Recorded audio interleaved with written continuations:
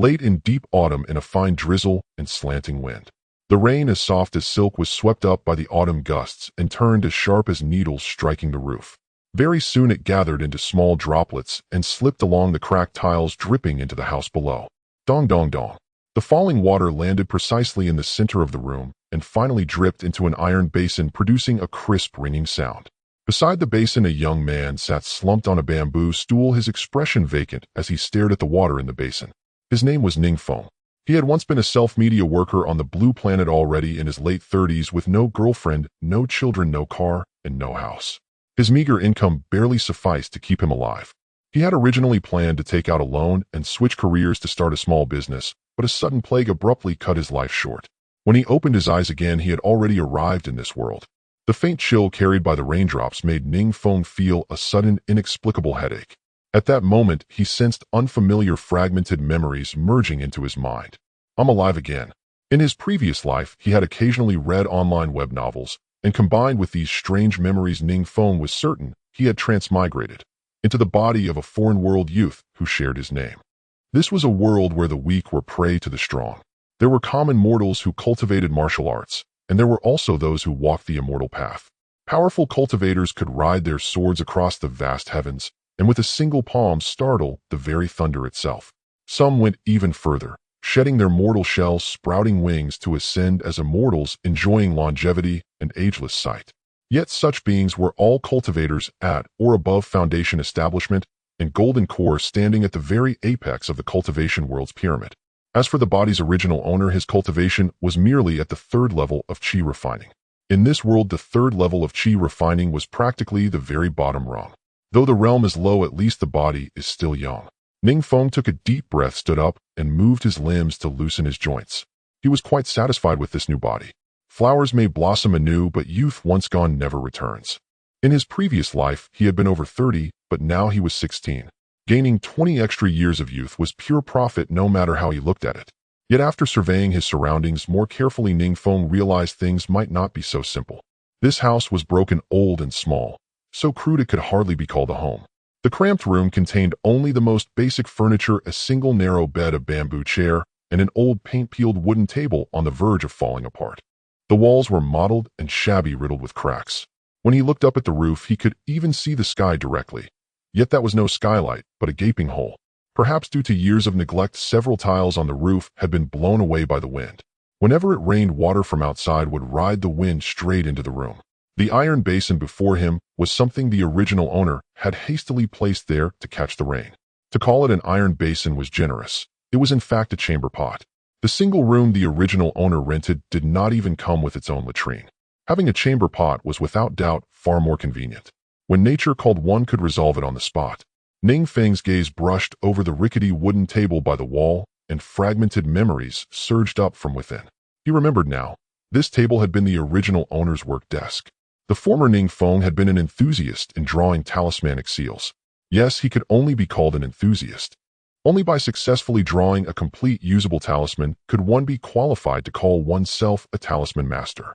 From beginning to end, the original owner had never once managed to produce a single functioning talisman. He had not succeeded even with the simplest, most basic, most commonplace beginner's talisman, the cleaning talisman. The original owner's dream had always been to become a qualified talisman master. In this world, talisman masters were a highly sought-after profession. If one could become a talisman master, one could draw talismans of various grades, sell them in the markets, increase one's income, and thus obtain more cultivation resources. The cause of the original owner's death was simple. When he found himself impoverished and at the end of his rope, he decided on one final gamble, exhausting all his savings to buy a second-hand book on talisman crafting, hoping to teach himself and change the course of his life. Sadly, things did not go as he wished. Long-term late nights had damaged his spirit, and repeated failures in drawing talismans weighed heavily on him. After yet another failed attempt at a cleaning talisman, he finally could not bear it any longer and left this world in grief and despair. Thus Ning Feng had traversed over to take over his life. Skirting around the rain-catching iron basin, he turned sideways and walked up to the battered wooden table, noticing a yellowed book lying upon it. The title scrawled on the cover was crooked and messy at a glance, obviously not very proper. Detailed Guide to Beginner Talisman Crafting. Just as he was about to open it, a sudden shudder ran through his heart, and he quickly withdrew his hand. He must not act rashly. The memory of the original owner dying while drawing talismans was still vivid. If he could avoid touching this thing, he would. Pulling his hand back, he retreated 2 steps and slowly sat down again on the bamboo chair, only then exhaling in relief. In a place where everything was unfamiliar, all matters had to be approached with caution. By now the rain had lessened, and the intervals between drops falling into the chamber pot had grown longer. After spacing out in the chair for a while, Ning Feng noticed the surroundings had grown much dimmer. He tilted his head to look at the roof. Beyond the gap, there was no more light. Night had fallen. Ning Feng stood up and deftly groped on the wooden table for a fire striker, then lit the kerosene lamp beside it. SSA, SSA, SSA. No sooner had the lamp flared to life than a strange rustling sound came from the corner of the wall. Something uncanny. Ning Feng's heart lurched, and a sudden thought surfaced in his mind. His own soul had taken over the original body. What about the original soul? Was there some kind of lingering remnant? Could that remnant have attracted something unclean? The thought flashed by in an instant. Without thinking further, his fingers moved on reflex, swiftly forming a hand seal.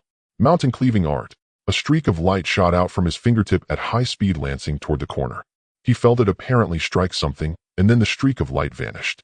By the wavering dim glow of the lamp, Ning Feng narrowed his eyes and looked over, finally noticing a rat lying in the corner. The rat's head seemed to have been smashed into a bloody pulp.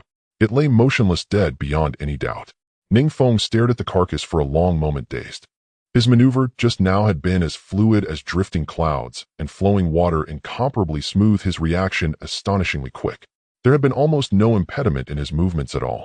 It must have been a habitual action rooted in the original owner's subconscious, born of muscle memory. So this is the power of a cultivator.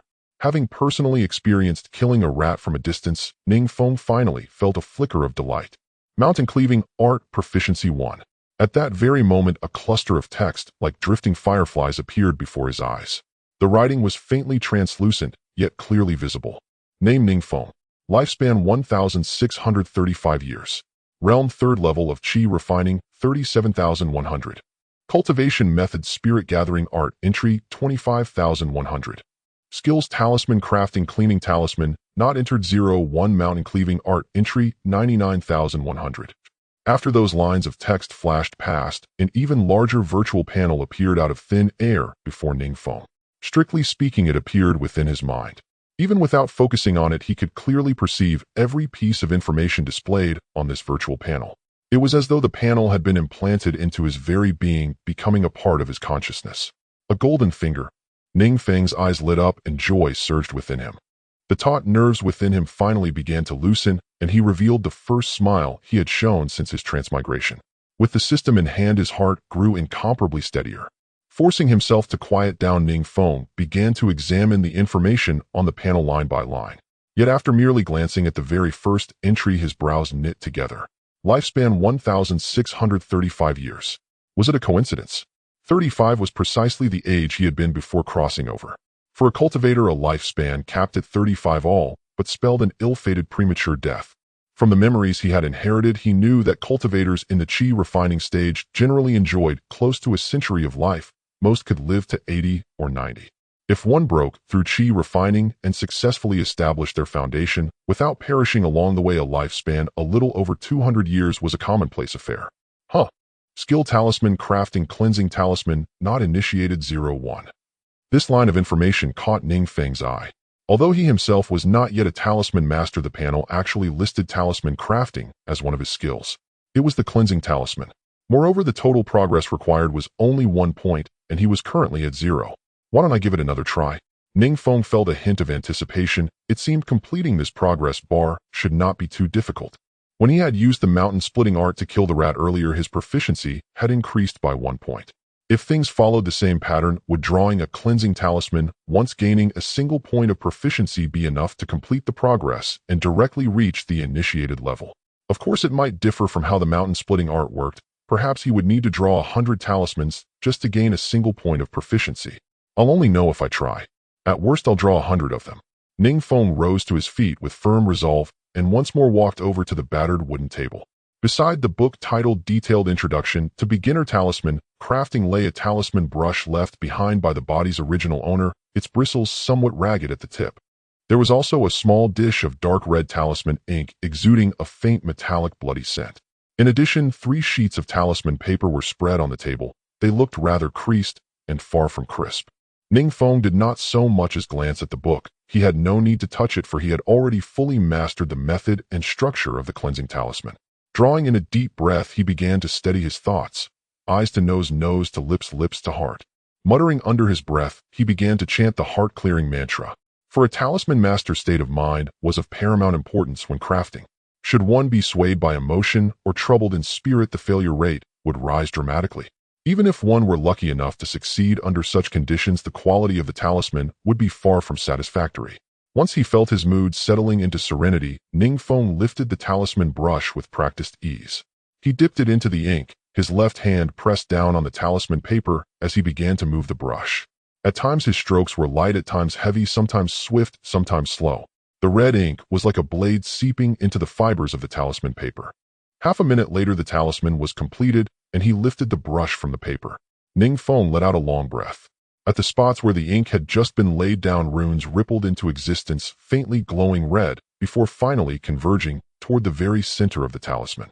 Talisman crafting proficiency 1. Talisman crafting cleansing talisman proficiency 1. It worked. Before Ning Feng could carefully read the sudden new notifications on the light screen, a wave of crystalline clarity surged through his mind. That clarity was like sweet dew pouring down from the heavens. As though undergoing a purge of the old and a welcoming of the new, Ning Feng felt his memories expand. A new knowledge of talisman structure and drawing technique appeared out of thin air within his mind. He opened the panel once more. Skill talisman crafting cleansing talisman initiated 0-100. Ha, it worked. Ning Feng was wild with joy. Were it not for the cramped room, he would have burst into an exuberant dance. In truth, he was not that overwhelmed. Deep down, with the system's existence, successfully crafting the talisman had always been within his expectations. The surge of elation stemmed more from the lingering obsession of this body's original owner. To become a competent talisman master was to fulfill the original owner's long-cherished dream. After that wave of emotion subsided, Ning Feng could clearly sense that this obsession was struggling free of some invisible shackle and was on the verge of leaving his mind. Very soon, a wisp of shadow seeped out from within him, coalescing into a humanoid figure that hovered. That shadow was like a person, yet not quite human, its features blurred beyond recognition, but it could communicate with Ning Feng directly, its intent as clear as spoken words. My thanks for your great kindness, fellow Taoist, for severing Ning's obsession in time. Had this been dragged out any longer, I would surely have suffered for it.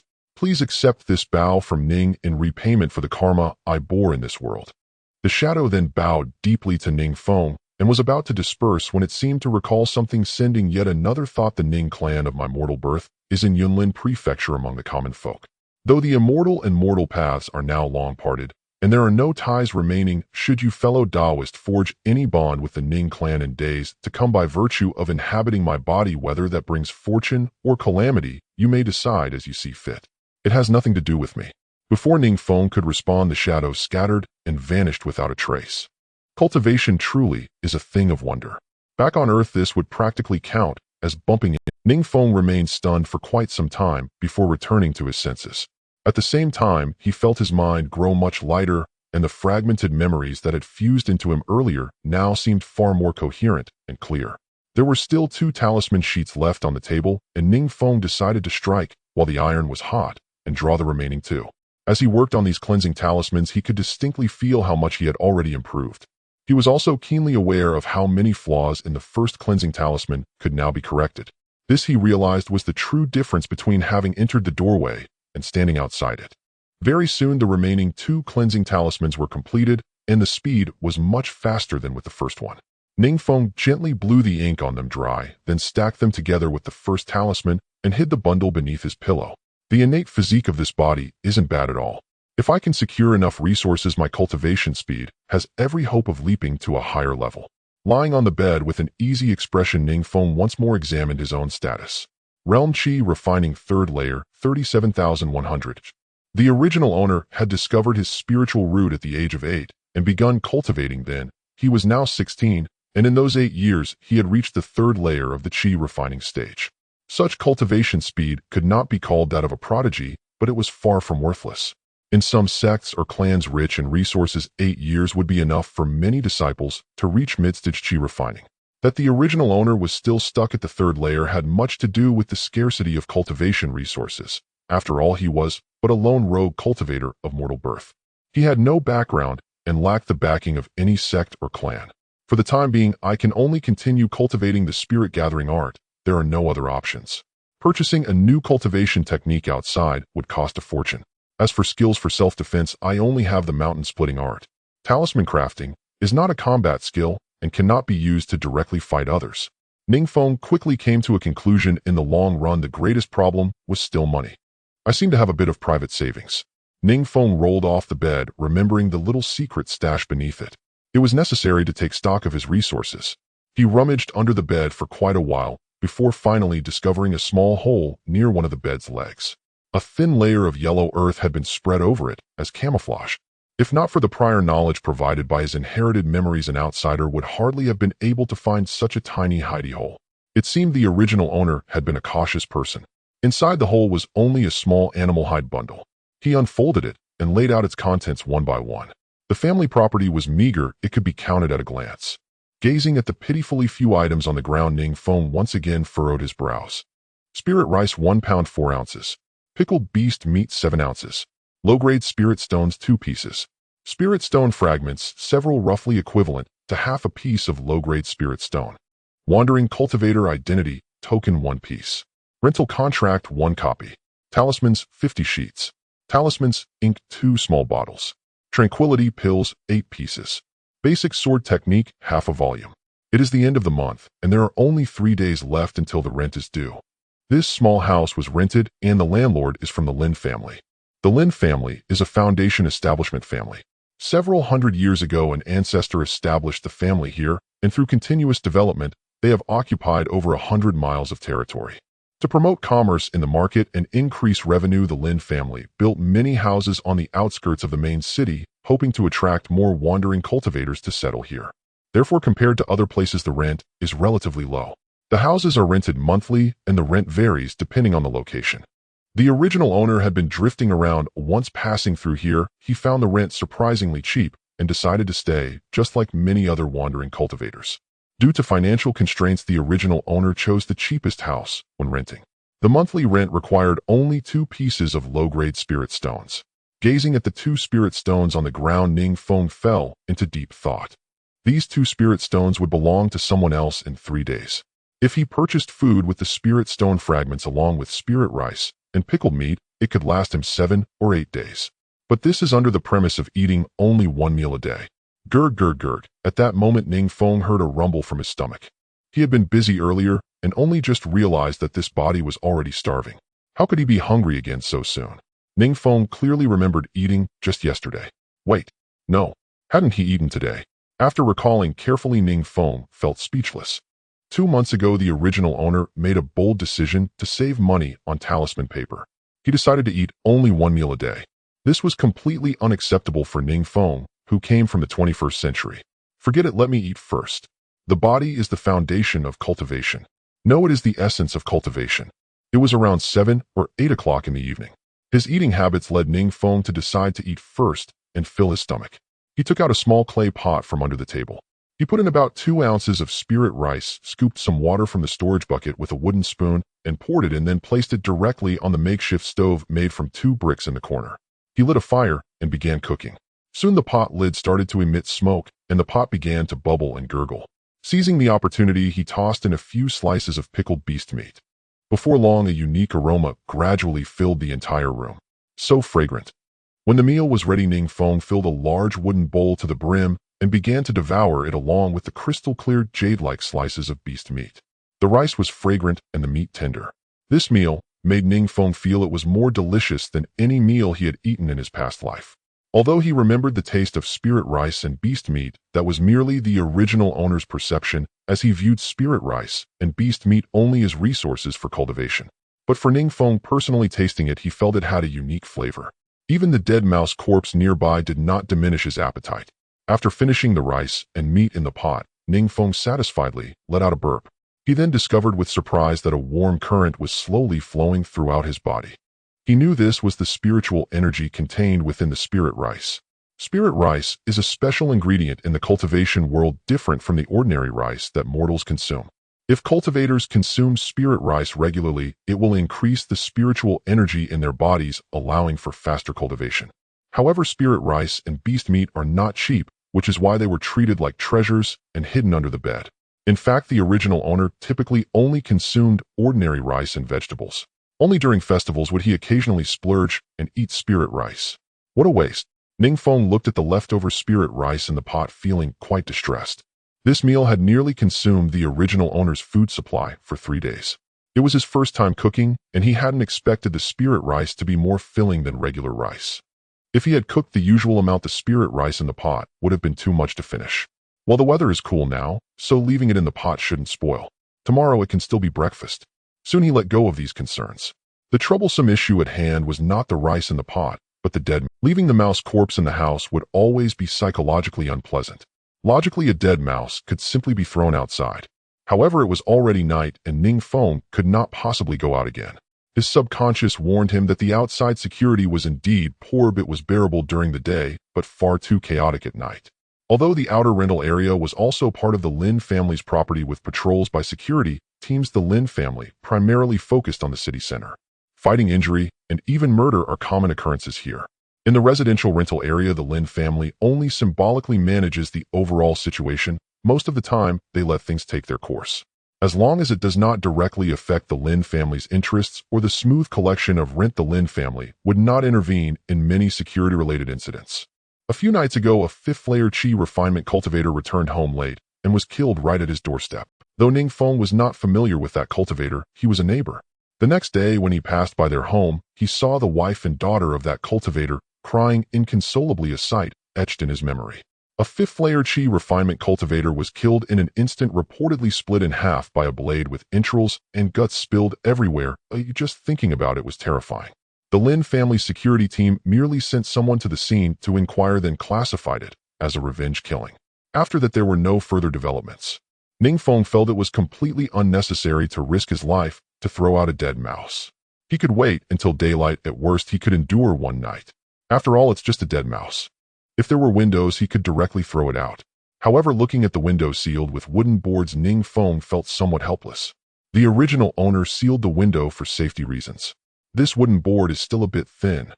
Tomorrow he'll go out and gather more wooden boards to reinforce it and increase the security. After carefully checking the window for a while, Ning Feng found that it could actually be sealed more securely. He felt it was necessary to go out tomorrow. Firstly, to dispose of the dead mouse. Secondly, to gather some wooden boards for sealing the window. Thirdly, to procure some daily necessities. He couldn't live off spirit rice and beast meat alone. It was unsustainable. The fourth reason was to understand the pricing and trends of talismans in the market. Successfully entering the realm of talisman drawing could potentially be the only way to gain returns in the near future. Of course, there was one more important reason. Having crossed over to become a cultivator, Ning Feng also wanted to personally experience this cultivation world, harboring some whimsical thoughts of wanting to explore. After all, he would eventually need to integrate into this world. Being like the original owner, locked away and isolated, is detrimental to cultivation. Perhaps it was due to some expectations for the future, or maybe because he had swapped into a younger body. That night, Ning Feng slept quite well, unaffected by the faint, lingering scent of the original owner on the bed. The next day, a sliver of light filtered through the roof, waking Ning Feng from his deep slumber. However, he did not rush to get out of bed. Instead, he sat cross-legged and began to cultivate the spirit-gathering technique. This was also a habit of the original owner's routine, as the early morning was the time when the spiritual energy of heaven and earth was most abundant. Practicing the spirit-gathering technique at this hour was more suitable than at any other time. The spirit-gathering technique was a basic cultivation method that was quite common. Anyone with the ability to procure some resources would not choose such a technique, as its cultivation speed was exceedingly slow. As a result, the price of the spirit-gathering technique was nearly free, making it the preferred introductory method for casual cultivators. Although it was not an advanced technique, it could be cultivated up to the later stages of Qi refinement. Many people spend their entire lives without reaching the later stages of Qi refinement, so it was sufficient. As he slowly inhaled and exhaled, Ning Feng experienced the wonders of cultivation for the first time. The faint spiritual force in the world was gradually absorbed by him, flowing through his meridians and ultimately into his dantian. After repeating this process for about an hour, Ning Feng felt that the true energy in his dantian seemed to have imperceptibly thickened a bit. Spirit Gathering Technique Proficiency 1. Name Ning Feng. Lifespan 1,635 years. Realm Chi Refinement Level 3 37,100. Technique Spirit Gathering Technique Beginner 26,100. Skills Talisman Making Cleansing Talisman Beginner 2,100. Mountain Splitting Technique Beginner 99,100. After cultivating for an hour, the proficiency of the Spirit Gathering Technique only increased by 1 point. To complete the beginner-level progress, about 80 hours were needed. One must not be too hasty. Ning Feng planned to persist in his cultivation for 2 hours each day and spend over a month advancing the progress bar of the Spirit Gathering Technique. As for the progress of Chi Refinement Level 3, there was still no change. Advancing in realms was certainly not so easy, one cannot rush it. Now it's time to practice the mountain splitting technique. Ning Feng had intended to cultivate the mountain splitting technique to advancement last night. Since he was just 1 point away from proficiency, completing the advancement before going out would definitely enhance his self-defense capabilities. However, Ning Feng did not dare to attempt it last night. The noise created by the mountain splitting technique was considerable, and he was worried it would attract trouble. Mountain splitting technique. Ning Feng formed a hand seal aimed at the wall, and a beam of light burst forth from his fingertips. Bang! A sound echoed as dust was kicked up from the yellow clay wall. Mountain Splitting Technique Proficiency 1. Mountain Splitting Technique Proficient 1500. He had advanced from the beginner to the proficient level. However, the proficiency requirement for the proficient level had now become 500, making the next upgrade likely quite challenging. Ning Feng's eyes brightened as he brushed the dust off the wall, revealing a small dent about 1 centimeter deep. I wonder how powerful the proficient mountain splitting technique is. This time Ning Feng did not dare to test it on the wall, as it did not seem sturdy enough. If the power was too great, it might crack or even break through. Half a year ago, a single female cultivator had moved in next door, rumored to be a widow. She usually appeared very cold and did not seem like the kind of person who would be friendly. Last time some noise was made while sealing the window, and for several days afterward Ning Feng felt that the widow was watching him whenever he went in and out. At that time, he had deliberately acted foolishly, keeping his head down and walking quickly past without making eye contact. Mountain Splitting Technique. A beam of light shot out rapidly, striking the floor. Boom. This time the sound was much louder. A fist-sized, palm-deep hole suddenly appeared in the ground. If a whole eggplant were to be stuffed into this hole, it could fit entirely in without a trace. With such power, if Ning Feng performed it 3 or 4 times in succession, he was confident he could break through the yellow clay wall. Ning Feng's eyes were filled with joy. He was very satisfied with the power of the proficient mountain splitting technique. His self-defense capabilities had thus increased. Pack up and get ready to go out. In fact, there was not much to pack, just 2 low-grade spirit stones and some spirit stone fragments. For safety's sake, the 2 spirit stones had to be separated and placed in different pockets of his inner robe. The spirit stone fragments were placed in the outer pocket for easy access. The casual cultivator's token was equivalent to an identification card in the cultivation world, and it had to be brought along to avoid unexpected troubles. Once everything was prepared, Ning Feng put on the light gray Taoist robe that the original owner had hung behind the door. As soon as he donned the robe, he caught a whiff of a familiar sour smell that nearly choked him. This scent was similar to that on the bed, and was likely the original owner's body odor. Ning Feng looked down closely and discovered that the robe was both torn and dirty. It seemed that this robe had not been washed for a long time. By its color, it could have originally been white, but it had now turned gray. There were also 2 patches on the cuffs, but the stitching was decent, making it hard to notice unless one looked closely. Forget it. When I have money in the future, I'll just buy a few more pieces. Ning Feng sighed. He knew this was the only Taoist robe he had, and throwing it away was out of the question.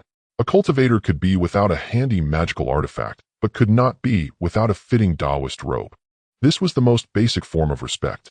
He pulled out 3 cleansing talismans from under the pillow, placing 2 in his sleeves and slapping one onto his body. A strange light flickered and the talisman ignited. A swirl of radiant runes poured from the talisman, settling on the surface of the robe like mist. Once the mist dissipated and the talisman turned to ash, the robe instantly appeared much cleaner. In the cultivation world, cleansing talismans were essentially worthless, serving a purpose much like detergent specifically used for cleaning various garments or furniture. Having clearly noticed the strange odor fading away from his body, Ning Feng's mood improved quite a bit. He found a small bamboo stick to poke at the dead mouse, but the stick couldn't handle the mouse's weight, and snapped. Ning Feng then noticed that this mouse was larger than ordinary mice. Were the mice in the cultivation world grown on spiritual rice? How could they be so fat? Ning Feng was secretly astonished and switched to a thicker wooden stick before finally managing to lift the dead mouse. So heavy. He went to the door, pressed his ear against the door panel, and held his breath to listen closely. After a moment confirming that there was no unusual situation outside, Ning Feng slowly opened the 3-door bolts and pushed open the wooden door. A rush of fresh air immediately greeted him. With a slight tilt of his head, he observed his surroundings and found that it resembled a slum from his past life. A row of small houses nearby were all single-story single-room structures. All the houses were constructed of mud densely packed together. Many of them had various Taoist robes hanging out to dry, and some even had undergarments and short pants, giving the place a disheveled appearance. Fortunately, the sky was still relatively early, and he did not see anyone around. Ning Feng quickly turned back to lock the copper lock, tugged at it a few times to ensure it was tight, and then prepared to head straight to the marketplace. "Fellow Taoist, please hold on." Just as he was about to take 2 steps, a cold and detached voice rang out from the right. "Who?" Ning Feng was taken aback, nearly dropping the dead mouse from the stick. He hadn't noticed anyone nearby just moments ago.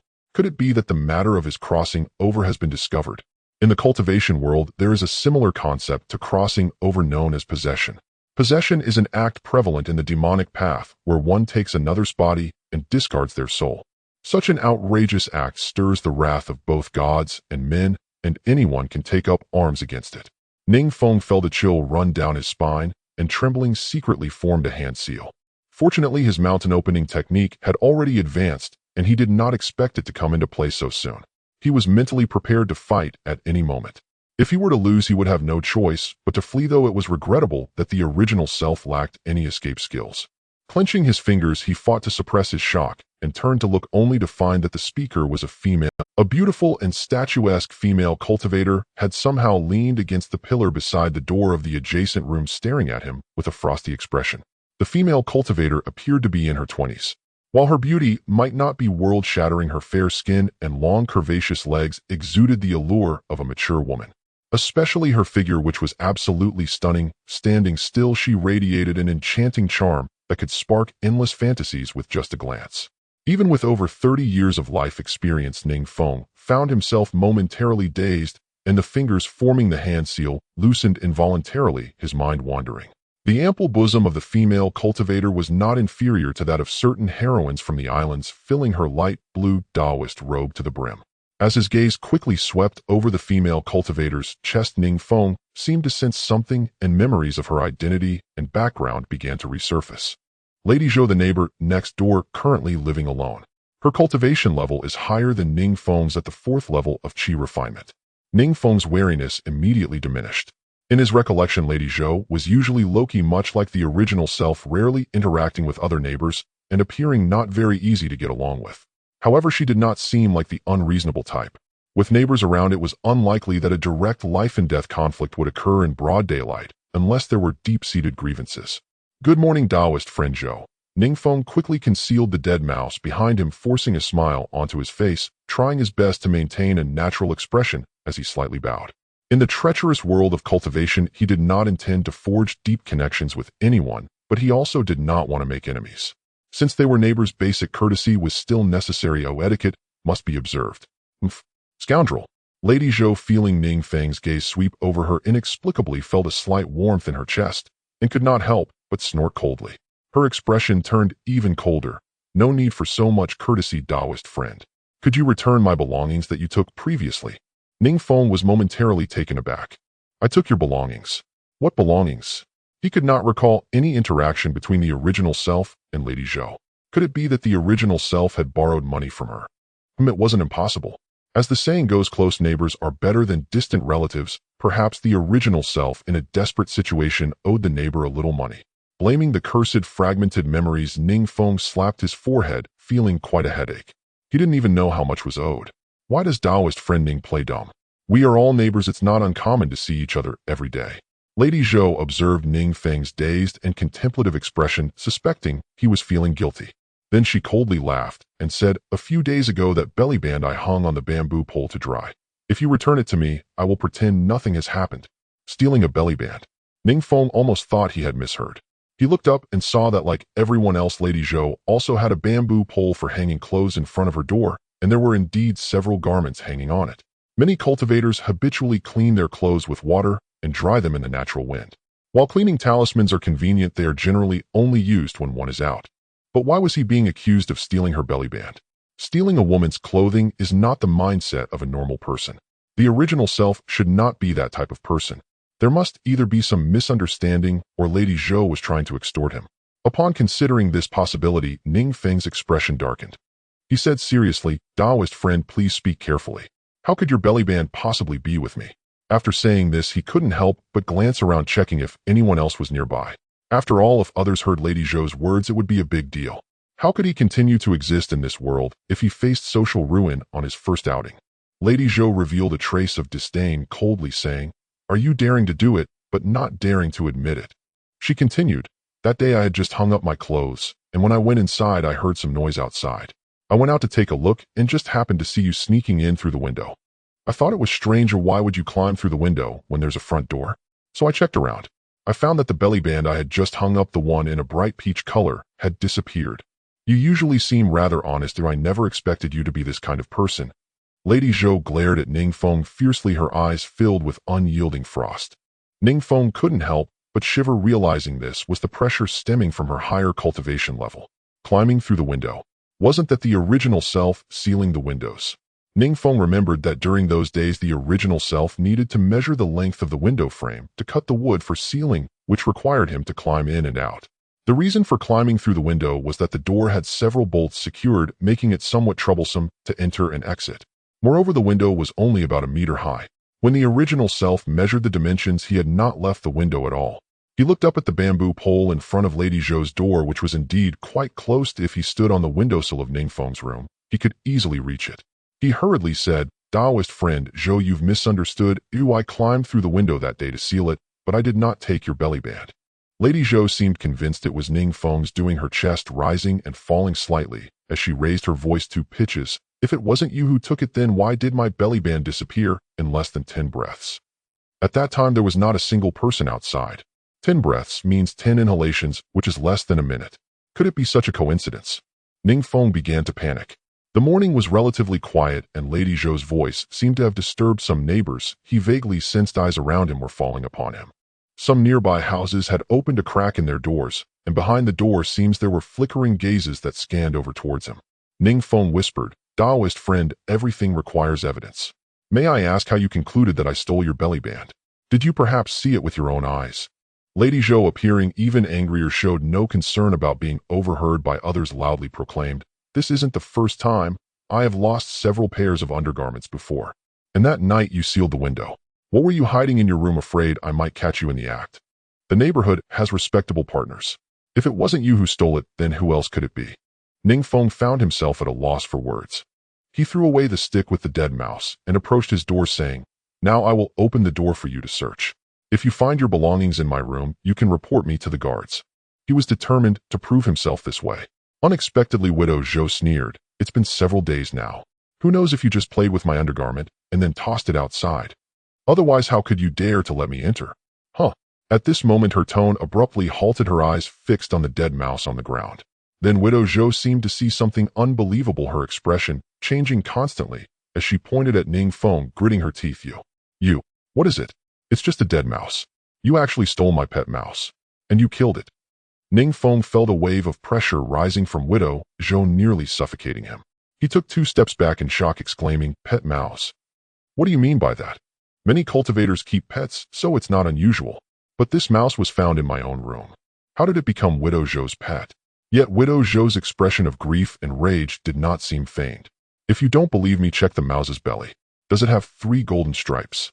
Widow Zhou's chest trembled, seemingly unable to suppress her inner fury. Ning Feng took a deep breath and quietly formed a hand seal with his right hand. He was worried that Widow Zhou might attack at any moment, so he turned sideways and lifted the stick, flipping the mouse over. He then gasped. Indeed, there were 3 stripes over an inch long on the mouse's belly. Ning Feng's eyelids twitched and the corner of his mouth twitched. This mouse truly was Widow Zhou's pet. "What else do you have to say?" Widow Zhou shouted, her pretty face already flushed with anger. Unbeknownst to her, a sword had appeared in her hand, its blade faintly glowing. The tip of the sword pointed directly at Ning Feng. "Friend, please let me explain. This pet mouse was found in my room." Ning Feng felt a bit panicked. Although Widow Zhou was only one realm above him, the gap in strength between mid and early Qi refinement was vast. If she truly intended to kill him, he wouldn't last long. In this situation, even if the Lin family's guards were present, they would likely choose to believe Widow Zhou. After all, her claims were well-founded, and he found it difficult to explain. "Miss Zhou, there's no need for such drastic measures." At this moment, the door of another room creaked open, and a middle-aged cultivator stepped out. This cultivator looked to be in his 30s with a kind expression as he smiled and walked toward the two, giving a polite salute to Widow Zhou. He then turned to Ning Feng and said, "Ning, it's been a while since I last saw you out and about." Memory flashed back. Tengu, a fifth-tier Qi refiner, also lived next to Widow Zhou. Tengu and his partner made a living by hunting demonic beasts. They often banded together with other cultivators to capture demonic beasts in the great forest to the east, and then sold the blood and flesh of these beasts at the market. This way of making a living was naturally profitable, but also very dangerous. With a bit of bad luck, encountering a higher-tier demonic beast could spell disaster.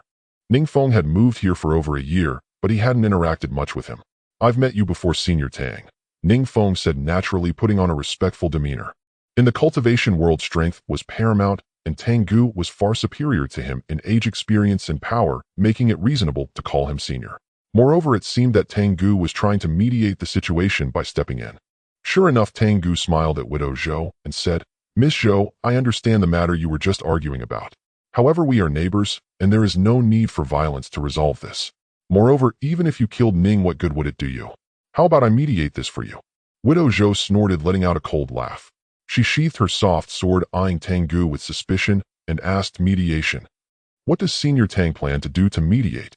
Only then did Ning Feng notice that Widow Zhou's sword was actually a soft sword coiled around her waist, making it hard to spot unless one looked closely. This woman actually has a magical weapon. Even if it's a low-tier one, if things turn violent, I probably won't last 3 moves. Tengu continued, "From my perspective, Ning has lost some reason in this matter. I suggest this, Ning, why don't you compensate Miss Zhou, and we'll leave this matter at that. What do you both think?" After saying this, he glanced at Ning Feng and then sought Widow Zhou's opinion. "Compensation. I'm willing to give Miss Zhou a spirit stone." Ning Feng thought for a moment and nodded. He certainly couldn't fight Widow Zhou, and reasoning with her was even more impossible. He understood the rule that the one with the bigger fist has the final say. Rather than arguing forcibly, it was better to spend some money to settle the matter. Not enough. At least 2 spirit stones. Widow Zhou's attitude was very firm. "Though my undergarment and clothing may not be worth much, I spent 2 spirit stones to buy that pet mouse at the market." Ning Feng smiled bitterly, saying, "Friend Zhou, I'm currently very short on funds. I can only offer 1 spirit stone at most." Widow Zhou didn't deliberately raise the price. The value of such a low-tier pet mouse was indeed around 2 spirit stones. If it were a higher-tier one, it would start at dozens of spirit stones. "No, 2. Widow Zhou refused to budge. In the end, after failing to argue, Ning Feng had no choice but to open his pocket to prove that he indeed only had 1 spirit stone. With Tengu speaking up on his behalf, Widow Zhou reluctantly accepted a compromise of 1.5 spirit stones. She took the spirit stone and a piece of spirit stone fragment that Ning Feng handed over. "Don't let me catch you stealing my clothes again." She glared at Ning Feng with an expression that suggested he was lucky. She then turned to enter her house, slamming the door behind her. Ning Feng took a deep breath and bowed to Tengu, saying, "Thank you, Senior Tang, for your help. Otherwise, things would have been difficult today." Tengu waved his hand, saying, "No need to be polite. If you plan to stay here long-term, you should pay attention to your reputation." After saying this, he winked at Ning Feng with a teasing expression before turning to leave. "Pay attention to my reputation." Ning Feng was stunned, and upon feeling the mocking gazes around him, he quickly understood Tengu's implication. This reputation of stealing a woman's undergarment would probably stick with him forever. "I need to move out of this cursed place as soon as possible." Ning Feng couldn't help but smile bitterly, making a silent resolution. He then stealthily reached into another pocket of his robe and felt a flicker of relief. The other spirit stone was still there. That was a stroke of luck amidst misfortune. Now all he had left was a single spirit stone, and in 2 days he had to pay the rent. He still needed 1 more, and the financial gap was quite significant. If he couldn't gather enough spirit stones in 2 days, he would be left without a place to stay. "I must find a way to earn a spirit stone in the next 2 days," Ning Feng thought anxiously, not dwelling on what had just happened. His immediate concern was to resolve his housing issue. He collected his thoughts and hurriedly made his way to the local market.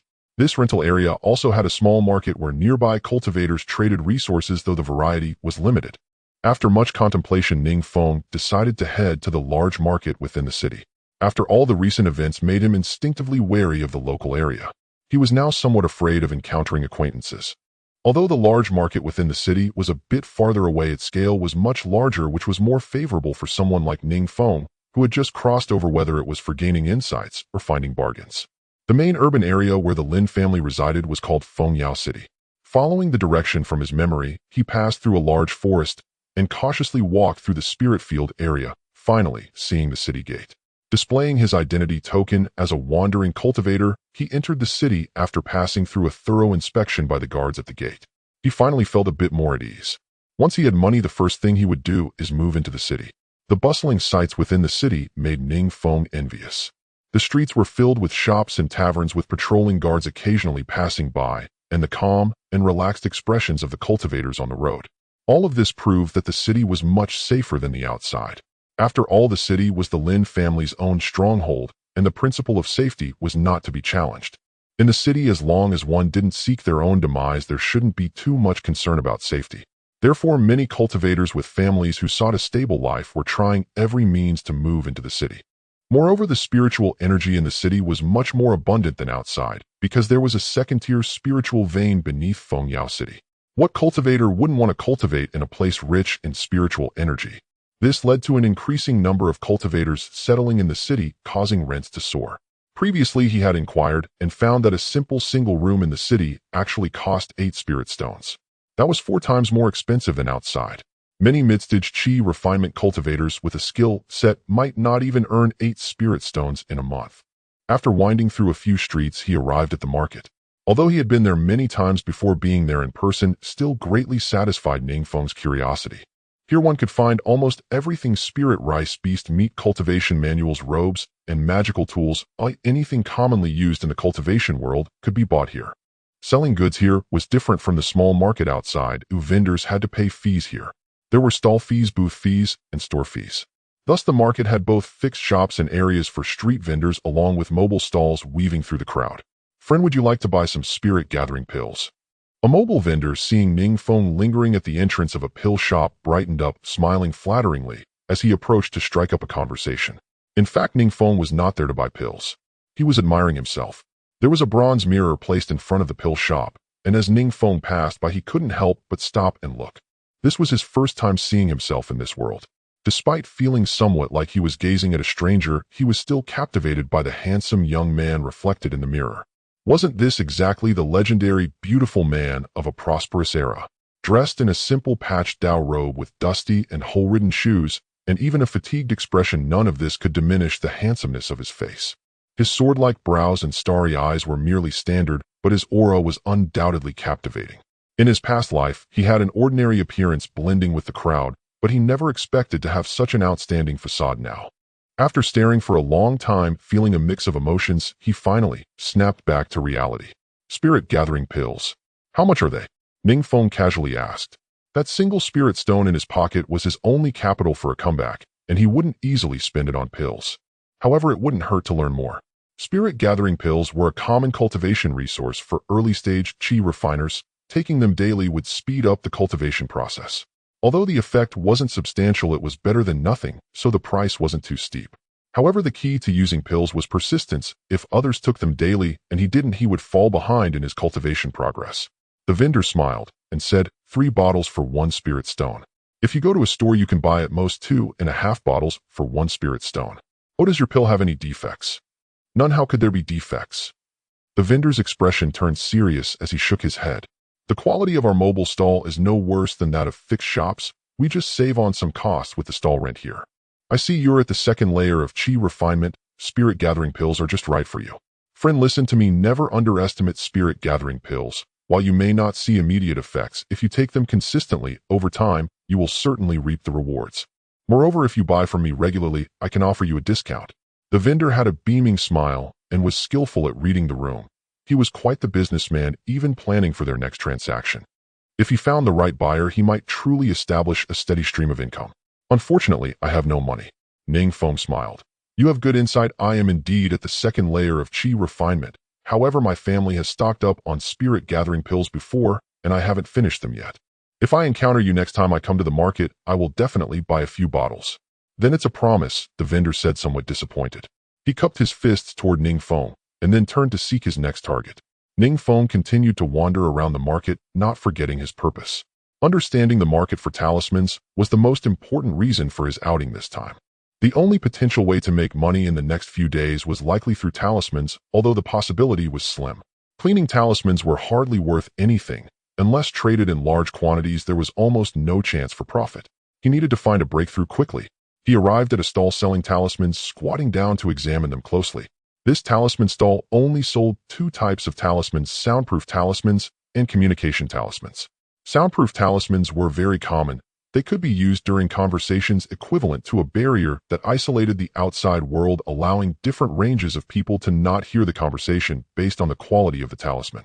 Communication talismans were somewhat similar to voice messages, but could only be presented in written form. Users would inject their spiritual sense to leave a mark, then send the communication talisman to others to convey messages.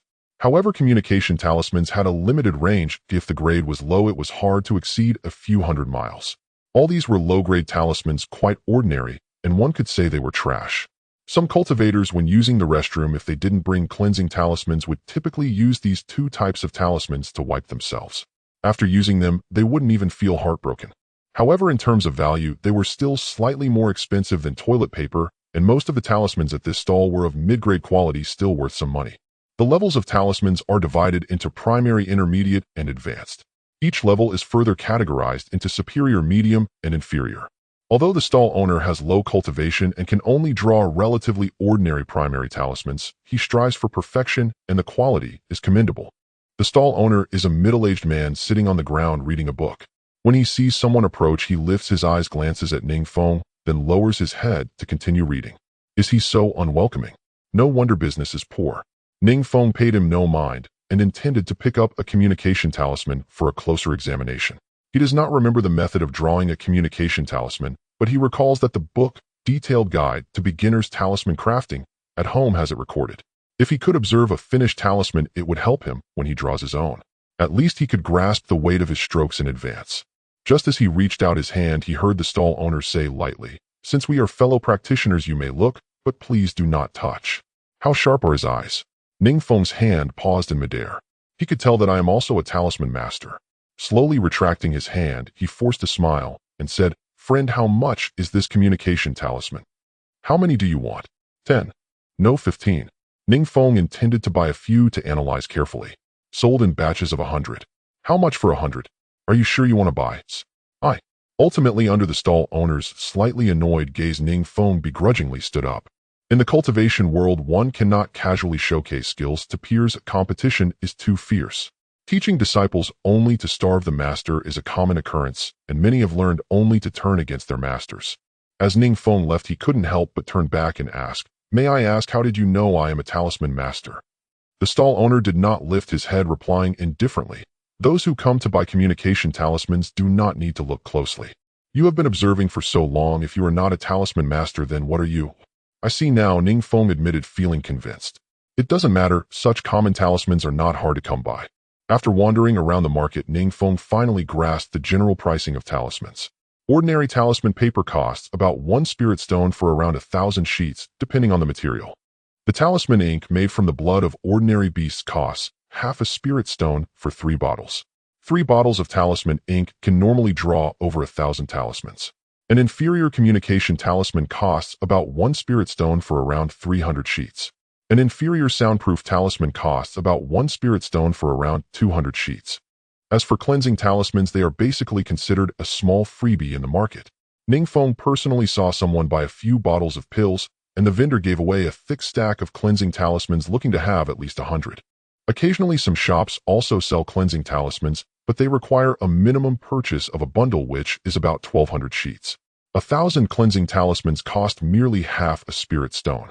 At first glance, it seems the selling price of cleansing talismans is higher than the cost, but after various inquiries, Ning Feng understood the underlying reason. The talisman paper used for drawing cleansing talismans is extremely cheap, and has long been monopolized by certain sects who possess methods for mass-producing cleansing talismans. Although these sects are located elsewhere, their commercial influence permeates every location. The cleansing talismans in Fengyao City are supplied through these channels. No one in the city draws cleansing talismans at all. I see. Ning Feng thought to himself, feeling regret for having wasted 2 sheets of talisman paper last night. He silently calculated that with a 30% success rate in drawing talismans, the communication and soundproof talismans would barely break even. Only with a success rate of 50% or higher would he see a profit. He still has 2 bottles of talisman ink at home, which should allow him to draw around 500 to 600 talismans, but there isn't much talisman paper left. With the last spirit stone on him, if he buys 1,000 sheets of talisman paper, even with a 50% success rate, drawing 500 talismans would only allow him to exchange for 2 spirit stones when sold back in the market. This does not account for stall fees. Moreover, after paying rent, he would have exhaustively consumed all the materials for talisman, leaving him with neither talisman ink nor paper. Common talismans do not make quick money. Ning Feng shifted his gaze to slightly higher grade talismans. With a cultivation level of the 3rd layer of Qi refinement, he could draw more than just cleansing, soundproof, and communication talismans. Cleansing talismans can be drawn at the 1st layer of Qi refinement, while soundproof and communication talismans correspond to the 2nd layer. The 3rd layer of Qi refinement allows for the drawing of 2 commonly used talismans, the force-reducing talisman and the wind-controlling talisman. The force-reducing talisman is a talisman with slight defensive capabilities, reducing damage. The wind-controlling talisman utilizes talismans to borrow wind, decreasing wind resistance, allowing for slightly faster movement when traveling or fleeing. Defensive escape and life-saving talismans are highly sought after in the cultivation world. After all, compared to expensive magical artifacts, talismans are far more economical. Magical artifacts are not something ordinary cultivators can possess. These 2 talismans, though their effects may be negligible compared to life-saving magical artifacts, can at least reduce some damage in combat and allow one to run a bit faster when escaping. Sustaining lighter injuries and moving a bit faster could mean the difference between life and death. These 2 talismans maintain a strong market price, with the force-reducing talisman costing 50 sheets for 1 spirit stone. The wind-controlling talisman is even more expensive, costing 30 sheets for 1 spirit stone. In the market, these 2 talismans are essentially mainstream and considered hard currency. He thought he could consider buying one when he had more money in the future. Although he thought this in his heart, he still shook his head outwardly, saying, "Currently, I'm only drawing low-grade talismans, so this brush holds little value. These are not common commodities." After a round, Ning Feng felt that the book, Detailed Guide to Beginner's Talisman Crafting, should be reliable, as it records several talismans just suitable for the 3rd layer of Qi refinement, including the methods for drawing the wind-controlling talisman and the force-reducing talisman. He even discovered several vendors in the market selling this book for 2 spirit stones each. There are hardly any intermediate-level talisman books available. Perhaps larger specialized stores selling cultivation manuals have them, but Ning Feng did not inquire. After comparing the prices between stores and vendors, Ning Feng still felt that the vendor prices were more affordable. Seeing a stall selling talisman paper ahead, he planned to buy some. But as he got closer, he found the stall owner quite familiar. Without the time to dredge up his memory of who this person was, Ning Feng instinctively wanted to turn and leave. There is no need to engage in too much contact with acquaintances, it could lead to problems. What if his past self had some entanglement with someone and he couldn't recall it? Wouldn't that just be asking for trouble? "Oh friend, it's been a while since I saw you in the market." The female stall owner Sharpie had already noticed Ning Feng and enthusiastically greeted him from a distance. Ning Feng chuckled awkwardly, saying, "I was a bit busy for a while. I just have some free time these days to come out and take a look. Have you used up the talisman paper you bought last time? Do you want to buy some more as a backup?" Seeing the warm smile of the female stall owner, Ning Feng suddenly remembered that he had traded with her a few times before. He had also bought talisman paper, talisman ink, and the detailed guide to beginner's talisman crafting from here. Feeling much calmer now, he nodded and said, "Although the talisman paper is not yet used up, it's not a bad idea to stock up a bit if the price is right." He bent down carefully, took a piece of talisman paper, and gently stroked it in his hand. Its quality was not inferior to those sold in specialized shops. In fact, its resilience even surpassed that of others. "The price will be the same as last time for you, my friend. Quite a bargain, right? If you purchase more, it can be even cheaper. 1 spirit stone for 1,200 sheets. I'll even throw in 3 soundproof talismans for you. What do you think?" The female vendor smiled, having already noticed Ning Feng's satisfaction with the quality of the talisman paper. Ning Feng said no more and directly pulled out the last spirit stone in his pocket to hand it over. It was indeed a good deal. At other stalls, one spirit stone could buy at most 1,100 sheets without any freebies. After wrapping up a stack of talisman paper, the female vendor's smile widened as she took out 4 talismans and handed them over. 3 soundproof talismans and 1 communication talisman for you. You can directly send a message next time you need to buy something. Thank you, my friend. Ning Feng accepted the talisman paper, nodding in satisfaction. Yet he did not leave, but squatted down to continue examining the other items at the stall. This stall not only sold talisman paper and ink, but also various other talisman-related items. The total value of the goods at the stall was at least around 100 spirit stones. Ning Feng couldn't help but click his tongue in admiration. The female vendor looked only slightly older than him, yet her wealth was so substantial that he couldn't help but feel a bit envious. Are you interested in this talisman brush? Noticing Ning Feng's gaze fixed on a talisman brush, the female vendor immediately launched into an enthusiastic pitch. You have a discerning eye, my friend. This talisman brush, named Songwan Jin, though not a magical artifact, is made of exceptionally rare materials. Using this brush to draw talismans can increase the success rate by 50%. If you're interested, just 8 spirit stones to take it home. Ning Feng couldn't help but feel tempted. 8 spirit stones for a 50% increase in success rate was not too expensive. He thought he could consider buying one when he had more money in the future. Although he thought this in his heart, he still shook his head outwardly, saying, currently, I'm only drawing low-grade talismans, so this brush holds little value for me. By the way, my friend, I previously bought that introductory book on talisman making from you. I wonder if I can return. Without hesitation, the female vendor replied, of course. You can return it any time for spirit stones. But you should understand the rules. I can't buy it back at the original price. The most I can give you is 50%. Furthermore, the cover must not be damaged and the text inside must be complete and clear, otherwise I won't be able to sell it again. That goes without saying. Ning Feng felt delighted in his heart, said goodbye to the vendor, and turned to leave. The introductory guide to talisman making could be easily converted into cash, equating to an extra half spirit stone in circulating funds.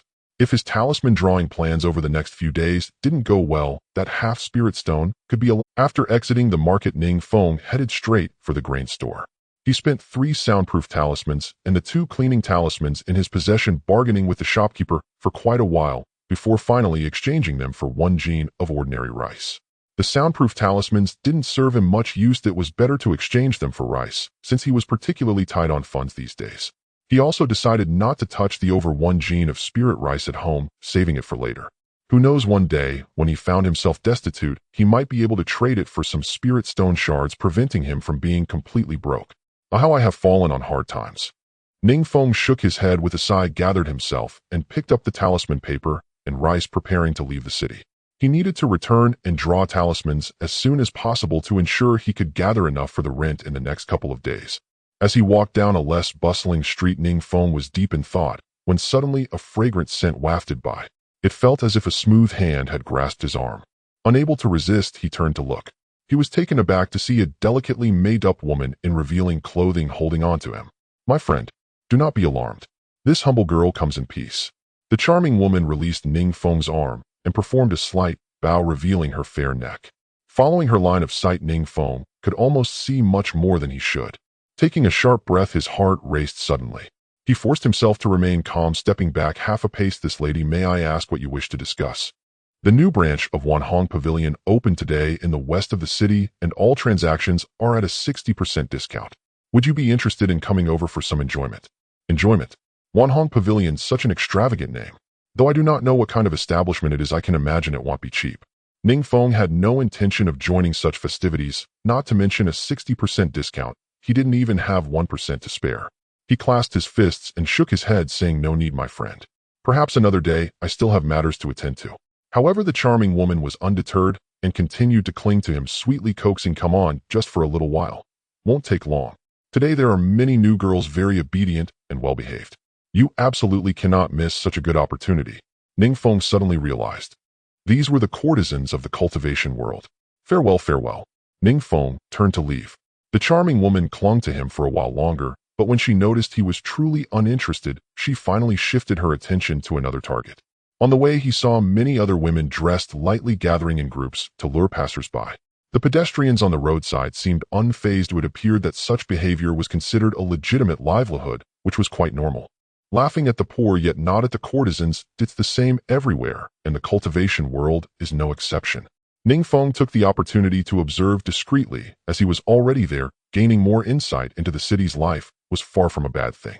He noticed that these women all had excellent figures and appearances moving with grace, and could even be described as alluring without being vulgar. Some of them emitted a fluctuating aura suggesting that their cultivation levels were not low. Moreover, the uniforms of these women were very standardized. It was evident they were wearing the work attire of one Han Pavilion. Disturbing my Dao heart. Despicable. After leaving the city, for some reason Ning Feng found that the scenes of those women luring customers kept flashing in his mind. He couldn't help but curse inwardly the entire way. Completely oblivious, after exiting the city, someone was hiding their presence, keeping a distant watch on him. It wasn't until he passed through a patch of spiritual fields and reached a small path by the woods that he finally sensed something. Who? Ning Feng suddenly turned around, forming a seal with his hands, and looked towards the empty road behind him. I didn't expect you to notice me, my friend. A figure appeared from the woods, looking somewhat surprised as he stared at Ning Feng. Who are you? Ning Feng frowned. This person was thin and scruffy, wearing a tattered Dao robe that looked even worse than Ning Feng's. Holding a knife that seemed like a roadside vendor's, whereas he had no recollection of this person.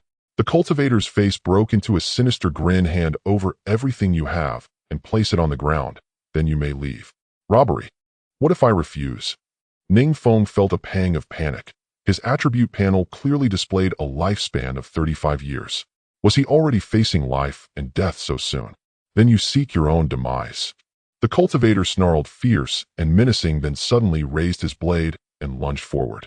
The sword cleaved the air with a howling gust, its momentum overwhelming. Ning Feng felt an immense pressure descend upon him like a collapsing mountain. His instincts screamed in frantic warning. If he did nothing, he would die beneath that blade in the next instant. Mountain-splitting art. The hand seal he had long held charged and ready erupted without hesitation. No time for deliberation. In the blink of an eye, the technique shot forth. Perhaps shaken by fear, his aim wavered, striking the cultivator squarely in the abdomen. A muffled thud echoed, blood exploded outward in a crimson mist, and the attacker's advance halted mid-lunge. A fist-sized wound gaped open in his belly. Clang! The blade clattered to the ground. You! The cultivator stared, disbelief twisting his features. You're not merely at Chi refinement level 2. Seeing the man still able to speak, Ning Feng, heart still hammering, acted on instinct. His fingers swiftly formed another seal. Mountain-splitting art. He unleashed it again. Boom. Blood fog billowed anew into the wind. The cultivator's legs crumpled as though crushed beneath a boulder, flesh and bone reduced to pulped ruin. Agony tore from his throat. Only his arms flailed wildly. Senior brother, spare me. I beg you, forgive me. I was wrong.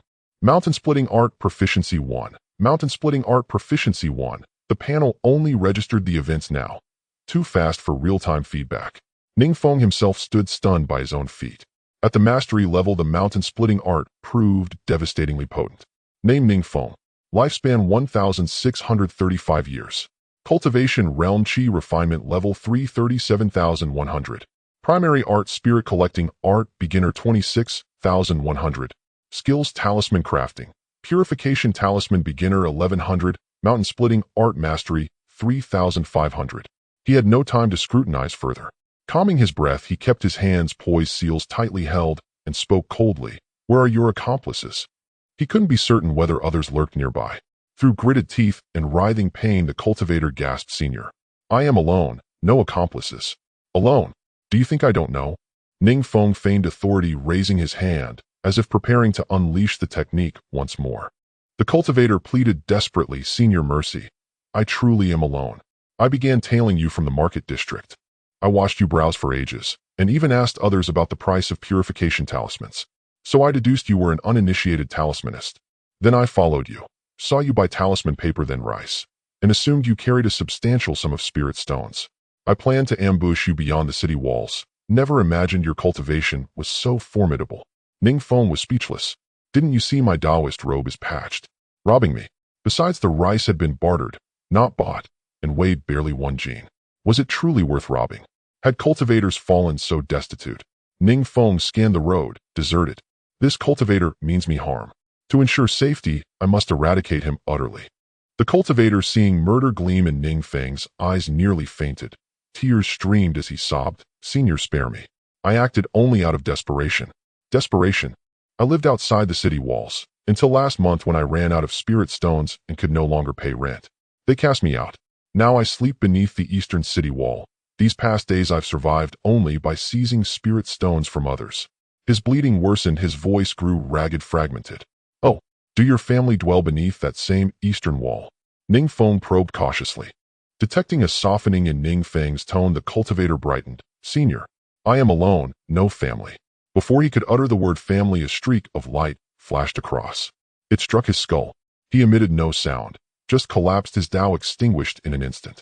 Mountain-splitting art, Proficiency 1. Ning Feng swiftly retrieved the blade and sheathed it at his waist, dragged the corpse deep into the woods, then returned to the roadside, scooping earth to cover every trace of blood. Then he vanished into the undergrowth, pressing himself flat against the forest floor, eyes locked rigidly on the road. Occasional passers-by crossed the path. Nearly half an hour passed. Satisfied no anomalies arose, and no one came searching. Ning Feng finally returned to the corpse. He slumped down, nauseated, fighting the urge to vomit. The man had intended to kill and rob him, so killing him bore no moral weight. Yet this was his first taking of life, raw, unpracticed. He sat motionless for a long while before regaining composure. On the Taoist path, it is either you or I who perishes. No room for sentimentality. He reminded himself, lingering here, wrist attracting beasts drawn by the scent of blood. Swiftly yet meticulously he searched the corpse, sleeves, inner pockets, outer robes, leaving no seam unexamined. Destitute wretch. What rotten luck. Gagging, he searched again and again, only to stare blankly. There was absolutely nothing.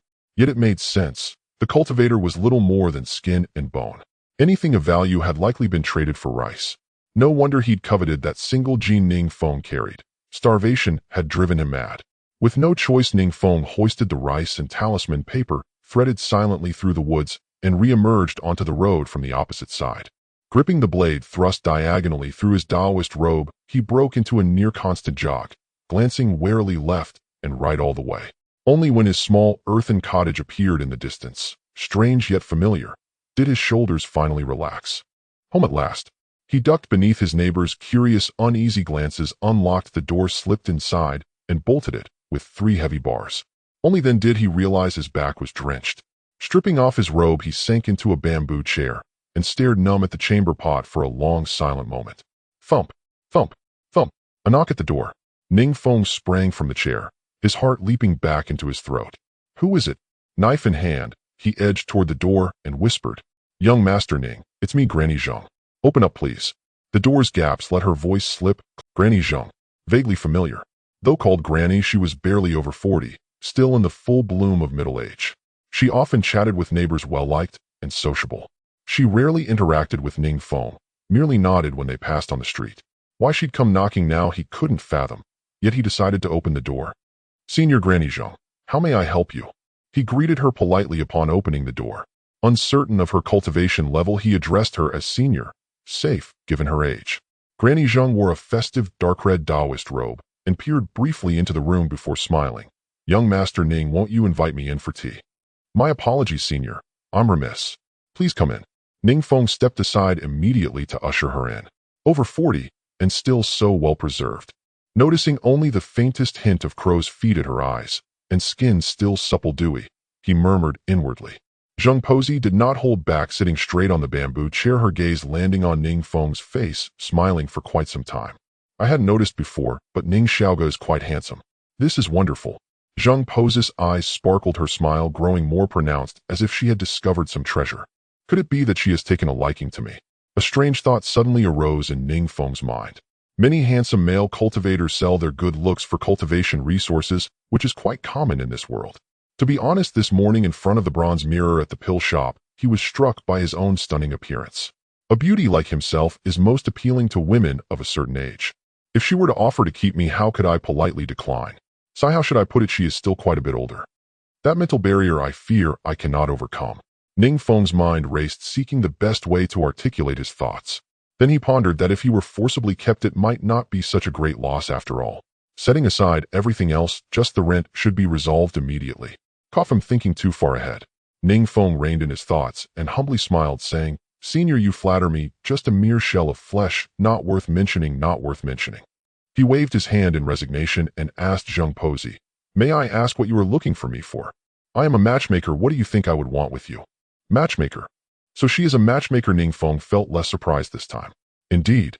Zheng Pozi said with delight. Ning Xiaoge, I want to discuss a marriage proposal with you. Oh, I see. Ning Feng suddenly felt a bit ashamed for his earlier thought.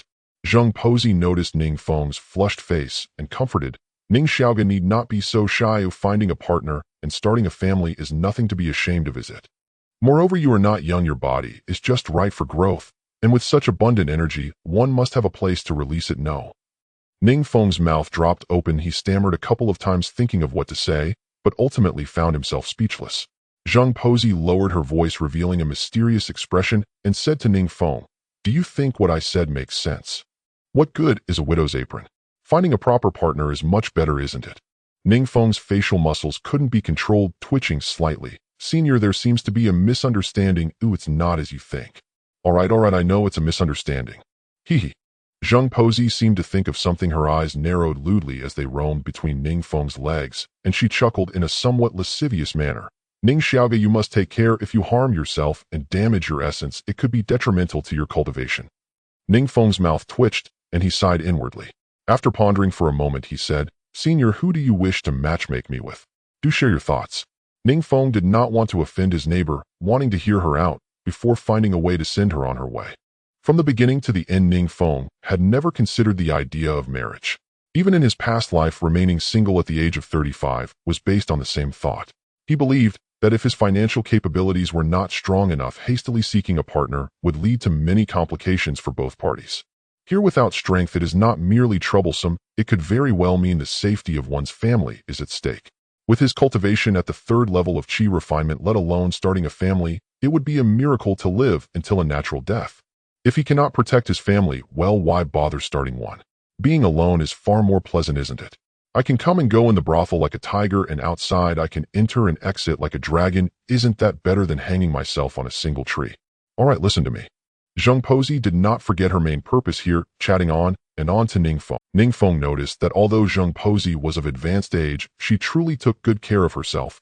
Even her figure had not changed much, and viewed up close, she was not much inferior to Widow Zhou. After listening for a long time, Ning Feng finally understood who she intended to introduce. Surprisingly, it was also a widow. The widow of the cultivator who had been cut in half at his doorstep a few nights ago. The widow's surname is Tang, named Tang Yinru, under 30, and at the 2nd level of chi refinement. They have a daughter 11 years old who just succeeded in bringing the spirit into her body last year, stepping into the 1st level of chi refinement. After hearing this, Ning Feng was incredulous, dazed for a while. Zheng Daoyou, are you joking? Do you think we are suitable for each other? Ning Feng no longer even called her senior, his face darkening. This is simply too much. I'm a 16-year-old flower-like beauty, and you introduce me to a widow. My current cultivation is too low. I do not wish to drag down Tang Xianzi. I ask you to find someone else to matchmake with. If it weren't for considering his neighbor's feelings, Ning Feng would have wanted to directly turn hostile and kick Zheng Pozi out of the room. Don't rush. Ning Xiaoge, let me finish my words first. Zheng Pozi continued to persuade earnestly. I am not randomly matchmaking. It is Tang Xianzi who asked me to inquire about you. Oh, Tang Xianzi commissioned you to say this. Indeed. Moreover, she specifically instructed me to only speak to you about this proposal and not to mention it to anyone else. Zheng Pozi nodded seriously, her expression not seeming deceitful. There are not just me around here without partners. Oh, why did Tang Xianzi choose me? Ning Feng was somewhat taken aback, unable to resist reaching up to touch his own face. So does Tang Yinru also covet my beauty? Because apart from my looks, Ning Feng truly could not think of any other merits he could offer. The image of Tang Yinru involuntarily flashed in his mind. He had seen her several times on the next street. One could say she was a natural beauty, extraordinarily charming. In terms of looks and figure, she was no less than Widow Zhou. To be fair, if he had such a partner to gather with from time to time, Ning Feng felt it would be completely acceptable. However, having to deal with a burden, Ning Feng could not accept that one more mouth is not as simple as one more pair of chopsticks. Zheng Pozi nodded using a tone that only Ning Feng could hear and said mysteriously, Tang Xianzi said she values your character. She in fact is also a person of misfortune. Her previous partner often stayed out all night and sometimes even hit her and her daughter when drunk. Zheng Pozi sighed heavily. She spent her days gossiping with neighbors, naturally well aware of such situations. She values my character. Ning Feng frowned and shook his head, saying, You are not aware, Tang Xianzi, and I have never spoken. How could she know what my character is like? Zheng Pozi rolled her eyes at Ning Feng. Isn't it because of what happened this morning? After hearing that you took Widow Zhou's apron, she sent me to find you for a proposal. She said you are a lonely person who would rather steal an apron than go to those dirty places. You must be a man of integrity. If your character is bad, who else would be good? Have you not seen those single cultivators who after a meal rush to the brothel wishing they could spend day and night there? Tang Fairy said that a man like Ning Xiao would definitely be a very family-oriented partner if they were to become companions on the path. Unlike the previous partner who always bullied her and her daughter. Tang Yin felt as if it had reached there in no time. Ning Feng's lips twitched again, his gaze sharp as he felt an inexplicable tremor in his hands which clenched into tight fists. There is no need to say more. I am not suitable for Tang Fairy. Not to mention the other issues, our age difference is simply too much. He ultimately restrained himself and said coldly. He had no objection to an old cow eating tender grass, but if he were the tender grass, it would be hard for him to accept. Ning Feng then thought that speaking so directly was too hurtful. It would be unwise to offend someone over such trivial matters. Moreover, my cultivation is too low. I can barely protect myself, let alone protect the two of them. Indeed. Aunt Zheng smiled and said Tang Fairy had already guessed that you would refuse like this. She asked me to convey that if you are willing to become a partner with her, she is willing to promise 3 things. First, she will move to the city with you to settle down and live a stable life together, and she said you need not worry about the expenses. Second, she will support your cultivation, ensuring you have all the resources you need before foundation establishment. Third, her daughter, that little girl, can take your surname, settling in the city and providing resources. Ning Feng raised an eyebrow, looking up at the ceiling, lost in thought. Seeing Ning Feng's expression, Aunt Zheng knew he was moved. She proceeded to impart the common knowledge of relationships in the cultivation world. As for the age difference you mentioned, it's hardly an issue. Just look around, there are many such couples in the neighborhood. In the path of cultivation, decades pass in the blink of an eye. If one day Tang Fairy successfully establishes her foundation first, and her lifespan increases with her youthful vitality, by then you might already be old and with little time left. Look at that old man living across from me. How many partners has he had? When relationships are harmonious, they live together. When they end, they naturally part ways. Though there are companions on the path of immortality, time is ruthless. Aunt Zheng suddenly sighed, her eyes glistening slightly, as if recalling some past events. Ning Feng felt his heart tighten upon hearing this. Companions on the path of immortality, yet time shows no mercy. He couldn't view the relationships here through the lens of his past life. Between cultivators and partners, it is not merely about feelings, it is more of a cooperative relationship. There are foundation establishment cultivators over 200 years old who take in 18-year-old girls, and the women even hold grand banquets considering it an honor. There are also old women in their 70s or 80s holding hands with young men in their 20s, roaming the clouds and living secluded in the mountains. Partners are merely good teachers and friends on the path of immortality, fulfilling each other's needs. For a moment, Ning Feng felt a bit flustered. After a long sigh, Aunt Zheng stood up, brushed off her clothes, and smiled confidently. Ning Xiao, no need to rush your reply. You might as well take some time to think it over, and I will come find you again in a few days. How about that? That sounds good. I will reply to you in a few days, Senior. Ning Feng saw Aunt Zheng off, and this sudden matchmaking had given him an additional option in his plans. But now was not the time to consider these matters. He needed to draw talismans first. Ning Feng had not forgotten his golden finger. Relying on a wealthy woman was not as good as relying on the system. If he could quickly find a breakthrough in talisman crafting in the future, he would earn enough spirit stones to pile up a mountain, making it possible to go anywhere. Why worry about a lack of beautiful grass in the immortal realm? A mere widow thinks she can tie me down. Organizing his thoughts, Ning Feng stood at the rickety wooden table and opened the book Detailed Guide to Entry-Level Talisman Crafting, studying it earnestly. The book recorded 6 types of talisman crafting methods: cleansing talisman, soundproof talisman, messaging talisman, force dissipation talisman, wind control talisman, and rejuvenation talisman. The cleansing talisman was already at the entry level. The soundproof talisman and messaging talisman had low profitability. The rejuvenation talisman's crafting requirements were somewhat high, and with his limited cultivation, it was a bit unrealistic to master it in the short term. Ning Feng still focused on the force dissipation talisman and wind control talisman. Crafting the force dissipation talisman was much more challenging than the cleansing talisman. Ning Feng took out talisman paper, pressing it firmly against the table to smooth it out, then dipped his brush in ink. Closing his eyes to focus after 3 breaths, he took a deep breath and began to write. A stream of true energy surged from his dantian, flowing through his meridians to his right palm, infusing into the brush tip. As the brush tip glimmered with a faint blue light, Ning Feng concentrated completely, following the methods recorded in the book to draw. The red ink quickly seeped into the talisman paper, and it began to emit faint red symbols. These symbols flowed and brightened as they followed the movement of the brush tip. As he was about to finish, Ning Feng felt a strange movement in his heart, and images of the women from Wan Hong Pavilion suddenly flooded his mind. Pop! The symbols vanished, and the red light dimmed. He had failed. Success and failure are common in the military. Ning Feng naturally did not mind. It would be abnormal if he could draw a forced dissipation talisman in one go.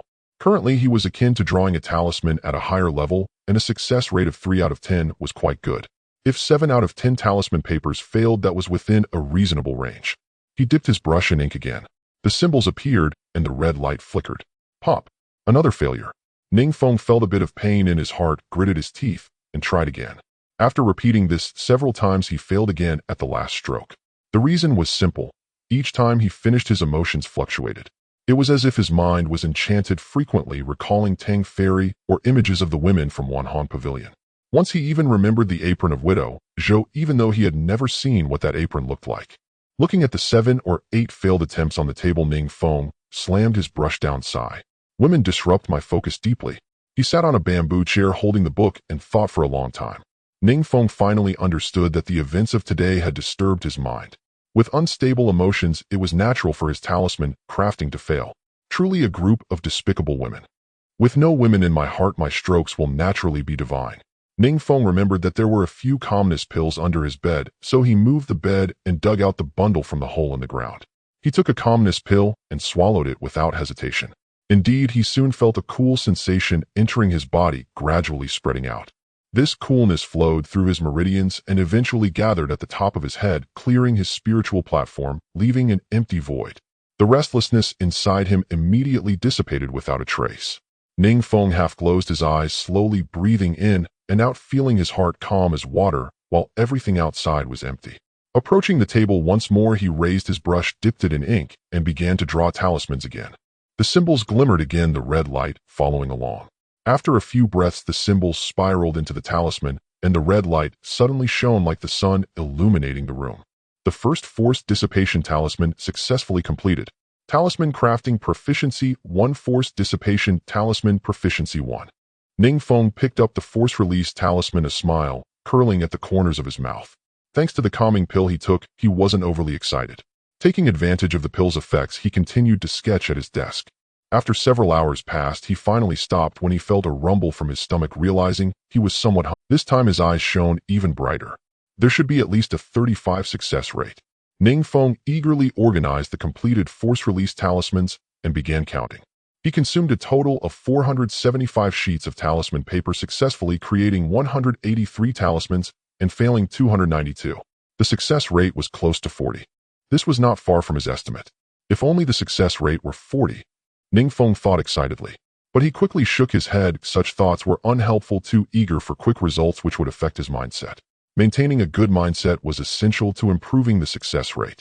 Ning Feng pinched a force-release talisman between his fingers, wanting to test its effectiveness. After all, he wasn't very good at discerning its quality. After a moment of hesitation, he decided to return. All of it was his hard work, hard to come by, and how could he waste it like this? He looked up at the hole in the ceiling, noticing that it was getting slightly darker outside. It was almost evening, and he realized he had forgotten to eat lunch. Well, at least I saved a meal. He started a fire to cook, this time boiling ordinary rice. To celebrate his progress with the force-release talisman, Ning Feng even took out a few pieces of beast meat and tossed them into the pot. Taking advantage of the time while the food was cooking, he opened the panel. Name: Ning Feng. Lifespan 1,636 years. Realm Chi practicing 3rd layer, 37,100. Cultivation method spirit gathering technique entry 26,100. Skills talisman making cleaning talisman entry 2,100. Talisman making force release talisman entry 22,100. Mountain opening technique proficient 4,500. How did my lifespan increase? Seeing the lifespan entry change from 35 to 36, Ning Feng was startled. The other information was clear. If he performed an action, the familiarity would increase. He had always been unclear about how to increase his lifespan. The sudden addition of a year brought him much joy. Is it possible that this is a lifespan sign-in system rewarding a year of lifespan for daily sign-ins? Ning Feng pondered, hoping to unravel the mystery of this lifespan increase. If he could operate according to the pattern, perhaps his lifespan would continue to increase, increasing to 100 years, 1,000 years, 10,000 years, or even eternal life. This is the elixir of immortality. The added year of lifespan, if not due to a sign-in reward, must be related to today's actions. Ning Feng thought hard and suspected that the most plausible explanation was that he had taken a life today. Would killing the robber have allowed him to seize the other's lifespan? Or perhaps for every person he killed, his lifespan would increase by a year. At this thought, a chill ran down Ning Feng's back. Was he not becoming a reaper? Talisman making force release talisman entry 22100. Although the progress of the force release talisman also has 100 after drawing 183 talismans, the familiarity only increased by 22, indicating a difference in the progress system compared to the cleaning talisman. The difficulty of the talismans varies, so the familiarity increases at a different rate. Ning Feng nodded, quietly estimating that to elevate the force release talisman from entry to proficient, he would need to draw several thousand of them. 183 force release talismans, based on the market price he learned today, would be around 4 spirit stones for 50 talismans. Ning Feng calculated repeatedly. Even if these force release talismans didn't sell at the market price after deducting the stall costs, earning back 3 spirit stones shouldn't be a problem. The rent problem was solved at once, and there was even a surplus. The remaining spirit stones could be used to purchase some food supplies, which should slightly improve his current quality of life. The future is promising. Lifespan increased, living longer. Force release talismans succeeded, money comes quickly. Ning Feng felt great lifting the lid to eat. Although this meal was ordinary rice, it tasted even better than last night's. After finishing his meal, Ning Feng started drawing talismans again. Unexpectedly, after sketching more than 10, he found the success rate to be rather low. His dantian seemed a bit depleted, his spiritual power was fatigued. I refused to work overtime to prevent sudden death. Drawing talismans required support from one's cultivation. Since he was drawing talismans beyond his level, his spiritual power naturally consumed quickly. If his spiritual power was completely exhausted, it was quite possible he would suffer from overexertion like his previous self and die suddenly. Spiritual power needed time to recover. Being without it was a terrifying prospect for a cultivator. Mountain opening technique. Ning Feng formed a seal and executed the mountain opening technique.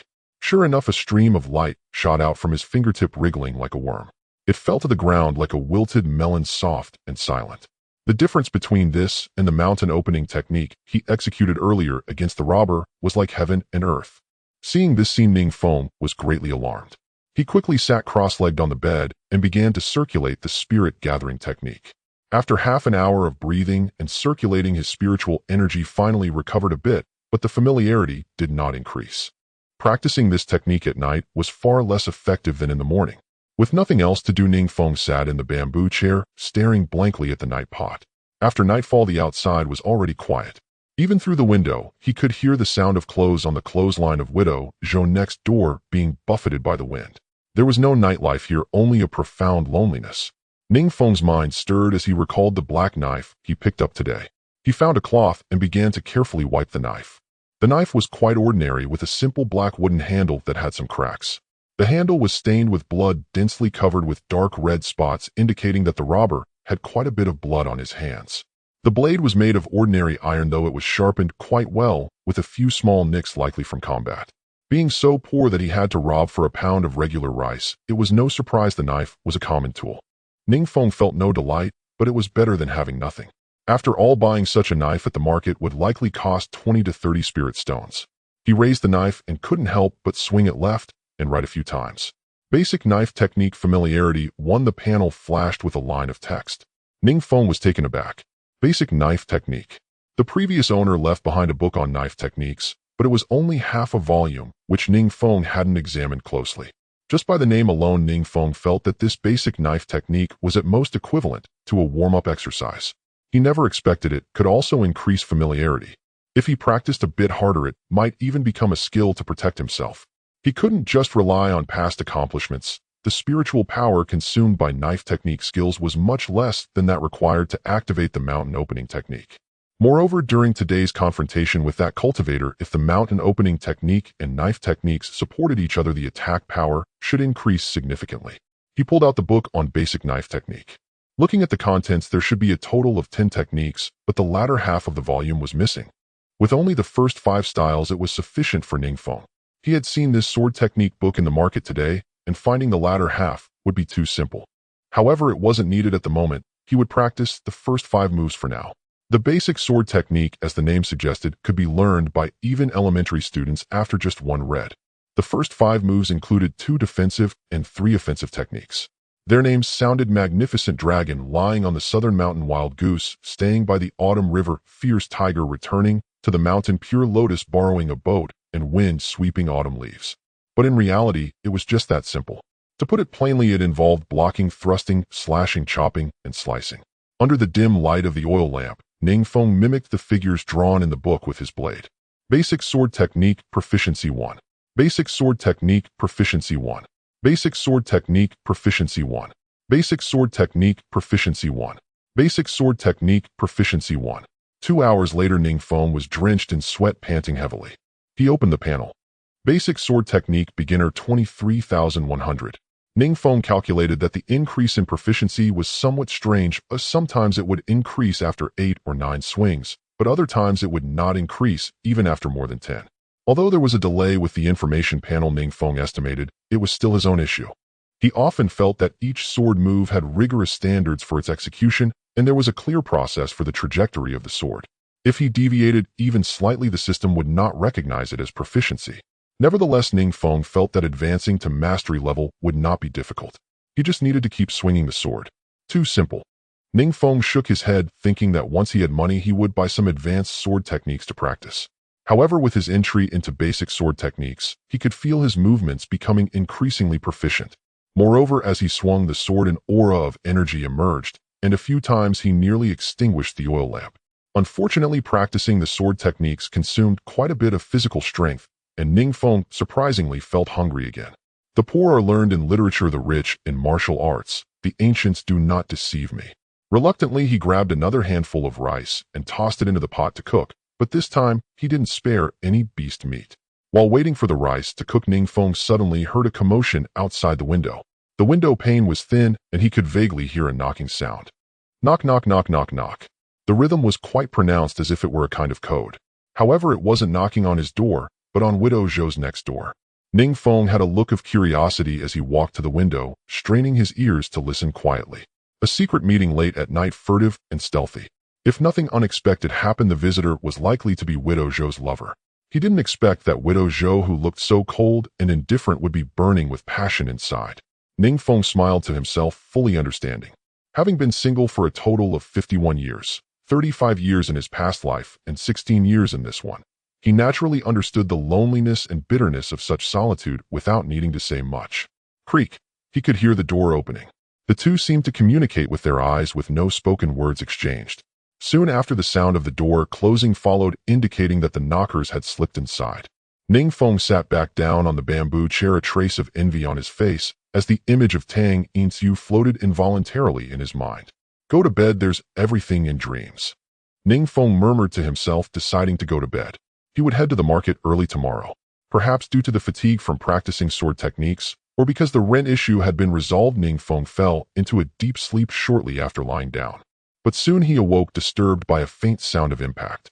Ning Feng opened his eyes, held his breath, and listened for a while. He was certain that it was the sound produced between the bed and the wall. Ning Feng turned his head, and it was coming from Widow Zhou's house through the wall. This sound, which alternated between fast and slow, sometimes accelerating and occasionally stopping, mixed with occasional suggestive sounds. Ning Feng could conclude that the neighbors were definitely engaged in a game of poker. To confirm his judgment, Ning Feng got out of bed, not even bothering to put on his shoes, and tiptoed to the wall. He touched the wall and found the small hole he had made while practicing the mountain splitting technique last night. He pressed his ear closely against the hole and listened for a while. Indeed, the suggestive sounds were coming from Widow Zhou. Associating it with Widow Zhou's figure, Ning Feng couldn't help but swallow. Widow Zhou looked completely different from her daytime demeanor, exuding an overwhelming passion with voices that were unrestrained and exuberant, causing Ning Feng, separated by a wall, to feel his blood boiling and his nose slightly congested. Yet he was quite angry inside. Such noise evidently disturbed him as a neighbor. In his past life, he would have easily filed a complaint. But for now he sighed and thought, perhaps learning about the dual cultivation techniques in advance might be beneficial for my cultivation. The vivid sounds made Ning Feng completely lose his sleepiness as he closed his eyes and listened quietly. Unfortunately, very soon after a sudden surge of rapid banging against the wall, the noise from next door ceased. Within 4 minutes, Ning Feng's mouth twitched slightly. Just as he was about to leave the wall to continue sleeping, a sigh came from next door. It was a man's voice. A sigh. Old Zhaoxiang pill quality has dropped significantly recently. Tomorrow I will go find him for a refund. Tengu. Ning Feng's mouth dropped open, quickly covering it. The voice belonged to Tengu. Tengu was one of the few people Ning Feng had interacted with in this world, and he would never mistake that voice. Goodness. Oomph. A cold, disdainful snort followed. Ning Feng was sure it was Widow Zhou's voice. Without a doubt, the scene of being scolded by her in the daytime was still vivid in his memory. Had she recovered her icy fairy image so quickly? Ning Feng was quite surprised. Just a minute ago, he had thought Widow Zhou was full of passion. Could it be that she cultivated an ice-type technique? Cultivators are different from mortals. One must possess spiritual roots to cultivate, and each cultivator's spiritual roots are different. Different spiritual roots lead to different talents. The purer the spiritual root, the higher the talent. 5 spiritual roots are the worst, cultivating very slowly, while a single spiritual root is the best, allowing for rapid progress. Spiritual roots carry attributes of the 5 elements categorized into metal, earth, fire, wood, and water. If one possesses a particularly prominent spiritual root, choosing techniques with the same attribute will be more harmonious. After long-term cultivation of techniques of a certain attribute, the cultivator's personality and behavior will also subtly change. He heard Widow Zhou coldly say, "Waste, what does it have to do with the pills? You can't even last 100 breaths." Tengu seemed somewhat unconvinced. "That doesn't matter. Last time I bought Yang pills from the Lin family's pill shop in the market, their effect was much better. Last time, it was almost 120 breaths. Oomph. Waste." Ning Feng listened to their complaints while thinking back to his meeting with the two during the day. During the day, these two seemed completely different. Their personas were not like this at all. It seemed they were underground lovers. Tengu had a partner, and his partner likely didn't know he was involved with Widow Zhou. Tisk, such matters of love and passion were similar to those in his past life. Ning Feng shook his head. To be honest, the images of these two people in his heart had dropped significantly. After some complaints, the two next door seemed to quiet down. After a moment, he heard the sound of rustling. Then Tengu's voice came again. "With that fool's spirit stone, your rent for this month should be covered, right?" "It's enough," Zhou Guofu replied impatiently, still harboring a hint of unfulfilled resentment in her words. "I feel that kid still has money. You shouldn't defend him too much. If we insist on 2 spirit stones, he will definitely give them willingly. Regardless, your rent is already covered. One should not be too greedy. You can't cut all the leeks at once and nurture them first, and then harvest them next month." Creak. The sound of the door opening came. "I'm leaving. This bottle of gathering chi pills is for you. Get lost." Ning Feng next door still kept his ear pressed against the wall. His mouth was wide open, standing motionless like a petrified sand sculpture. Only his eyes showed. His gaze shifted from astonishment to surprise, then to doubt, which turned into regret followed by anger, but ultimately returned to calm. His hands trembled slightly at first, then violently shook, turning into fists that quivered and finally slowly relaxed, the wave settling. After a long while, his ear finally left the wall. Without time to put on his shoes, he fumbled in the dark for the black knife and began to wave it around by the bed. Basic Sword Technique Proficiency 1. Basic Sword Technique Proficiency 1. Until name Ning Feng, lifespan 1,636 years, realm Qi, refining level 337,100, technique Spirit Gathering Technique, beginner 26100, skills Talisman Making, Cleansing Talisman, beginner 2100, Talisman Making, Force Release Talisman, beginner 61100, Mountain Opening Art, proficient 4500, Basic Sword Technique, beginner 56,100, too slow. Ning Feng shook his head. At this speed, it would take at least another 2 days for the basic sword technique to advance. However, he then self-deprecatingly noted that strictly speaking, he had only practiced this sword technique for a total of 6 hours. He was too impatient. Ning Feng had no idea that without special advantages, an ordinary Qi refining beginner would need at least 3 to 5 years to master the basic sword technique. It was only when he stopped that he felt utterly exhausted and very hungry. But eventually, unable to withstand the drowsiness, Ning Feng lay down on the bed and fell into a deep sleep. He woke up naturally. Looking at the light filtering through the ceiling, Ning Feng estimated that it was already afternoon. There was no time to practice the spirit-gathering technique, so he hurriedly cooked a meal, filled his stomach, tidied up the force-release talismans, and slung the black knife at his waist before heading out. Other matters could wait. Today's primary task was to sell these force-release talismans in exchange for spirit stones. Ning Daoyu. Going out. Just after stepping out, he encountered Tengu and his partner walking towards him. Tengu looked a bit surprised to see Ning Feng. Tengu appeared, travel-worn, holding 2 wild rabbits in his hands. Ning Feng clasped his hands and smiled. Exactly have you returned from hunting Demon Beast Senior? How was the harvest? Tengu waved his hand, his expression somewhat helpless. What harvest? Recently, I don't know why the demon beasts in the forest have decreased significantly today. I only caught 2 wild rabbits. Even the smallest mosquito is still meat. If the rabbit is roasted, it tastes very delicious. Seeing that the other party was in a bad mood, Ning Feng naturally refrained from saying anything discouraging. That's true, that's true, Tengu replied with a smile and headed straight home with his partner. What's wrong? After walking quite a distance, Tengu noticed his partner was silent and frowned, asking. His partner said, this kid looks quite cultured. Why did he steal a woman's belly band? Son. Tengu pondered for a moment and said, one cannot judge a person by their appearance. He has already lost money to Zhou Xianzi. Don't mention this again in the future. His partner nodded. Even the smallest mosquito is still meat. This kid's words are quite interesting. After watching the 2 walk away, Ning Feng turned and started walking. His right hand, hidden under his sleeve, had been tightly gripping the knife handle until now slowly relaxing. Tengu had a cultivation level of Qi refining 5, and he often teamed up with others to hunt demon beasts, so his combat experience was quite rich. I can only plan for the future. Ning Feng thought darkly. Tengu had already made it onto his death list last night. However, the current disparity in strength was too great. He needed to increase his power quickly. He had also seen Tengu's partner just now and made a rough judgment that she likely did not know about the affair between Tengu and Zhou Guofu. Because the aura emanating from Tengu's partner was not weaker than Tengu's, it was presumed she was not far behind in strength, and she would definitely not tolerate Tengu's flirtations. Ning Feng had previously seen Tengu's partner. She looked ordinary and did not appear very intelligent. All the while, Ning Feng hurried his steps, speeding up even more as he passed the edge of the woods from yesterday, not daring to linger. Before long, he arrived at the Feng market of Fengyao City. Having learned from his encounter with the highwayman cultivator yesterday, Ning Feng was particularly vigilant, constantly on the lookout for anything unusual. He deliberately circled around a few times, pausing to look at several stalls, and when there were enough people, he seized the opportunity to slip into Balan Hall. Balan Hall specialized in selling various cultivation resources akin to a small supermarket. Good afternoon, fellow Daoist. Do you need anything? A beautiful female cultivator greeted Ning Feng with a warm smile. Ning Feng placed his hands behind his back and calmly said, I'll take a look first. All right, feel free to let me know if you need anything. As expected of a large shop, the female cultivator was likely a sales assistant who did not neglect her greeting due to Ning Feng's wrinkled robe. Ning Feng silently nodded. He had taken note of Balan Hall yesterday, and it left a good impression on him. Selling the force-release talismans to them should be relatively safe. The key was that this store was of moderate size. Ning Feng worried that in a larger shop he wouldn't be able to sell at a satisfactory price, while in a smaller one he feared the other party might harbor ill intentions. What if they turned to rob him after the transaction? However, selling the force-release talismans to such a store would surely not be as profitable as setting up his own stall, which Ning Feng had considered. Safety first.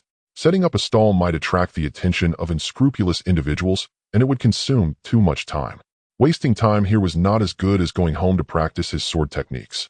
Balan Hall also sold talismans, with a prominent display of various talismans set up in the store. They sold a wide variety, including even cleansing talismans. Ning Feng noticed that some advanced talismans he hadn't even seen at street stalls were available here. Many cultivators were buying talismans, and after observing for a while, Ning Feng found the prices quite reasonable, not much higher than those at the outdoor stalls. Feigning casual browsing in the store, Ning Feng waited until there were no other customers before quietly asking the female cultivator from earlier, Excuse me, does your store accept talismans? Why not collect? We collect regularly. The female cultivator was somewhat surprised, a hint of joy gleaming in her eyes. Are you a talisman master? A talisman master, regardless of where they are, is always in limited supply, but shops that sell talismans are everywhere. Talismans and pills are essential supplies for cultivators, with demand surpassing even that for martial arts manuals. However, crafting talismans is not a skill that one can master at a glance. It requires both talent and resources, especially resources which require significant initial investment. Only with sufficient resources is it possible to discover one's talent for talisman crafting. Many cultivators, after extensive study and wasting countless talisman papers and inks through repeated experiments, ultimately realize they lack the talent for talisman making. Without talent, one is destined to go far on the path of talisman crafting. Not knowing the outcome, one must first set aside cultivation and spend a considerable amount of time verifying whether they have the talent for talisman crafting, which is obviously not worth the cost. This is the reason why talisman masters are relatively rare. Scarcity makes items valuable, so talisman masters are highly regarded in this world.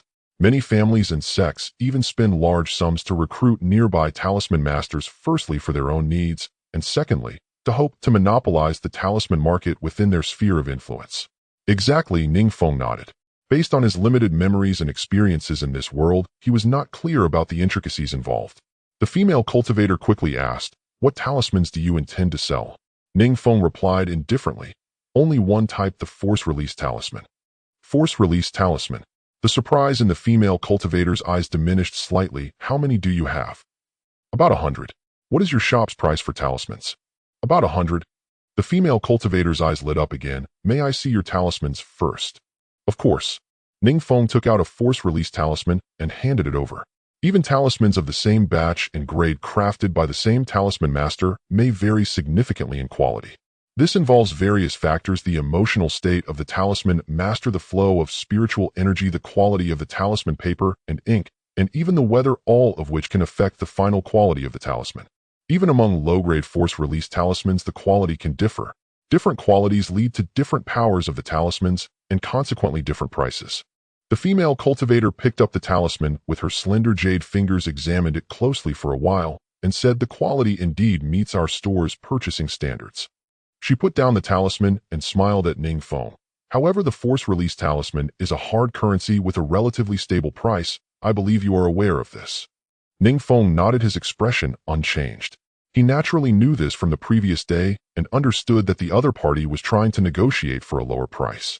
The female cultivator then lowered her voice. "However, you seem unfamiliar. It must be your first time in our shop. We are willing to offer a price higher than the market rate for this batch of talismans, hoping to establish a connection with you. For every 60 force-release talismans, we will exchange 1 spirit stone. How does that sound to you?" Her eyes sparkled with anticipation, fixed on Ning Feng, waiting for his response. Ning Feng pondered for a moment and directly said, "All right, it's a deal." He was also aware of the market rate. Unless he set up a stall himself, these force-release talismans would likely sell for this price. As for the other party claiming to offer a price higher than the market rate, that was merely flattery. He could take it with a grain of salt and not take it seriously. "Friend, the transaction will be handled by the accountant. Oh, please follow me." The female cultivator leaned closer and whispered. Ning Feng nodded. He did not want to conduct the transaction here directly, as it was best to avoid prying eyes. The Balan Hall was doing well in business and had customers coming in from time to time. The female cultivator led Ning Feng to the back office. After a simple exchange, Ning Feng ended up with 3 spirit stones in his pocket. He kept 3 force-release talismans for himself and sold the rest. "Take care, friend. Remember to come back to sell talismans next time." The female cultivator courteously saw Ning Feng to the door, her smile never fading. She naturally had her share of the commission from this transaction. Of course, Ning Feng smiled back. With the spirit stones in hand, he was quite satisfied with this transaction. The female cultivator handed him a talisman. "This is my communication talisman. My name is Wu Zhu. If you have any matters, you can contact me." "All right." After receiving the communication talisman, Ning Feng merged into the crowd. 3 spirit stones, 2 were for rent, leaving him with just 1 to use. Ning Feng had already planned for this 1 spirit stone, purchasing a ready-made black cloak at the tailor's shop. The cloak was large and came with a hood, leaving only his eyes exposed when worn. Since it was not a robe, but merely ordinary night fabric, the price was very low, and after the transaction, the shopkeeper returned him a pile of spirit stone fragments. He used the remaining spirit stone fragments entirely on meals. Last night's all-night practice with the sword made Ning Feng realize that practicing basic sword techniques was physically demanding. His appetite had clearly increased, and he needed to ensure proper nutrition. He still had some talisman paper and ink in stock, so there was no need to rush to hoard more. Ultimately, he found a relatively large grain and meat shop in the market buying over 10 pounds of rice, 5 large bags of pickled vegetables, and 4 pounds of cured beast meat. After handing the remaining spirit stone fragments to the shopkeeper, Ning Feng looked at the nearly 20 pounds of supplies and felt a bit troubled. 20 pounds is not heavy for a cultivator, but it does take up considerable space. Carrying it by hand did draw some attention. I still need to draw more talismans and buy a storage bag set. Storage bags come in various sizes and qualities. The smallest storage bags require 4 or 5 spirit stones, but can only fit items a few dozen centimeters long and wide. Ning Feng could not afford one yet, so he helplessly carried the rice and meat walking towards the outskirts of the city. On the way, he naturally encountered those female cultivators from the Wanhong Pavilion trying to attract customers. Ning Feng intentionally slowed down, waiting for them to approach him. However, seeing that Ning Feng was carrying a large bag this time, no one came forward to flirt with him. Exiting the gate of Fengyao City, he rushed home, arriving just as evening fell. Just as he reached his doorstep and hadn't even set the bag down, he heard a cold voice coming from the side. The bag had just blocked his line of sight, and as he set it down, he discovered it was Widow Zhou. She appeared flushed and moist as if she had just bathed. The cuffs of her pants and sleeves were rolled up, revealing a large section of her fair skin as she was hanging a pink belly band on a bamboo pole in front of the door. "Mistress Zhou, are you drying your belly band?" Ning Feng couldn't help but greet her. "You." Mistress Zhou shot him a disdainful glance, glaring at him fiercely. But then she turned her head away, appearing unwilling to engage with a lecherous man. Ning Feng couldn't help but admire her subtle acting. Her skillful acting was truly remarkable. Widow Zhou's aloof, icy demeanor, yet simultaneously soft and alluring, was indeed captivating. If it weren't for Ning Feng eavesdropping last night and knowing the background, he might have really fallen for it, thinking Widow Zhou was a noble and elegant fairy figure. Widow Zhou was also on his death list. Ning Feng would never refrain from seeking revenge, but for now there was no rush. "Let you live a little longer," Ning Feng thought to himself, but remained silent. He picked the lock and stepped into the room. Once inside, he set a pot to boil and began laying out his cultivation plan for the coming days. The provisions he had bought today would last roughly half a month. He resolved to stay indoors for the next few days, nesting at home to cultivate. Kaishan Shu Kaishan technique and the basic blade technique both had ample room for improvement. He must persist in the practice of gathering spiritual energy, for it was closely tied to his realm. He could not stop inscribing talismans either, that was his livelihood. After eating and resting briefly, Ning Feng prepared to inscribe talismans. This time he did not take a serenity pill. Overindulgence in such medicines would do no good. Before drawing, he sat in stillness to steady his thoughts, then chanted the Qingxin Zhou purifying heart incantation for a while. When the moment felt right, he lifted his brush, dipped it in ink, and wrote in a single uninterrupted sweep. To avoid the risk of depleting his spiritual energy, Ning Feng stopped after less than an hour of carving talismans. He had consumed over 200 sheets of talisman paper and produced 77 completed talismans. Ning Feng calculated that the success rate was about the same as last night. It seemed not to be the serenity pill's doing, but rather a matter of his state of mind. Perhaps the talisman success rate would rise with familiarity, he considered. Shortly thereafter, the room again rang with the sound of his blade. After several hours, night had already fallen. Exhausted, Ning Feng collapsed onto his bed. Before sleeping, he had deliberately shifted his bed to a new position, placing it against the wall adjacent to Widow Zhou. He dared not sleep too deeply, for he had to stay alert to any sounds from next door. The next day, he again stayed home, methodically carrying out his cultivation plan. He practiced gathering spiritual energy in the morning, extending the originally planned 2 periods to 3. The remainder of his time was devoted to Kaishan Shu and the basic blade technique. He slipped talisman work in between, crafting a few now and then. Ning Feng found that this arrangement slightly improved his talisman success rate, almost exceeding the typical 4th level rate. On the 3rd day, while Ning Feng was practicing the spiritual energy gathering, there came a knock at the door. A man's voice called from outside, "Open up." He barked, "Rent collector," sharp and without a hint of courtesy. "Coming," Ning Feng replied, feeling his chi return to his dantian as he wound down his practice. He fumbled beneath the bed, retrieved 2 spirit stones, drew a deep breath, smoothed his robe, and prepared, opened the door. By memory, he only met Chen Jishir, the rent collector, once a month. The man should not notice that this body now harbored someone else. Still, he worried that the man might possess techniques to sense chi or instruments to probe the spirit. "Chen Jishir, long time no see. You look considerably younger," he flattered without changing his expression. Ning Feng kept his face impassive and immediately offered flattery. The steward appeared to be in his 50s, fair and plump, carrying a storage sack in his hand. His cultivation was not high, chi refinement second level. Ordinarily, a cultivator of such standing could not even serve as a guard for the Lin family. But it was said he was a distant relative of the Lin family's matron Chen Yuling, hence he held the steward's title and was tasked with collecting rent in the outer city. Hearing Ning Feng's words, Chun Zishi's tone softened slightly, yet his reply remained curt. Enough talk. Hand over the 2 spirit stones at once. You dawdled, opening the door. What have you been hiding in there all day? Ning Feng hurriedly handed over the 2 spirit stones. This is next month's rent. Keep them, Chen Jisher. Chen Jisher took the stones, inspected their quality, and without further ado moved on to the next door. Widow Zhou next door had already heard the commotion. She stood at her doorway, holding her spirit stones, waiting. As soon as Chen Jisher arrived, she handed hers over. Safe travels, Chen Jisher. The steward took the stones, and on a whim patted Widow Zhou's hand. She surprisingly did not take offense, and only smiled. The steward's face brightened. He tossed the 4 spirit stones into his storage sack and knocked on the next house. Ning Feng's eyes warmed at the sight of that sack. There were at least 1,000 households in this rental district. Even at 2 spirit stones per household, the Lin family would net 2,000 to 3,000 spirit stones a month from rent alone. Moreover, some houses were larger or better located. Their rents might fetch 3 or 4 spirit, but these were mere incidental earnings. The Lin family's main livelihood lay within the city. A Zhuji Foundation establishment clan with influence spanning hundreds of li engaged in myriad trades and channels. Their income was far beyond what a small scattered cultivator like Ning Feng could imagine. To live as a dependent is no lasting plan. Ning Feng thought of for the first time. The desire to found his own family stirred within him. Oomph. As Ning Feng indulged in his reverie, Widow Zhou's cold snort snapped him back. Before he had time to recover, she slammed her door and stormed inside. Ning Feng's face was as still as a mirror as he entered and resumed gathering spiritual energy. Before he began circulating chi, there came another sound at the door. No, it was a pounding. Bang, bang, bang. Who is it? Ning Feng grew tense. Had Chen Jisher noticed something amiss and returned to cause trouble?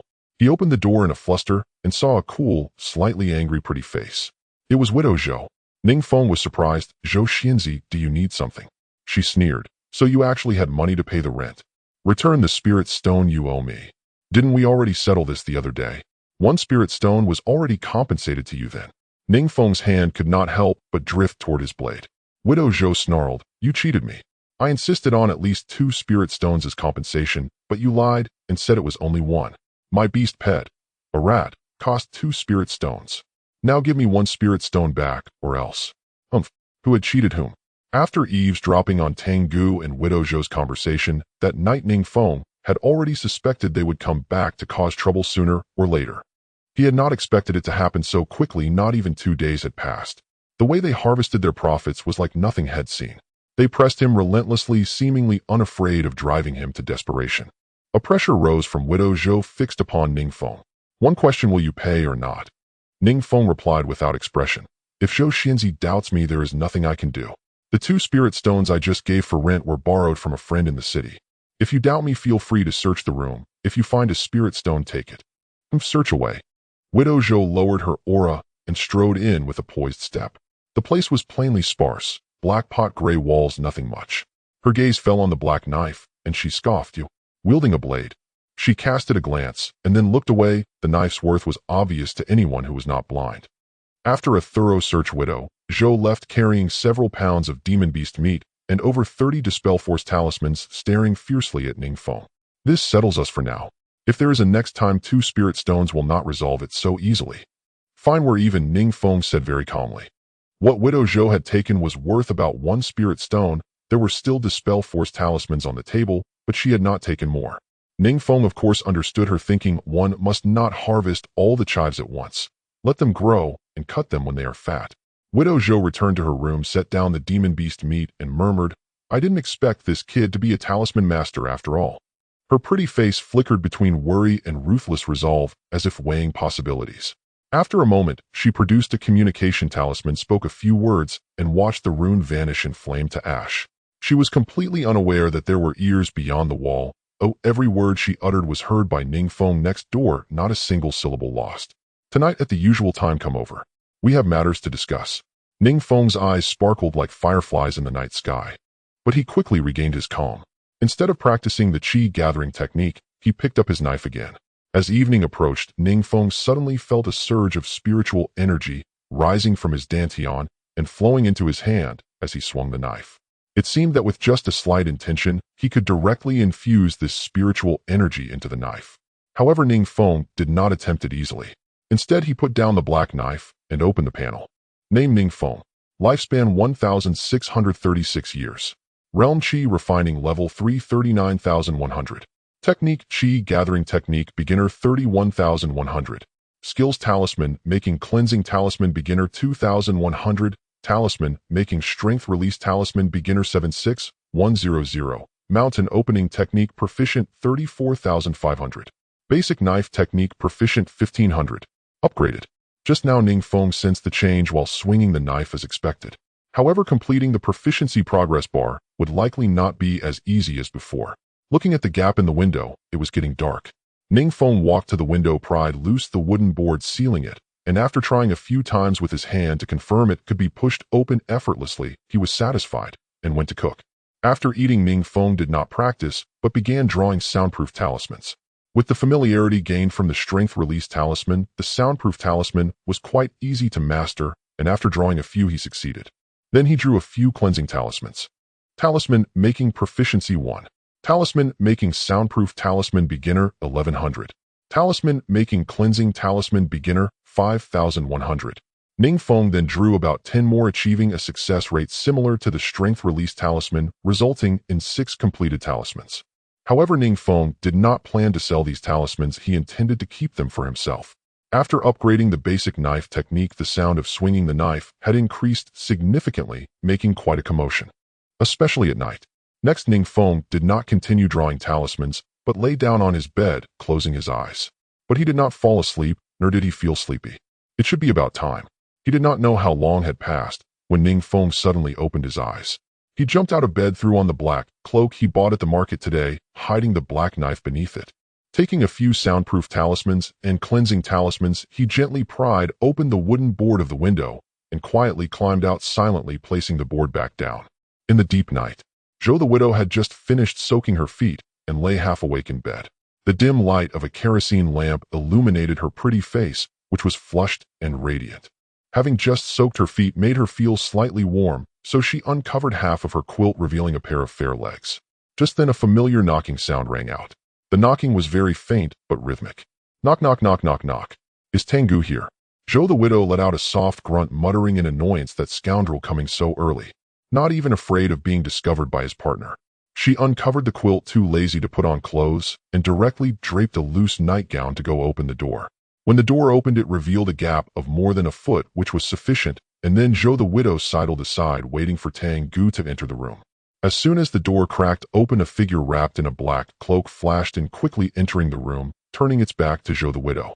Zhou immediately closed the door, and it was almost instantaneous. Pop!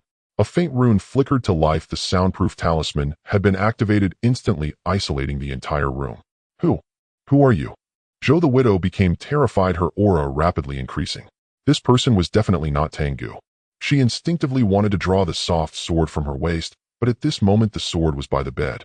Zhou the widow reacted quickly. With her left hand, she pinched the incantation Soul Eyes technique. She launched it directly at the figure, while leaping up, extending her right hand towards the bed to draw her sword. But unfortunately, before the incantation could be cast, she saw a flash of white light darting past, stirring the air in the room, producing a dull sound of wind.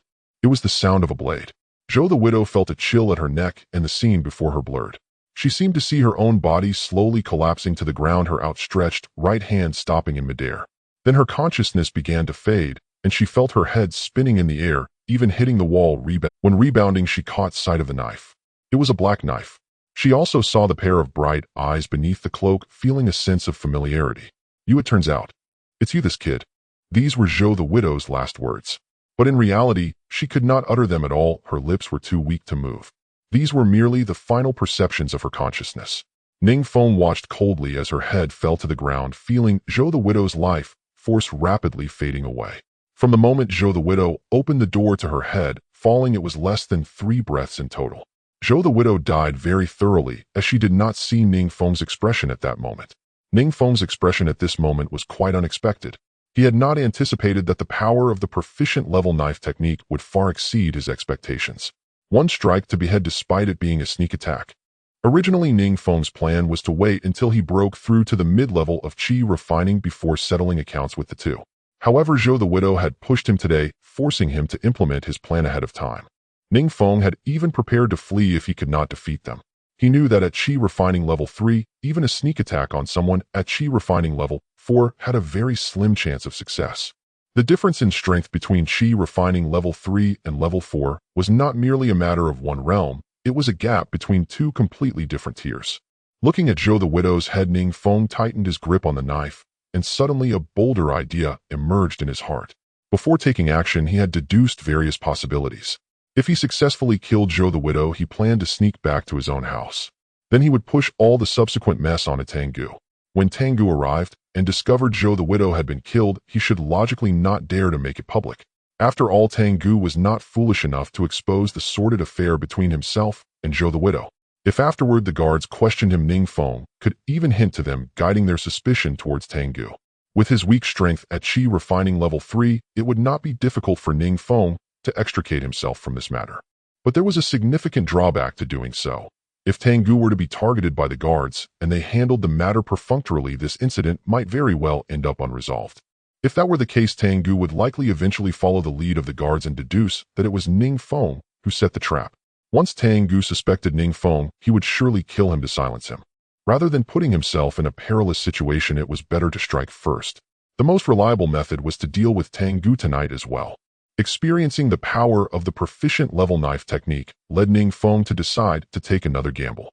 Currently, Tengu knew nothing, and at least he still maintained the advantage of being the initiator. The enemy is clear while I am in the dark. There is indeed an opportunity. Ning Feng's eyes brightened, his gaze resolute as he raised his hand to activate several cleansing talismans. A wave of runes emerged. The ash of the talisman settled, and the bloodstains on the floor and walls vanished instantly. No trace remained.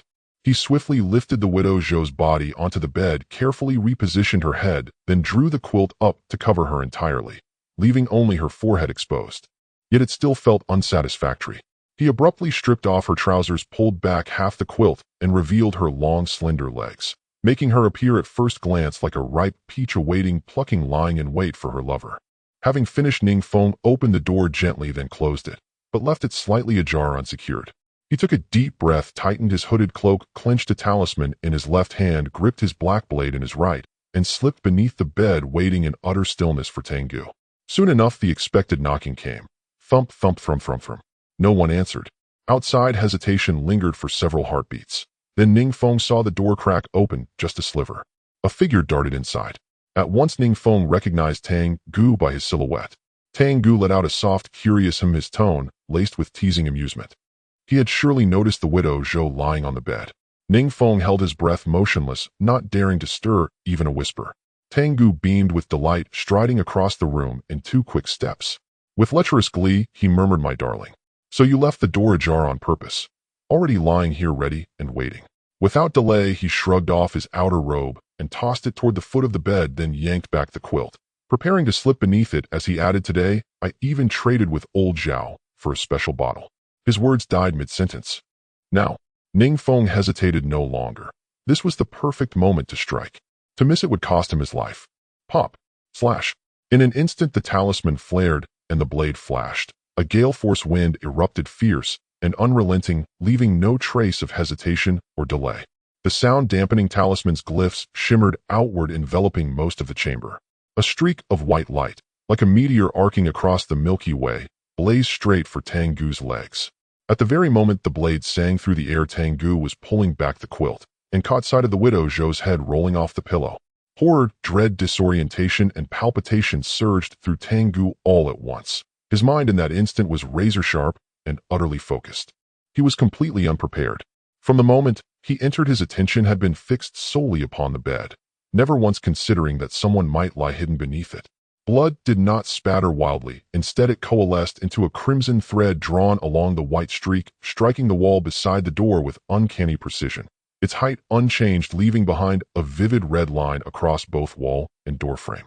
Tengu felt a sudden searing ache at his ankles. Instinctively, he staggered backward. only to realize in shock that he'd shrunk in stature. His ankle bones remained, but his feet failed to follow. That single stroke had severed both his calves cleanly at the root. Agony paralyzed him. Before he could react, Ning Feng struck again, a fundamental sword technique, the upward thrust. The upward thrust, blade reversed, sweeping upward from below, aimed squarely at Tang Gu's lower abdomen. Had it landed unimpeded, his body would have split cleanly in two, cleaved precisely at the center of his groin. Ning Feng, already elated by his successful ambush, believed this thrust would seal Tang Gu's fate. 9 times out of 10 escape would be impossible. Yet he had gravely underestimated the strength of a 5th-rank Qi cultivator. Blood explosion art.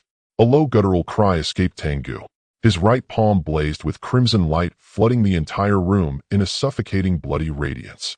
His palm slammed downward, intercepting Ning Feng's blade mid-thrust. Crack! The black sword shattered into 2 pieces. Ning Feng froze, stunned, dumbfounded for half a heartbeat.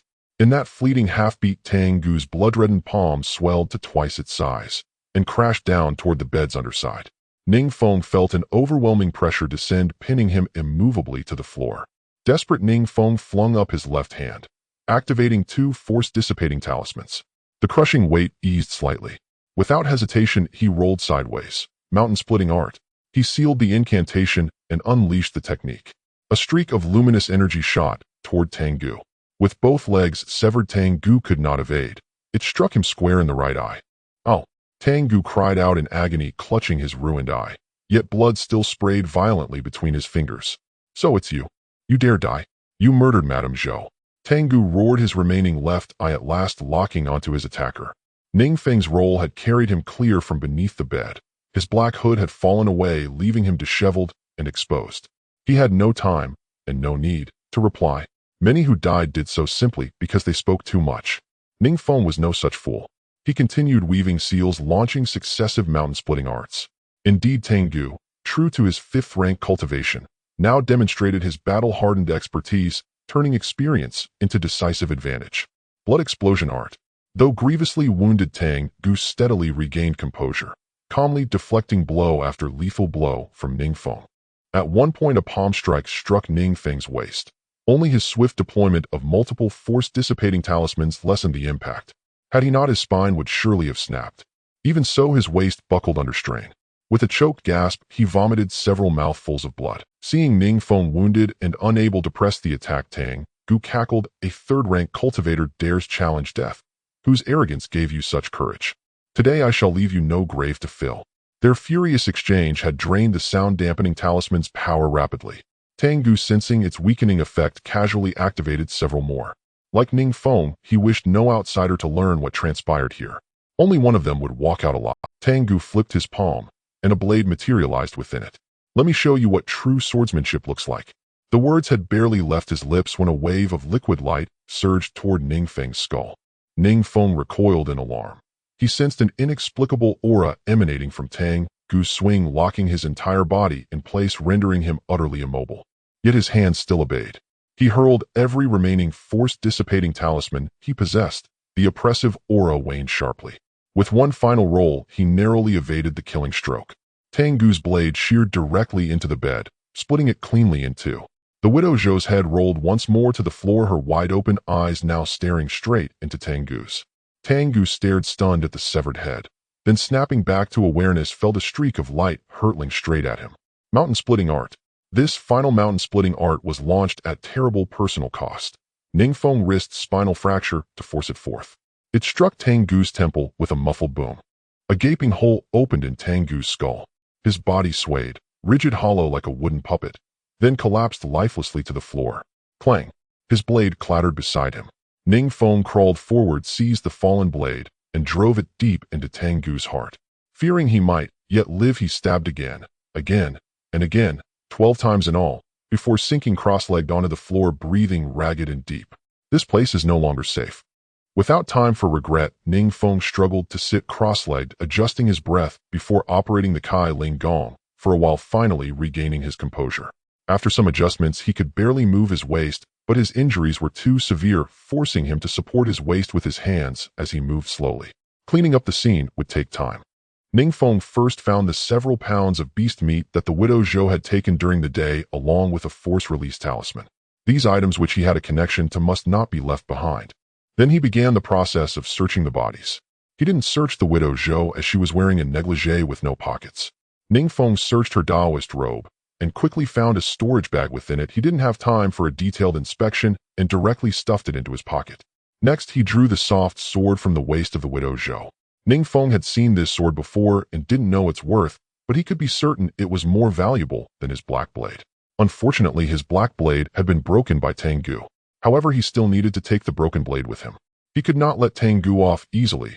That blade was definitely not an ordinary item, and the aura it emitted nearly led to Ning Feng's demise. Additionally, he found another storage bag on Tengu along with 7 spirit stones in his pocket, all of which Ning Feng carefully collected and stored in his own pouch.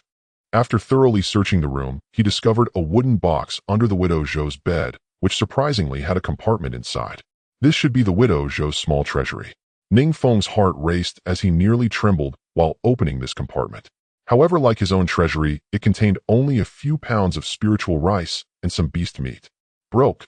Ning Feng cursed fiercely, directly covering the compartment and pushing it back under the bed. He didn't take the spiritual rice or the beast meat as they were worthless, and he needed to disguise the murder scene as one of infidelity. After confirming that he hadn't found anything valuable, Ning Feng dragged the 2 corpses onto the bed and covered them with a large quilt. He tossed out a cleaning talisman, erasing his presence and restoring the scene to its original state.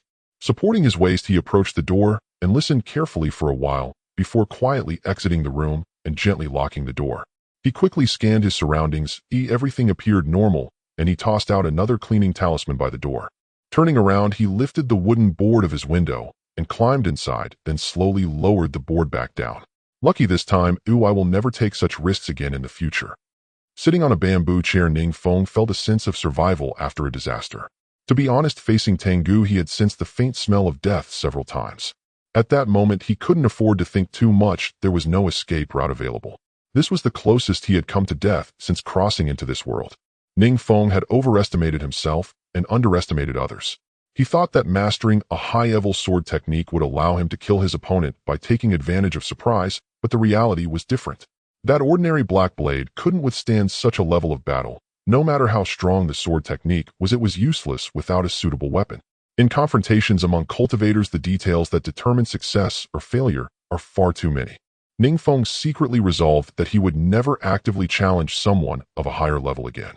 Although he had fortuitously emerged as the final victor this time, if it happened again, he would prefer to be the one to be cut down.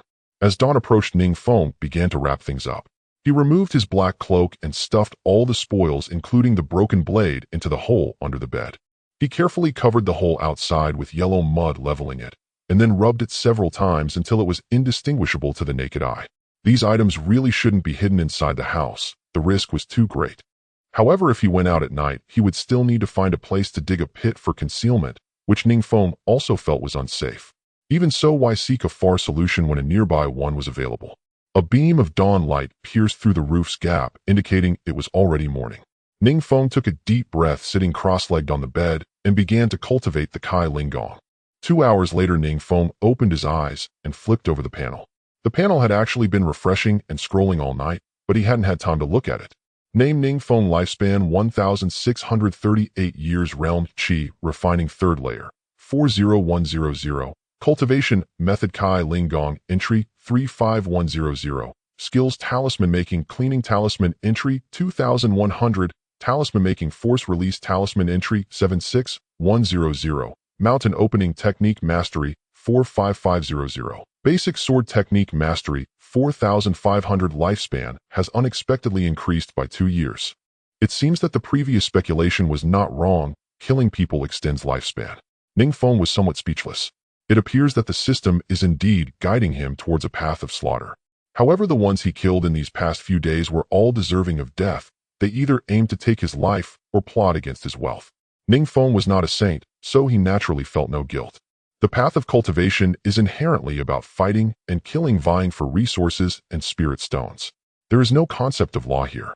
Only strength matters. In a world where the strong prevail, no one will sympathize with the weak. It's either you die or I perish. Ning Feng does not care about the longevity method provided by the Golden Finger. At that moment, there were still 2 corpses lying in the bed next door. Ning Feng was currently concerned about how this matter would develop. If he were to be exposed, how should he face it? He had considered fleeing, changing places to live under a different name. If he were to flee, given the nature of the Lin family's guards, it was highly unlikely they would waste resources to hunt him down. After all, it was just 2 tenants who died, and they were mere loose cultivators.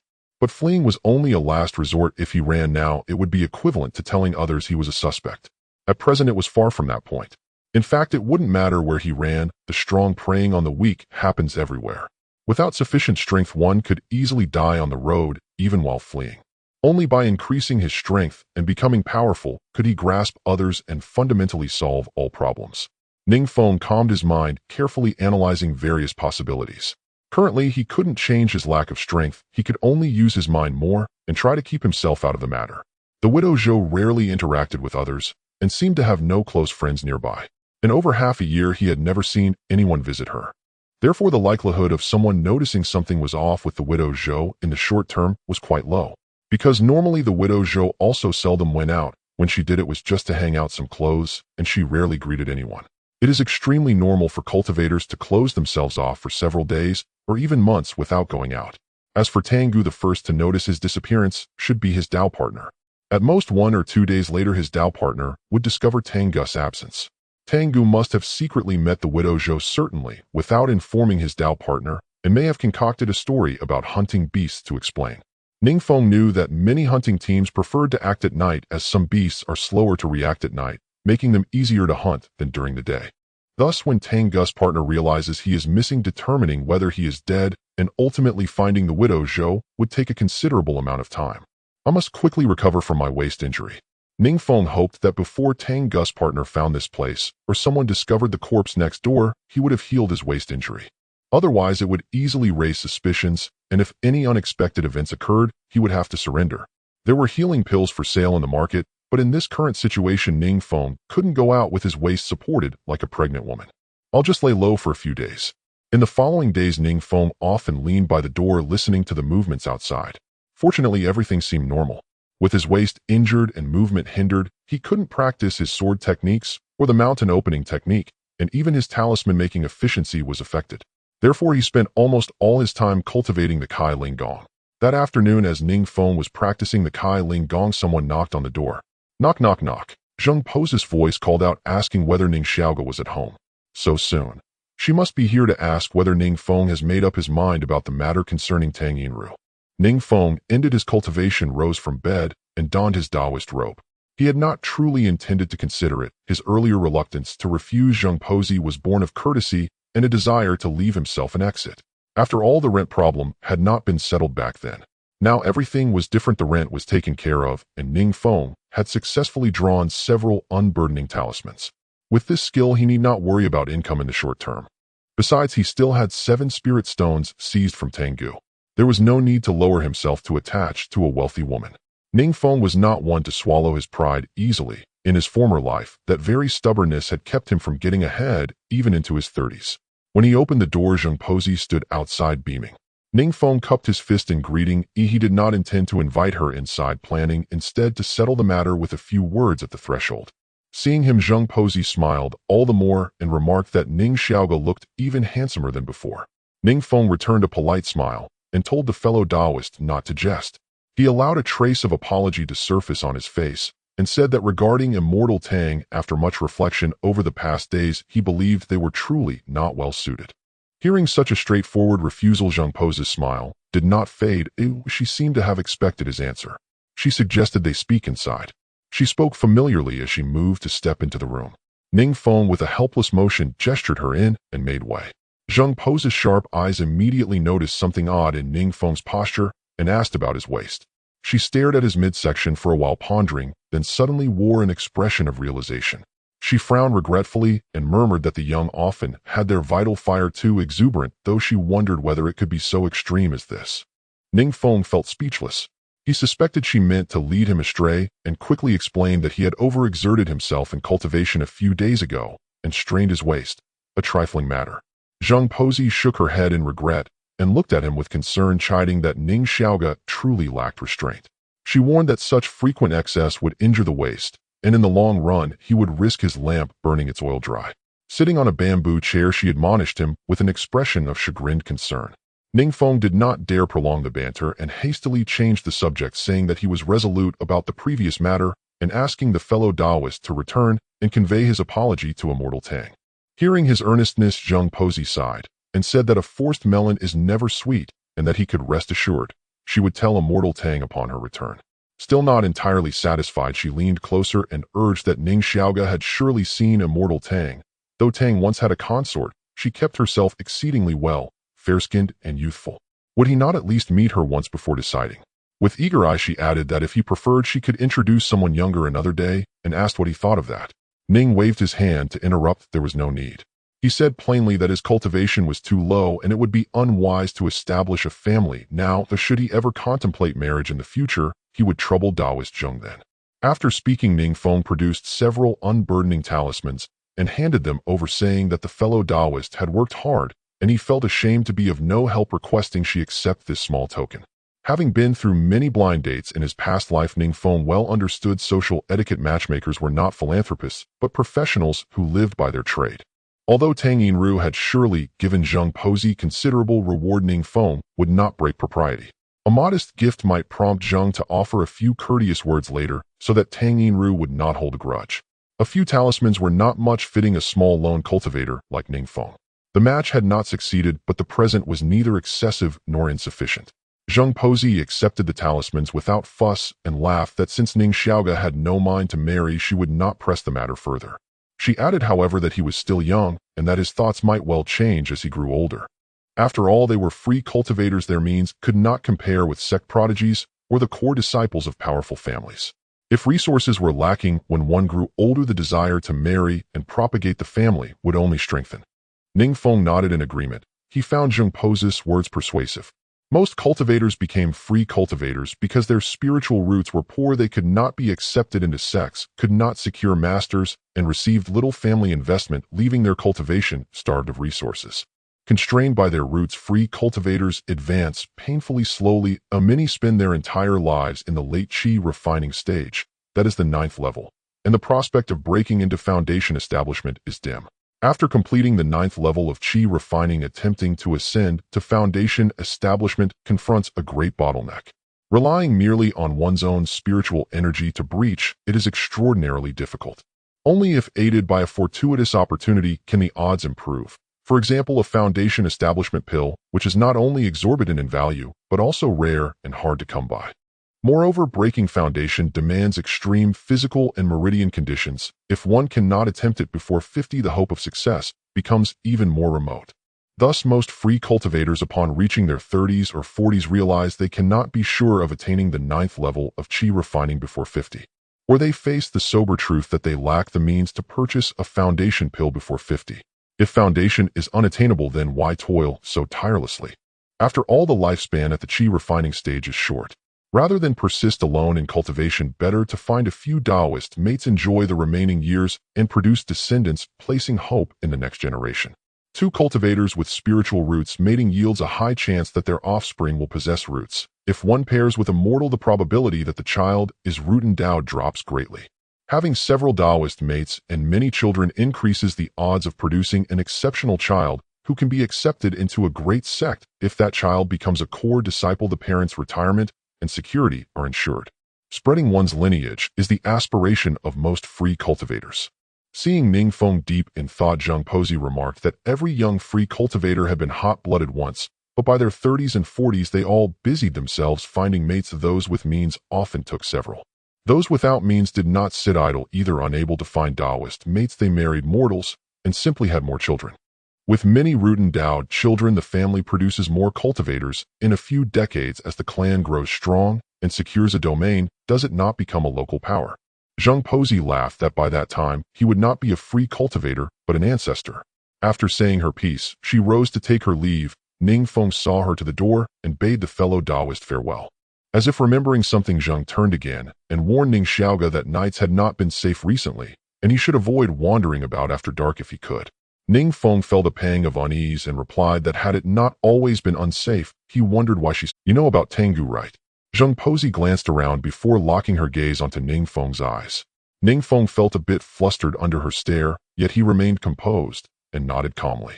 I know, of course I do. Zheng Po's expression turned serious and she lowered her voice, speaking mysteriously. Tang Gu has been missing for several days now, and no one has found him yet. No way. Ning Feng's face showed a hint of surprise. How could he just go missing like that? I ran into him a few days ago when I went out. Zheng Pozi shook her head and said, I heard he went hunting the other night and hasn't returned since. His Dao partner is now frantic, searching everywhere for him. She sighed again. After so many days of searching without a trace, if he wasn't killed, it's likely he was devoured by a beast. Ning Feng agreed, saying hunting is indeed fraught with danger, but it can also be quite rewarding. Zheng Pozi shot him a glance. Even if there are spirit stones, life is paramount. You're not thinking of going hunting for spirit stones, are you? Ning Xiaoga. Zheng Pozi had visited twice, but was unaware that Ning Feng was a talisman master, and Ning Feng naturally wouldn't reveal it first. He replied, I have enough self-awareness, thank you for the warning, fellow Taoist. Zheng Pozi shook her head as she departed. Before leaving, she handed Ning Feng a bottle of pills, kindly reminding him, by the way, Ning Xiaoga, you should take it easy. A man's waist is a deadly knife. Once your waist is injured, it'll be too late for regrets. She added, these pills are effective for waist injuries, take them. Ning Feng was a bit skeptical, wondering if they were really proper pills for healing the waist. Watching Zheng Po's departing figure, Ning Feng felt a bit curious. He didn't know her cultivation level, but he estimated she was also at the mid-stage of chi refinement, definitely higher than his own. Cultivators can probe the realms of those below them, but cannot check those above. Upon returning to his room, Ning Feng recalled what Zheng Pozi had said.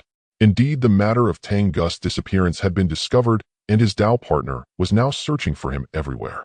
It seemed that the previous speculation was correct. Tang Gus's Dao partner was unaware that he had secretly met with Widow Zhou that night, so the likelihood of finding him at Widow Zhou's home was slim. Ning Feng contemplated whether to take advantage of this time gap to sneak into the next door and dispose of the two bodies. If he could dispose of the two bodies, no one would know that they were killed in Widow Zhou's home, leaving Ning Feng with, if I can bury the bodies outside, this matter can be put to rest. Burying the bodies further away would certainly be better. Even if discovered, others would only think Tang Gu and Widow Zhou were killed while secretly meeting in the wild. No one would suspect Ning Feng. However, transporting two corpses was too conspicuous, and this could only be done at night, which was unsafe. Ning Feng shook his head, dismissing this plan. If he didn't dispose of the two bodies, they would eventually emit a foul odor, and someone would surely trace the smell back to the neighboring house. At that time, if the guards questioned him about why he hadn't smelled anything from next door, he wouldn't have a good answer. But if he were to seek out the guards to say he detected an odor that also felt inappropriate. After pondering for a while, Ning Feng felt it would be better to handle it on the spot. He could go to the market to buy some corpse disintegration powder and dispose of the two bodies right there. However, from memory, he knew that corpse disintegration powder wasn't cheap, and although his waist injury had improved somewhat, there was still some risk in going out. If he encountered a bandit cultivator on the way, Ning Feng's combat ability would be less than 50%. Ning Feng picked up the bottle of pills that Zheng Pozi had given him, hesitated for a moment, then opened the cap and brought it to his nose for a sniff. Zheng Pozi misunderstood that his waist injury was due to excessive indulgence, so she likely gave him pills for strengthening and waist support, which should be of no help to his injury. A familiar medicinal smell wafted from the bottle. This scent felt familiar to Ning Feng. It was a common pain relief pill that cultivators usually kept on hand, quite ordinary and not expensive. However, the original owner hadn't frequently gone out, and thus didn't keep these commonly used pills. Without further hesitation, he poured out two pills and swallowed them directly, quickly feeling warmth gathering in his waist, significantly alleviating his injury. It works. Ning Feng decided that the next time he went to the market, he would buy some common healing medicines. One cannot walk by the river without getting their shoes wet, and even if they're not needed, it's wise to keep some on hand just in case. After staying home for 2 more days, aided by the pills, Ning Feng's waist injury had recovered quite a bit. This morning, after practicing the harvesting spirit technique for a while, Ning Feng opened the panel. Name: Ning Feng. Lifespan 1,638 years. Realm Chi Refinement Level 346,100. Technique: Harvesting Spirit Technique Beginner 56,100. Skills: Talisman Making, Cleansing Talisman Beginner 50,100. Talisman Making, Unloading Talisman Beginner 8,2100. Mountain Opening Technique Proficient 47500. Basic Swordsmanship Proficient 4,500. Although Ning Feng had been cooped up at home these past 2 days, he kept an eye on the movements outside, and everything seemed normal. He decided to seize the opportunity to head to the market, buy some corpse disintegration powder, and also clean up the stolen goods. He took out the spoils from a small hole, wrapped the broken sword in a black cloak, skipped breakfast, and headed straight to Fengyao City. If only I had a beast pet to ride, it would be much more convenient. With his waist injury not fully healed, Ning Feng felt a bit uncomfortable while walking quickly. Seeing people riding beast pets and kicking up dust as they passed by, Ning Feng couldn't help but feel envious. They were called beast pets because they had yet to gain intelligence. If they did, they would be called spirit beasts. Riding an expensive high-tier spirit beast to fly with the wind covering several miles in a breath was nearly every cultivator's dream, but it remained just a dream. Because those were exclusive benefits for those at the golden core stage or above, and strength in this world fundamentally determined wealth. For a foundation establishment cultivator, owning a flying beast pet would be considered outstanding. Not to mention chi refinement cultivators, if they could buy a rideable beast pet, or even one that could assist them in battle, they would be considered wealthy in the cultivation world. The beast pet mouse that Ning Feng had previously killed had not undergone basic training and lacked any special abilities. It was purely a small pet for fun and could only fetch 2 spirit stones in the market. If he were to buy a rideable beast pet, it would cost at least several dozen spirit stones. Let alone Ning Feng, even in Fengyao City, it was rare to see cultivators riding beast pets. Ning Daoist. In Baolin Hall, Wu Zhu's eyes lit up when she saw Ning Feng enter the store, and she quickly greeted him warmly. Ning Feng's first stop in the market was directly to Baolin Hall, but this time, he wasn't selling talismans. After that night's battle with Tengu, he had almost exhausted all his unloading talismans, and now only had a couple left. The reason for coming to the Baolin Hall is that Ning Feng wanted to deal with those spoils of war. Rather than keeping them at home and feeling anxious, it would be better to sell them in the market for spirit stones, even if at a lower price. Ning Feng could accept it. These items are too hot to handle. Tang Feng's knife and Widow Zhou's soft sword, if anyone knew they were in his possession, the consequences would be unimaginable. If he were to sell them directly to a shop in the market like he did with the talismans, it would certainly be easy to dispose of them. However, Ning Feng was worried about leaving any clues which could be detrimental to him if someone were to investigate later. Thus, Ning Feng wanted to first seek someone to inquire if there were any safer channels for selling. Wu Zhu and the female vendor who sold him the talisman paper were among the few acquaintances he had in the market. However, compared to the others, Ning Feng felt that Wu Zhu's personal goodwill was greater. Moreover, Wu Zhu had a simpler identity. She was just a small shop clerk and would not harbor any ulterior motives toward him. "I've met you before, Daoist Wu."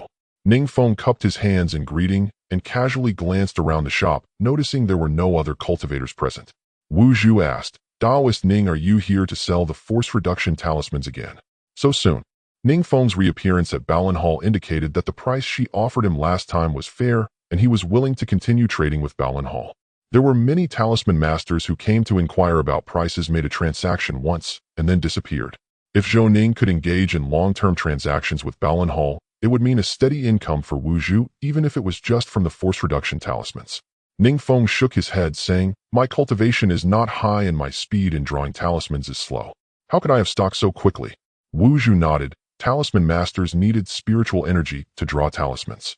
A low level of cultivation not only affected the success rate of drawing talismans, but also impacted the speed. Then, "Did Daoist Ning come specifically to visit me this time?" Wu Zhu sent a flirtatious glance, pretending to act coy. Ning Feng secretly laughed, thinking Wu Zhu believed he was just a 16-year-old novice still trying to tease him to get closer. However, being in the sales industry, Ning Feng was naturally not surprised by such flirtatious banter. After all, he had been through it himself. So he deliberately sighed and spoke with a heavy heart, saying, "Alas, Daoist Wu, you truly are remarkably perceptive to have guessed this." "Oh." Wu Zhu's expression paused, her eyes filled with charm. Ning Feng leaned closer to Wu Zhu, saying, "To be honest, ever since I saw Daoist Wu that day, I've been unable to eat or drink, always feeling a bit blocked in my heart, constantly wondering when I could see your elegance again. By the way, I wonder if Daoist Wu has a partner. If not." Upon hearing this, Wu Zhu's cheeks flushed. She hadn't expected Ning Feng, who appeared youthful, to be so flirtatious and ask such a sensitive question. She replied, "A partner. Not yet." Seeing Wu Zhu stammering, Ning Feng felt even more amused. He pretended to act lewdly, looking Wu Zhu up and down. He had to admit that Wu Zhu's looks were quite impressive. He hadn't noticed before, but now he realized she conformed to the common aesthetic of his past life. Tall and slender, with beautiful looks and a refined demeanor. Seeing Ning Feng scrutinizing her, Wu Zhu felt flustered. She usually joked and played around with customers because it was part of her job, but she wasn't this restrained with others. The talisman master in front of her was too handsome, standing so close. She felt overwhelmed by a wave of masculine energy and was at a loss for a moment. Ning Feng, however, took half a step back, clasped his hands behind his back, and smiled, saying, "Ahem, Taoist, why, I was just joking you, please don't take it to heart. In fact, I came to find you today to inquire about some matters." "Oh, I see," Wu Zhu said, instantly calming down. A relaxed smile returned to her face. "What does Taoist Ning wish to inquire about? If it's about matters in the market, I know a thing or two." Ning Feng looked around to ensure no one was paying attention, then quietly asked, "A friend of mine picked up 2 knives a few days ago and entrusted me to help him exchange them for spirit stones. I wonder if Taoist has any connections in this regard." Wu Zhu, experienced and astute, understood immediately upon hearing Ning Feng. These items were likely not meant to be seen, and Ning Feng didn't want to sell them directly to Baolin Hall through normal channels. She smiled and said, "Taoist Ning, what level are those 2 knives?" "Above spirit tools." "Spirit tools?" Ning Feng looked confused, as his memory seemed to lack this part of knowledge. After Wu Zhu's brief clarification, he finally remembered.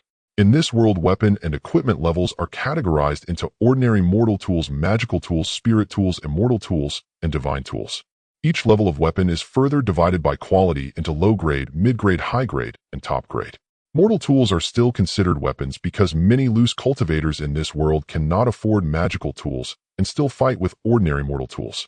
Ning Feng's broken black knife is just an ordinary mortal tool, no different from the kitchen knives sold. Real cultivator weapons are categorized from magical tools. Cultivators imprint their spiritual sense onto these magical tools, which equates to owning a magical tool.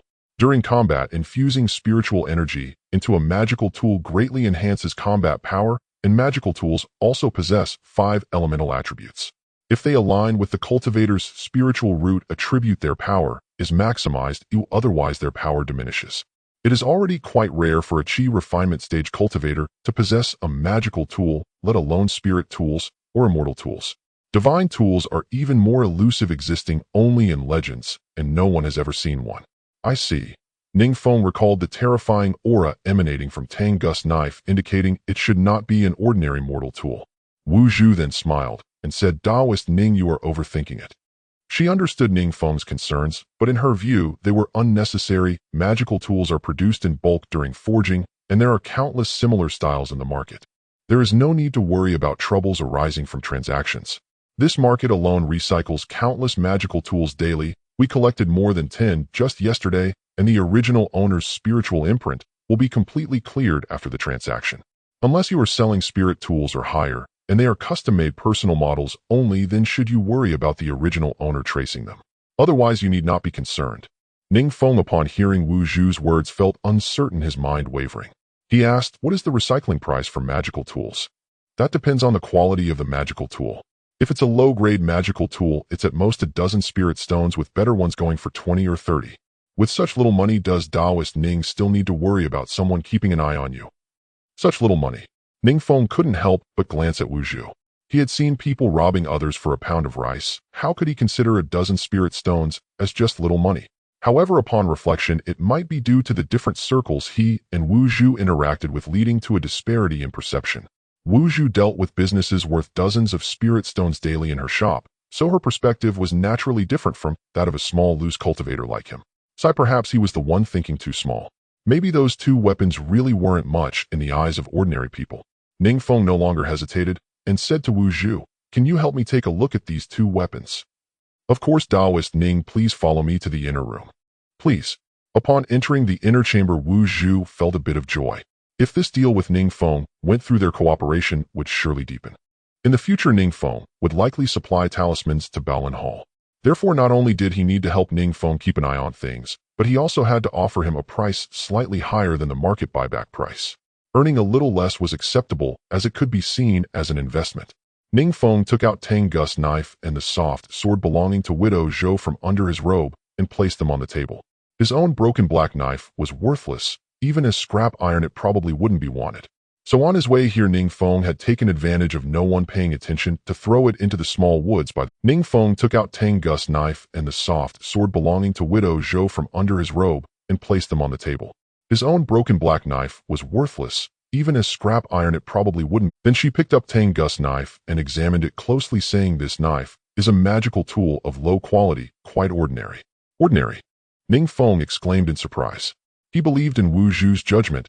She had no need to lie to him. The killing intent emanating from the blade seemed strong, yet Wu Zhu's evaluation was merely ordinary. Wu Zhu put down the knife and looked at Ning Feng, saying, "Friend Ning, this knife is called Dragonfall Slash, produced by the Beastmaster sect, with annual sales reaching 50,000 pieces. The Beastmaster sect has specifically built a furnace for forging Dragonfall Slash. A trace of true dragon soul essence is infused during the forging process, and when spiritual energy is channeled into the knife, this soul essence can suppress ordinary low-tier monsters. Therefore, this knife is very popular among low-level beast-catching cultivators, and many shops selling magical tools in this market have it for sale." Upon hearing Wu Zhu's words, Ning Feng felt that he had indeed overthought it. He asked, "How many spirit stones can I exchange for these two items?" Wu Zhu pondered for a moment and replied, "This Dragonfall Slash is too ordinary, so its market price is generally 12 spirit stones, and the buyback price is about 6 to 7 spirit stones. However, if you deal with us at Balan Hall, we can offer you a friendly price of 7.5 spirit stones." Ning Feng was delighted and asked, "What about this soft sword?" Seeing the soft sword, Wu Zhu couldn't help but chuckle and said, "Friend Ning may not know, but Balan Hall does not accept mundane weapons. However, to accommodate you, we can make an exception this time, so you won't have to seek someone else to sell it. However, this soft sword has little buyback value, but we can offer a maximum of 30 spirit stone fragments." "All right, deal." Ning Feng did not hesitate, as his main purpose this time was to deal with these items. Instead of selling them to someone else, he preferred to trade at Balan Hall with Wu Zhu. Of course, Ning Feng did not forget about other matters. "Additionally, I would like to purchase some corpse powder and prepare some commonly used healing medicines. Does your hall have any?" "Yes, these are essential supplies. How could we not have them?" Wu Zhu nodded. Although these items were not worth much, Ning Feng had just sold a magical tool and was conveniently buying supplies, which was quite pragmatic. Ning Feng said, "Then please help me prepare them, and we can settle the bill together." Ultimately, after deducting the costs for the medicines and corpse powder, Balan Hall still paid Ning Feng 5 spirit stones. Upon leaving Balan Hall, Ning Feng felt much lighter. The feeling of exchanging spoils for spirit stones was truly delightful. Now he had a total of 12 spirit stones. I must not get carried away.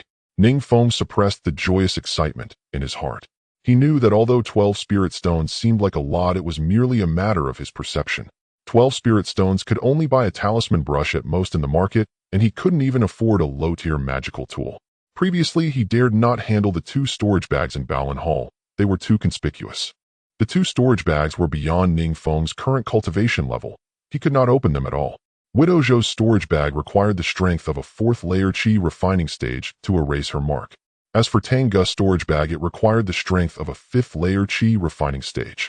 There were only 2 ways to open a storage bag: either have someone with sufficient cultivation open it, or increase one's own cultivation to do so. Ning Feng chose the latter. As he passed a few magical tool shops, Ning Feng pretended to casually browse, discovering that Dragonfall Slash was indeed a very ordinary low-tier magical tool available in almost every shop, and the prices were similar to what Wu Zhu had mentioned. He even deliberately inquired about the buyback price for Dragonfall Slash at one shop, but they only offered 5.5 spirit stones. "Alas, I've incurred a favor." Ning Feng finally confirmed that Wu Zhu had not tricked him. The price she gave was indeed a friendly one. He understood her intention, hoping that his talismans would be sold to Balan Hall in the future. This was a subtle means of wooing which posed no harm to Ning Feng. Moreover, he needed to cultivate a cooperative partner. Balan Hall was originally his chosen shop to sell talismans, but they were still in the initial phase of contact. Selling the magical tool this time was also a deliberate test by Ning Feng. Although it was somewhat risky, he had indeed gained something. It was not just the few spirit stones he received, but also the satisfactory interaction with Wu Zhu. Ning Feng turned around and walked back to the magical tool shop he had visited earlier, intending to buy a mundane weapon. Balan Hall did not sell mundane weapons, but Ning Feng could not afford a magical tool, and now that he had lost his broken knife, he thought it best to buy a mundane weapon for self-defense. Moreover, practicing basic knife techniques required a knife right. "Shopkeeper, how much is this knife?" Ning Feng directly chose a knife with a wider blade, feeling its weight in his hand. With Ning Feng beginning to learn basic knife skills, he needed a heavier knife. The previous black knife was too light, and the handling felt unsatisfactory. 1 spirit stone. After some haggling, he finalized the deal for 80 spirit stone fragments, handing the shopkeeper 1 spirit stone and receiving 20 in change. The exchange ratio for spirit stone fragments to spirit stones was 1 to 100. Ning Feng proudly fastened the knife to his waist, no longer hiding it under his robe. Ever since he killed Tang Gu, he had gained a certain level of confidence. If no one offends me, I will not offend anyone. If someone offends me, I will surely kill. Ning Feng felt that he was being led astray by a golden finger. His murderous intent seemed a bit heavy. After circling around, he planned to buy some talisman paper and ink for future use, but unfortunately the female vendor was not present today. He found a pleasing stall and bought over 1,000 sheets of talisman paper and several bottles of higher quality talisman ink, spending 2 spirit stones. He then spent more than a spirit stone on some rice, cured meat, and dried vegetables, carrying over 30 pounds of supplies on his shoulder, which made his waist ache slightly. However, Ning Feng still couldn't bear to buy a storage bag. These supplies should last him for a month. If he could break through to the 4th layer of qi refining, he might be able to directly use Widow Zhou's storage bag. There was no need to spend money to buy one specifically. He endured the waist pain and hurried out of the city. The journey was peaceful, and he quickly returned to the rented area. From a distance, something felt off, but it seemed that many people were gathered in front of his house. The guard team. Ning Feng's heart sank. In the crowd, a dozen individuals stood out tall and dressed uniformly. Ning Feng recognized them as the Lin family's guard team. The presence of multiple guards at the scene could only mean one thing: they were handling a security incident. Ning Feng felt a surge of panic. The first thought that crossed his mind was that the matter had been exposed. He wanted to turn and flee, but ultimately held back, deciding to assess the situation first. Given his current strength, coupled with the fact that his waist had not yet healed, the chance of successfully escaping every member of the Lin family's guard was more powerful than him. The threshold to join the guard was not low. Only those in the mid-stage of qi refinement could join. After all, it was a life-threatening job. Ning Feng dared not approach too closely, deciding to observe from a distance. After watching for a while, he realized the guards were not surrounding his house, but were at Widow Zhou's front door. However, there were many onlookers nearby, and some who could not squeeze and stood at Ning Feng's doorstep, leading him to mistakenly believe they were gathered around his house. It must be that a body has been discovered. Ning Feng sighed in relief, but also felt a hint of regret. If only it had been discovered a day later. He had originally planned to sneak over to the next house tonight using the corpse powder he had just purchased to deal with the 2 bodies. Now that the bodies had been found early, there were many more variables. Slowing his pace, Ning Feng quietly moved a little closer. He finally saw that Widow Zhou's door was open and several guards were conducting some investigation inside. Some were rummaging on the ground, while others were carefully inspecting the walls. The 2 bodies on the bed had already been moved outside to the open area and covered with white cloth. However, from the shapes of the bodies, Ning Feng could distinguish that one was Tengu and the other was Widow Zhou. "Whoa, you heartless one." The sound of weeping arose beside Tengu's body, where a female cultivator cried inconsolably. She was Tengu's partner, sitting on the ground, pounding her chest and cursing. "He deserved to die. I followed you through hardships since I was 12. Oh, just when life was finally stabilizing, you went behind my back to find another woman. You heartless one. He deserved to die." "Whoa." Some neighbors nearby approached to console her, trying to help her up, but Tengu had settled here for quite some time, and many people knew the couple. Seeing such a scene, they all felt Tengu was quite well liked. The discovery of him dead in bed alongside Widow Zhou was a complete shock to everyone. In their eyes, the murderer could not possibly have killed Tengu elsewhere and then transported the body to Widow Zhou's house. It was evident that this incident was a case of catching someone in the act, and the murderer, in a fit of rage, killed both Tengu and Widow Zhou. A few astute neighbors even directly suspected Tengu's partner, feeling that her loud cries were merely an act. Ning Feng quietly squeezed into the crowd, feigning a look of terror and unease, pretending to be an onlooker. Before long, he pieced together the situation from the various discussions among the neighbors. It turned out that in the morning, when he went to the marketplace, a neighbor had come looking for Widow Zhou, knocking for quite some time before sensing something was wrong. This neighbor then broke the door down and discovered the bodies on the bed. Ning Feng was quite speechless. He had always thought that Widow Zhou did not have much interaction with the other neighbors. However, when he heard that the neighbor was there to collect a debt, he felt relieved. He knew that Widow Zhou was also quite poor, with almost nothing of value. The neighbor, seeing that Widow Zhou did not respond to his knocking, assumed she was deliberately hiding, thus acted without courtesy, otherwise an ordinary person would not have barged in.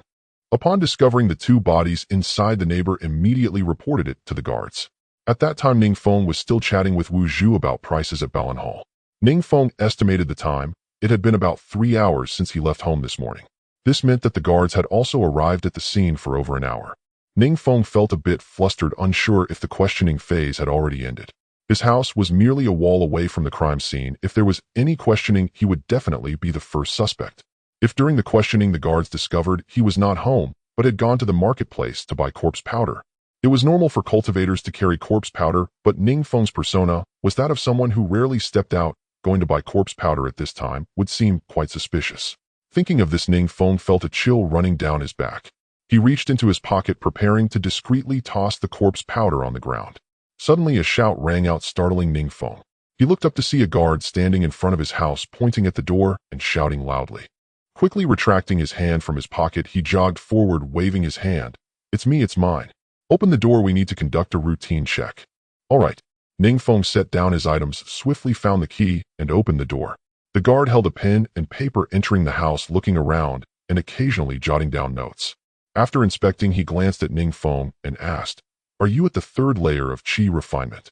"Yes," Ning Feng replied, knowing that the other party had probed his cultivation level, which was higher than his own. The guard then asked, "Do you know if Zhou Yun had any conflicts with anyone?" Zhou's full name was Zhou Yun. Ning Feng shook his head. "I do not know. If he were forced to name someone who had a conflict with Widow Zhou, it would only be himself. Have you noticed Zhou Yun interacting with anyone in the past few days? Or has she shown any unusual behavior?" Ning Feng pretended to ponder for a moment, and then shook his head. "I have not noticed anything."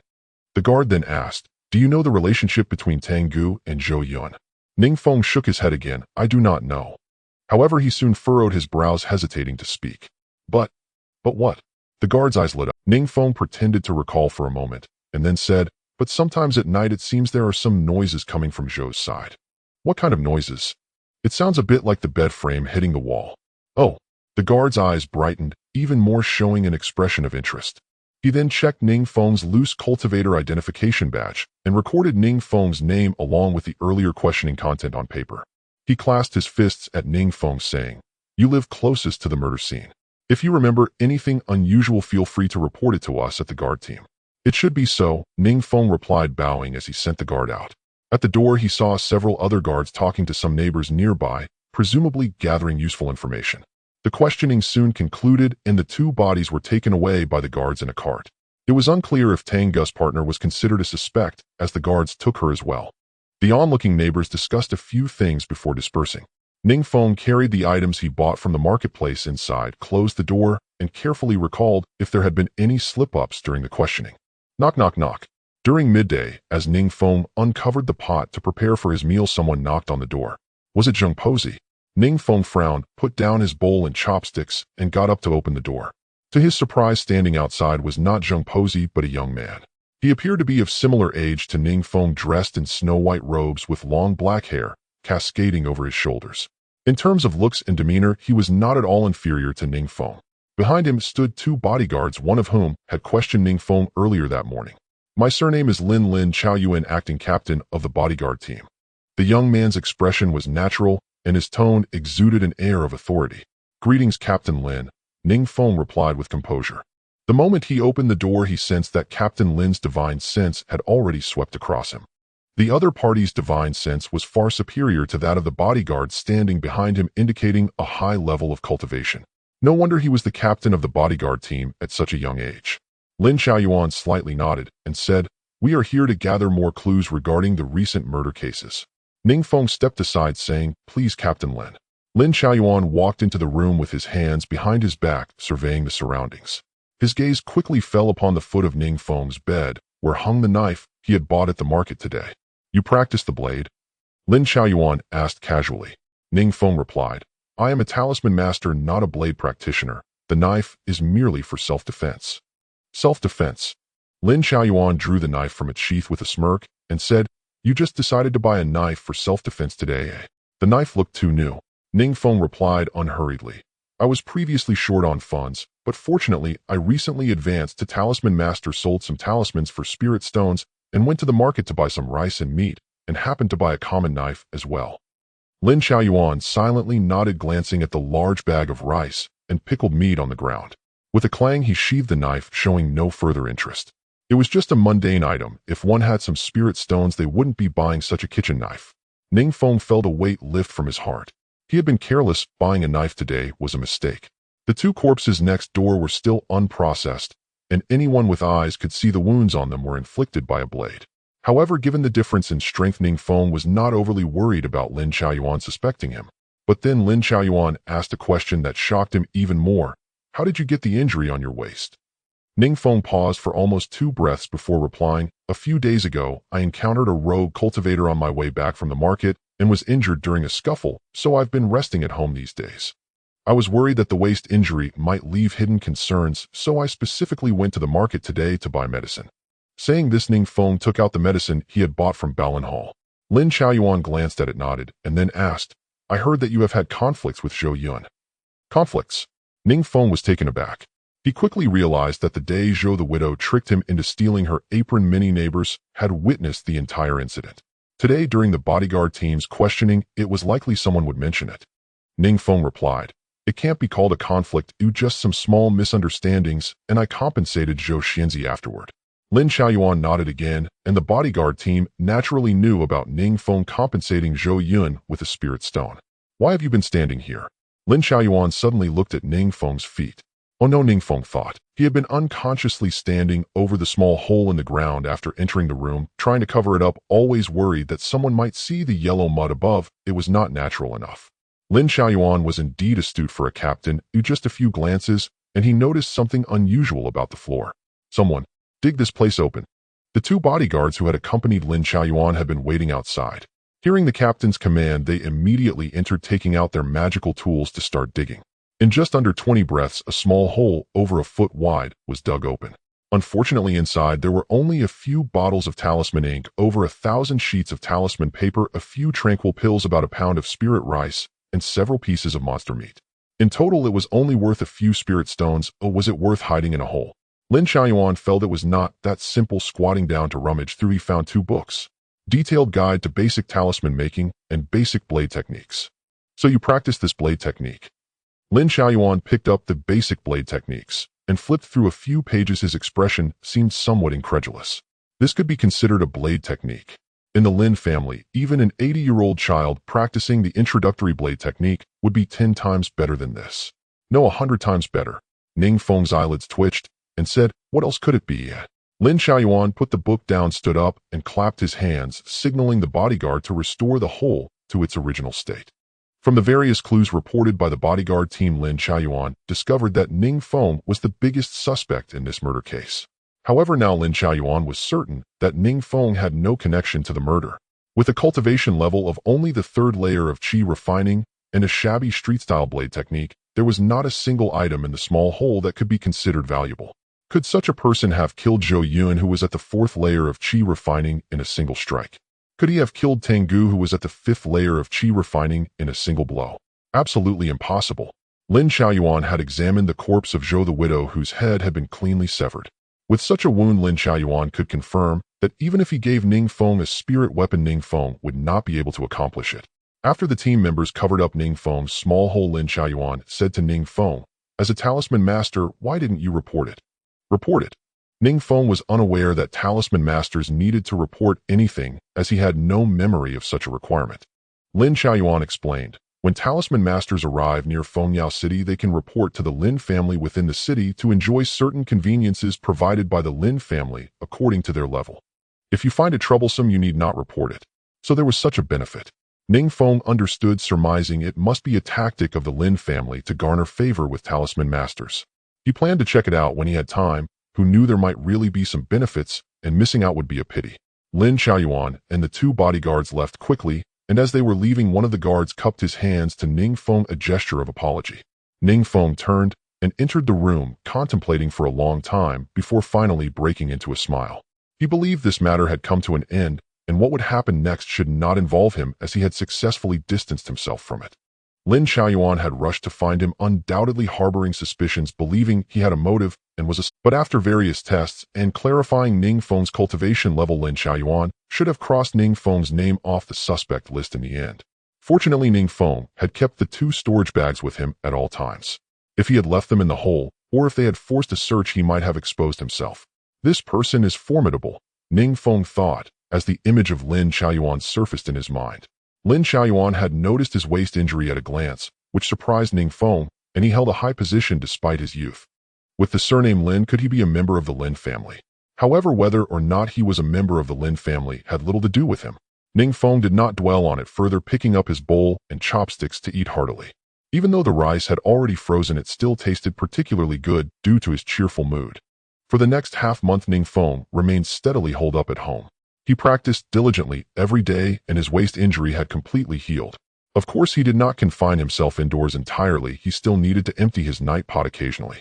Moreover, the ordinary rice he ate combined with the smoke and fire of grains would turn into golden, fragrant soil, necessitating a trip to the public latrine located over 100 meters away almost every day. Many nearby houses like Ning Feng's had single rooms without independent latrines, leading to queuing for the restroom at times. On several occasions while squatting, Ning Feng heard female cultivators outside urging him to hurry. Sometimes they didn't even wait for him to come out and would rush in while removing their robes. The strong odors and the chaotic environment made Ning Feng feel quite uncomfortable. I need to change rooms as soon as possible, renting one with an independent latrine. That day, with his pants held up, he walked out of the latrine, secretly making a resolution. He currently had 7 spirit stones and several fragments of spirit stones. Over this period, he had drawn quite a few talismans. If sold, his worth would reach at least over 10 spirit stones. For Ning Feng, changing rooms was no longer an unattainable luxury. However, he wanted to move directly into the city, but the housing prices there were exorbitant. 10 or so spirit stones might not suffice. He needed to continue saving more. Moreover, as his sword technique cultivation progressed, Ning Feng felt his appetite growing. Previously, he only needed to eat 5 to 6 taels of rice a day. Now, in less than half a month, he needed to consume around 1.5 jin of rice daily to feel full. This was more than double. Yet at the same time, Ning Feng also felt that his body had become much stronger since arriving in this world. He felt energetic and vigorous. A larger appetite brought benefits, but it also had downsides as his food expenses had noticeably increased. Ning Feng calculated that based on his current appetite, he would need roughly 4 spirit stones each month. This was still under the condition of eating ordinary rice and pickled meat. If he were to eat better, and if his appetite continued to grow, the consequences would be dire. At least in the short term, he would be unable to change rooms. Returning to his room, Ning Feng continued to draw talismans. Over the past half-month, aside from his regular cultivation, he had spent the rest of his time fervently drawing strength-reducing talismans, which had now reached an advanced level, with a success rate nearing 50%, including some mid-grade ones. However, with plenty of talisman paper still on hand, Ning Feng decided to use up his current stock before going out to buy more at the market. Another half-month passed. One morning, Ning Feng was practicing the Qi gathering technique when suddenly the text on the panel flashed. Qi gathering technique familiarity 1. In that moment, Ning Feng felt a surge in his dantian as his spiritual power surged. It seemed as if the spiritual energy from the heavens and earth was being drawn and rapidly entering Ning Feng's body, continuously merging with the Qi in his dantian. After a moment, the Qi within his body surged like a bull rushing through Ning Feng's meridians at great speed. The bottleneck that ordinary early-stage Qi refining cultivators encounter when breaking through to mid-stage was effortlessly shattered by Ning Feng. Qi gathering technique advanced 1500. Ning Feng naturally saw the panel prompt, but he did not feel overjoyed. This was a crucial moment, and he maintained a calm demeanor to guide the Qi within his body to condense. Soon the chaotic and restless Qi under Ning Feng's guidance gradually calmed down and began to slowly flow into his dantian. At this moment, Ning Feng's dantian had expanded nearly twice its size compared to the early stage of Qi refining, allowing for even more Qi to be stored. Repeatedly, Ning Feng guided the Qi through his meridians, and after more than 10 cycles, he felt the Qi return to the previous state of tranquility. He pressed his hands down to conclude his session, opened his eyes, and checked the panel. Name: Ning Feng, lifespan 1638 years, realm Qi refining 4th layer. 1100 cultivation method Qi gathering technique advanced 1500 skills talisman making cleanliness talisman beginner 42100 talisman making strength reducing talisman advanced 327500 talisman making soundproof talisman beginner 78100 mountain opening technique advanced 129500 basic sword technique advanced 184500. He had finally stepped into the mid-stage of Qi refining. Ning Feng's face lit up with joy. He had waited a long time for this day. He could now clearly feel the difference between mid-stage and early-stage Qi refining. It was a crushing disparity. With the dantian space expanded so much, the amount of stored spiritual power had also increased. The more spiritual power one had, the longer one could sustain and unleash spells, effectively doubling his self-defense capability. Additionally, the time taken to draw talismans and the intensity of labor could be significantly increased. However, just having broken through to the fourth layer of qi refining his dantian was still rather empty. He needed to continuously practice the qi gathering technique to guide the spiritual power to fill his dantian. I must practice diligently from now on. Ning Feng stood up, deciding to visit the market today. The supplies he bought last time were originally intended to last over a month, but with his increased appetite, the rice barrel had nearly run dry in the past 2 days. In the last 2 days, Ning Feng had scavenged for food at the small market in the rental area, but the prices were somewhat steep. Thus, it was necessary to head to the Fengyao city market to replenish his stock. Moreover, he had been thinking about the benefits mentioned by Lin Chaoyuan regarding talisman makers. It was time to check it out. However, before leaving, Ning Feng did not forget an important task. It was time to open the storage bag of Widow Zhou. Taking out the storage bag, he activated his spiritual power to erase Widow Zhou's spiritual sense mark, but initially there was no response. After several attempts, he finally succeeded in erasing it. Ning Feng's eyes lit up, and he couldn't help but immediately infuse a strand of his own spiritual sense marking the storage bag. He was certain that Widow Zhou was not wealthy. There were definitely no valuable items in the storage bag, but the bag itself was worth several spirit stones. Immediately, the storage bag seemed to establish a connection with him, with a thought he could view its contents at any time and freely take in or out items. As he probed into the storage bag, Ning Feng was left dumbfounded. The space inside the bag measured 10 feet long, 10 feet wide, and 4 feet high. This storage bag could be considered extra large, selling for at least 40 to 50 spirit stones at the market. In that instant, a thought struck Ning Feng: should he sell this storage bag at the market? Even if it was secondhand, selling it for 20 or 30 spirit stones would definitely not be a problem. After all, this storage bag still had nearly 2/3 of its usable lifespan left. That's a narrow way of thinking. Ning Feng quickly shook his head. If a cultivator remained poor for too long, they would think of converting everything they see into spirit stones. Upon further investigation, he found a pile of items in the middle of the storage bag. There were also some scattered items in another corner. Upon rummaging through, he discovered that the entire pile was clothing with over 20 belly bands alone. Almost every style and color was represented. Ning Feng was speechless. Could Widow Zhou be a belly band collector? Additionally, there were 13 robes, all of the female variety. Ning Feng felt it was a pity if there were 1 or 2 male robes. He could perhaps use them for a change. Having been in this world for nearly a month, he had only been wearing the outfit of his predecessor. Aside from the clothing, the scattered items in the corner were probably worthless. Several bottles of very ordinary qi refining pills worth 1 or 2 spirit stones. There were also some cosmetics and similar items which were nearly valueless. The 9 heavens mystic art, the gathering spirit technique, and the breath-burning technique. The gathering spirit technique. This is an advanced version of the gathering spirit art that Ning Feng is aware of. The gathering spirit art is a foundational technique for low-level cultivators, as it is widely available but progresses exceedingly slowly. A cultivator's prowess is not only related to their spiritual root, but also closely tied to their techniques. With suitable techniques, even cultivators of mediocre talent can aspire to foundation establishment. The gathering spirit technique, however, is significantly more advanced, available only to those from cultivation families or sects for their disciples. The gathering spirit technique is rarely sold on the market. After all, cultivators who possess such advanced techniques do not lack spirit stones. The primary reason lies in the mindset of not sharing techniques outside one's circle. Different social tiers rarely share easily. Holding the gathering spirit technique, Ning Feng felt in overwhelming excitement. He had just advanced to the mid-stage of qi refinement. If he continued practicing the gathering spirit art despite having a golden finger to support him, it would still take him over a year to break through to the 5th level of qi refinement. However, with the gathering spirit technique, Ning Feng was confident that he could reach the breakthrough of the 5th level within 7 to 8 months at most. In fact, the gathering spirit art is barely manageable in the early stages of qi refinement, but after reaching mid-stage, it becomes rather ineffective. If one cannot advance to higher-level techniques, as their realm increases, their cultivation will stagnate, progressing as slowly as rowing upstream. This gathering spirit technique is like a timely snow in winter, a pillow when one is sleepy. Ning Feng did not rush to practice immediately. He carefully put the book away, planning to study it in detail when he had time to ensure there were no issues before beginning his cultivation. He then opened the book that Songlong Jade Maiden Heart Sutra, but after reading a couple of pages, he gently closed it. This book is inappropriate. It is a dual cultivation technique. It's not that Ning Feng is being overly prudish and reluctant to cultivate. Being alone practicing offers no benefits. Dual cultivation emphasizes the harmony of yin and yang mutually supporting and enhancing each other.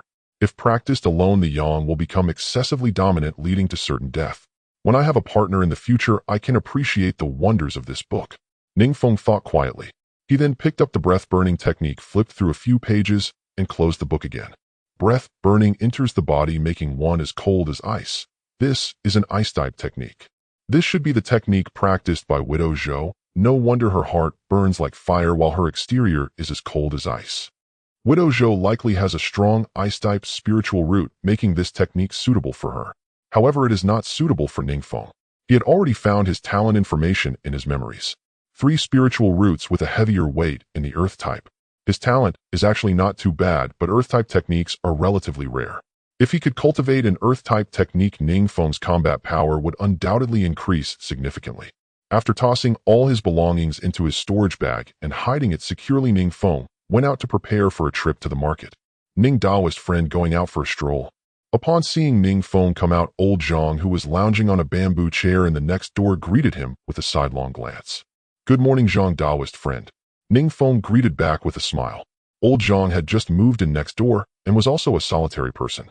After the guards investigated Widow Zhou's incident, it was concluded as an external murder case. Since the culprit was not caught, the case was hastily closed. The room was vacant and was rented by old Zhang. He was naturally aware that someone had died there, but perhaps due to his age and open-mindedness, old Zhang showed no signs of taboo about it. Ning Feng reflected that he could not do the same. As he passed the grove in front of the spirit field, Ning Feng saw no one around, so he pretended to hold his stomach and ran into the woods, opened his storage bag, dug a pit with a knife, and buried Widow Zhou's clothes and cosmetics. Upon arriving at the market, he headed straight to the Balan Hall. Ning Daoist friend, it's been a while since you've come. Wu Zhu exclaimed, her eyes wide with surprise and joy upon seeing Ning Feng. The joy was because Ning Feng had returned to Balan Hall. Whether to buy or sell, her commission would be guaranteed. The surprise was that Ning Feng seemed like a completely different person, having shed the sickly young master appearance he once had. Now he looked tall and strong with a newfound aura of heroism about him. His aura fluctuation also seemed stronger than before. Have you reached the 4th level of Qi refinement? Are you practicing body cultivation? Wu Zhu couldn't help but ask. Only body cultivation techniques could lead to such a drastic change. He had become robust. Unless I haven't practiced body cultivation, or I've just been more active lately, Ning Feng replied with a smile. He also tried to sense her aura but still couldn't discern anything. Wu Zhu's cultivation level was likely at the 5th level of Qi refinement. Wu Zhu scrutinized Ning Feng closely, suspecting he had obtained some chance to alter his physique. Otherwise, such a transformation would be impossible. What's wrong? Have you had enough looking? If you have, help me check the quality of these talismans, Ning Feng said teasingly, causing Wu Zhu's face to flush. The two entered the inner room, and Ning Feng pulled out 2 large stacks of force-reducing talismans. During this time, he had drawn quite a few talismans, with force-reducing and soundproof talismans making up a significant portion. Medium quality. Wu Zhu's keen eyes quickly noticed that many of the talismans in the 2 large stacks were of medium quality. She looked at Ning Feng in astonishment and asked, "Did you draw these talismans?" "Yes." Ning Feng did not understand why Wu Zhu was asking this. Wu Zhu doubted her own eyes and examined the talismans again, unable to help but sigh. If Ning Daoist friend didn't hide your talents before, then you are truly a genius at drawing talismans. In just a month, the quality of the talismans has improved so much. Ning Feng was taken aback. He didn't know the situation of other talisman masters, but hearing Wu Zhu say this, it seemed he had become somewhat exceptional. Being exceptional is not necessarily a good thing. A tree that stands out in the forest will be brought down by the wind. It must be due to the golden fingers effect. The success rate of drawing talismans has increased, and so has their quality. It seems he should be more low-key in the future, otherwise being too conspicuous could lead to disaster. Ning Feng quickly replied, "I've wasted quite a bit of talisman paper this time, and some of these are from my previous stock, so I might as well sell them all together." "I see now," Wu Zhu said, enlightened, but she continued to stroke the talismans with a sigh of admiration. After some counting, there were 472 low-quality, force-reducing talismans, 49 medium-quality, force-reducing talismans, and 85 soundproof talismans. Ning Daoist friend, that's a total of 15 spirit stones here. Soon, without Ning Feng needing to go over, a small bag of spirit stones was delivered from the next door, respectfully presented. A talisman master capable of drawing medium-quality talismans was certainly worthy of such treatment from Balan Hall. This was the customary practice. So much.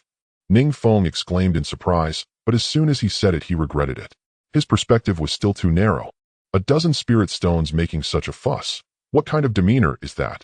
Wu Zhu chuckled. There are a total of 14 medium-quality force-reducing talismans, 7 talismans for 1 spirit stone. That's the market price.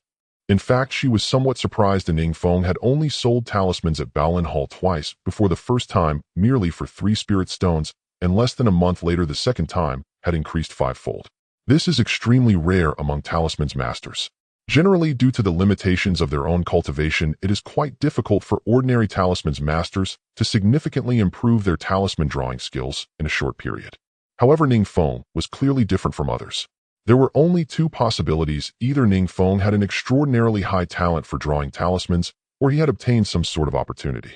Naturally, Wu Zhu would not tell Ning Feng about this, nor would she mention it to others.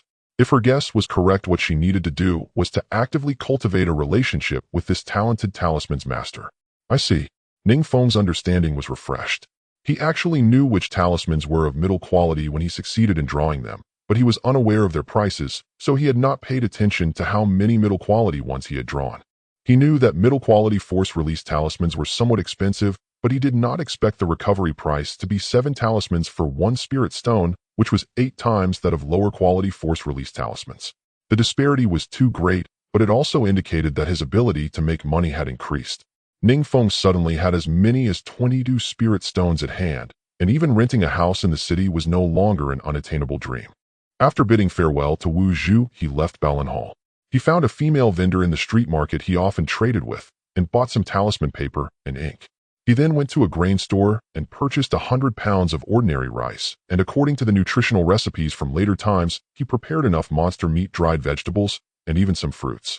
These purchases cost him a total of 8 spirit stones. Originally, he planned to buy a new Dao robe from the robe shop, but in the end Ning Feng decided against it. He had worn this robe for quite a while and had grown accustomed to it. Ultimately, he was still reluctant to spend spirit stones. After putting the food supplies into his storage bag, Ning Feng directly left the market. As he walked past the street next to the market, he saw a row of real estate agents, all of which provided rental or sales transactions for houses.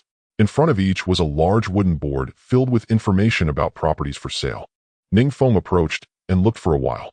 Most of the listings detailed the price and size of various houses.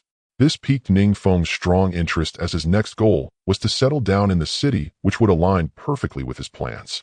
House number 139 on Xianyang Street in the east of the city, 3 zhang long and wide, with a yard singlestory monthly rent of 17 spirit stones. Too expensive. Looking further, Yunxi small residential area in the west of the city, single room, 1 zhang, 2 qi long, 1 zhang wide, shared bathroom, 2nd floor, total height of 4 floors, monthly rent of 15 spirit stones. Strange, the size and environment were worlds apart, yet the prices were quite similar. Ning Feng looked at several more rental listings, finding it hard to discern a pattern, though it seemed that the rental prices here had little relation to the size of the houses. Are you looking to rent a house, fellow Taoist? A real estate agent, a middle-aged man in his 30s, came out smiling after noticing Ning Feng staring at the listings for a while. Ning Feng pointed at the 2 rental listings he had just seen and asked, I noticed that the sizes of these 2 houses differ greatly. Why is their price so similar? The real estate agent with a smile replied, You must be a newcomer, fellow Taoist.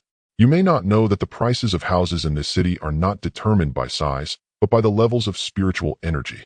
Spiritual energy. Yes, the agent continued to explain. There is a second-tier spiritual vein beneath the city's center, and the closer you are to the center, the higher the spiritual energy. Most fellow Taoists who come here to rent or buy houses are attracted by the spiritual energy, but don't you think it should be priced according to the spiritual energy levels? Ning Feng suddenly understood and nodded in agreement. Naturally, the price should be determined by the levels of spiritual energy. He pointed at the rental listing for the Yunxi small residential area and asked, So this house is relatively close to the city center then? The agent smiled. Exactly. If you are interested in renting it, I can offer you a slight discount, but not much. Ning Feng frowned. He had seen several rental listings stating that many required a 3-month minimum lease. Given his current financial situation, not to mention 3 months, he couldn't afford even one. The agent reading the room immediately understood that Ning Feng found the prices too high and cautiously added, Fellow Taoist, our shop has a house available for rent at a more reasonable price, but the location is not great and the spiritual energy is not particularly abundant. Ning Feng became a bit interested. Oh, is this house also in the east of the city? From the explanation given by the agent earlier, he had figured out the pattern. The spiritual energy in the east was not as concentrated as in the west, resulting in significantly lower rents. Exactly, the agent continued. That's why the owner hasn't rented it out for several months. A few days ago, he notified us to lower the rent a bit in hopes of renting it out soon. What's the monthly rent? 10 spirit stones. Pay 1 month in advance with a deposit. That would mean a total of 20 spirit stones, which was still beyond Ning Feng's means. Seeing that Ning Feng had no intention to continue asking, the agent prepared to leave. Yet he maintained his cheerful demeanor. Fellow Taoists, take care on your way out. If you need to rent or purchase a house in the future, just send a message, and I'll take care of the rest. The experienced agent naturally did not judge people by their appearance and warmly handed Ning Feng 2 communication talismans. Often trading opportunities arise in this manner. Seemingly insignificant individuals might suddenly make a transaction at a certain moment, leading to a commission. Ning Feng took the talismans and saw a few small characters on them. Zhongjing Real Estate. After bidding farewell to the agent, Ning Feng headed toward the center of Fengyao City. The center of Fengyao City is the highest point in the entire city, also the ancestral land of the Lin family, the rulers of the surrounding hundreds of miles. The closer he got to the city center, the more abundant the spiritual energy felt to Ning Feng. It was said that there was a second-tier spiritual vein beneath the city. It seemed to be true. The Lin family's ancestral land was akin to a city within a city, surrounded by tall walls that stretched endlessly. This is how a cultivator should be. Standing at the base of the city wall, Ning Feng felt a profound sense of emotion. The celestial clan was powerful and intimidating in all directions, establishing a family to occupy a territory, deciding life and death with a single word. Which cultivator does not yearn to reach such heights? I am a talisman's master here to report. Ning Feng took out his loose cultivator identity token and handed it to the guard who stopped him. Upon hearing that Ning Feng was a talisman's master, the guard's expression softened significantly. After inspecting the wooden token and finding nothing amiss, he said, "Talisman's masters must report to the External Affairs Hall. Ooh, just go straight and turn left upon entering. If you can't find it, just ask someone." "Thank you." Ning Feng clasped his hands, stepping gracefully into the city. His experiences over the past few days made him vaguely sense that talisman's masters held a certain status in this world. Even newly admitted talisman's masters were quite valued. It was no wonder that his previous self had risked everything to enter this profession. Ning Feng was never directionally challenged, and he quickly arrived in front of a building with 3 large characters: External Affairs Hall. The Lin family's External Affairs Hall seemed very busy with people coming and going. Ning Feng stood in front of the building and observed for a while. Taking a deep breath of the abundant spiritual energy, he decided to go in and inquire. Actually, he had thought this through before coming. The Lin family would not give all talisman's masters benefits for no reason. They must expect something in return. If you take their benefits but cannot provide the corresponding return, you will offend people. Furthermore, once you have ties with the Lin family, when they need something from you in the future, this benefit could turn into a burden or even a noose around your neck. Ning Feng, possessing a system, understood that this secret must not be discovered by anyone under any circumstances. After contemplating for a moment, he entered the External Affairs Hall, finding it similar to an administrative center where people were lining up to handle their affairs. "Hello, I am here to report as a talisman's master." When it was Ning Feng's turn, he was greeted by a female cultivator. Ning Feng dared not probe her cultivation level, as he felt that everyone here was of a higher level than himself. "Where is your identity token?" the female cultivator asked flatly. Her demeanor was akin to that of a bank clerk in later times, serving hundreds of customers daily, appearing as lifeless as a wooden puppet. Ning Feng took out his loose cultivator identity token and handed it over, asking, "What benefits come after reporting?" The wooden identity token was likewise produced by the Lin family to monitor every person within its sphere of influence. Without such a token, one was deemed an outsider, and if trouble arose while walking the city streets, one would inevitably encounter hardship. The female cultivator paid Ning Feng no heed. After registering his wooden token, she rose and said, "Follow me." Ning Feng had no choice but to follow her into a quiet chamber. A table lay within, scattered with talisman ink and paper. "Draw the talisman you are most skilled at," she instructed. She pointed at the table. Ning Feng understood at once this was a professional appraisal, a performance examination of sorts. Stepping forward, he noticed the paper, brushes, and ink provided here were several grades superior to his own. He silently recited a serenity mantra and closed his eyes for 3 breaths. Gathering chi, he lifted the brush, dipped it in ink, and set it to the paper. He would draw an unburdening talisman, having chosen to claim the benefits Ning Feng resolved to give his utmost. As his brush moved, curving, hooking, sweeping, after several breaths a sheen of golden script arose, rising and dispersing like a tide of mist before settling into the talisman. When the charm completed, it faintly emanated a golden glow. Golden runes. Ning Feng was astonished. It was the first time he had seen an unburdening talisman shine with gold. As it formed, he sensed its quality surpassed the mid-grade talismans sold to Balintang. A superior-grade force-relief talisman, the female cultivator exclaimed, even more shocked than Ning Feng. She had not expected a talismanist at Qi Refinement 4th layer to produce a talisman of such high grade.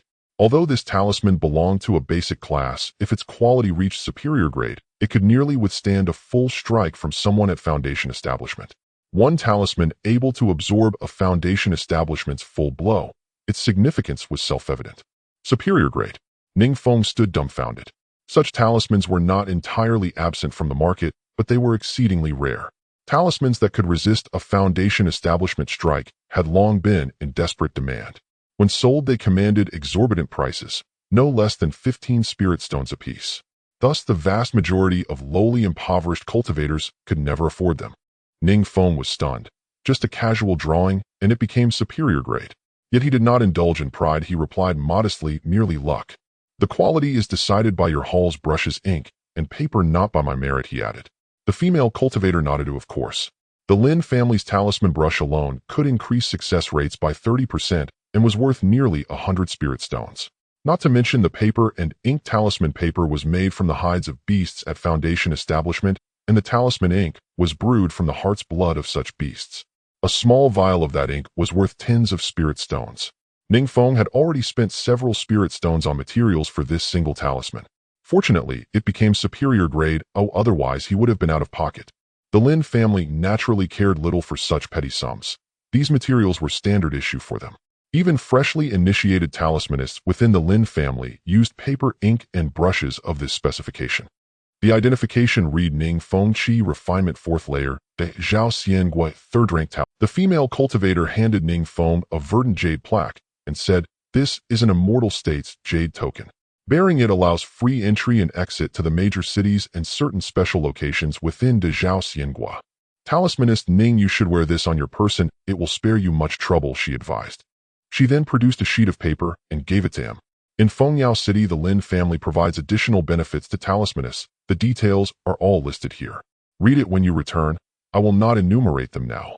Ning Feng took the paper and tucked it into his robes, fastened the jade token at his waist, and sighed as he left the Lin family's main settlement. More than 10 spirit stones, 15 in all, for that unburdening talisman. Whether Ning Feng hinted or asked outright, the female officer from the Foreign Affairs Hall would not return it. Ning Feng dared not seize it by force. The woman was clearly more accomplished in cultivation and on her home ground. He sighed, "I'll forget it." In future, when displaying talismans before others, he resolved to reveal only half his strength. Ning Feng looked at the new jade token with resignation and sighed. The jade was obviously far finer than the old wooden token, both in material and in design.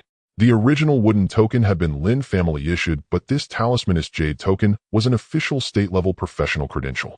The Lin family possessed only the right to distribute these tokens. They lacked even the authority to reclaim or detain them. The 4 luminous characters, De Zhao Xiangua, on the jade plaque stirred some memories in Ning Feng. He was now within De Zhao Xiangua. This world was divided among several great immortal states, and De Zhao was one of them. De Zhao Xiangua was an imperial power with tens of thousands of years of heritage governing both cultivators and mundane folk. Yet some powerful ancient sects in the cultivation world refused imperial rule. Those great factions had long reached tacit agreements with the court to leave one another unmolested. Forces like the Lin family in Fengyao City were but a drop in the ocean, small clans that naturally accepted imperial appointment and administration. After the Lin family took root here, they were required to report their sphere of influence to the court. Only upon imperial recognition and consent could they be deemed the region's official authority. Put plainly, they were equivalent to a county magistrate. If the court wished to replace them, a single decree would suffice. Fengyao City occupied a remote, insignificant position on the world's map. The court rarely concerned itself with it. Still, the Lin family knew how to keep its place and complied with imperial administrative regulations. A small clan could not contend with the vast imperial Xian families. Ning Feng's jade token was in essence the court's official identity badge. It meant he had passed the examinations and was a state-recognized talismanist. De Zhao's regulations graded talismanists into 9 ranks, 1st through 9th. The world beyond is vast and immense. Ning Feng admired inwardly, feeling a twinge of yearning. One day he vowed he would venture out and see other corners of the world. The superior grade force relief talisman he had drawn, though not fit to be a shop's ultimate treasure, would nonetheless stand out brilliantly in any stall within Fengyao City. That such a talisman merited only a 3rd-rank designation revealed how modest Fengyao City's standards were. Beyond its borders, the world must surely be loftier and more formidable. The augmenting effect of superior talisman paper, ink, and brush left a deep impression on Ning Feng. He resolved that next time he would purchase higher quality materials. With better brushes, ink, and paper, both success rate and talisman quality would ascend another level. Street vendor materials might be cheap, but their low success and poor quality made them ultimately unprofitable. With nothing pressing to do, spirit stones in hand, and the hour still early, Ning Feng decided to spend the day wandering Fengyao City. A month had passed since he crossed over. Every day had been lived on edge. Now, as an immortal state's talismanist, admittedly of low rank, he had at last gained a foothold in this world. Even the beasts of burden in the production team deserved rest. Ning Feng, giving himself a day off, was hardly unreasonable. After orienting himself, Ning Feng headed west, precisely opposite the direction of the market district which lay to the south of the city. He had never before ventured to the western, northern, or eastern sectors of Fengyao City. Ning Feng felt it essential to acquaint himself with Fengyao City and gauge the subtle variations in spiritual energy density across its districts, knowledge that would later inform his choice of residence and spare him from being overcharged by unscrupulous brokers. As he strolled idly, Ning Feng observed that foot traffic in the western sector was markedly lighter than in the southern market district, likely due to the concentration of commerce there. Even fundamental establishments, rice shops, artifact forging studios, daoistro boutiques, and brokerage houses, were fewer in number than their southern counterparts. The western sector resembled an upscale residential enclave. Its architecture was markedly more refined than that of the south, a detail Ning Feng found entirely logical, for he sensed the spiritual energy here was significantly richer. Absence of a market, sparse crowds, tranquil streets, and abundant spiritual energy collectively rendered this area an ideal residential environment. Wealthy cultivators naturally gravitated towards such locales. No wonder rents are so steep here. To verify his hypothesis, Ning Feng spotted a shop ahead bearing the character's brokerage house, presumably one specializing in property leasing, and sauntered inside. Upon approaching, he realized this brokerage differed from those in the south. No rental listings adorned its end. Inside, however, sat a female cultivator, evidently the shop attendant. So Ning Feng entered without hesitation. "Greetings, fellow Taoist," she said warmly, rising immediately with a smile upon his arrival. Ning Feng nodded politely, then scanned the interior, finding no rental notices whatsoever. Puzzled, he asked, "Since this is a brokerage house, why do I see no listings for leased accommodations?" "Rental listings?" She furrowed her brows, then burst into quiet laughter. "Esteemed Taoist, this establishment is not a real estate brokerage." Ning Feng instantly grasped the oversight. A brokerage served as a general intermediary, not one confined solely to property transactions, but spanning myriad trades. Marriage matchmakers, employment agencies, logistics coordinators, service intermediaries, domestic staffing bureaus. Nearly every profession maintains such facilitators. Then what sort of brokerage is yours?" "We specialize in mortal matchmaking," she replied, her eyes glinting with playful charm. "Mortal matchmaking?" Ning Feng paused, momentarily stunned, before recalling this very profession existed within this world. Not all realms in this world teemed with spiritual energy. Cultivators congregated exclusively where chi flowed abundantly, while mortals dwelled in mundane lands, places where spiritual energy was either faint or altogether absent. Given the vast gulf in power between cultivators and mortals, the great sects of the cultivation world and imperial authorities had long ago forged solemn pacts. Cultivators were strictly forbidden from entering mortal domains to harm the innocent. Violators faced universal condemnation and execution. This covenant served not only mortal welfare, but also the preservation of the cultivation path itself. For those born with spirit roots, the future cultivators were invariably drawn from mortal stock. Should cultivators recklessly slaughter mortals, humanity's extinction would inevitably sever the cultivation lineage. Thus the celestial and mortal realms remained rigorously distinct, each following its own ordained path. Most cultivators avoided mortal domains entirely, without spiritual energy cultivation stagnated, and prolonged residence there could even cause regression in one's cultivation base. Mortals, however, yearned fervently for the immortal realms. Here resided opportunities and fortunes unimaginable in the mundane world. Any single boon could elevate a mortal to dominion over entire territories back home. Conversely, the cultivation world relied heavily on mortals. Countless mundane tasks, requiring no cultivation, could be performed by them far more economically. This symbiosis gave rise to the mortal brokers, intermediaries who matched cultivators seeking mortal servants with mortals eager to ascend to the immortal realms. Yet so many mortals clamored to enter the immortal realms that demand vastly outstripped supply. Consequently, only the most exceptional mortals, the rarest of the rare, ever succeeded in crossing over through brokerage channels. Observing Ning Feng's thoughtful silence, the female cultivator lowered her voice with a knowing smile. Just 2 days ago, we received 2 mortal girls, both 10 or 11 years old, fully matured in body and mind, remarkably poised. Would you care to meet them? Fully matured. At her words, Ning Feng shuddered involuntarily. Hastily shaking his head, he declined. Thank you, esteemed Taoist. I have no interest. I merely wish to inquire about available lodgings. I must take my leave now. He turned to depart, only for her to grasp the sleeve of his Taoist robe. Please, esteemed Taoist, do not rush away. Her gaze softened with entreaty, her tone verged on supplication. At least glance at them. No purchase required. Our shop has seen no patrons for several days. A brief look would lend us some vitality. And should you dislike them, we'd never dare pressure you to buy. What harm could a glance possibly do? Her instincts were acute. She had already marked him as affluent. Who but a wealthy cultivator would seek lodging in the western sector? Residences here demanded no less than 100 spirit stones, mere entry-level pricing. As for his worn Taoist robe, she dismissed it outright. Mortal brokers encountered wealth in countless forms, never mistaking outward appearance for true worth. Nor was she blind. She had long noticed the jade token at his waist and understood its significance instantly. A certification of status as a talisman master of the great Zhao immortal kingdom. This Taoist was a talisman master. Talisman masters, pill refiners, formation architects. These were the elite among elites, the immortals among immortals. In Fengyao City, none were wealthier than such masters. Yet Ning Feng resisted firmly, evading further persuasion. Esteemed Taoist, please speak slowly and refrain from physical contact. I truly have urgent matters today. I shall return another time to view them. Agreed. Esteemed Taoist, her voice curled like fine wine, warm, intoxicating, sending shivers down his spine. Since you're already seeking residence in the western sector, acquiring mortal attendants to manage your household is inevitable.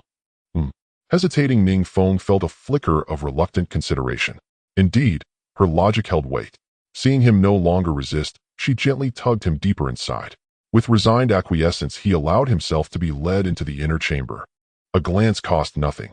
Let her extol their virtues endlessly. Ning Feng vowed inwardly not a single spirit stone would leave his purse. The chamber's dim light revealed 2 figures reclining upon a bed. She called inward, "Rise now. You'll be inspected by this immortal master.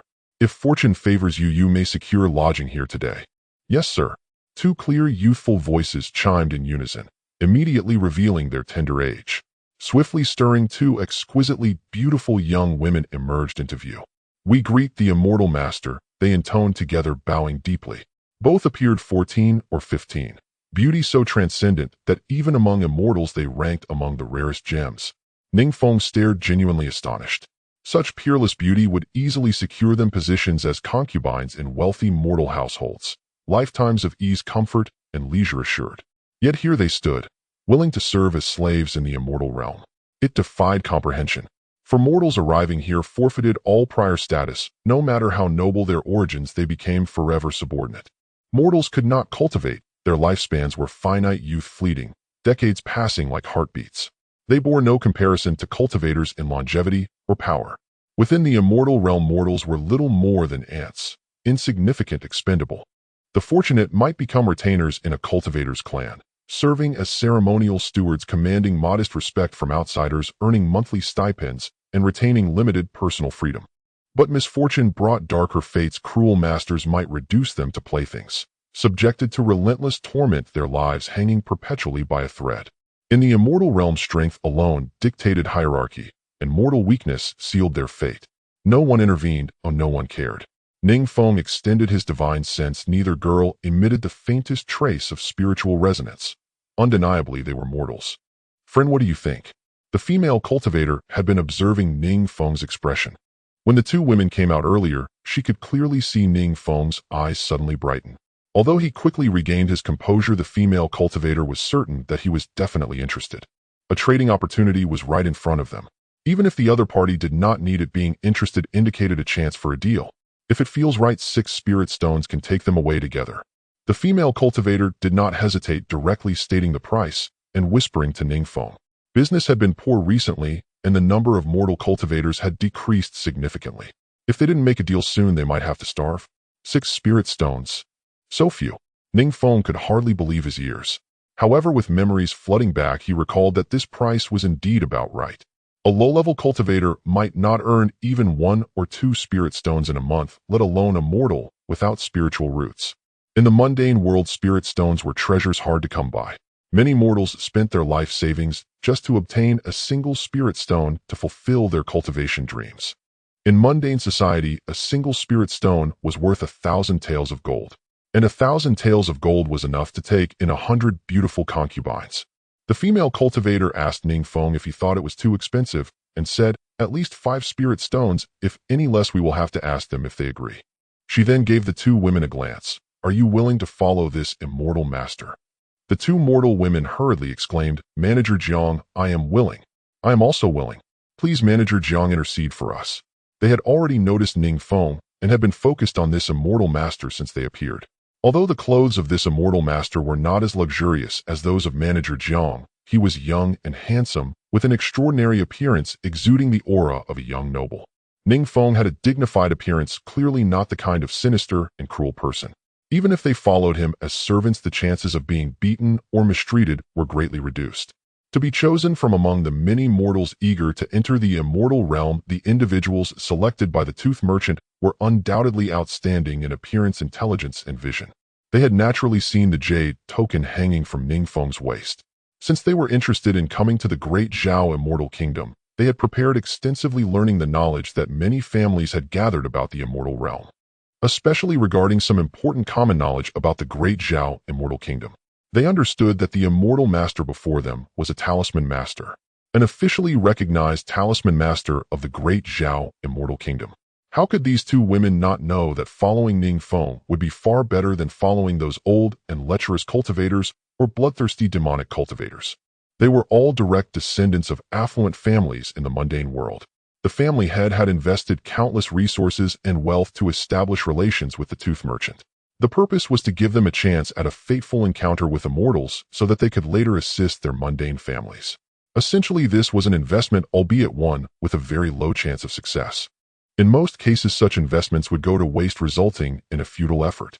The two women were well aware that most mortals who reached the immortal realm would likely perish. Now, seeing Ning Feng, they felt that their future might not be without hope. Ning Feng cast a sidelong glance at the female cultivator, not expecting her to be the shopkeeper instead of a mere assistant. He misjudged her. He had some doubts that the two women and Manager Jiang were performing a duet. It could be a trap set by an immortal. Ning Feng was not the kind of naive youth who would fall for such tricks. He shook his head and said, "Manager Jiang, these two women are indeed quite good, but I have been wandering recently, so it's not suitable to add more people at this time." He cupped his fists towards Manager Jiang and said, "Please forgive me, Manager Jiang. Once I have settled down, I will come to support your business. How does that sound? Please, immortal master, take me in." I. Before Manager Jiang could respond, one of the women became anxious and fell to the ground, hugging Ning Feng's leg. She seemed to want to say something, but whether from nervousness or lack of eloquence, she finally blushed and said, "I promise I will not cause any trouble for the immortal master. I will go wherever the immortal master goes." The other woman also panicked, kneeling down and hugging Ning Feng's other leg. "Immortal master, me too. I can sleep on the floor. Please, immortal master, take me in." The two women each clung to a leg, refusing to let go.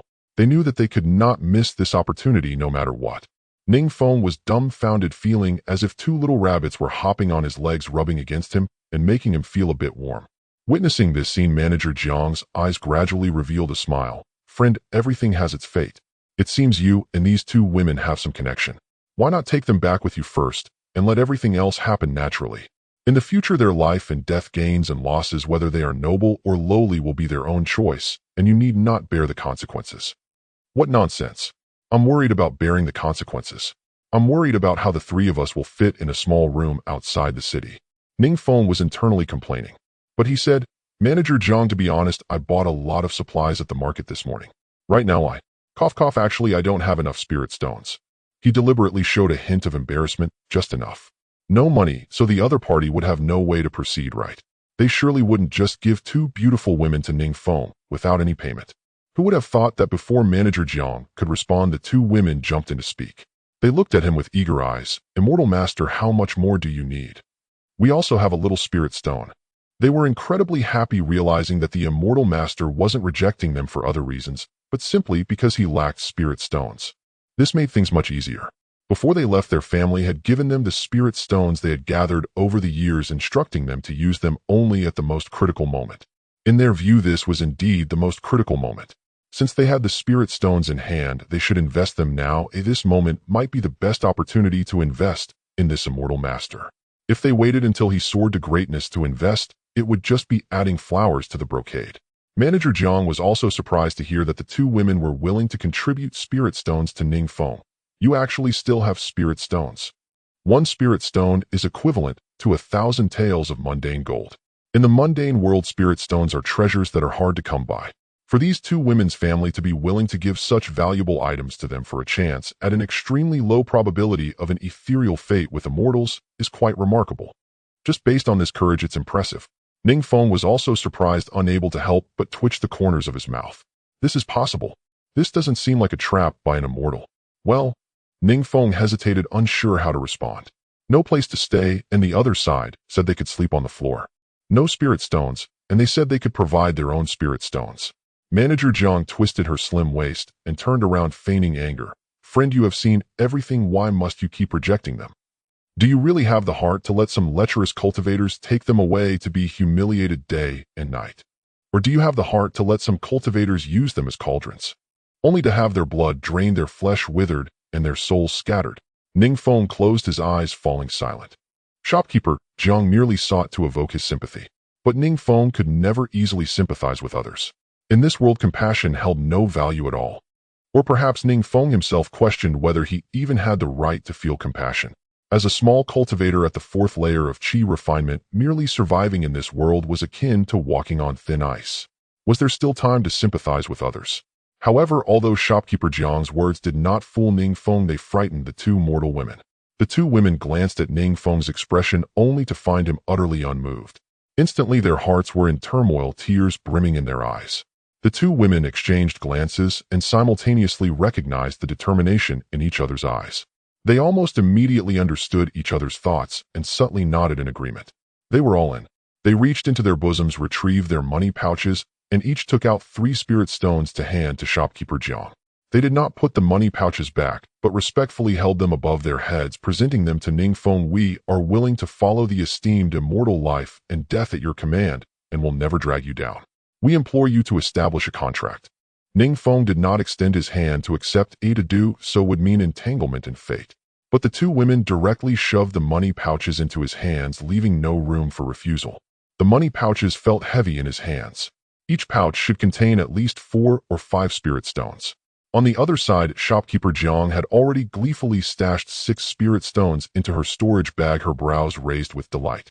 She raised an eyebrow, winked at Ning Feng, and gestured with her hand. Friend, given the circumstances, further discussion is pointless. Quickly establish the master-servant contract. The two women slightly closed their eyes, tilted their heads back, and took a deep breath. They relaxed their spiritual sea, preparing to welcome the most important moment of their lives. Ning Feng frowned. A master-servant contract. In such a contract, one party is the master and the other the servant. Once established, the master holds the power of life and death over the servant. With just a thought, the servant could die at any time, having no means of escape. Such a contract had no bearing on Ning Feng, but it was of great significance to the two women.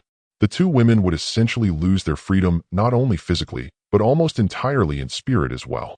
It could be said that they had completely handed over their fate, life and death and bodies to Ning Feng, their master. Are you serious? Ning Feng actually had a strong aversion to this kind of cooperation in the master-servant contract. Viewed through a modern lens, it could be deemed inhumane. Yet in the world of cultivators, it was nothing out of the ordinary. The inequality of strength determined each person's place in the hierarchy. For a moment, Ning Feng found it difficult to accept. However, the two women appeared unfazed, nodding without hesitation. Their eyes even gleamed with strong anticipation. Choosing to recognize this seemingly upright immortal as their master was far better than aligning with those despicable cultivators. Given the choice, why not select the immortal before them? The spirit stones have already been accepted. If you reconsider, it will be troublesome for everyone. At this moment, even shopkeeper Jiang could no longer bear to watch. Though the two mortal women were indeed mere mortals, their appearance, stature, and demeanor were all exceptional. If it had been other cultivators, they likely would have been taken away long ago.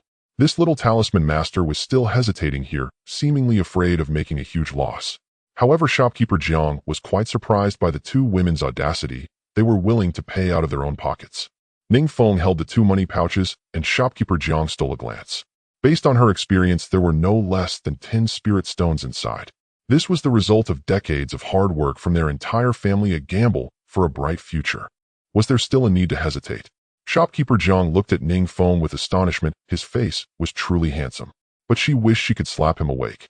Ning Feng pondered for a moment and replied, "If the contract is established, you will not be able to back out. Have you considered this carefully?" Upon hearing Ning Feng's words, the two women felt even more convinced of their choice and replied in unison, "We have thought it through. Please, esteemed immortal, be sure to establish the contract." Without the contract, they were actually more worried. The deeper the bond with this talisman master, the greater the causal ties, and the more beneficial it would be for them. Therefore, no matter what, they must insist on having him establish the contract. Seeing the two women so determined, Ning Feng hesitated and said, "Fine, I will first establish the contract for you two. If you wish to leave in the future, you may easily dissolve it." Once the master-servant contract was signed, only Ning Feng could dissolve it.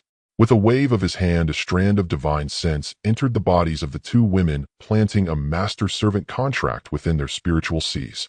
Soon he felt a peculiar mental connection with the two women in his mind. It seemed that with just a thought, he could control their lives and deaths at any moment. The two women sighed in relief, exchanging joyful smiles, grateful that they had finally seized this opportunity. With the contract established, they felt naturally happy.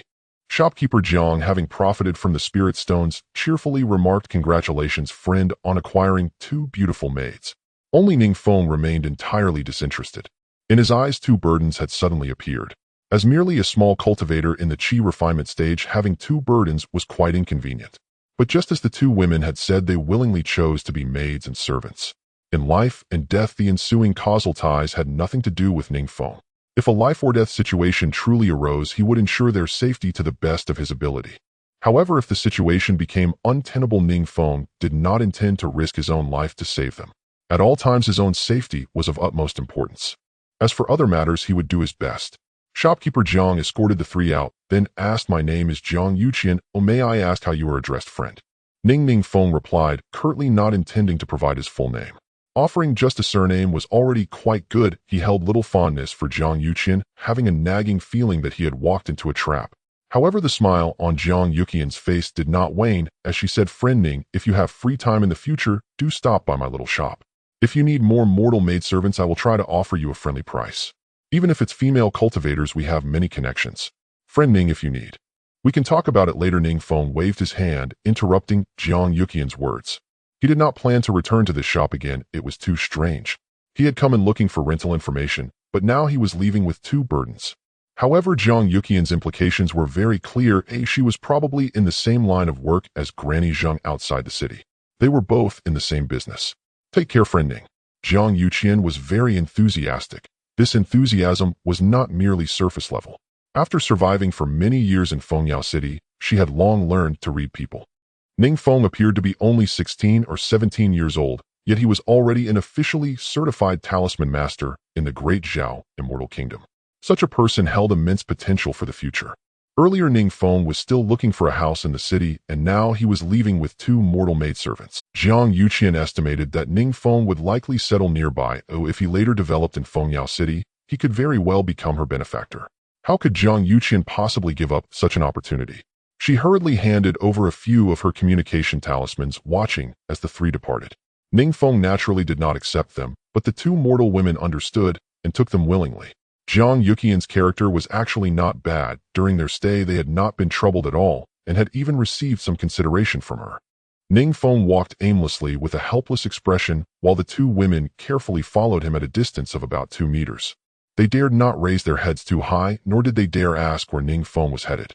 It seems I still need to rent a house in the city. Ning Feng thought back and forth, unable to find a better way to settle the two women. A small earthen house outside the city cannot accommodate 3 people. Even if it could, the two mortal women so beautiful would be like sheep entering a wolf's den living outside the city. It would be risky and might drag Ning Feng down. Only inside the city is there a place for mortals, as there are many mortals in various trades in Fengyao City. Ning Feng had just glanced at the money pouches the two women handed over, and to his surprise there were 11 spirit stones in total. The two mortals' wealth was nearly on par with that of Ning Feng, a cultivator. Ning Feng himself had 14 spirit stones on hand, making a total of 25 spirit stones. If he focused on some less desirable locations with thinner spiritual energy, renting a smaller house shouldn't be a problem. However, this meant that the talisman brush that Ning Feng yearned for might have to be put on hold for now. He originally planned to buy a talisman brush first to improve his success rate in crafting talismans. But plans cannot keep up with changes. He needed to deal with the immediate issues first. With two mortal women in tow, the risks had significantly increased, and Ning Feng lost interest in wandering. After pondering for a moment, he took out the communication talisman from the middle of the Xingya Trade Company. He remembered that the staff member mentioned that the house on the east side of the city only required 10 spirit stones for rent and could be paid in advance and deposit. Paying a deposit and rent in advance meant 20 spirit stones, which fit perfectly within Ning Feng's budget, though he was unsure about the environment. Hello, is this the Xingya Trade Company? I would like to see the house on the east side of the city. Ning Feng stated his intention directly to the communication talisman, which was similar to a phone in his previous life, only capable of text communication. Soon the trade staff sent the specific location of the house through the communication talisman, instructing Ning Feng to go ahead, while he would leave the trade company and meet him there to discuss the specifics. Ning Feng led the two women from the west side of the city to the east side, and after more than an hour, they finally reached their destination. The street where the house was located could hardly be called a street, it was merely an alley. At the entrance of the alley, the sign surprisingly read Chongqing Alley. Ning Feng shook his head. The name was truly haphazard. Chongqing Alley was quite far from the main road of Fengyao City, and one could even say it was somewhat secluded. However, it was precisely because of this location that the rent was so cheap. The eastern part of the city was actually quite large, and Chongqing Alley was even further away from the city center. Once he entered the alley, Ning Feng indeed felt that the spiritual energy was thinner than in other places. House number 36, this is it. Upon finding the house mentioned by the trade staff, Ning Feng discovered that it was at the very end of the alley, right next to a wall. No wonder it's so cheap, Ning Feng frowned. If a residence were built at the very end of a dead-end street, from a metaphysical perspective it was quite unfavorable and would bring continuous misfortunes. The trade staff had already been waiting there holding the keys at the entrance of the house. He had departed from a location closer to the city center in the south, making his journey almost half as short as Ning Feng's. So it's you, fellow Taoist, he said, somewhat surprised to see Ning Feng. They had only met a few hours earlier at the trade company, and he hadn't expected Ning Feng to find him so quickly after casually giving him a communication talisman. Is this the one? Ning Feng asked. Indeed, please come in and take a look, fellow Taoist. The trade staff hurriedly unlocked the door and invited the three inside. Setting aside the feng shui and the thin spiritual energy, this house was quite ideal in terms of layout, space, and privacy. Upon entering, there was a small courtyard. Ning Feng estimated that the courtyard covered about 40 square feet, making it suitable for practicing basic sword techniques without any reservations. In the small earthen house outside the city, he could only practice his sword techniques in a simple manner, not daring to practice openly. If he had a place like this courtyard to cultivate, Ning Feng felt his sword techniques would perhaps improve even faster. In the northeast corner of the courtyard, there was a tree that provided shade in the summer. Beneath the tree was a small well, and Ning Feng nodded inwardly, though he maintained a neutral expression. To the right of the courtyard were two small side rooms, not large, but one was sufficient as a kitchen. The other appeared to have been used by the previous owner for storage. The front side had a total of 4 rooms, with the middle room being the largest while the 2 side rooms were a bit smaller. Next to the right side room, there was also an independent outhouse. Seeing this outhouse, Ning Feng became even more determined, as he didn't want to smell the foul stench from the public outhouse outside the city again. Moreover, all the furniture inside the house was complete. Although it wasn't brand new, it was not dilapidated.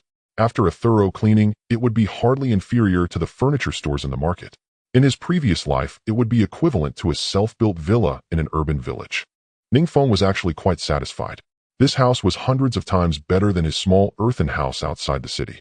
Although the spiritual energy was a bit thin, it was only in comparison to other places in the city. Compared to the spiritual energy outside the city, Ning Feng felt that the spiritual energy in this location was likely more than 3 times that of the outside. Fellow Taoist, what do you think? Are you satisfied? The trade staff had been explaining everything to the three, and seeing the timing was right, he asked about their intentions. The previous tenant left because they earned spirit stones from trading and moved to the west side to rent a larger courtyard, so this house has been vacant for several months. It's just that the spiritual energy is a bit lacking, however the price is very reasonable. The trade staff continued speaking eagerly, while keeping an eye on Ning Feng's expressions, but he could not discern Ning Feng's thoughts at all. Though Ning Feng was satisfied in his heart, he maintained a hint of regret on his face as he sighed. What a pity. The house isn't bad, but it's a case of being trapped in a surrounded city. Look here, the wall on the right side is a doomed path. This place is very likely to gather malevolent energy and misfortune. If one were to stay here for a long time, disasters would come one after another, and there would be no escape. I suspect the previous tenant didn't just leave for profit, but rather encountered some misfortune and fled. The trade staff smile froze instantly, and after a moment he relaxed, smiling wryly. Fellow Taoist, are you a feng shui master? How could you deduce this? He had indeed told a small lie to facilitate the sale, but Ning Feng hit the nail on the head, leading him to repeatedly apologize. He then continued to probe. Fellow Taoist, how about I give you an extra discount of 1 spirit stone, making the monthly rent 9 spirit stones? What do you think? Ning Feng pondered for a moment. The feng shui of a dead-end street was poor, but there were solutions. He had seen some stalls in the marketplace selling formations, many of which could improve feng shui. If he could buy a formation to set up outside the house, it would not be affected by the malevolent energy. However, those formations weren't cheap and generally cost more than 5 or 6 spirit stones. 7 spirit stones. Ning Feng replied. I also need to find a suitable formation, and hiring someone to set it up requires spirit stones too. The trade staff with a pained expression thought for a long time and said with a wry smile, we genuinely cannot reduce it to 7 spirit stones. It's a firm offer of 8 spirit stones, and it cannot be lowered further. Having achieved his goal, Ning Feng's psychological price was indeed 8 spirit stones, intentionally pressing down 1 spirit stone for the other party to negotiate. Deal. Soon the pawnbroker produced a contract, and both parties signed it, completing the transaction with the exchange of spirit stones. As the pawnbroker was leaving, he finally noticed the talisman master token at Ning Feng's waist and quickly apologized respectfully, offering a few communication talismans, urging Ning Feng to contact him if assistance was needed. After sending off the pawnbroker, Ning Feng patted his storage bag and found he still had 9 spirit stones left. It would barely sustain him for a while, preventing him from becoming too impoverished. However, the living conditions and quality of life compared to before were entirely different. There was a separate outhouse, a private yard, and he could even designate a room as a talisman workshop. In addition, there were 2 beautiful maidservants to attend to him. Life at its peak could not be better. You two come here. The 2 women had been diligently cleaning the house since Ning Feng and the pawnbroker signed the contract. Upon hearing Ning Feng call them, they quickly set aside what they were doing and approached respectfully. Master, they replied in unison, lowering their heads. Throughout, they positioned themselves accurately, maintaining a low stance with no hint of overstepping. In the mortal realm, they were the pride of noble families, but here, they were merely lowly maidservants. The immortal before them held control over everything: body, lifespan, fortune, and destiny. Ning Feng raised his eyes for the first time, truly observing the appearance of the 2 women. Both were stunningly beautiful, around the age of 15, yet there were subtle differences upon closer inspection. One was plump in all the right places, with a dignified face exuding a fragrance like jade. The other was slimmer, delicately charming, and had a hint of allure. What are your names? Replying to Master, my name is Qin Shui, said the fuller one. The taller one added, replying to Master, my name is Yang. Ning Feng nodded. You both have contributed to renting this house by providing spirit stones. However, since you chose to follow me, you must obey my commands from now on. He organized his thoughts and continued, you are free to go out as long as there are no issues. Do not cause me trouble. Qin Shui and Ying nodded vigorously. They understood well that as mortals they could never be on equal footing with Ning Feng. Having signed a master-servant contract, they should adhere to the spirit of the contract, as should they go back on their word. Ning Feng could take their lives at any moment. The contract hung over them like a sword, and any misstep could trigger it, resulting in immediate soul dispersion. Thus, they would certainly follow Ning Feng's requirements. Rest assured, Master, we will not wander out of the courtyard. They were fully aware. This was the world of cultivation, not the mundane realm. If they were to run around outside, they could encounter disasters at any moment, and their master would not be able to save them. Ning Feng nodded. That's good to hear. Having said what needed to be said, he contemplated that if anything unexpected happened to the two women in the future, he would not let it harm his Dao heart. After reaching a certain cultivation level, a practitioner could develop inner demons based on their experiences. If inner demons were not eliminated, the Dao heart would be damaged, making it increasingly difficult to progress in cultivation. Once the two women finished cleaning, the entire house appeared brand new, with the furniture shining brightly. Even the outhouse was scrubbed spotless. Ning Feng chose to reside in the large room in the center, allowing the two women to live in the side rooms on either side. However, both women shook their heads. Qin Shui said master side rooms are generally for the main wife or concubines. We can share the small room on the east side. The small room on the east was actually the storage room next to the kitchen. The space was limited, and having two people live there would feel a bit cramped. Ning Feng frowned and waved his hand. There is no need to be so particular. Finally, seeing Ning Feng's impatience, the two dared not say more and moved into the room near the outhouse, leaving the other room empty. According to their reasoning, there was no need for each person to have their own room. Living together would provide companionship, and besides, the room was quite spacious. Two people could comfortably fit. Seeing this, Ning Feng nodded in agreement. He had originally intended to use the small room on the east as his talisman workshop, but it was a bit far from his room and not very convenient. With the current arrangement, he could use the side room adjacent to his own as a workspace, making his daily routine much more convenient. Once everything was settled, Ning Feng pulled out some supplies from his storage bag to give to the two women. Rice, beast meat, and dried vegetables among other items. He then handed each of them 2 spirit stones, keeping 5 for himself. If you need any supplies, feel free to purchase them yourselves. From now on, you two will handle all the household matters together. Ning Feng decided to be a hands-off landlord, needing more time to enhance his cultivation and focus on talisman studies. Settling in the city, the monthly rent was 4 times that of the small house outside the city. If he were to be disturbed by such trifles, he worried he might not be able to gather next month's rent. There were many other expenses. The cost of meals for 3 people and other expenditures would certainly be different from when Ning Feng lived alone. He suspected the supplies he had prepared for over a month would not last him even a month. In the future, his food expenses might require 5 or 6 spirit stones, or even higher each month. Additionally, the feng shui array for warding off evil must not be delayed. Ning Feng planned to take care of this matter as soon as possible. Feng shui may have been esoteric in his past life, but in this world he preferred to believe in its existence rather than dismiss it. Otherwise, why would there be so many such arrays for sale in the marketplace? Moreover, they sold quite well. The spirit stone deficit was not small. Looking ahead to 3 months, he estimated he would need at least 25 spirit stones for expenses. After instructing the 2 women, Ning Feng left Fengyao City alone to return to the small house outside the city to gather his belongings. He mainly needed to collect his talisman brushes and ink, which he had not taken with him. Aside from that, there were no other valuable items at the small house.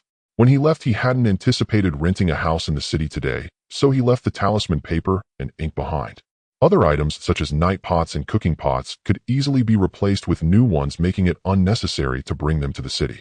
He hurriedly made his way back to the small house. Elder Chen, good morning.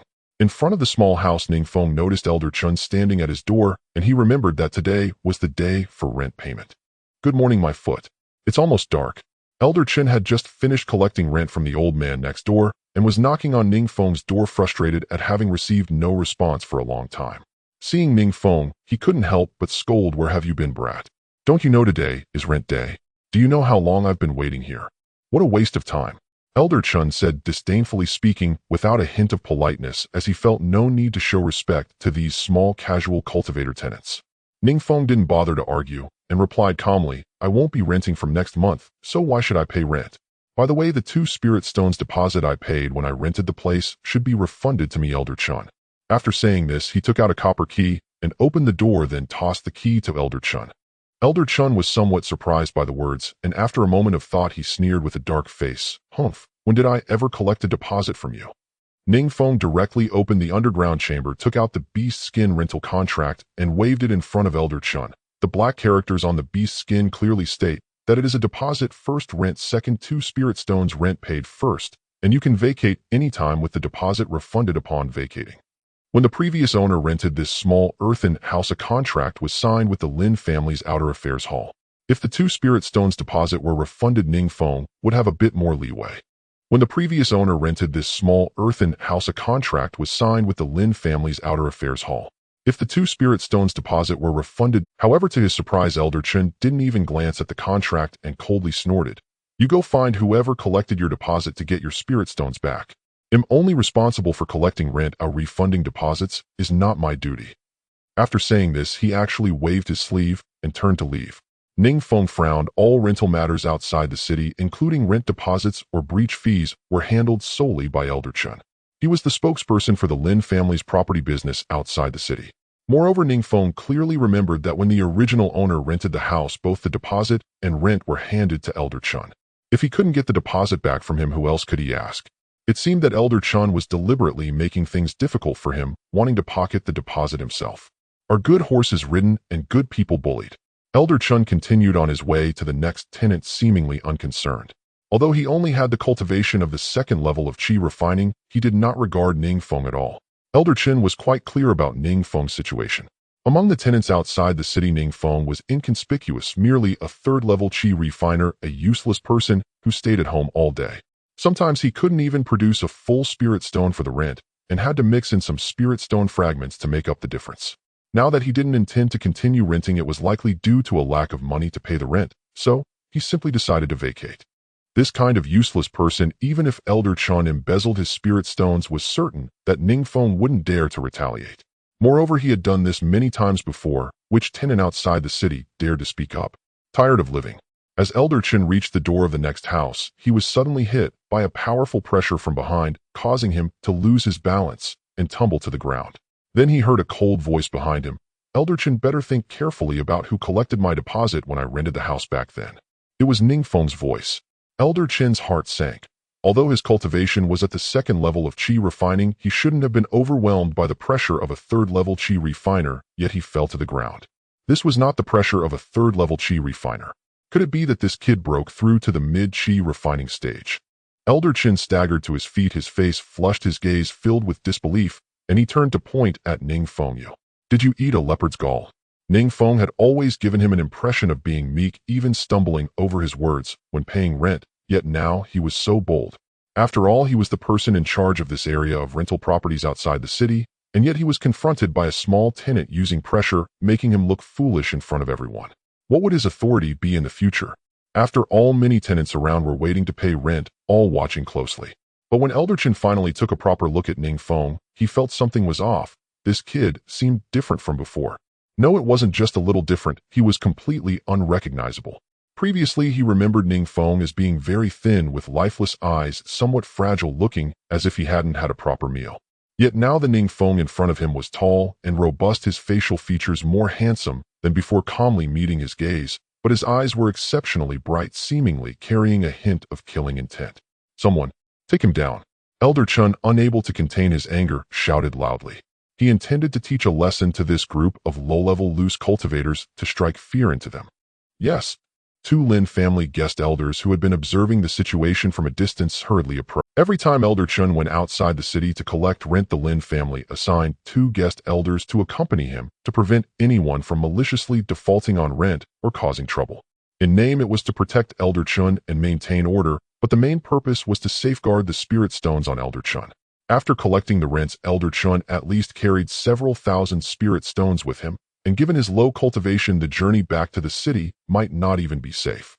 Both guest elders were latest-stage qi refiners, one at the 8th level and the other at the 7th level, strong enough to suppress the low-level loose cultivators among the renters outside the city. After all, most renters outside the city were early-stage qi refiners, and occasionally some mid-stage, at most 4 or 5 levels. If one reached the late stage of qi refining, their strength and ability to earn money would greatly increase, making it unlikely for them to remain living outside the city. The 2 guest elders had long seen through the situation. This matter was definitely Elder Chen's fault. But so what? The 2 guest elders had long colluded with Elder Chen. Over the years, they had received their fair share of spirit stones. Embezzling tenants' deposits, arbitrarily raising rents, occasionally demanding benefits, and even threatening solitary female cultivators to entertain them. They had done such things plenty of times. Many weak loose cultivators dared to be angry but didn't speak up. They couldn't fight back and had to endure being exploited by them. Ning Feng, who dared to directly exert pressure on Elder Chun, was the first they had ever encountered. In a sense, this was considered provocation. In the past, the two guest elders were there to serve as a deterrent. All surface negotiations were handled by Elder Chun, and they had rarely ever taken action. But this time, they couldn't refrain from acting, otherwise how could they continue to mix in this rental area in the future? Ice Shield Fist. The guest elder at the 7th level of Qi refining, He-Song practiced an ice-type technique. He directly threw a punch toward Ning Feng. Hiss! With a sound, the fist force tore through the air like an ice arrow howling with cold wind. As the punch was thrown, even the air seemed to freeze. He-Song exerted his full strength with this punch. He did not hold back and had no need to. Ning Feng had clearly stated his intention to vacate. From then on, he would have no further ties to the Lin family. In He-Song's eyes, killing Ning Feng was no different from squashing an ant. Tengu was at the 5th level of Qi refinement, while He-Song had reached the 7th level. The gap between the mid and late stages was astonishing, leaving Ning Feng in shock. However, it was only natural. He himself had felt his strength more than doubled when he broke through from the early to the mid stage of Qi refinement. All of Ning Feng's thoughts flashed through his mind in an instant, but in that moment he felt his breath become uncontrollable, as if he were suddenly suffocating. The punch hadn't landed yet, but the icy chill brought by the fist was already upon him. A single punch sealed his breath, foretelling 100 chills. Ning Feng immediately sensed the changes in his body. His blood energy began to cool, and the flow of spiritual energy slowed down. Even his limbs felt numb, causing a delay in his movements. Not good. If Ning Feng did not move, he would be completely frozen by the cold energy, helplessly watching the fist come at him. If that punch landed, Ning Feng was certain he would be crushed to pieces, his flesh reduced to mere icy debris. Force reduction talismans. Ning Feng threw out 5 or 6 mid-grade force reduction talismans, which he naturally kept some on him, not selling them all during his transactions at Balan Hall. In any situation, his safety was paramount. He-Song's punch speed was too fast. From the moment the punch was thrown to when the force reduction talismans were cast, it took less than a breath's time. This was Ning Feng's first time using mid-grade force reduction talismans, and even he had no confidence beforehand. Would the mid-grade force reduction talismans withstand a full force strike from the 7th level of Qi refinement? Bang! The moment the force reduction talismans were thrown, they were struck by the fist wind, producing a deafening sound. 5 or 6 mid-grade force reduction talismans were nearly worth a spirit stone. The runes danced wildly, quickly turning to ashes. But it did not completely hold. He-Song's punch continued its assault, thankfully with much of its power reduced, hitting the left shoulder of Ning Feng just as he finished throwing the talisman. A wave of numbness surged into his brain, followed by a sharp pain, causing Ning Feng to spin half a circle in the air before crashing heavily to the ground. He felt his shoulder and checked. There were no major injuries. Just a bit of bone damage, nothing serious. Ning Feng felt a mix of regret and joy. The joy was that the mid-grade force reduction talismans had strong defensive power. The regret was that he had thrown too few. Had he thrown a few more, he wouldn't have gotten hurt. He actually still had several mid-grade force reduction talismans in his pocket. If he had added 1 or 2 more, he might have been able to negate the final force of that punch. Mid-grade force reduction talismans. He-Song's eyelids twitched. This little loose cultivator actually had mid-grade force reduction talismans. Did he usually rely on burning spirit stones in fights? Let's see how many more talismans you have. As He-Song gathered his energy preparing to throw another punch, he was pulled back by Jiang Wei beside him. Jiang Wei was another guest elder of the Lin family at the 8th level of Qi refinement. He motioned with his lips and gave He-Song a look. Following his direction, He-Song saw Ning Feng lying on the ground, a small jade token visible at his waist. A Celestial Kingdom Talismancer token. He-Song frowned, his fist stopping involuntarily. It would be inappropriate to strike now. In this world where strength was paramount, killing someone weaker than oneself would hardly violate any laws, as there were no such constraints here. The only concern was the possibility of revenge from others. However, a Celestial Kingdom Talismancer was not an ordinary loose cultivator. According to the official statements of the dynasty, talismancers were valuable resources of the Celestial Kingdom, enjoying certain specific benefits and receiving a measure of protection. Moreover, the jade token was authorized by the dynasty to the Lin family for certification and assessment. As a guest elder of the Lin family, He-Song naturally had to consider some of the pros and cons. If he were to kill a celestial kingdom talismancer without cause, there could be some trouble later on. After all, in the end, Ning Feng had done nothing wrong. It was they who were in the wrong. Simply to vent his anger and expose his illicit activities in the rental area was not worth it. Hisong quickly made a decision, withdrawing his fist and giving a glance to Elder Chen, no longer paying attention to Ning Feng. Consider yourself lucky this time. If we meet again, I will not spare you. Elder Chen naturally noticed the jade token as well. Being from the Lin family, if he were to truly kill a celestial kingdom talismancer and the Lin family pursued the matter, it would not be good for him. After all, the celestial kingdom talismancers in Fengyao City needed to go to the Lin family's external affairs hall for advancement certification every so often. The three of them left without looking back at Ning Feng, of course not returning the 2 spirit stones to him. They thought that not killing him was already a stroke of luck for him. 2 spirit stones bought him a life, and he had gained from it. Ning Feng rubbed his shoulder, confirming that his arm was fine, then got up from the ground, disregarding the envious or astonished gazes from the surrounding neighbors, and went inside to pack his things. There wasn't much to pack, just some supplies from the cave, as well as talisman paper, ink, and brushes. If I had known I wouldn't come back, what a loss. These items combined were probably not worth a single spirit stone. Remembering those mid-grade force reduction talismans, Ning Feng felt a pang of regret.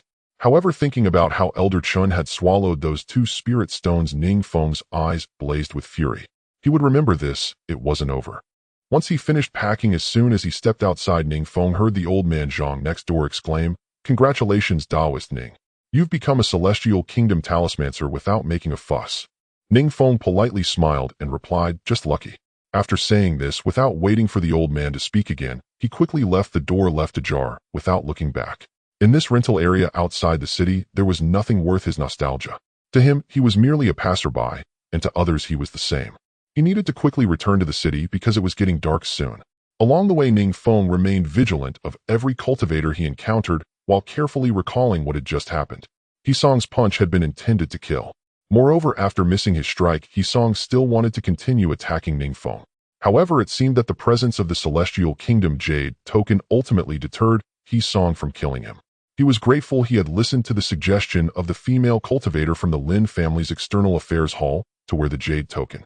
If it had been in his storage bag, he might have died today under Hisong's fist. Ning Feng couldn't help but touch the jade token at his waist. This time it was fortunate to have this token. He had been a bit reckless today. Demanding Elder Chen return the deposit was not wrong. But his display of pressure was the direct trigger that escalated the situation. "I was a bit too arrogant today." Ning Feng shook his head, feeling unsatisfied with his performance. After officially becoming a talismancer in the morning, he had indeed become a bit too carried away, even purchasing 2 mortal women and directly renting a house in the city, then confronting Elder Chen. Nothing had gone according to plan. Renting a place in the city was months ahead of schedule. What happened with Elder Chen today was definitely a disaster. Could it be related to the new rented house? There really is something to feng shui. For a moment, Ning Feng felt it necessary to advance his plans for purchasing a formation. First, he needed to resolve the feng shui issues of the new rented house to ward off the malevolent energy of the dead end. If the desperate situation was left unblocked, it could lead to continuous misfortunes. Returning to Chongqing Alley in the city, Jiang Chen noticed from a distance that his door was surprisingly open. The 2 women were standing at the entrance looking around anxiously. Upon seeing Ning Feng, their expressions seemed to lighten, and they appeared visibly relieved. Ning Feng felt speechless. He thought it necessary to find time to give the 2 women a lesson on safety awareness. Although the city was quite safe, they were still 2 ordinary mortals, and so beautiful. 2 stunning women standing in the street could easily attract unwanted attention from scheming cultivators. Even a righteous man like Ning Feng found it hard to control his inner demon at a glance. "Let's go inside and talk." "Quickly lock the door," he said as he entered the courtyard, only to discover a stone table that had not been there before. To his surprise, it was filled with a variety of dishes of full spread. Just 3 people, and they prepared a feast. Would they even finish it? He thought to himself, "Here are a few spirit stones. Is this how you plan to spend it all in one day?" His heart ached. Spendthrift women. The 2 women seemed to sense Ning Feng's displeasure and hurriedly explained, "It's our first time cooking today. We were afraid the food wouldn't suit your taste, so we made a variety. In the future, we can cook according to your preferences." "Never mind, it's fine." Ning Feng waved his hand. After a long day of running about, he was starving. He sat down to eat, only to notice the 2 women standing motionless beside him. "Why aren't you sitting down?" he asked. The 2 women replied, "Master, we should naturally serve you during your meal." Ning Feng, a bit irritated, said, "Sit down, both of you." Let's eat together. The two women shook their heads. Ning Feng impatiently added, I command you to sit down and eat together. To be honest, he really disliked all these formalities. Yes, master. The two women, seeing Ning Feng's displeasure, exchanged hesitant glances. Finally, they inched toward the stone bench, lifted their bottoms, and sat down. Ning Feng said, from now on you don't need to call me master, oh just call me young master. Understood. Let's eat, hurry up. He picked up his chopsticks, grabbed a piece of roasted meat, and immediately exclaimed in delight. The cooking wasn't bad, or it matched the flavors of those night market stalls he had frequented in his past life. Seeing Ning Feng enjoying the meal, the two women felt happy as well, and they picked up their bowls and chopsticks to eat, although they still seemed a bit restrained. Since coming to this world, it was his first time tasting such delicious mundane dishes. There were good foods in the cultivation world, but he hadn't tried them yet. He had heard that some spiritual dishes were not only delicious, but also beneficial for cultivation. Once conditions improved, he could buy some of those ingredients and have the two women cook at home. After dinner, the sky had turned dark. Ning Feng returned to his room, took out some healing ointment from his storage bag, and applied it to his left shoulder. Master, are you hurt? The two women, catching a whiff of the medicine, turned pale and rushed to Ning Feng's room, exclaiming in surprise. Ning Feng was their only support. If anything happened to him, they wouldn't likely survive. It's nothing, just a small injury, Ning Feng replied casually. The two women, feeling anxious, dared not delay. One stepped forward to apply the ointment, while the other pressed on acupoints to help Ning Feng circulate his qi and blood. The duties of servants were well within their abilities, and they performed them naturally. However, Ning Feng, feeling the delicate touch of their hands like tender green onions, felt somewhat uncomfortable and warm all over. The water is ready, young master. Who will serve you for your bath? After Qin Shui finished applying the medicine, she asked cautiously. A bath? Ning Feng was taken aback. What bath? I have a cleansing talisman. It had been over a month since he arrived in this realm, and he hadn't taken a single bath. He had always relied on the cleansing talisman. It wasn't that he didn't want to wash, but he simply hadn't had the means before. In that small earthen house outside the city, even the water for cooking had to be fetched and stored in wooden barrels, which was too cumbersome. Now there was a small well in the corner of this courtyard, more than sufficient for daily water needs.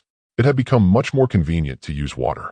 After a moment of thought, Ning Feng decided that since the water was already heated, he might as well experience the joy of a bath. He said, never mind, you don't need to serve me. I can manage myself. The two women felt secretly relieved. If Ning Feng had really asked them to assist him in bathing, they wouldn't have known what to do. After all, they had no experience in that area. A bath is so much more comfortable.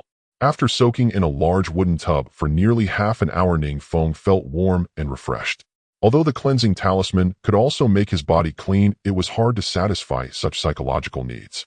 Many things emphasize enjoying the process rather than the outcome. As night fell, Ning Feng reminded the two women to lock the door and went back to his room to sleep. He himself donned a Taoist robe, preparing to stay up late to draw talismans.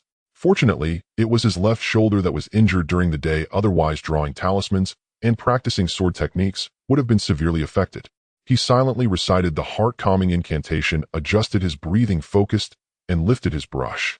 Talisman's Force Removal Talisman Proficiency 1. Talisman's Force Removal Talisman Proficiency 1. Talisman's Wind Control Talisman Proficiency 1. That night, Ning Feng continued to draw until midnight, only stopping when he felt his spiritual energy was nearly exhausted. He didn't even know how many talismans he had drawn. He couldn't help but let out a long sigh. He had originally planned to take a day off today. But with so much happening, he had turned into a workhorse, busy until deep into the night. The affairs of the world are like chess. Lying in bed, although in an unfamiliar environment, Ning Feng fell asleep almost instantly. The next day, he woke up naturally, and it was already close to noon. He opened the interface. Name: Ning Feng. Lifespan 1638 years. Realm: Qi Refining. 4th layer. 1100. Cultivation technique. Spirit Gathering technique. Proficient 1500. Skills: Talismans. Cleansing Talisman Beginner. 42,100. Talismans. Force Removal Talisman Proficient 382,500. Talismans. Soundproof Talisman Beginner 83,100. Talismans. Wind Control Talisman Beginner 13100. Mountain Splitting Technique Proficient 129500. Basic Sword Technique Proficient 184500. He had also attempted to draw Wind Control Talismans last night, and with the presence of his golden finger, he naturally picked it up, quickly completing nearly 1/7 of the beginner level in just one night. He had thought about drawing Wind Control Talismans before, but at that time his spirit stones were limited, and the success rate for Force Removal Talismans was relatively low. Wasting talisman paper and ink was a concern, if he didn't control it well, he might not have money to continue experimenting. Now that concern was gone, he at least had enough spirit stones to buy sufficient talisman paper. The price of wind control talismans was higher than that of force removal talismans, with one spirit stone yielding 30 talismans. However, Ning Feng had never asked Wu Zhu what the buyback price was. But if comparing based on selling price, the profit of wind control talismans was at least 50% higher than that of force removal talismans. However, the difficulty of drawing wind control talismans was much greater than that of force removal talismans. But with the golden finger, as long as Ning Feng kept drawing talismans, he would continue to improve until he broke through to the next level. Other talisman masters could only rely on themselves, constantly experimenting and consuming large amounts of talisman paper and ink, hoping to improve their talisman-making skills. Without the help of the golden finger, Ning Feng doubted he could even master the basics of the wind control talisman. Seizing the opportunity before noon, Ning Feng took out the book, Gathering Spirit Technique, and read it repeatedly. After meticulously studying the details of each step and confirming his proficiency, he began to practice. Before long, Gathering Spirit Technique has been mastered. Gathering Spirit Technique Proficiency 1. Gathering Spirit Technique Proficiency 1. After a considerable time, Ning Feng stopped slowly, opened his eyes, and was filled with delight. The spiritual energy that was nearly exhausted last night during the drawing of talismans had almost completely recovered in just half an hour of practicing the Gathering Spirit Technique. Even his injured arm felt as good as new. The Gathering Spirit Technique seems to be far more than just an enhanced version of the Spirit Harvesting Technique. Ning Feng could clearly sense that even the entry-level Gathering Spirit Technique surpassed the proficiency level of the Spirit Harvesting Technique in terms of realm elevation. The information on the panel showed Gathering Spirit Technique Entry Level 3100. In just half an hour, he surprisingly gained 3 familiarity points. In contrast, the entry-level Spirit Harvesting Technique would only yield at most 1 familiarity point in half an hour. The difference was staggering. Furthermore, Ning Feng was already at the mid-stage of Qi refinement, so logically his cultivation should progress more slowly. Doing the math, the speed of improvement with the Gathering Spirit Technique was nearly 6 or 7 times that of the Spirit Harvesting Technique. Of course, part of this was due to the abundant spiritual energy within the city. Although the location of this house was not ideal, the richness of spiritual energy in the city could not compare to that outside. Moreover, much of it stemmed from the advanced nature of the Gathering Spirit Technique. Disciples of celestial sects cultivated much faster than loose cultivators. Ultimately, apart from medicinal pills, it was the disparity in techniques that mattered. With the Gathering Spirit Technique, Ning Feng believed that his breakthrough to the 5th layer of Qi refinement was not far off. I must not get carried away. He realized he might be getting ahead of himself and quickly reminded himself. Having just broken through to the 4th layer of Qi refinement, it was a bit ambitious to be thinking about the 5th layer so soon. He donned his robe and opened the door only to find it was already noon. "Young master, please freshen up." Upon seeing Ning Feng emerge, the 2 girls hurriedly brought hot water and towels. In fact, they had been up since dawn, standing in the courtyard waiting for him. They did not dare to knock on the door while waiting for him. This wait ended up lasting several hours. Seeing them standing in the courtyard with towels and a basin, Ning Feng felt surprised and said, "There's no need to specially take care of my daily needs. You can do as you wish most of the time. I will call for you when needed." "Yes." After freshening up, Ning Feng invited the 2 girls to sit down and eat together. "Where are you both from?" In response, the servant girl said, "I am from the Qin family in Xinjiang Prefecture." "I am from the Yi family in Yunlin Prefecture," Ying added. Yunlin Prefecture. A place that seemed so. Ning Feng recalled that as the remnants of the original self faded, he seemed to remember being told that he hailed from the Ning family in Yunlin Prefecture. However, Ning Feng had no intention of engaging with that past, as it seemed non-existent in his memory. He had no interest in the original self's past connections. He took a piece of pork belly and asked Ying, "Yunlin Prefecture, is it also under the jurisdiction of the Great Zhao Celestial Kingdom?" Ying nodded and said, "Indeed, Yunlin Prefecture is located in the north of the Celestial Kingdom, while Fengyao City is in the east. Both are quite remote places." "Isn't that quite far? How did you come to Fengyao City?" "The journey from Yunlin Prefecture to Fengyao City is at least over 100,000 miles. Naturally, I traveled by flying boat with a caravan." Ning Feng was astonished. More than 100,000 miles. This distance was roughly equivalent to circling the Earth 2 or 3 times. Was the territory of the Great Zhao Celestial Kingdom really that vast? He turned to Qin Shui and asked, "What about you? Qingyang Prefecture shouldn't be too far from Fengyao City, right? Ning Feng did not have much impression of the geography of this world, nor were there channels to acquire such knowledge. However, he felt it was necessary to understand these basics. Qin Shui set down her chopsticks and replied, Young Master, Qingyang Prefecture is under the jurisdiction of the Great Qin Celestial Kingdom, and it is a bit farther from Fengyao City. She thought for a moment and added, although Qingyang Prefecture and Yunlin Prefecture belong to different celestial kingdoms, they are adjacent to each other. That's why we were assigned together. There's also the Great Qin Celestial Kingdom. Ning Feng nodded and continued to guide the two girls in a lively conversation, occasionally throwing in a few jokes. Gradually, the two girls became less reserved as they were young and eventually laughed heartily as the conversation flowed. Their initial fear of Ning Feng and other concerns diminished significantly. Mainly, they realized that Ning Feng was quite different from the image of a cultivator they had heard about in the mortal. In their understanding, the celestial realm was a mysterious place where cultivators spoke with their strength without the legal constraints found in the mortal world. Many mortals who entered the celestial realm never returned.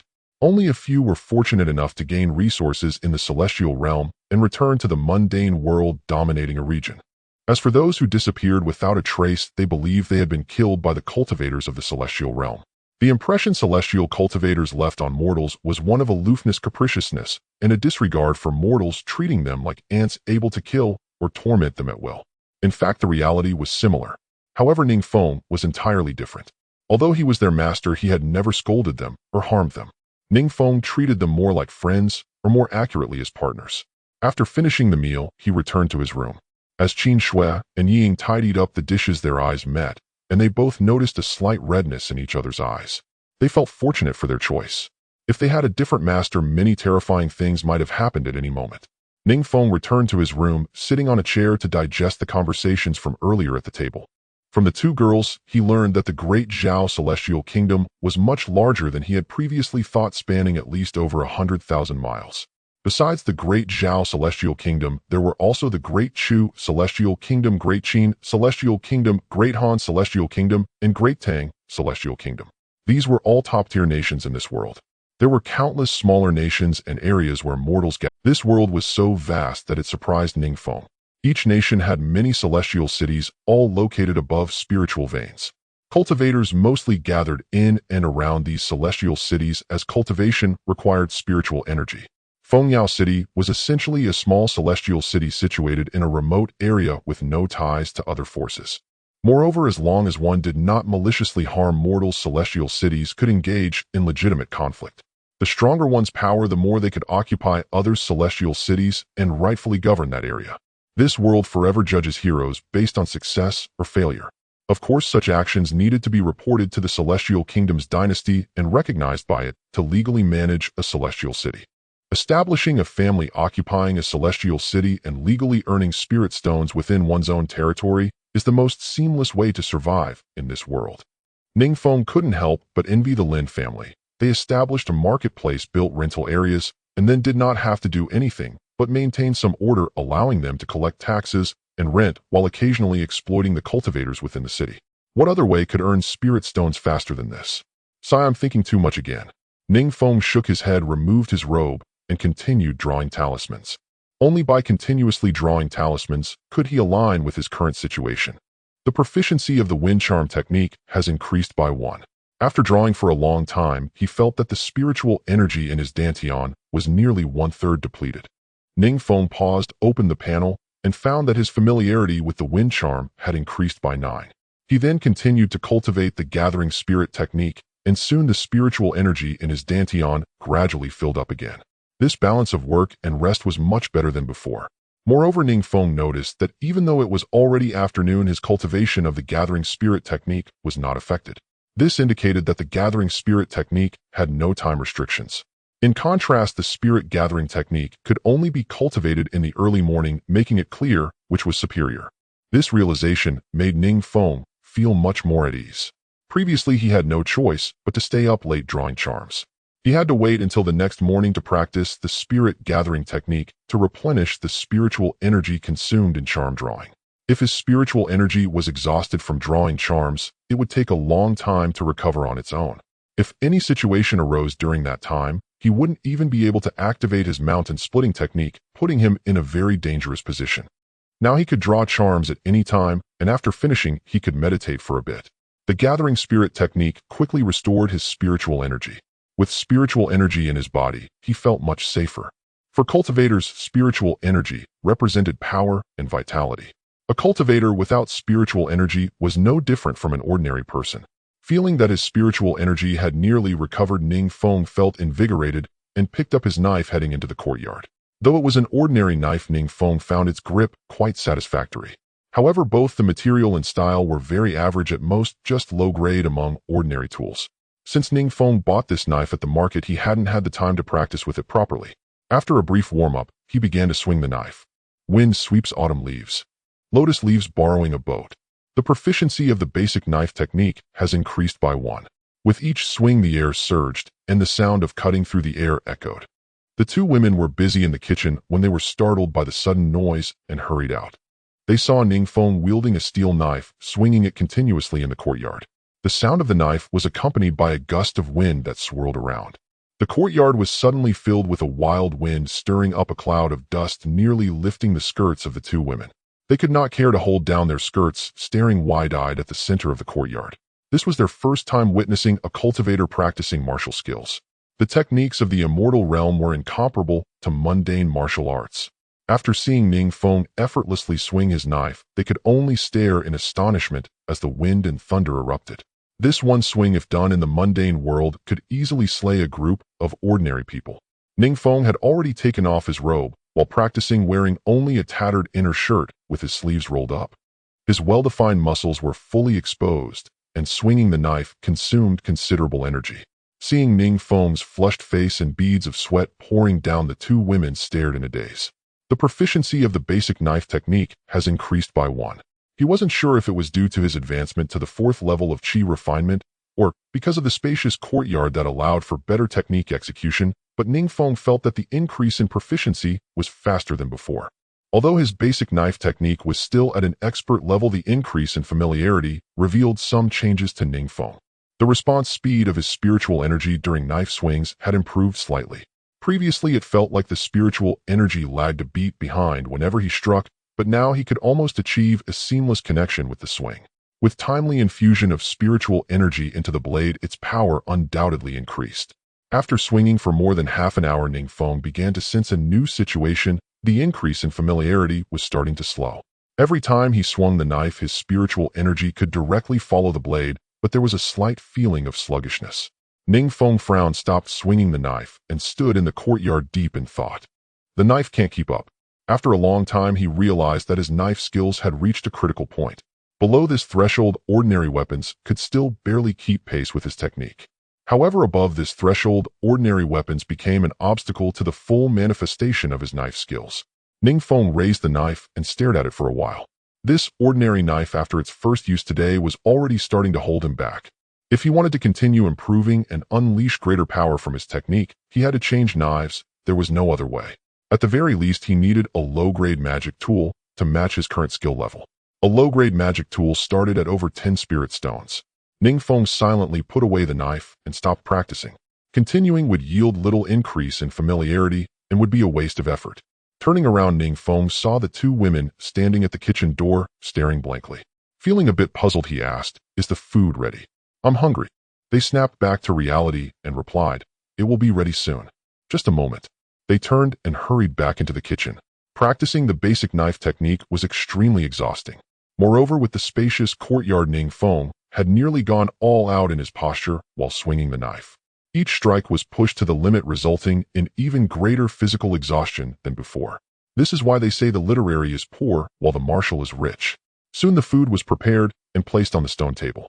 The two women stood quietly by, silently watching Ning Feng eat. "Aren't you going to eat?" Ning Feng, sensing their gaze upon him, looked up and asked. The two women shook their heads. They were genuinely not hungry, especially since it was still not mealtime. Ning Feng continued eating and said, "I plan to go to the market later to sell some charms. Do you need anything? I can buy it for you." He intended to sell the charms he had drawn the night before and also see if there were any formations that could suppress malevolent energy. Qin Shui's eyes lit up as she said, "Young master, you don't need to go personally for such matters. Me and Sister Ying can go instead." Ying nodded repeatedly from the side, looking at Ning Feng eagerly. Qin Shui was a few months older than Ying, and after getting familiar they had begun to refer to each other as sisters. You two want to go shopping, don't you? Ning Feng quickly saw through their little scheme. Qin Shui lowered her head and didn't respond, while Ying excitedly nodded her head vigorously. They had been cooped up at home all day, and Ning Feng felt uneasy about it. Moreover, it was rare for them to step out of the mundane world, so it was only natural for them to want to experience the world of cultivators. It would be good for them to go out and move around. Although ordinary people here had little value if they did not provoke trouble, it was actually relatively safe in the city during daylight. What Ning Feng was most worried about was the beauty of the two women.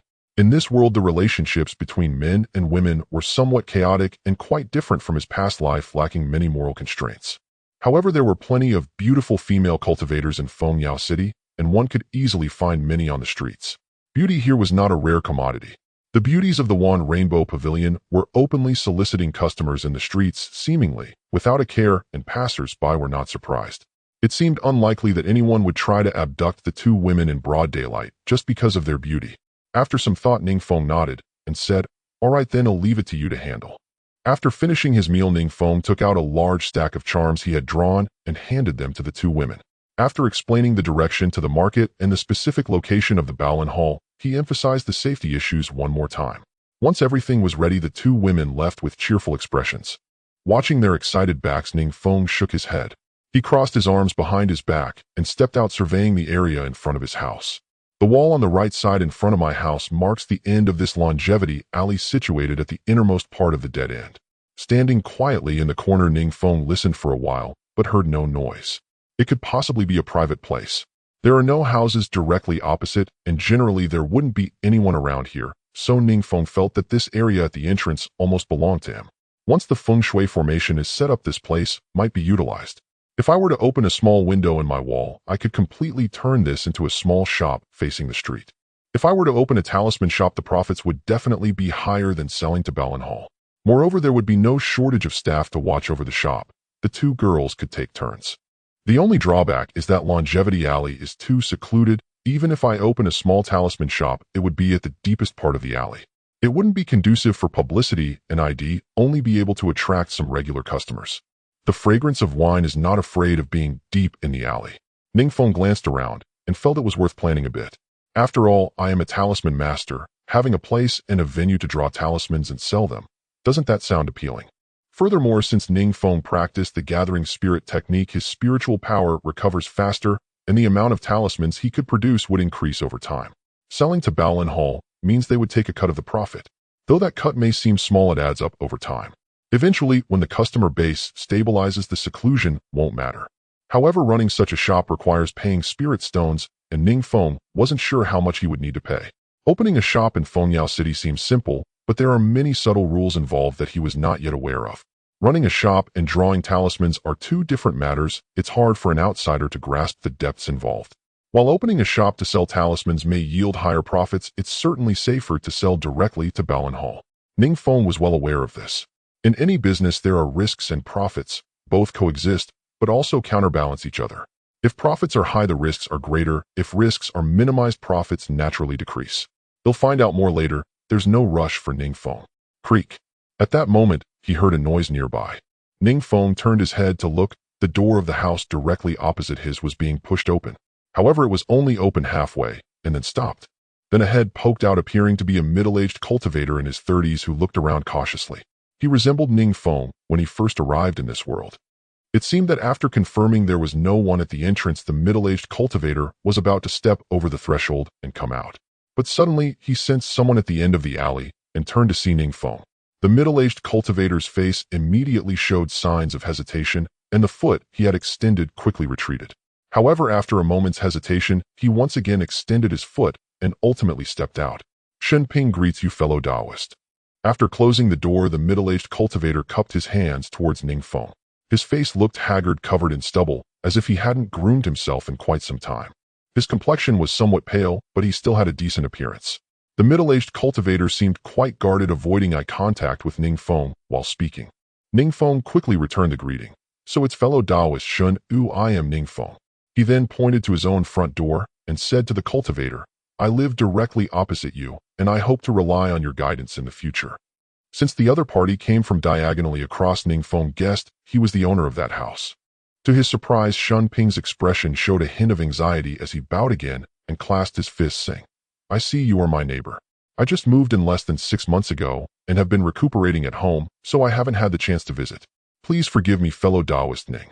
Less than 6 months. Ning Feng was puzzled. Could it be that this guy hasn't gone out at all for half a year? Otherwise, how could he not even know his neighbor? While speaking, Shin Ping flipped his palm and handed over a bottle of pills, saying, "This bottle of spirit-melting pills is a token for my visit. I hope fellow Taoist Ning will accept it." Ning Feng didn't dare to be dismissive and quickly returned the gesture. "Fellow Taoist Shun is being too polite. I also just moved in yesterday and was thinking of visiting the neighbors once I've settled in a few days." After receiving the spirit-melting pills, Ning Feng was a bit surprised. Both spirit-melting pills and gathering spirit pills are auxiliary cultivation pills. However, the effects of spirit-melting pills are much stronger than those of gathering spirit pills, being commonly used pills for mid-stage chi refining with a market price of about 1 spirit stone for 2 bottles. Not returning the favor would be impolite, so Ning Feng flipped his own palm. He pulled out 3 talismans from his storage pouch and smiled, saying, "There's no better day than today. Since I've met fellow Taoist Shin, these 3 talismans are a small gift for my visit. I hope you won't mind." Shin Ping took the talismans and a look of surprise flashed in his eyes as he said, "I didn't expect fellow Taoist Ning to be a talisman master. You are quite accomplished at a young age." Ning Feng had given him medium-grade force-dissipating talismans, which held similar value to the spirit-melting pills. Both are considered hard currency. Ning Feng smiled and asked, "Are you a Dan master, fellow Taoist Shun?" Generally, gifts are often items representing one's own unique skill, which are low in cost, but high in regard. Since the other party presented him with pills, Ning Feng speculated that he was a Dan master.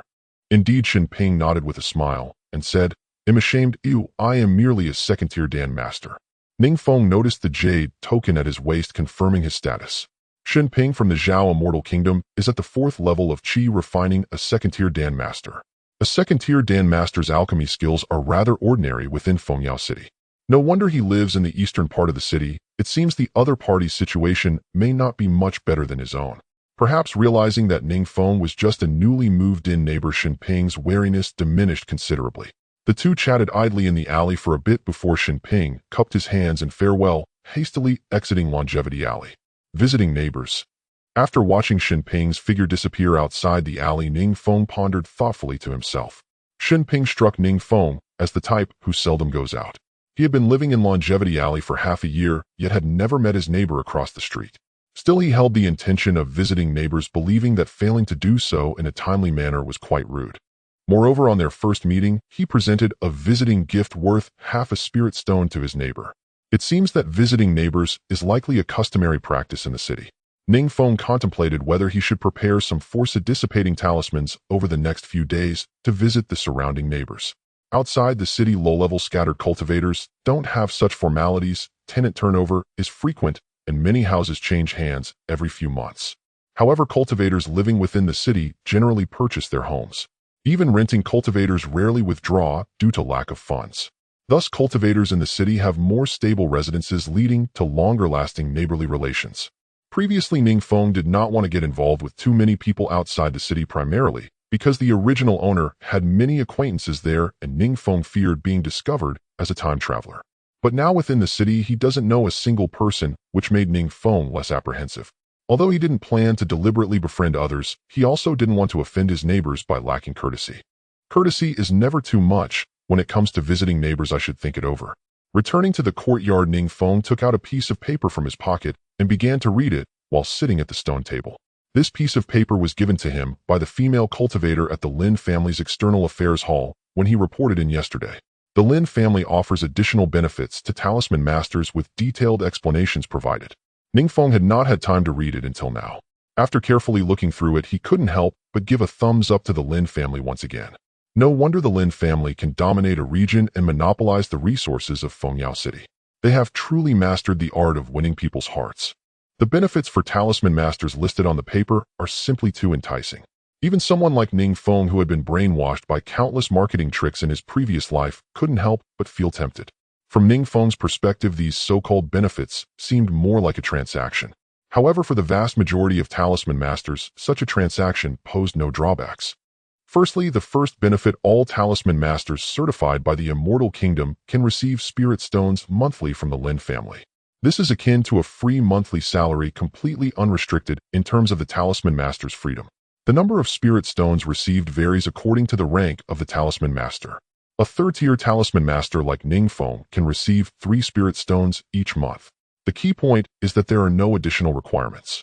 As long as one goes to the Lin family's external affairs hall each month, they can directly collect their share with a jade token. The purpose of this benefit is simple: to encourage talisman masters to stay in Fengyao City and develop. Just this one benefit, Ning Feng believes, is something that 99% of talisman masters would find hard to refuse. After all, who could turn down 3 spirit stones for free each month? 3 spirit stones are enough for a low-level loose cultivator to maintain the most basic standard of living outside the city.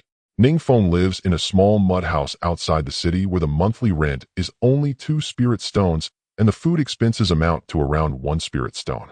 If his previous self could have received 3 spirit stones every month, he would have been well-fed and worry-free.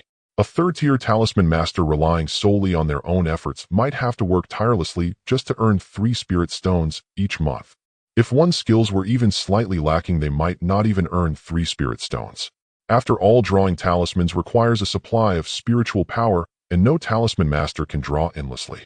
Other third-tier talisman masters do not possess a golden finger like Ning Feng. If their success rate in drawing talismans is too low, they might only earn 5 or 6 spirit stones in a month. Higher-tier talisman masters can receive even more spirit stones. Fourth-tier talisman masters can collect 5 spirit stones each month, while fifth-tier talisman masters can get 8.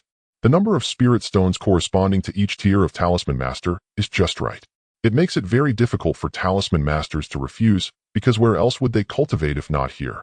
Fengyao City is rich in spiritual energy. The prices are stable and spirit stones are available for free. Using the free spirit stones to exchange for some cultivation resources is surely a step forward. Receiving more spirit stones. Ning Feng thought along similar lines. He originally believed that with his golden finger there was no need to get involved with others. But now he felt it necessary to reconsider. 3 spirit stones could buy 2,000 pieces of higher quality talisman paper, and these papers could be drawn into wind control talismans, assuming a success rate of 35%. That would amount to at least 600 wind control talismans. How much are 600 wind control talismans worth? A full 20 spirit stones. Upon reaching this conclusion, Ning Feng was taken aback.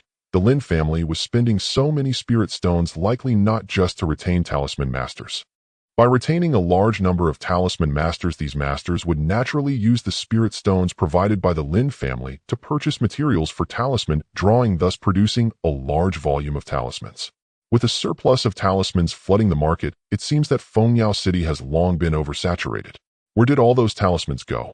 Could it be that the Lin family is purchasing them, taking them to other places to profit from the price difference? Or is the Lin family hoarding the talismans? Ning Feng shook his head, dismissing such speculation. Even if there were many talismans in Fengyao City, they are merely small change. If the Lin family were only out to profit from the price difference, they wouldn't need to invest so many spirit stones, especially since there are more benefits beyond this one. For example, one benefit states that once a talisman master achieves 5th-tier certification and has resided in Fengyao City for a year, they can apply for a set of courtyards to live in for free, enjoying permanent usage rights. However, there is an additional condition. Each year, they need to submit a certain number of talismans to the Lin family. Of course, the paper, brush, and ink are provided by the Lin family. This is quite valuable. Even without permanent residency, living there for a decade could save nearly 1,000 spirit stones. 100 spirit stones is a significant amount, enough to buy a medium-quality magical artifact. Based on the housing information Ning Feng has seen, houses with courtyards in Fengyao City are not cheap. The one he is currently renting, despite being in a poor location, costs at least 200 spirit stones.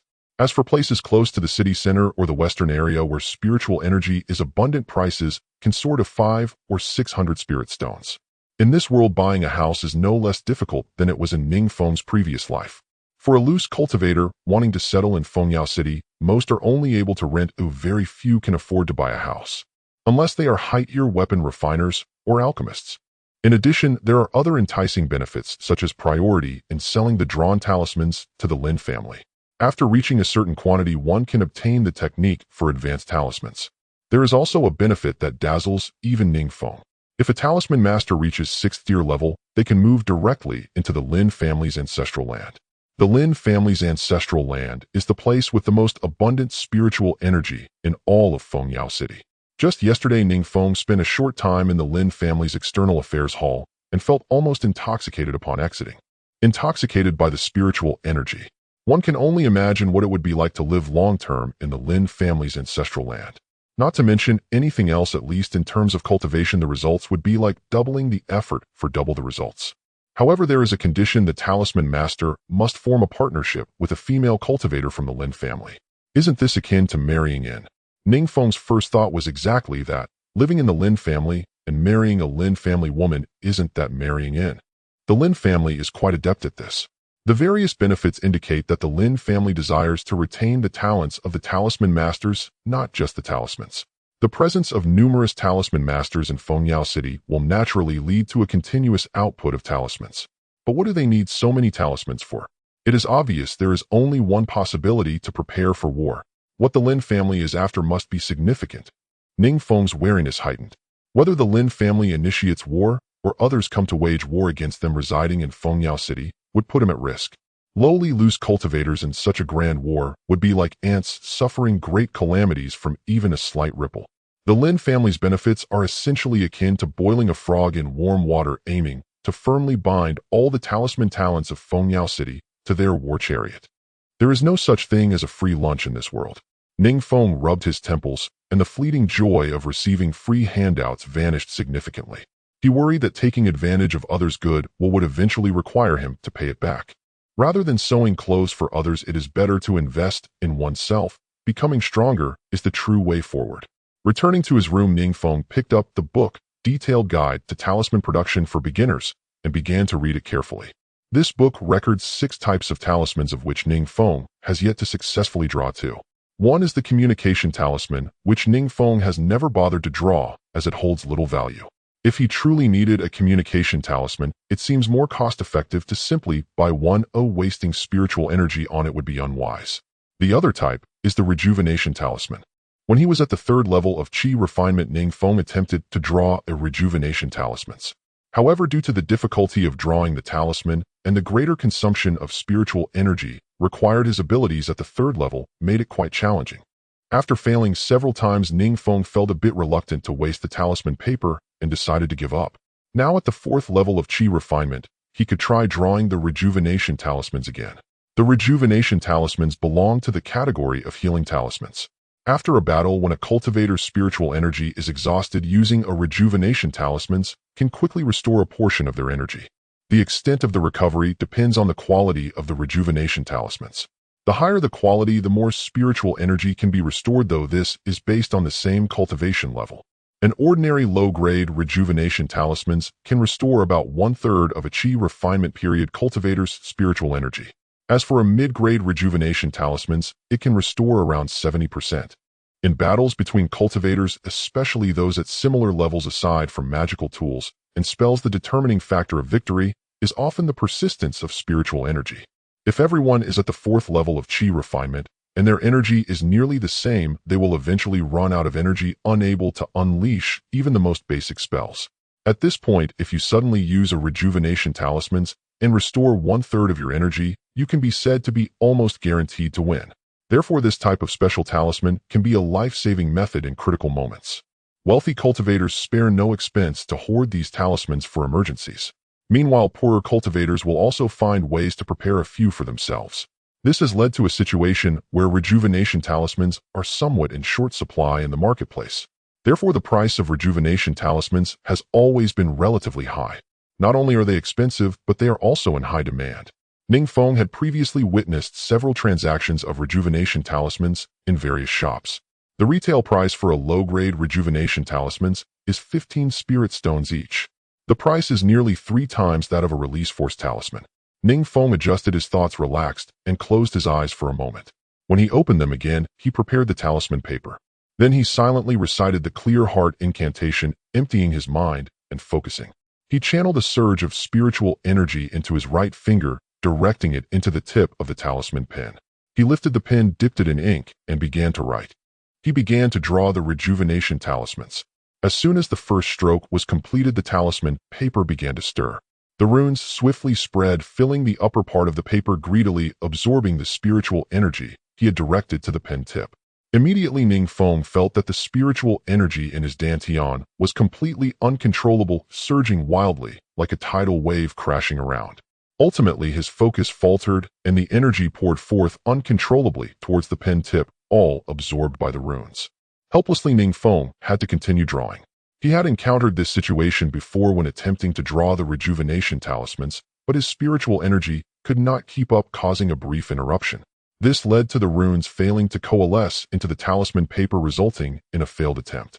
How would it turn out this time? Ning Feng gritted his teeth, feeling his thoughts wavering. After all, with the spiritual energy beyond his control, it was difficult for anyone to maintain a calm mind. As the energy surged wildly, the pen tip began to tremble slightly. A sweat beaded on Ning Feng's forehead as he meticulously continued with each stroke, not daring to make a single mistake. The runes began to coalesce onto the talisman paper, and the red light emitted by the runes grew increasingly intense. He was almost at the final stroke, and Ning Feng felt a sense of relief. Hold on. It was almost complete. Unfortunately, just as he was about to finish, the spiritual energy suddenly halted, and the nearly coalesced runes dispersed once more. The red light gradually dimmed. The talisman paper also ceased its agitation, lying quietly on the wooden table. It was a failure. So close. Ning Feng's lips twitched as he tossed the pen onto the table. What a pity. Just a little more, and the golden finger didn't come through. But it couldn't be blamed on the golden finger. It was still an issue of cultivation. Forget it, I'll practice the gathering spirit skill for a few more days. Ning Feng's thoughts were unsettled, and he didn't wish to continue drawing talismans. He pushed open the door, preparing to get some fresh air in the courtyard. As soon as he opened the door, he saw the two women coming in from outside. "Young master, we are back." They each held large bags, their faces showing joy. That expression, no matter how you looked at it, resembled women returning from a shopping spree in a supermarket in his past life. "Did you buy so many things?"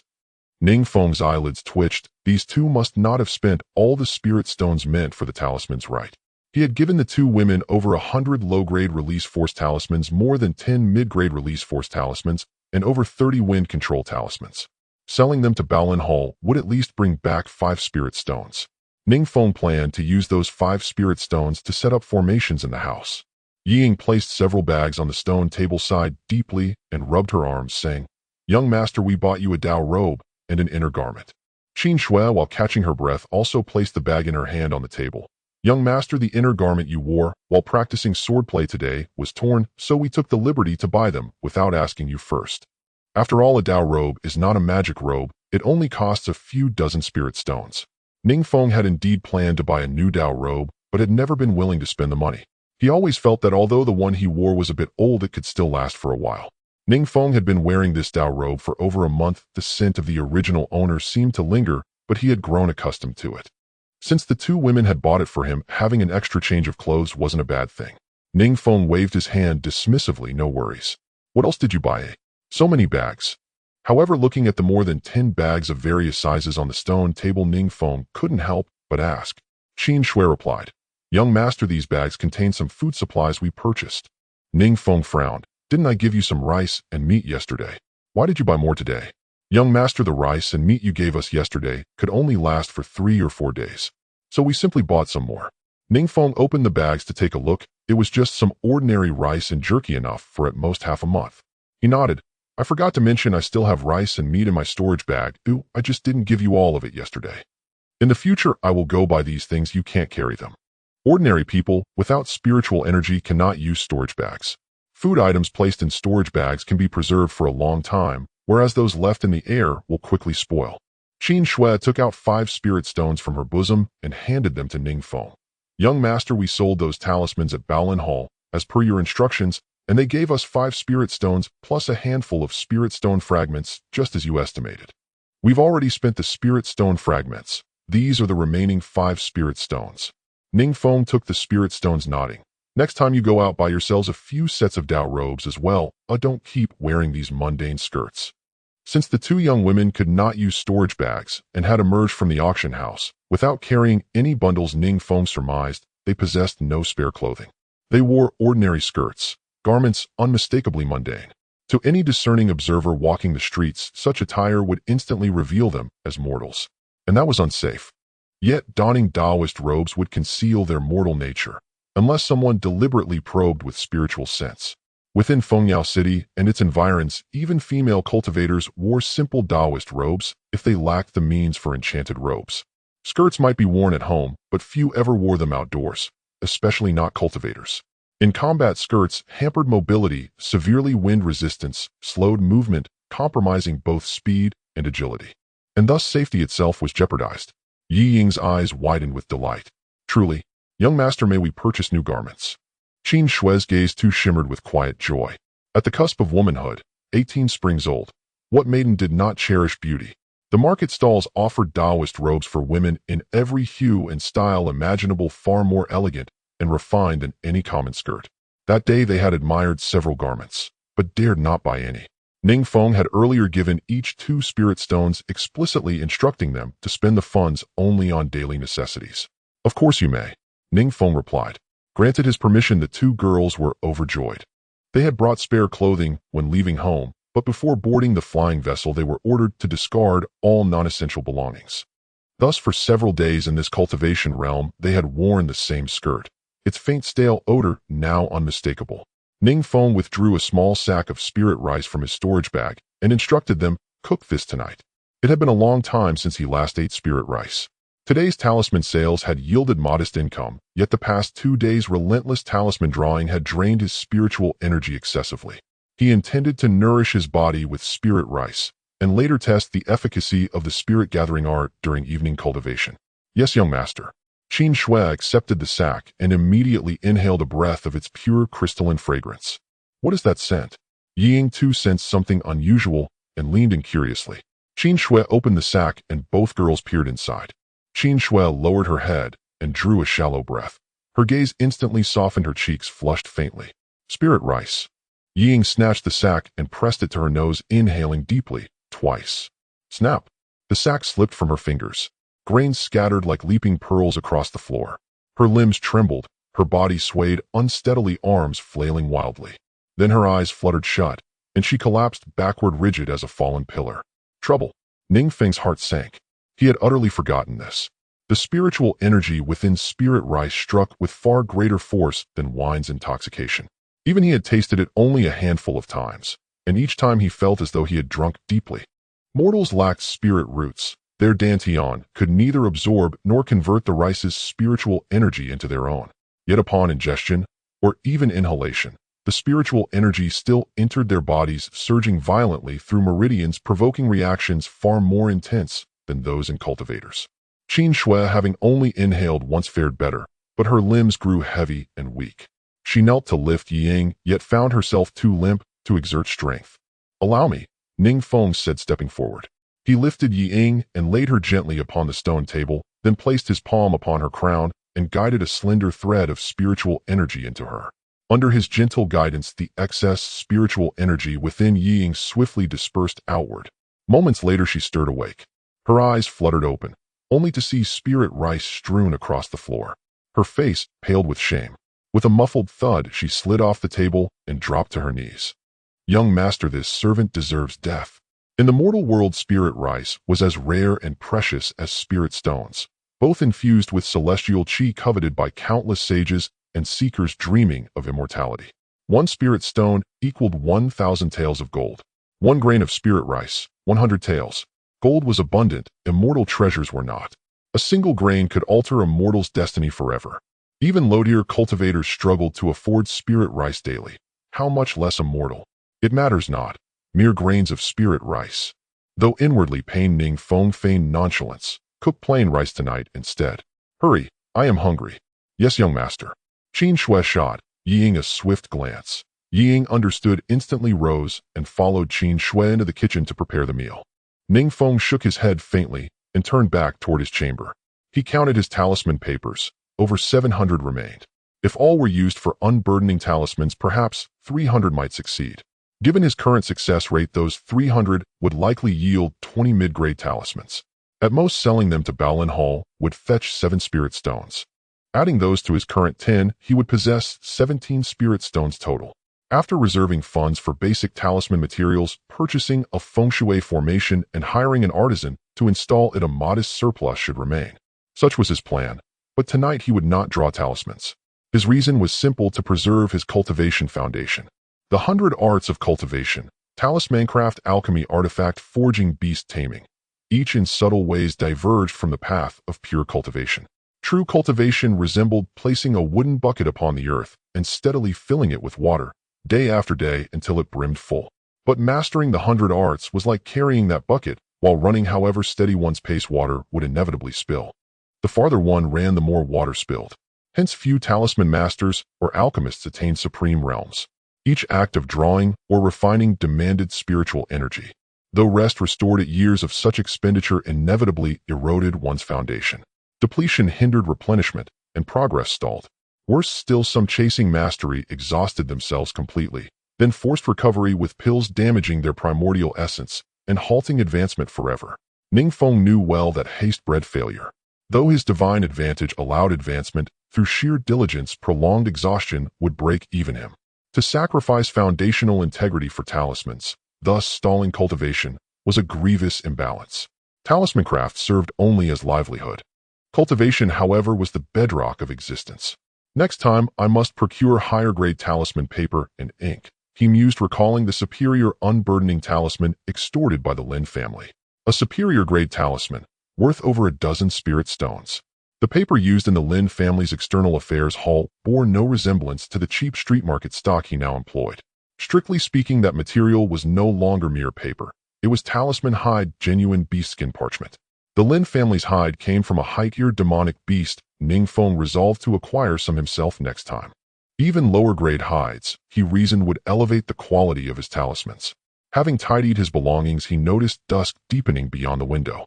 Ning Feng stepped outside. Dinner awaited upon the stone table, but the two maidens knelt on the floor, carefully gathering each scattered grain of spirit rice one by one. Seeing this scene, Ning Feng was at a loss for words. Was it really necessary? The ground was not tiled or wooden, but rather yellow mud and sand. Mixed with the mud and sand, even if he picked up the spiritual rice and washed it clean, Ning Feng couldn't bring himself to eat it. He would rather have ordinary rice. The two women, upon seeing Ning Feng come out, hurriedly said, "Young master, the meal is ready. Please eat. Let's tidy up the spiritual rice first."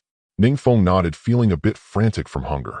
He disregarded the two women and sat down alone at the stone table to eat. Hiss, hiss.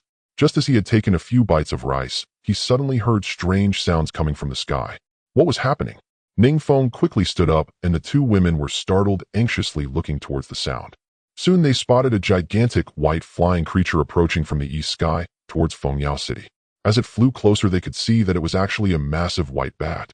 The white bat had wings spanning about 7 or 8 zhang, exhaling white mist and producing a loud hissing sound. Was a demon beast attacking the city? Quick, get inside. Ning Feng's first reaction was to hide. He darted into the house, simultaneously gesturing for the two women to return indoors. The two women had never witnessed such a scene. Their legs had gone weak from fright. They didn't even bother to grab the tidied spiritual rice and hurriedly supported each other into the house. In truth, Ning Feng had never seen such a scene either. He firmly gripped the door while looking up at the bat. He was ready to shut the door at the first sign of danger. However, as the white bat flew closer, Ning Feng noticed that there was actually a person on its back. But due to the distance, he couldn't make out the appearance of the person on the bat's back. He could only vaguely discern that it was an old man dressed in a green Taoist robe. Could it be a spirit beast? Seeing a cultivator on the bat, Ning Feng guessed that it was likely not a demon beast attacking the city. Wild beasts, demon beasts, and spirit beasts are all animals. Animals without spiritual intelligence are merely ordinary wild beasts. If a wild beast is subdued by a person and forms a contract recognizing a master, it becomes a pet beast. If a wild beast develops spiritual intelligence, it transforms into a demon beast, which possesses its own thoughts and intelligence akin to humans. However, if a demon beast is subdued by a person and forms a contract recognizing a master, it is termed a spirit beast. Demon beasts, pet beasts, and spirit beasts all have different ranks. The white bat, being able to fly and having a massive size with the white mist emanating from its mouth, seemed quite powerful. Only a spirit beast could fit this description. At this moment, voices and footsteps began to ring out from outside Chongqing Alley, growing tumultuous. Perhaps the neighbors had spotted the white bat as many people rushed out of their houses to witness the commotion. After all, visibility was much better outside than in their courtyards. But Ning Feng thought otherwise. He felt it was safer inside the house. The white bat flew in from the east, seemingly heading toward the city center. What was located at the city center? The Lin family's ancestral land. The white bat appeared fierce, most likely not one of Lin's people. It seemed more like a troublemaker. In the cultivation world, riding a pet beast or spirit beast into someone else's airspace is a serious provocation. Sure enough, just then a voice emanated from the city. Zhang Tong, what is your intention in intruding upon Fengyao City? Although the voice did not sound loud, it was penetrating. Ning Feng could hear it clearly even from inside the house. Immediately after, a red light suddenly rose from the center of the city, blocking the path of the white bat. It's the head of the Lin family, Lin Ping. Ning Feng hurriedly looked up as he faintly heard someone exclaiming outside the alley. The head of the Lin family. This was serious, a foundation establishment cultivator. Lin Ping was the most powerful figure within Fengyao City and the helmsman of the Lin family. The red light hovered precisely above the eastern part of the city, nearly directly over Chongqing Alley. Previously, the speed of the flight had been so fast that they could only see a streak of red light. Now that it had stopped, Ning Feng realized it was actually a massive dark red eagle.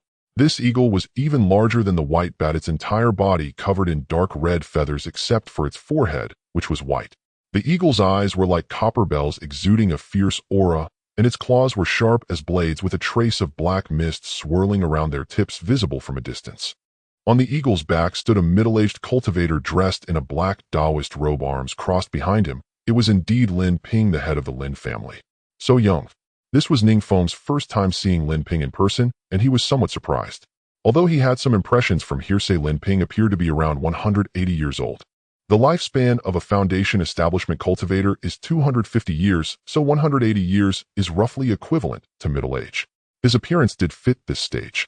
However, Ning Feng had no impression of Zhang Tong, only a vague feeling that the name sounded somewhat familiar. Zhang Tong halted the white bat and was arguing furiously with Lin Ping. Cultivators within Fengyao City fell silent, straining their ears to hear what they were discussing. Unfortunately, nothing could be heard. It seemed that the two in the sky had used a soundproof charm, as no sound was transmitted out at all. By this time, the sky had darkened, and Ning Feng looked up to see that the white-headed eagle and the white bat were radiating light, one red and one white, illuminating half the sky. Lin Ping and Zhang Tong exchanged a few words, and both their faces changed dramatically, their anger clearly escalating. It's about to turn into a fight. Ning Feng thought to himself, feeling uneasy. A battle between cultivators above foundation establishment level would unleash waves of energy that a mere chi refining stage for loose cultivator like him could not withstand. Turning around, he saw the two women had actually opened the door and were craning their necks to watch the commotion. He hurriedly waved his hand. Get inside. Hi. Yes. The two women snapped back to reality and quickly closed the door, retreating back inside. Indeed, the two in the sky along with their beasts soon began to clash. The white-headed eagle under Lin Ping suddenly spewed forth a flame directly attacking Zhang Tong. The flame resembled a long rainbow, scorching dozens of zhang instantly, turning the night sky a brilliant red. At the same time, Lin Ping produced a knife out of nowhere, slashing horizontally at Zhang Tong. His intention was clear: to force Zhang Tong back several dozen zhang, slowly moving the battlefield away from the city center. The knife in Lin Ping's hand was a middle-grade magical weapon known as the Crazy Flame Knife, famously utilized by him within Fengyao City. With a single stroke of flame, it incinerated like wildfire. The Crazy Flame Knife slashed through the air, accompanied by a red flame spiraling rapidly as it surged towards Zhang Tong. The two flames intertwined like two fire dragons, entwining and weaving together, instantly increasing in size. Even from within the city, Ning Feng could feel a slight warmth on his face. The heat of the flames could be felt even from such a distance. He couldn't imagine what Zhang Tong, who was close in the air, must be feeling. Ning Feng stared in shock. This was the power of a foundation establishment cultivator. If he were in the air, he suspected he would be instantly incinerated to ashes, landing as a pile of dust. Lin Ping, being a fire spirit root himself, cultivates fire-based techniques, wields fire-type artifacts, and his mount, the white-headed eagle, is a fire spirit beast. With the fire spirit root and additional fire enhancements, their combined attacks multiply their power several times over. However, since Zhang Tong dared to provoke in Fengyao City, how could he be easily hit? Do you think you can force me out of the city? Zhang Tong, seeing through Lin Ping's intentions, sneered coldly, producing a sword in his hand and lunging forward. As the sword tip thrust forward, a surge of silver icy air was unleashed, sealing off the fiery attack. Seeing its master spring into action, the white bat was also unwilling to be outdone. Its wings flapped, its back arched high. Then the bat shook its head, its face instantly twisted into a fierce grimace, and it opened its mouth wide, releasing a wave of white mist. Hiss! The mist from the white bat seemed to provide an endless flow of spiritual energy to Zhang Tong's sword aura. With the assistance of the white bat, Zhang Tong's sword flower suddenly accelerated towards Lin Ping's flames. Bang! The clash of a white and a red massive airflow collided, producing a deafening sound. In an instant, Fengyao City was as bright as day, blinding to the eyes. Ning Feng, several miles away, was also illuminated by the intense light, unable to open his eyes, feeling as if a bolt of lightning had struck before him. When he opened his eyes again, he discovered that Lin Ping not only failed to force Zhang Tong back, but was instead pushed back several dozen feet by Zhang Tong's sword aura. Moreover, Zhang Tong showed no signs of stopping his sword momentum, continuously launching one strike after another at Lin Ping. Hi! Lin Ping shouted loudly, slapping his left hand, summoning several talismans. The runes flew like flowers in a whirlwind towards Zhang Tong. Meanwhile, Lin Ping's right hand slashed out several times, the blade light, targeting Zhang Tong directly. Ning Feng clearly observed that when Lin Ping summoned those few talismans, Zhang Tong's movement speed suddenly slowed considerably.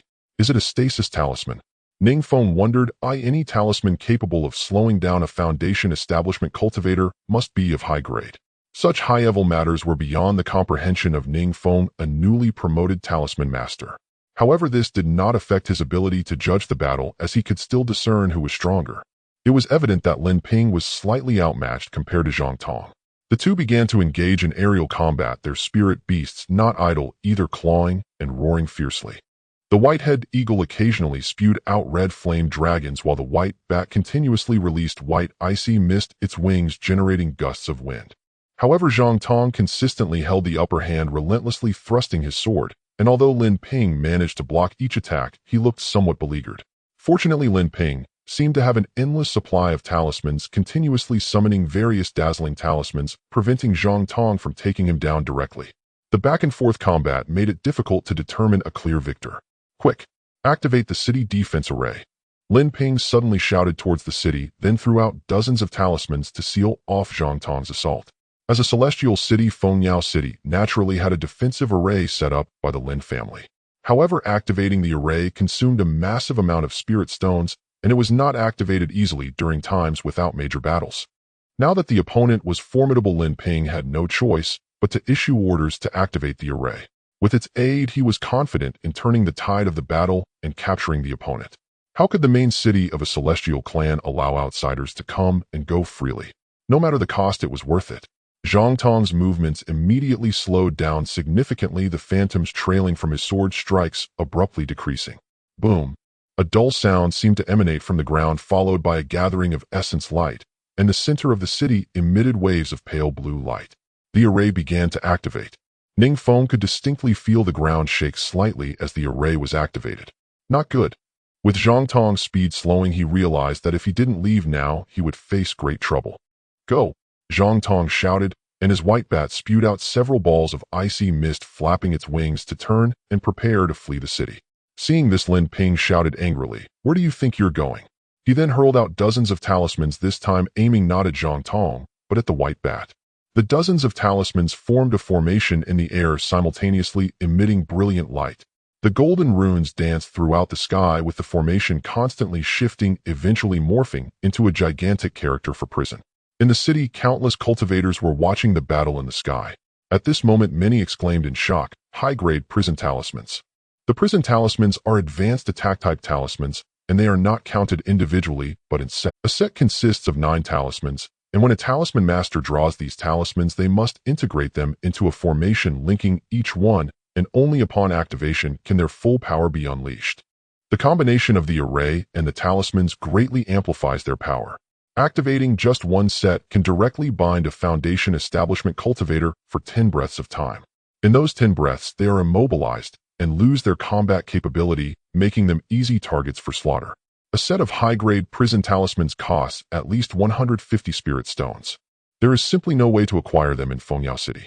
Lin Ping was indeed ruthless, launching 4 sets of prison talismans worth 600 spirit stones. His intent was clear. No matter what, he had to kill Zhang Tong within Fengyao City. The cultivators in the city looked up at the night sky, all sighing in their hearts. This level of battle was akin to burning money. Lin Ping's move alone cost several hundred spirit stones, and previously he had already dispatched numerous high-grade talismans. In total, this battle was not yet over, but Lin Ping had already expended at least 2,000 to 3,000 spirit stones. This is the financial power of Foundation establishment. The golden character for prison in the night sky grew increasingly bright, and the array's runes converged directly towards Zhang Tong. At the same time, Lin Ping unleashed 4 sets of prison talismans. Several figures shot up into the sky, directly blocking Zhang Tong's escape route. Zhang Tong was now locked by the prison talisman's array runes. His expression changed dramatically. Retreating was no longer an option. He had never expected Lin Ping would possess 4 sets of prison talismans. In his panic, Zhang Tong quickly made a decision. He had resigned himself to death, but he would take a few down with him. Explode. Zhang Tong swiftly swung his sword, aiming at the neck of the white bat beneath him. The white bat let out a mournful cry. Its body immediately severed, blood spraying from its neck like a pillar. Countless cultivators watching from the city gasped in astonishment. Seeing this, Lin Ping was also greatly shocked, shouting, "Retreat! He's going to self-destruct." He then swiftly withdrew, and the several Lin family cultivators blocking Zhang Tong's rear also retreated in panic. But it was too late. In the blink of an eye, Zhang Tong swung his sword again. This time he targeted his own neck. Explode. A spray of blood erupted, amplified by the surge of spiritual energy. A blood-red domain immediately manifested within a radius of several dozen feet around Zhang Tong. At this moment, Lin Ping had retreated only about 10 feet, still within the range of Zhang Tong's self-detonation. He shouted loudly again, accelerating, quickly retreating. A trace of fear appeared on his face. He had never anticipated that Zhang Tong would choose mutual destruction. Bang! A tremendous explosion. The many cultivators observing the battle in the city only saw the sky enveloped in a cloud of blood mist obscuring everything else. But Ning Feng saw it all. After Zhang Tong swung his sword to slit his throat, the sword momentum did not cease. The residual wave surged forth, its power undiminished. The residual sword energy from that strike was fierce and unerringly struck Ning Feng's courtyard. A person stood in the house and calamity fell from the sky. Bang! A deafening explosion shattered the silence. Dust billowed violently across the courtyard. The stone table disintegrated instantly, shattered into stardust reduced to a fine swirling mist. Dishes resting upon it were snatched up by the sword's kind-fused shockwave, torn apart midair and flung in all directions. They turned to ragged shreds. Vegetables, pulped meat, minced to paste. Ning Feng stood behind his doorway, observing the scene with perfect clarity from this vantage point. He saw Lin Ping hurl something just before Zhang Tong's self-detonation. It may have been a talisman. Lin Ping also appeared to activate some secret art. Amidst the crimson tempest filling the sky, his body swelled visibly. Vital energy erupting from within, coalescing into a shimmering barrier of blood and qi. He endured the detonation's full force, unbroken, unyielding. Yet in the end, Lin Ping was still hurled away like a severed kite, vanishing into the city below. His fate unknown, his life hanging in the balance. As for the Lin family's other cultivators, they were obliterated, reduced to viscous pulp. That grisly residue mingled with the airborne blood mist, scattering on the wind until it hung thick and ominous over Fengyao City. That blood mist was Zhang Tong himself.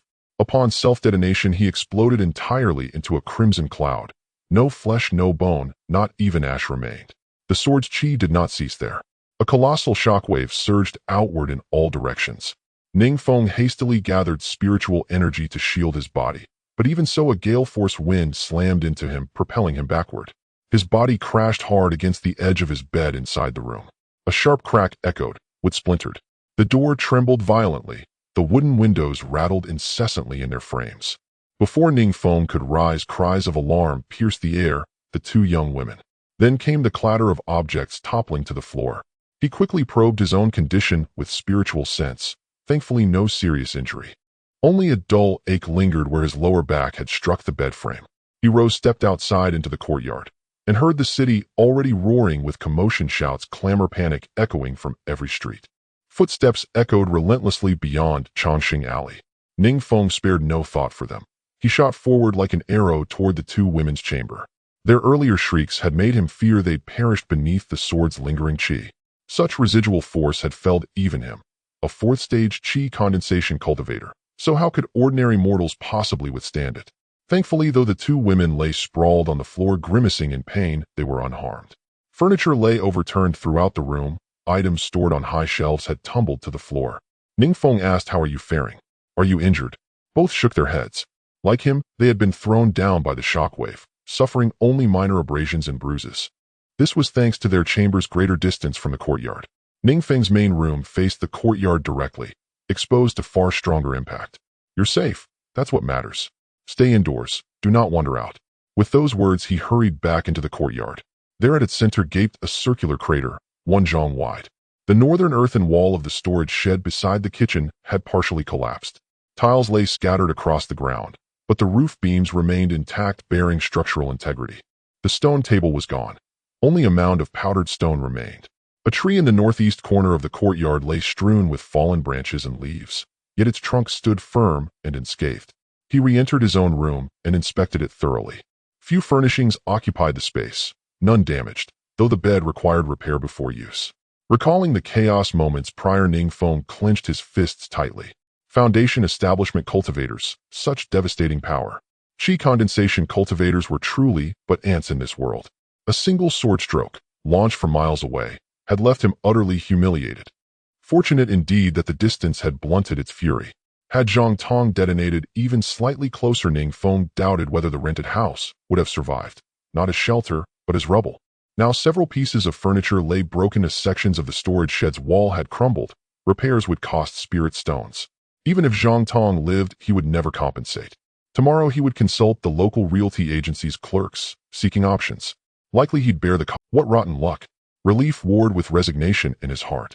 Strangely, the sword's residual chi had struck with uncanny precision, landing squarely upon his courtyard alone. Chongqing Alley housed dozens of households. Why of all places had misfortune singled him out? No, it must be feng shui. That realization returned to him. Zhang Tong's sword stroke cleaved the heavens above Fengyao City, yet only Ning Feng's residence bore its mark. Could it be anything but feng shui?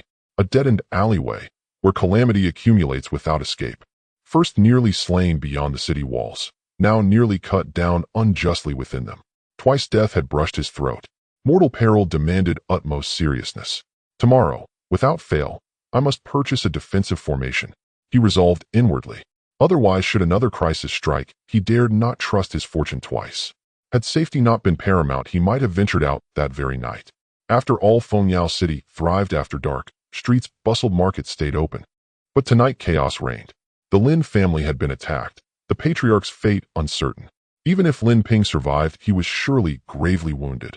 Else why plummet helplessly from the sky? Lin Ping was the Lin family's sole foundation establishment cultivator, their pillar, the linchpin of both clan and city. Ning Feng refused to believe no rival factions would seize this moment, nor that foreign immortal clans might seek to supplant the Lin family. This upheaval could plunge Fengyao City into prolonged, profound disorder. He even feared an imminent assault upon the city itself. Alone before his courtyard, he scanned the night sky for long minutes, finding nothing amiss. The city's protective formation remained active, its aura palpable. Spiritual energy felt denser, richer. Some city wards doubled as concentrating arrays. Night had deepened and hunger gnawed fiercely at his belly. He hadn't finished his meal before disaster descended, and the two women, having eaten nothing since noon, were doubtless starving. Indeed, they now sat quietly in his room, eyes fixed upon him, hungry, expectant, yet too timid to step outside. From within, they had witnessed the courtyard's devastation. Astonishment etched deeply upon their faces. Such life-or-death duels between Foundation establishment cultivators were rare even in the immortal cultivation world, let alone before mortal eyes. "Prepare dinner," famished, Ning Feng instructed. He had already inspected the kitchen, undamaged.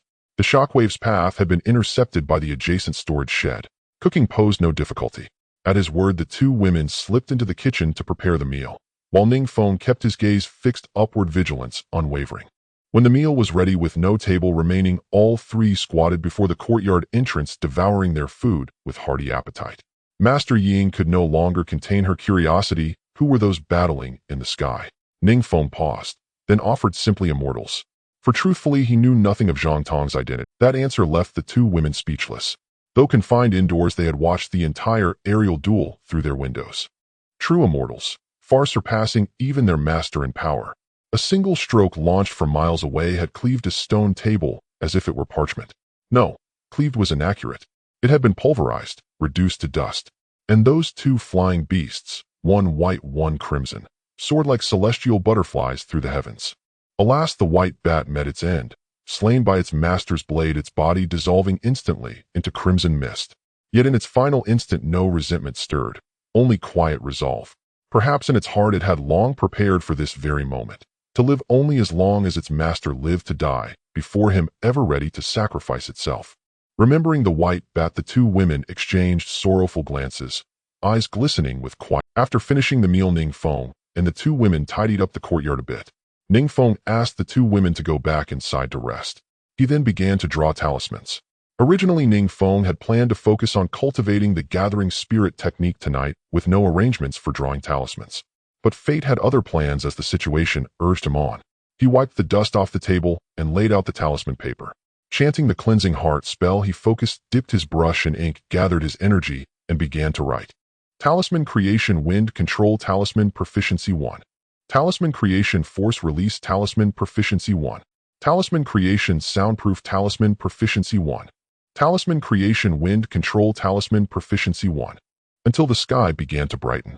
He opened the panel to take a look. Skills: Talisman creation cleansing talisman beginner 42100. Talisman creation force release talisman expert 425500. Talisman creation soundproof talisman beginner 95100. Talisman creation wine control talisman beginner 46,100.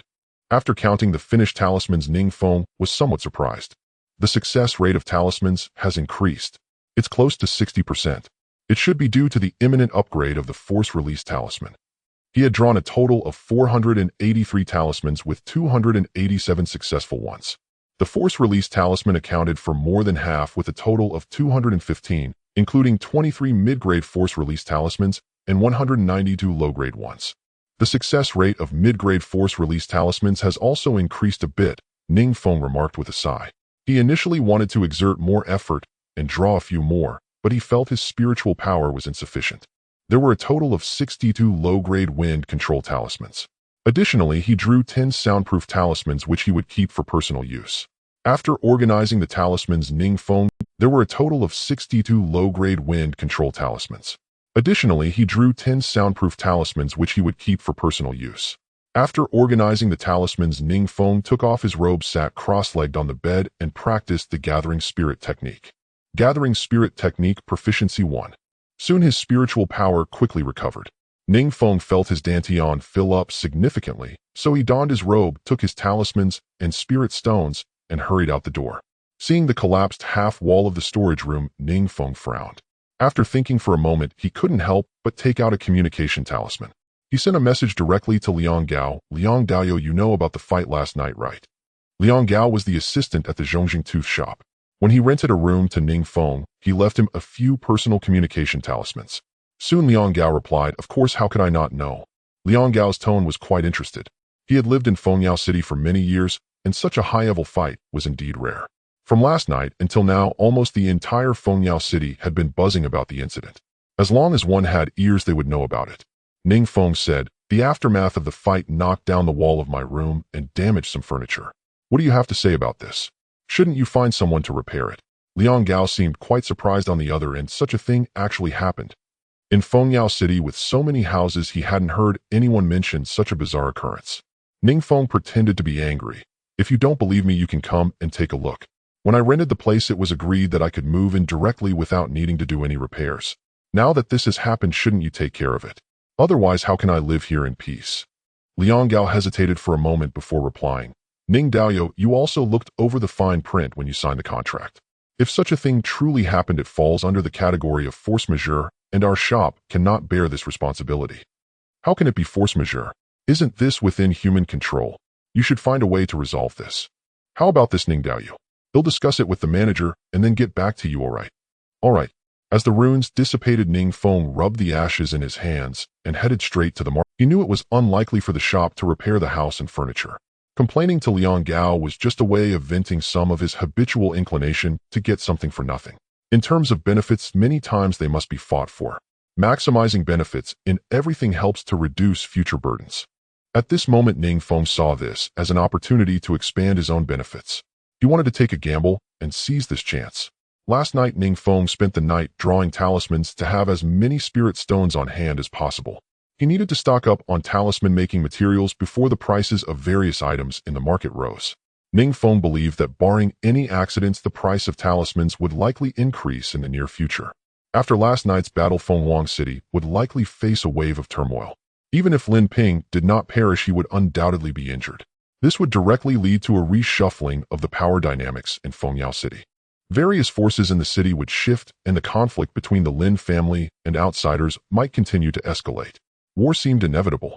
Moreover, even if there was no war, the psychological effects triggered by such a situation would indirectly lead to the gradual rise in prices of many supplies, elixirs, talismans, magical artifacts, robes, and formations. All materials, raw materials, and consumables related to battles involving cultivators could see price increases. Ning Feng wanted to seize this critical moment before prices rose to stock up on talisman paper and ink. If the raw materials really did increase in price later, he would profit immensely. Even if the expected price rise did not occur, he would not incur losses. In any case, there seemed to be no risk. So how could he miss such an opportunity?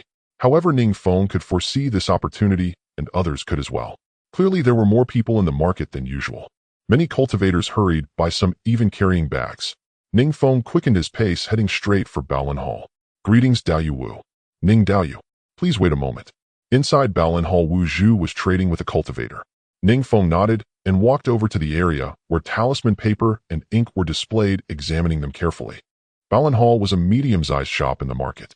The variety of talisman-making materials almost covered high, medium, and low-end options. They sold expensive and cheap items. The cheapest was the low-end talisman paper that Ning Feng was currently using, which was made from coarse cloth.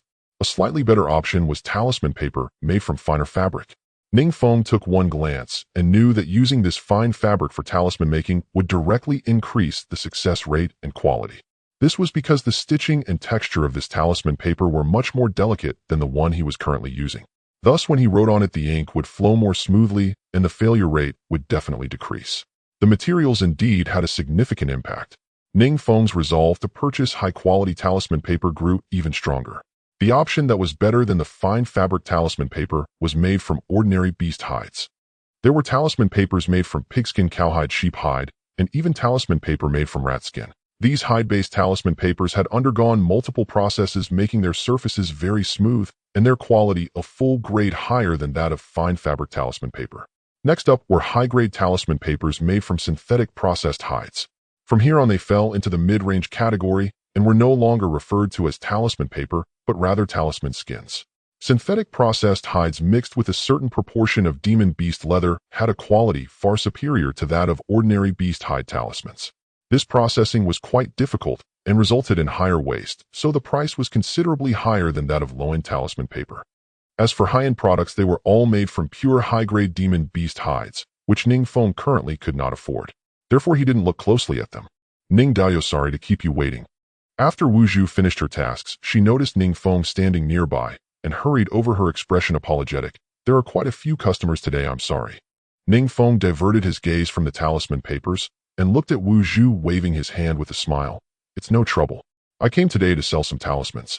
Oh, so soon. Wu Zhu was somewhat surprised. Didn't I just send a maid yesterday to sell talismans? You already have more talismans today. She was genuinely astonished. When Ning Feng's two maids came to sell talismans yesterday, she felt a bit puzzled. Although they didn't sell many talismans, just 2 days prior Ning Feng had sold some as well. Ning Feng had brought over more than 500 talismans 2 days ago. Just a day later, his maids brought nearly 200 talismans to sell. That already added up to 700 talismans. For an average talisman master in the mid-stage of Qi refinement, even if they were just drawing dispelling talismans, it would normally take them nearly half a month. And this was considering they were experienced. If their skill was lacking or their spiritual power insufficient, it might take a month to draw 700 dispelling talismans. And today Ning Feng came again to sell talismans. In just 3 days, he had sold talismans 3 times. How many talismans would he sell today?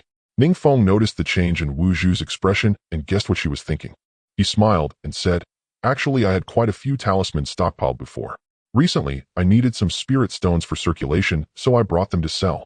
He then flipped his hand and took out 2 stacks of talismans, handing them to Wu Zhu. Please count them quickly, I have other matters to attend to. Wu Zhu pulled out a dispelling talisman, held it to her nose, and took a gentle sniff. She then shot a glare at Ning Feng somewhat angrily, saying, "Are you trying to fool me? These talismans couldn't have been drawn more than 12 hours ago." Her anger stemmed from the fact that Ning Feng had lied. Clearly, he was being somewhat distant with her. Having dealt with countless talismans, how could Ning Feng's little scheme fool her? Just a sniff was enough for her to deduce when this talisman was drawn. Ning Feng's talismans had a fresh, pungent smell of ink clearly drawn just last night. Moreover, the ink was bright and vivid. Anyone with a bit of experience could tell they were all new talismans. Ning Feng chuckled awkwardly, knowing that he probably couldn't hide it from Wu Zhu. However, he silently warned himself, judging by Wu Zhu's gaze, it seemed he had been a bit too outstanding. Yes, it was likely due to the frequency of talisman sales. In the future, he needed to find another merchant to collaborate with, not just sell to Bao Lintang. Otherwise, the secret of his golden finger could easily be exposed. Wu Zhu counted the talismans and fell into deep thought. Previously, 700 had been sold, and today nearly 300 more would be sold. In 3 days, he had drawn 1,000 dispelling talismans. Among them, there were also some mid-grade ones. Additionally, there were some more complex wind control talismans. This talisman master was far from simple. Wu Zhu was even more shocked than last time. Last time it was just some mid-grade dispelling talismans. His rapid improvement in skill had only amazed her. This time, it was the sheer volume and frequency of the talismans that stunned Wu Zhu. Ning Feng had consistently produced new talismans every day for 3 days, indicating he had been drawing talismans daily. Typically, talisman masters lack the spiritual power to draw talismans continuously like Ning Feng for 3 days, unless they resort to pills. However, dispelling talismans aren't very valuable, so it's unlikely any talisman master would take pills to draw such talismans. The more Wu Zhu thought about it, the more alarmed she became. She had no idea that Ning Feng possessed a system. Although drawing talismans consumed spiritual power, it was far from the exhausting experience of an ordinary talisman master. Moreover, Ning Feng's talisman success rate was significantly higher than that of ordinary talisman masters, approaching 60%. Generally, a mid-stage Qi refinement talisman master achieving a 40% success rate was already quite remarkable. Wu Zhu lowered her gaze, glancing around to see that not many people were paying attention to this side. She then said softly, "Ning Daoyu, I suggest you hold on to this batch of talismans for now." She hesitated to directly tell Ning Feng that such a high frequency of talisman sales could lead to trouble. Wu Zhu didn't want Ning Feng to encounter problems. Wouldn't it be better to steadily and slowly accumulate wealth? Hold on to them first. Ning Feng's eyes flickered as he instantly understood Wu Zhu's implication. He was selling talismans too frequently.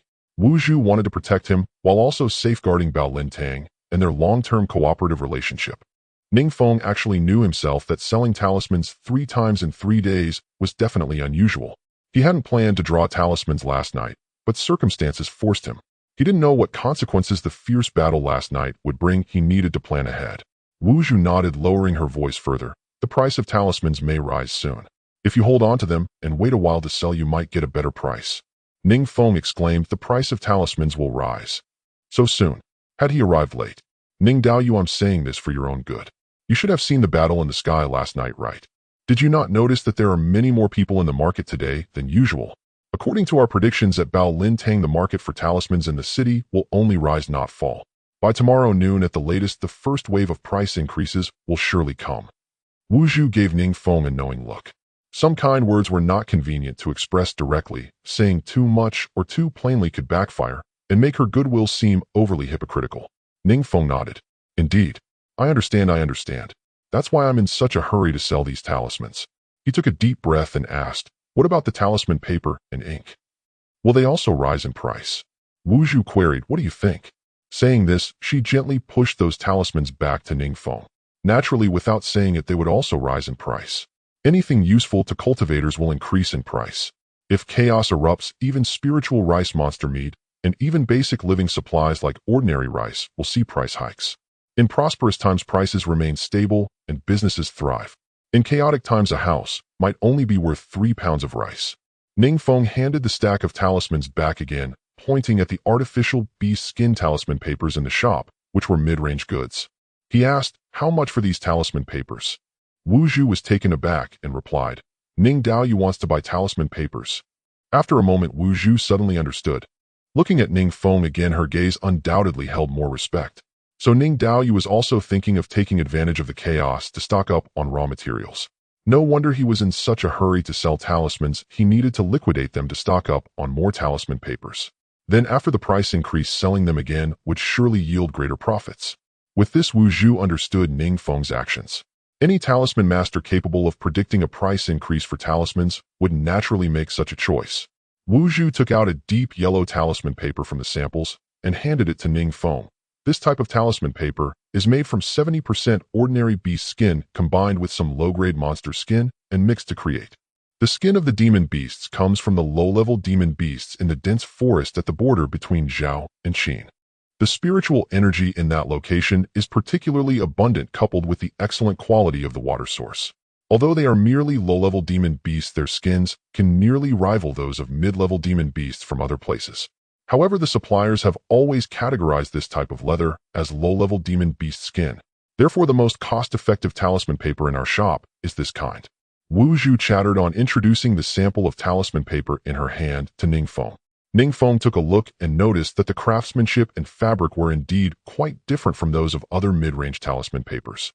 If one did not observe closely, it would be hard to spot the differences. How much is this? Ning Feng directly asked the price, trusting Wu Zhu's recommendation. After all, with his high success rate in producing talismans and high quality, both Baolin Hall and Wu Zhu naturally benefit as well. There's no reason to shortchange himself on talisman materials. One slip-up can lead to the permanent loss of a customer and a supplier talisman master. It's not worth it. Wu Zhu pondered for a moment and said the normal external price is 1 spirit stone for 100 pieces, but my authority allows me to offer you 110 pieces. Ning Daoyu. So expensive. Ning Feng was taken aback. It was 10 times more expensive than the talisman paper he had used before. Wu Zhu seemed to see Ning Feng's hesitation and became even more convinced that he was a talented talisman master.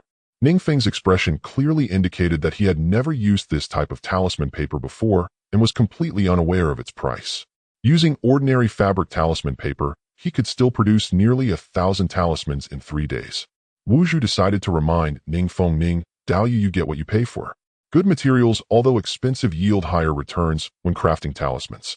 Perhaps it could even multiply several times. Seeing Ning Feng nodding silently, Wu Zhu smiled again, deciding to give him a lesson. Generally, using cheap talisman paper to draw 1,000 pieces takes half a month, consumes spiritual energy, dozens of times, produces 300 pieces with a profit of only 2 to 3 spirit stones. But if you use this talisman paper, you might only need a few hundred pieces to achieve a profit of 3 spirit stones, and it wouldn't take half a month, at most just a few days, with significantly fewer consumptions of spiritual energy. Therefore, good materials will reduce the number of times you need to draw talismans, which actually saves on the consumption and recovery of spiritual energy. Isn't that right, Ning Daoyu? Yes, absolutely right. Ning Feng smiled. He had not thought of this before. Rather than wasting spiritual energy on nearly 1,000 pieces of worthless talisman paper, it is better to invest in higher quality talisman paper, which would certainly yield much greater profits. Using higher quality talisman paper, one can maintain the same profit while consuming the least amount of spiritual energy. The consumption and recovery of spiritual energy takes up a lot of time. If he could use the extra time to cultivate and improve his realm, wouldn't that be even better? Ning Feng nodded repeatedly. Once these talismans are produced, exchange them for talisman paper. The two went to the back room, and soon the accountant from Baolin Hall came over to settle the exchange. The spirit stones required for the talismans returned to Ning Feng were 8.5, and after exchanging for talisman paper, he received over 900 pieces. As he was leaving, Wu Zhu whispered, if you need to produce talismans, next time, Ning Dao, you can contact me directly. I can come to pick them up, and when returning, I can easily say they were sourced from elsewhere. Ning Feng's eyes brightened as he nodded repeatedly. However, he did not take it seriously. What a joke. If he interacted with her too often, wouldn't she know everything? Although Wu Zhu was trustworthy and kind, he must never let others know he had a system. The frequency of producing talismans should also be kept concealed. The first person he needed to guard against was precisely Wu Zhu. What she had just said clearly pointed out his situation, informing him of the normal production cycle for other talisman masters. Generally, using cheap talisman paper to draw 1,000 pieces takes half a month, consumes spiritual energy, dozens of times, produces 300 pieces with a profit of only 2 to 3 spirit stones. This is the level a chi refinement 4th layer talisman master should have. From this, Ning Feng finally gained a rough understanding of the standard level of a regular talisman master. In the future, he must not appear too different. He should also seek out more cooperative shops when he has time. He cannot keep laying eggs in one nest. Laying too many eggs will lead to danger eventually. Just now in Baolin Hall, Ning Feng also noticed that there were formations for sale. He originally planned to ask Wu Zhu about it, but in the end he dismissed the thought. He had recently interacted too much with Baolin Hall. Following the flow of people in the market, Ning Feng darted into a formation store. Today he had to buy a feng shui formation. Ning Feng only had 10 spirit stones on him. That should be enough. He also had dozens of mid-grade force-release talismans. If the spirit stones were really not enough, he could use them as trade. This formation store was quite small, only selling formations and nothing else. In the later years, such stores were often the most cost-effective. The items were inexpensive and sufficiently professional. However, the subsequent maintenance services might be lacking. Formations are consumable products that require regular maintenance. Is anyone here? Ning Feng instinctively called out, as there was no one in the small store. He then turned to leave for another formation store. But he heard a voice from inside. Just a moment, it'll be right out. It was a woman's voice. Ning Feng glanced inside and saw there was another door. It should be a restroom. Every store, big or small in this market, is equipped with a restroom, which is a basic facility. After hearing the woman's response, Ning Feng decided to wait inside. On the walls of the store hung a yellow cloth. It was essentially a price list categorizing various formations and marking their prices behind them. Ning Feng nodded to himself. He liked shops like this. Simple and straightforward with clear pricing and no tricks. Stores that dare to offer clear pricing generally have great confidence in their goods. Daring to price means they are not afraid of you comparing prices elsewhere. Such stores tend to have reliable quality, fair prices, and great cost-effectiveness. Soon Ning Feng found the feng shui formations on the yellow cloth. Feng shui formations come in 3 sizes: small, medium, and large, suitable for families with many members and large areas. However, for super large areas like the Lin family's estate, they were naturally not for sale in the market. One would need to hire someone to survey and design it before setting it up. Medium-sized feng shui formations are suitable for large households. Large households often have dozens of people and at least several dozen rooms. For a small yard like Ning Feng's with 3 rooms and a dead and a super small feng shui formation would suffice. Ning Feng directly skipped the medium and large formations and began looking at small feng shui formations. However, to his surprise, there were nearly 100 small feng shui formations. 7-star feng shui formation, 45 spirit stones; spirit gathering and longevity formation, 36 spirit stones; 3 immortals flow killing formation, 28 spirit stones; heavenly gang transformation formation, 28 spirit stones; blazing flames spirit melding formation, 25 spirit stones; cows I double auspicious formation, 25 spirit stones; 100 ghosts lifting coffin formation, 25 spirit stones; golden wood prosperity formation, 15 spirit stones; earth system blocking killing formation, 9 spirit stones. Ning Feng was dazzled by the prices. At that moment, the door creaked open. A stunningly beautiful female cultivator, graceful and elegant, emerged while adjusting her robe. Not only was she beautiful, but her aura was also transcendent. Her figure surpassed that of the widow Zhou outside the city, and her skin was fair and rosy, delicate enough to break with a touch. The female cultivator finished adjusting her clothes. When she looked up, she happened to meet Ning Feng's gaze as he, "Senior Sister Tang, En Ning." Fellow cultivator, En Ning Feng was utterly taken aback. It was Tang Yinru herself. In her cheeks had already flushed faintly pink. Flustered, she hastily adjusted her Taoist robe. And was she not equally astonished? And the two gazed at each other in silence, awkwardness thickening the air. How did Senior Sister Tang come to be here? En Ning Feng broke the icy silence first. And since Tang Yinru had sent the matchmaker Granny Zhang to propose a Daonian, he had not seen her once. He never expected to encounter her today in the cultivation market. And had he known she was here, he would never have entered the shop so rashly. Nay, might even have taken a detour. He wished never to see any of his former neighbors from outside the city walls. Not just Tang Yinru, but Tang Yinru quickly regained her composure and smiled. "I am by profession a formation master, and this modest shop only opened a few days ago." "Oh." En Ning Feng's gaze drifted toward the formation price list mounted on the wall, while his mind raced with swift calculations. When matchmaker Granny Zhang had broached the proposal, she had mentioned that if Ning Feng accepted Tang Yinru as his daemate, she would rent a residence within the city for them to share. She would also supply him with cultivation resources, ensuring abundance until he achieved foundation establishment. In fulfilling such conditions demanded an immense fortune in spirit stones. Ning Feng had long puzzled over where Tang Yinru had acquired such wealth. And now it made perfect sense. She was a formation master, and each formation displayed in this shop was without doubt a veritable money tree. Like talismans, formations required materials and effort, but Ning Feng still wondered if she possessed such resources. Why had she rented outside the city for so long? Of course, he did not voice the question. He had already declined her marriage proposal outright. Revisiting the subject would be no different than twisting a knife in old wounds. Noticing Ning Feng studying the price list, Tang Yinru asked curiously, "Fellow cultivator Ning, are you seeking a formation?" And he could only nod and murmur in assent. He had already waited long enough. He could hardly turn and walk out now. And he resolved to feign interest for a while, then excuse himself under some pretext. In the market teemed with formation shops, there was no need to linger here. There was no reason to entangle himself further with Tang Yinru. And with a gentle smile she said, "What kind of formation does fellow cultivator Ning require? I happen to know a thing or two about them." And she studied him closely once more, her expression shifting to one of quiet surprise. "I see a faint aura of ill omen clinging to you. Have you inadvertently disturbed a form-based malevolent formation?" A form-based malevolent formation? Na spark flickered in Ning Feng's heart. He turned fully toward her. "Oh, senior sister Tang practices physiognomy as well. Merely a rudimentary skill, gazing at chi and reading the face. A humble family tradition hardly worth mentioning. I hope I haven't embarrassed myself before you, fellow cultivator Ning. But if my intuition serves me right, you seek a feng shui formation." Hearing her deduce this so effortlessly, Ning Feng's interest quickened. This world feng shui metaphysics was no ethereal fantasy, as it had been in his past life, but a tangible, rigorous cultivation art. Physiognomy, chi observation, soul perception, formation deployment, all were legitimate time-honored disciplines. And many clans preserved such lineages across generations. Ning Feng smiled. "You said I've disturbed a form-based malevolent formation. Could you elaborate? Exactly how did I disturb it? And would a feng shui formation truly benefit me?" A form-based malevolent formation usually arises from terrain configuration, dwelling location, or orientation of walls and courtyards. Yet your current residence should pose no such issue.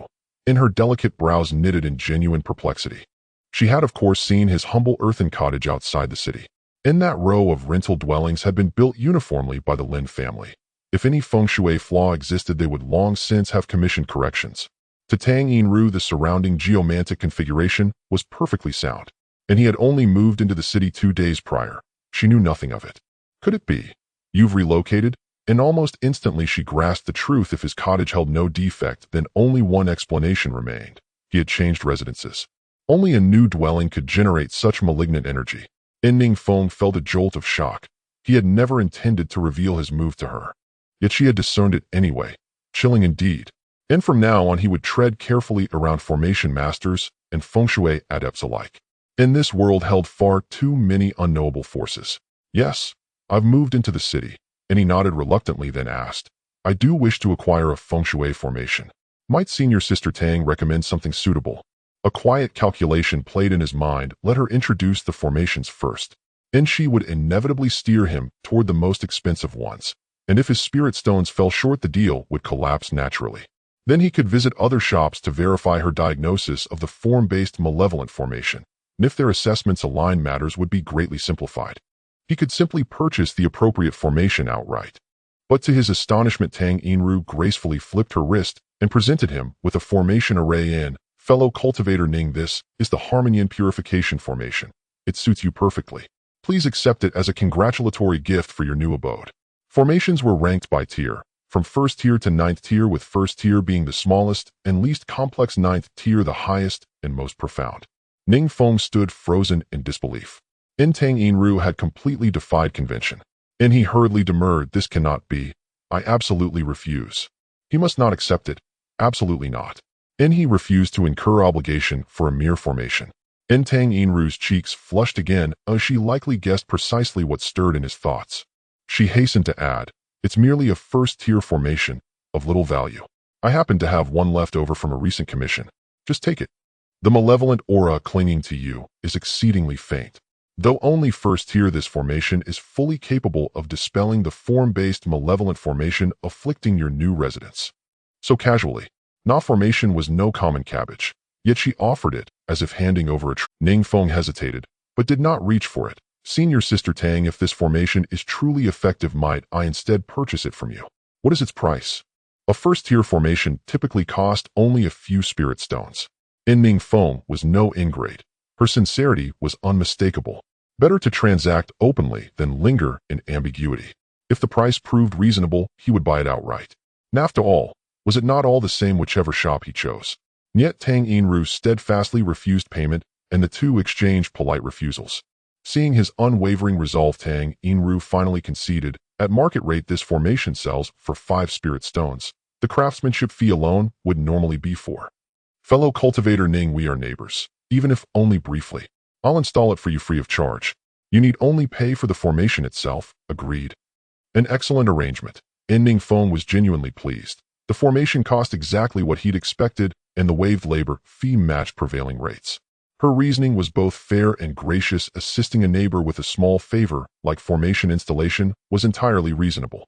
And now he bore no psychological burden. He decided not to exploit her goodwill unreciprocated. Once installed, he would present her with several talismans. A perfect quid pro quo. Senior Sister Tang, when would suit you best to install the formation? His eagerness was palpable. He wished to begin immediately. And the sooner the formation was deployed, the sooner his heart would settle. Otherwise, who knew when misfortune might strike again? And after purchasing this formation, only 5 spirit stones remained in his pouch. Ni's residence still needed minor repairs, and he truly could not afford further upheaval. Tang Yinru replied, "Now is perfectly convenient. If you're in haste, I can accompany you to your residence this very moment." Excellent. Where precisely is your new abode? In East City's Chongqing Lane. In what? Chongqing Lane. Not the name. Tang Yinru's expression shifted abruptly. Her face paled. Ning Feng was taken aback. Is there a problem with Chongqing Lane? He noticed Tang Yinru's expression changing. She seemed surprised, yet there was a hint of excitement as well. He couldn't make sense of it. Tang Yinru was certainly knowledgeable about feng shui, and Ning Feng had serious doubts about the issues in Chongqing Lane. Otherwise, Tang Yinru wouldn't have such an expression. This was quite troublesome. Having just rented for 2 days, the dental firm would definitely not refund the rent. Terminating the lease would incur a penalty fee. Moreover, he lacked enough spirit stones to rent another place, which left Ning Feng feeling somewhat frustrated. Before renting the house, he should have consulted a feng shui master about the layout of Chongqing Lane. He lacked some experience. Who would have expected that Tang Yinru would say, "What a coincidence, I just moved into the city and my rented house is also on Chongqing Lane." Ning Feng's heart sank at that moment, but for some reason an ominous thought arose. Could it really be such a coincidence? Tang Yinru then asked, "Is your new residence my friend Ning No? 36. Ning Feng nodded. Tang Yinru wore a knowing expression and smiled. "I've also looked at that house. Everything is fine except for some malevolent aura. I live next door at No. 34. Ning Feng's mouth twitched inexplicably. There were only 36 courtyards in total in Chongqing Lane. No.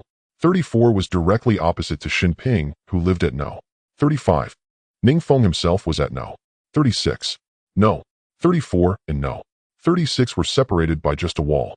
Now he understood the expression on Tang Yinru's face. It was more one of delight than surprise. Both surprise and joy. And it seemed the joy outweighed the surprise. With a radiant smile, Tang Yinru checked the items needed to set up the formation and said, "Let's go. Friend Ning." "All right, let's go." Ning Feng forced a smile and nodded in agreement. After closing the shop door, the two headed straight for Chongqing Lane. On the way, Ning Feng couldn't help but ask, "Fairy Tang, since you also rent a house in Chongqing Lane, did you check the feng shui there before renting? How is it really?" Tang Yinru was familiar with formations and feng shui, so logically, she wouldn't choose a bad location for herself. But Chongqing Lane was clearly a dead end. If there really were malevolent energies, it would be reasonable for Tang Yinru to avoid such a location. She shook her head and said, "The feng shui of Chongqing Lane isn't actually bad, it's just that your house has a strong conflict, the others are unaffected. Did you not see that all the other houses around have been rented out? Only No. 36 has been left empty." Ning Feng sighed and shook his head. "Indeed, it seems I was taken advantage of by the dental firm." "Not to that extent," Tang Yinru laughed. "When you rented, you probably knew this house was cheaper than the others." Ning Feng nodded. When he saw the information about this house at the dental firm, it was indeed cheaper than the others. Tang Yinru added, "You don't need to worry. After setting up the formation, it will be no different from the other houses." "That's good." They soon arrived at the front of Ning Feng's house in Chongqing Lane. "Friend Ning, this formation for dissolving malevolent energies actually has 2 modes of operation. Which one do you prefer?" Tang Yinru took out some items from her storage bag and looked at Ning Feng. Ning Feng saw that she had formation flags, a small sword, small stones, and some other items he had never seen before. Curiously, he asked, "What is the difference between the two modes?"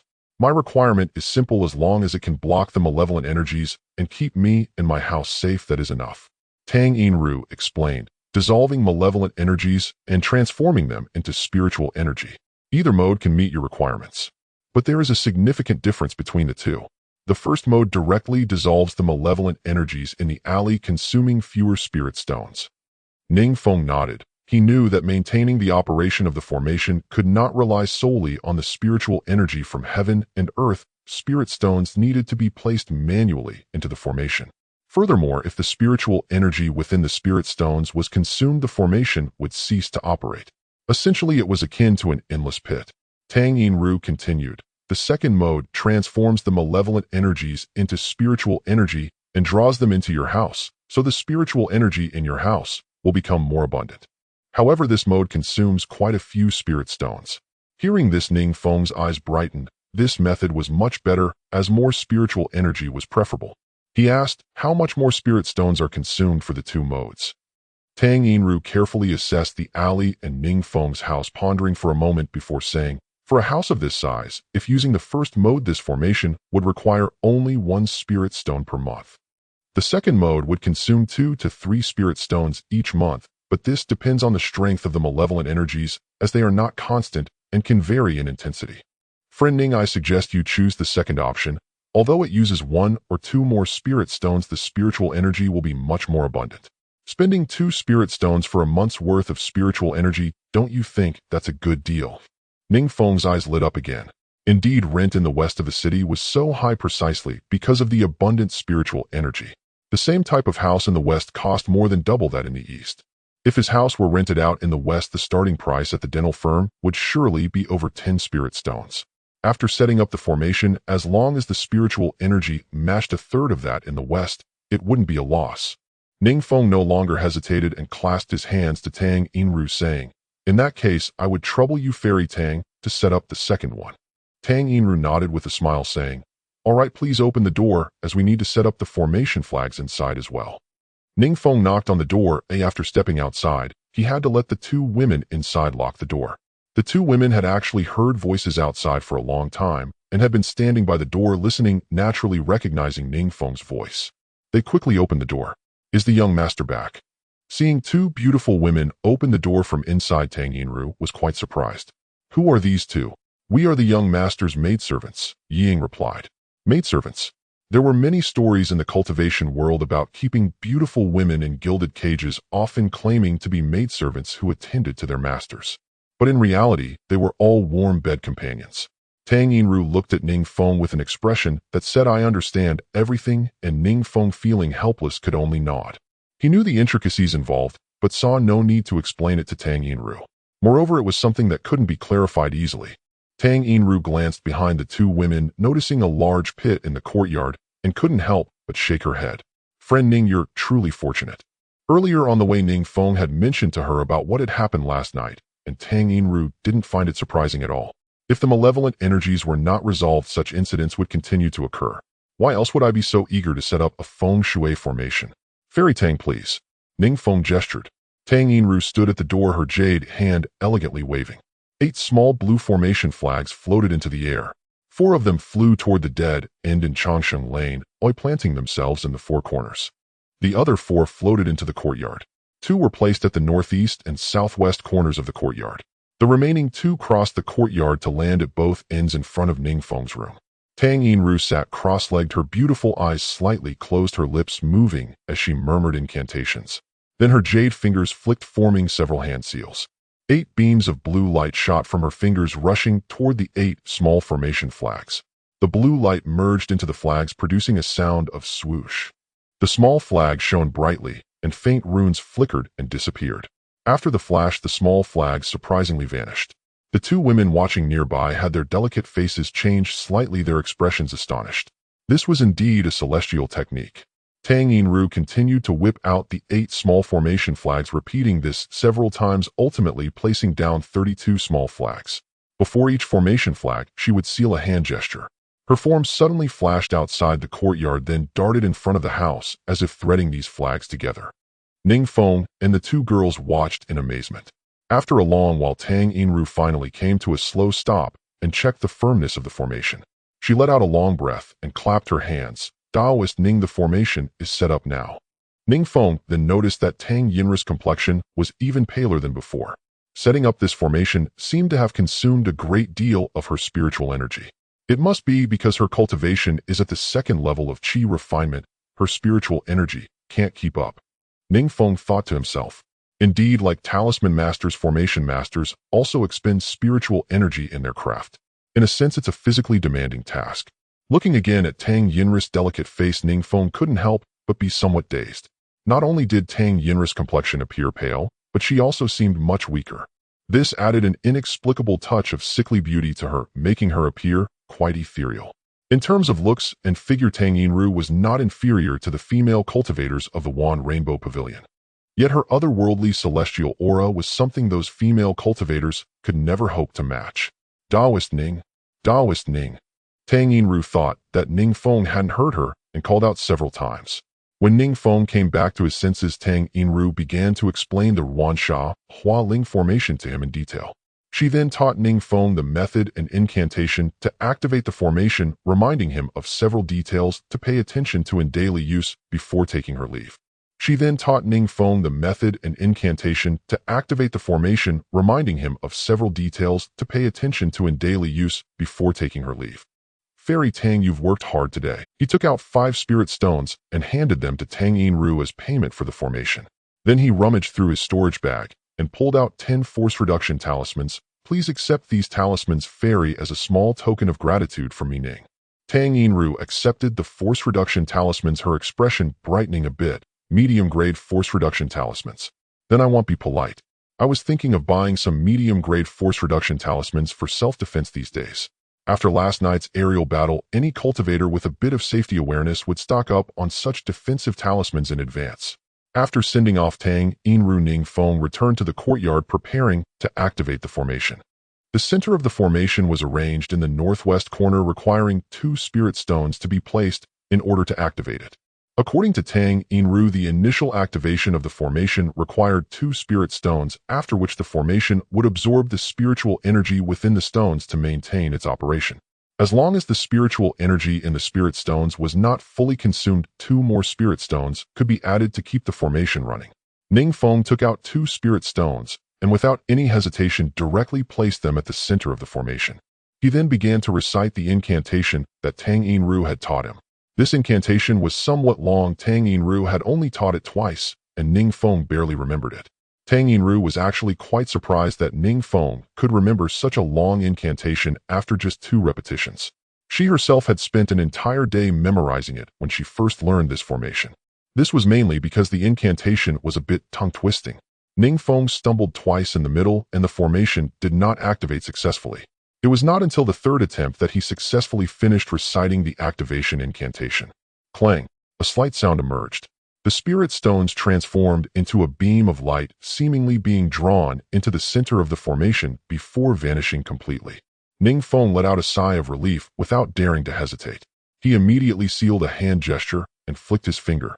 A blue light shot out from his fingertip, piercing directly into the center of the formation. Boom! Several muffled sounds emanated from the center of the courtyard. The Wansha Hualing formation had been successfully activated. Then Ning Feng felt a strong gust of wind sweep into the courtyard, as if the air inside was being stirred up. What a strong wind! The 2 girls had been watching from the side and realized that the formation had been activated. Ning Feng stood in front of the door, slightly closing his eyes, standing still and carefully feeling. He clearly sensed the spiritual energy in the world, seemingly drawn by some mysterious force. Slowly it gathered in the dead end of Chongqing Alley and gradually flowed into the courtyard. The spiritual energy in the courtyard grew increasingly abundant. After about 100 breaths, the activation process of the formation finally came to an end. The flow of spiritual energy began to gradually cease. At this moment, it had entered the state of normal operation of the formation. Ning Feng took a deep breath, carefully feeling the spiritual energy again. After a few breaths, he opened his eyes filled with joy. The spiritual energy is much more abundant. Even compared to the west side of the city, it's not lacking. He could clearly feel that the spiritual energy in the courtyard was nearly on par with that of the west side. Even if there was some difference in the face of the comparison with the rent, this difference could almost be ignored. The expenditure on these few spirit stones was well worth it. Although after setting up the formation, Ning Feng was left with only 2 spirit stones, he believed that this formation was extremely cost-effective. To be honest, Ning Feng even began to suspect if Tang Yinru had undervalued this formation. A formation worth just a few spirit stones could actually change the abundance of spiritual energy in a residence. A few small flags can actually attract fortune and avoid calamity, enhancing one's fate. Ning Feng's perception of formation masters was once again refreshed, and he felt a newfound respect. He couldn't help but give Tang Yinru a thumbs up in his heart. Yet Ning Feng was completely unaware. At that moment, Tang Yinru was equally shocked. After just a few days, he has managed to draw medium-grade force reduction talismans. Tang Yinru slightly furrowed her brows, recalling the scene from today when she saw Ning Feng in the shop. Though she was a formation master, she was more adept at feng shui and observing qi. Observing people, reading qi, discerning good and bad fortune, probing the future, peering into fate. Ever since her husband died, Tang Yinru had been looking for a support for her daughter. With her cultivation at the 2nd level of qi refinement, it was difficult to protect her daughter in this world full of powerful individuals without a reliable partner. In fact, it was hard for her to even ensure her own stability. Tang Yinru's requirements for a partner were simple: good character and a bright future. She didn't care about the level of cultivation or age. Her ex-husband frequently gambled and drank outside, accumulating many enemies, and he often resorted to domestic violence against her and their daughter. Tang Yinru was unwilling to follow such a person, so she aimed to find a partner with a good character who would care for the family. Although her ex-husband had a cultivation of the 5th level of qi refinement and possessed some strength, his path to immortality was bleak. Even if he didn't die suddenly, it would be hard for him to break through to foundation establishment. For this reason, Tang Yinru had used her qi observation technique to probe countless cultivators outside the city, hoping to find a reliable partner to provide support for her and her daughter in their remaining years. Unfortunately, the cultivators outside the city were either already partnered, had ulterior motives, or were nearing the end of their lifespan, with little hope for further advancement. Ning Feng was almost the only one who met her criteria. The first time Tang Yinru saw Ning Feng was the morning after her husband was killed. She and her daughter were at the door mourning her deceased husband when Ning Feng happened to pass by, and upon seeing them, his gaze revealed a hint of compassion. This brought Tang Yinru a small measure of comfort amid the indifferent gazes of numerous onlookers. Thus, Tang Yinru could not help but use the qi observation technique to probe into Ning Feng.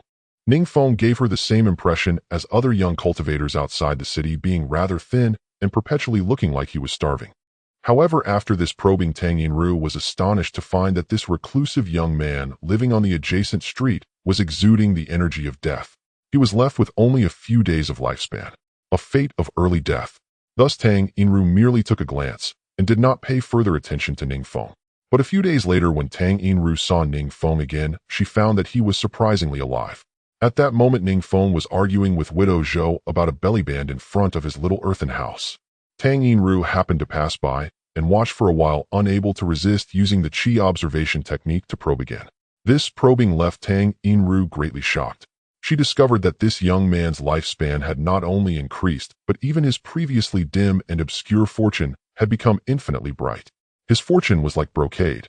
The path of immortality was flourishing. This was a reversal of fate. Absolutely impossible.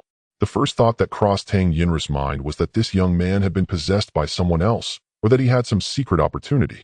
However, if he had been possessed, his fortune might change, but his lifespan could not significantly increase in such a short time. Therefore, Tang Yinru concluded that Ning Feng had great fortune, good character, flourishing, immortal path, and fortune as splendid as brocade. This completely matched Tang Yinru's criteria for a partner. Although Ning Feng's current cultivation level was not high, with such a high fortune, it was feared that in less than 2 years, he would surpass Tang Yinru's previous partner. Thus, Tang Yinru spent 3 spirit stones to ask Granny Zheng to propose marriage. In the world of cultivation, the age difference was not an issue at all. But Ning Feng still refused. The falling flowers had intentions, but the flowing water was heartless. Left with no choice, Tang Yinru settled in the city alone with her daughter. After all, as a second-tier qi refining female cultivator, it was quite unsafe for her and her daughter to live outside the city. Today, seeing Ning Feng in the market again, Tang Yinru used the qi observation technique to probe him once more. The path of immortality was even more prosperous. His fortune had increased. In less than a month, Ning Feng had moved from outside the city to inside, no longer the impoverished loose cultivator he once was. Moreover, Ning Feng's physique had become much stronger, sweeping away his previous frail and despondent appearance. His entire demeanor was completely different. This left Tang Yinru in shock. She returned to her home, opened the gate, and could no longer hold back. "Wow," she exclaimed. She spat out a mouthful of fresh blood. "Mother, what happened to you?" Her daughter Guan Hui was practicing in the courtyard. Seeing her mother sway in and blood spilling from her mouth, she hurriedly rushed over. Tang Yinru had been watching the shop in the market during the day, leaving her daughter alone at home. The house was set up with protective formations. It would be quite difficult for an ordinary latest-stage qi refining cultivator to intrude, making it much safer than the crowded market. Seeing Tang Yinru's pale face, Guan Hui immediately understood what was happening. Without a word, her mother had undoubtedly cast a highly difficult formation. Otherwise, she would never look this way. Guan Hui pouted a bit angry and complained, "Mother, I told you if the formation is too advanced, don't take it. With your cultivation at the second tier of qi refining, even if you can barely set it up, it is easy to injure yourself. You deserve it. I've told you to wait until my cultivation is a bit higher before taking on these advanced formations. But you refused to listen." Tang Yinru shook her hand and said, "It's fine, help me into the house." After entering the house, Tang Yinru sat cross-legged on the bed and cultivated for nearly an hour before she slightly recovered, letting out a long sigh. "Without 10 or 8 days, I'm afraid it will be very difficult for my spiritual energy to recover," Tang Yinru murmured. With a second-tier qi refining cultivation, forcibly setting up a fourth-tier formation was like an ant trying to lift a tree. The difficulty was too great. If this happens often, it might harm her foundation. Next door, Ning Feng was instructing the two girls. "In the next few days, I will be cultivating at home, so you both should go out less. If you must go out, be quick about it." Ning Feng originally wanted to give the two girls a few communication talismans, but since ordinary people have no spiritual energy, they cannot use them. Moreover, with Ning Feng's current cultivation, if the two girls encountered trouble outside, he feared he would be powerless to help. Therefore, it was better to let them go out less directly. If one's strength is inadequate, one can only survive. There is no other way. After giving his instructions, Ning Feng closed the door and entered the house. Sitting cross-legged on the bed, he flipped his hand and produced a small bottle. It was the spirit-merging pill that Xin Ping had sent yesterday. He took one and threw it into his mouth. The spirit-merging pill melted upon entry, condensing into a stream of spiritual energy that instantly permeated throughout his meridians. Ning Feng began to cultivate the gathering spirit technique, guiding the spiritual energy to circulate through his body. Gathering Spirit Technique Proficiency 1. Gathering Spirit Technique Proficiency 1. Gathering Spirit Technique Proficiency 1. The speed of proficiency increase was evidently several times faster. With the simultaneous enhancement of the spirit merging pill and the formation's spiritual energy, it was indescribably wonderful. Ning Feng felt delighted and almost lost focus, risking entering a state of demonic deviation. He felt the need to collect his thoughts and stabilize. The spiritual energy was gradually guided and absorbed, becoming more and more solid. 1 circulation, 2 circulations. This time he cultivated the gathering spirit technique for nearly 2 hours. The benefits were substantial. Ning Feng opened his palm to conclude his cultivation, estimating that the results of these 2 hours of practice were roughly equivalent to 8 hours of his previous cultivation. However, the main reason was still the effect of the spirit merging pill. Without it relying solely on the spiritual energy transformed by the formation, the effect would probably be reduced by more than half. "It seems I still need to regularly take some medicine." After experiencing the benefits of taking medicine firsthand, Ning Feng decided that once he had enough spirit stones on hand, he would find Xin Ping to buy a few bottles of spirit merging pills. The effect was too good. Taking medicine required spirit stones. 1 spirit stone could buy 3 bottles of spirit merging pills, each bottle containing 16 pills. If he took one a day, he would only need 2 bottles in a month, which is less than 1 spirit stone. Ning Feng felt that this expenditure was entirely acceptable. Improving his cultivation was absolutely a top priority. His Danshan's spiritual energy was almost at full capacity, and if he didn't draw talismans, it would be a waste of time spent cultivating. He hadn't tried the talisman paper he bought at Balan Hall today. "Let's draw a few and see the quality." Ning Feng spread out the talisman paper, dipped it in ink, and began to draw. As soon as the tip of the brush touched the talisman paper, Ning Feng felt that it was completely different from the cloth talisman paper he had used before. What he was drawing was the most proficient force-releasing talisman. This talisman paper absorbed the ink faster and the flow of the ink became completely controllable.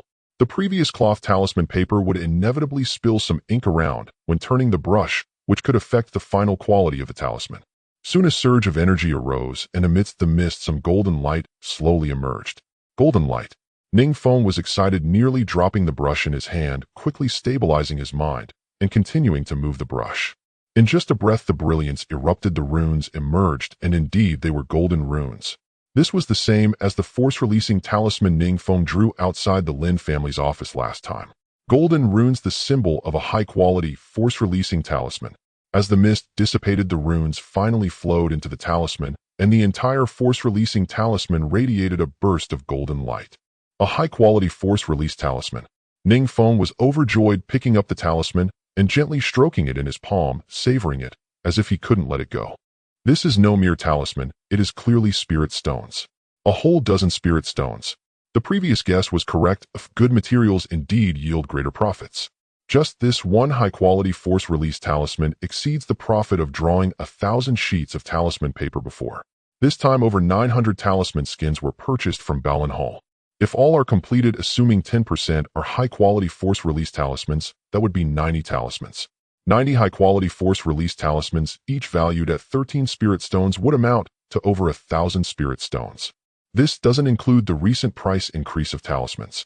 If they rise to 20 spirit stones each, how many spirit stones would that be? I must not get carried away. Getting carried away can lead to trouble. Ning Feng quickly calmed himself, constantly reminding his heart. Seizing this wave of enthusiasm, he continued drawing talismans, hoping to create a few more high-quality ones. Unfortunately, gain and loss are part of life. Everything has its probabilities. Ning Feng drew 8 talismans in a row, but did not produce another high-quality talisman. However, the success rate for medium-quality talismans had clearly increased significantly. Out of 8 talismans, 1 failed, 3 were medium quality, and 4 were low quality. If calculated by this ratio, the success rate had reached 80%. But Ning Feng knew this calculation was flawed. The sample size was too small. At least 200 talismans must be drawn before the calculated success rate can be deemed accurate. After heading outside for a meal, he discovered the 2 girls were not home. They must have gone out to buy robes. Ning Feng opened the cooking pot and found it was spirit rice. He couldn't help but shake his head. These 2 girls. He never expected they had indeed picked up the scattered spirit rice from the ground and cooked it again. However, the 2 girls were very meticulous. This pot of spirit rice was washed extremely clean, and Ning Feng didn't find a single grain of sand. It was pleasant to eat. After the meal, he practiced basic sword techniques in the yard. Unfortunately, the ordinary sword lacked power, leaving Ning Feng with a feeling akin to taking a bath in a suit. After practicing for a while, he found it dull and lacking enjoyment. He threw down the sword, and with a clang, the blade plunged straight into the tree trunk, leaving only the handle exposed. Ning Feng turned around and began practicing the mountain opening technique. Swish! Streams of light shot into the sword pit at the center of the yard, stirring up countless clouds of dust. Mountain opening technique Proficiency 1. Mountain opening technique Proficiency 1. His realm improved, and the amount of stored spiritual power increased. Now the mountain opening technique Ning Feng activated was significantly stronger than when he first advanced to the proficient level. Not only was the sound of breaking air much quieter during activation, but the power unleashed was also greater.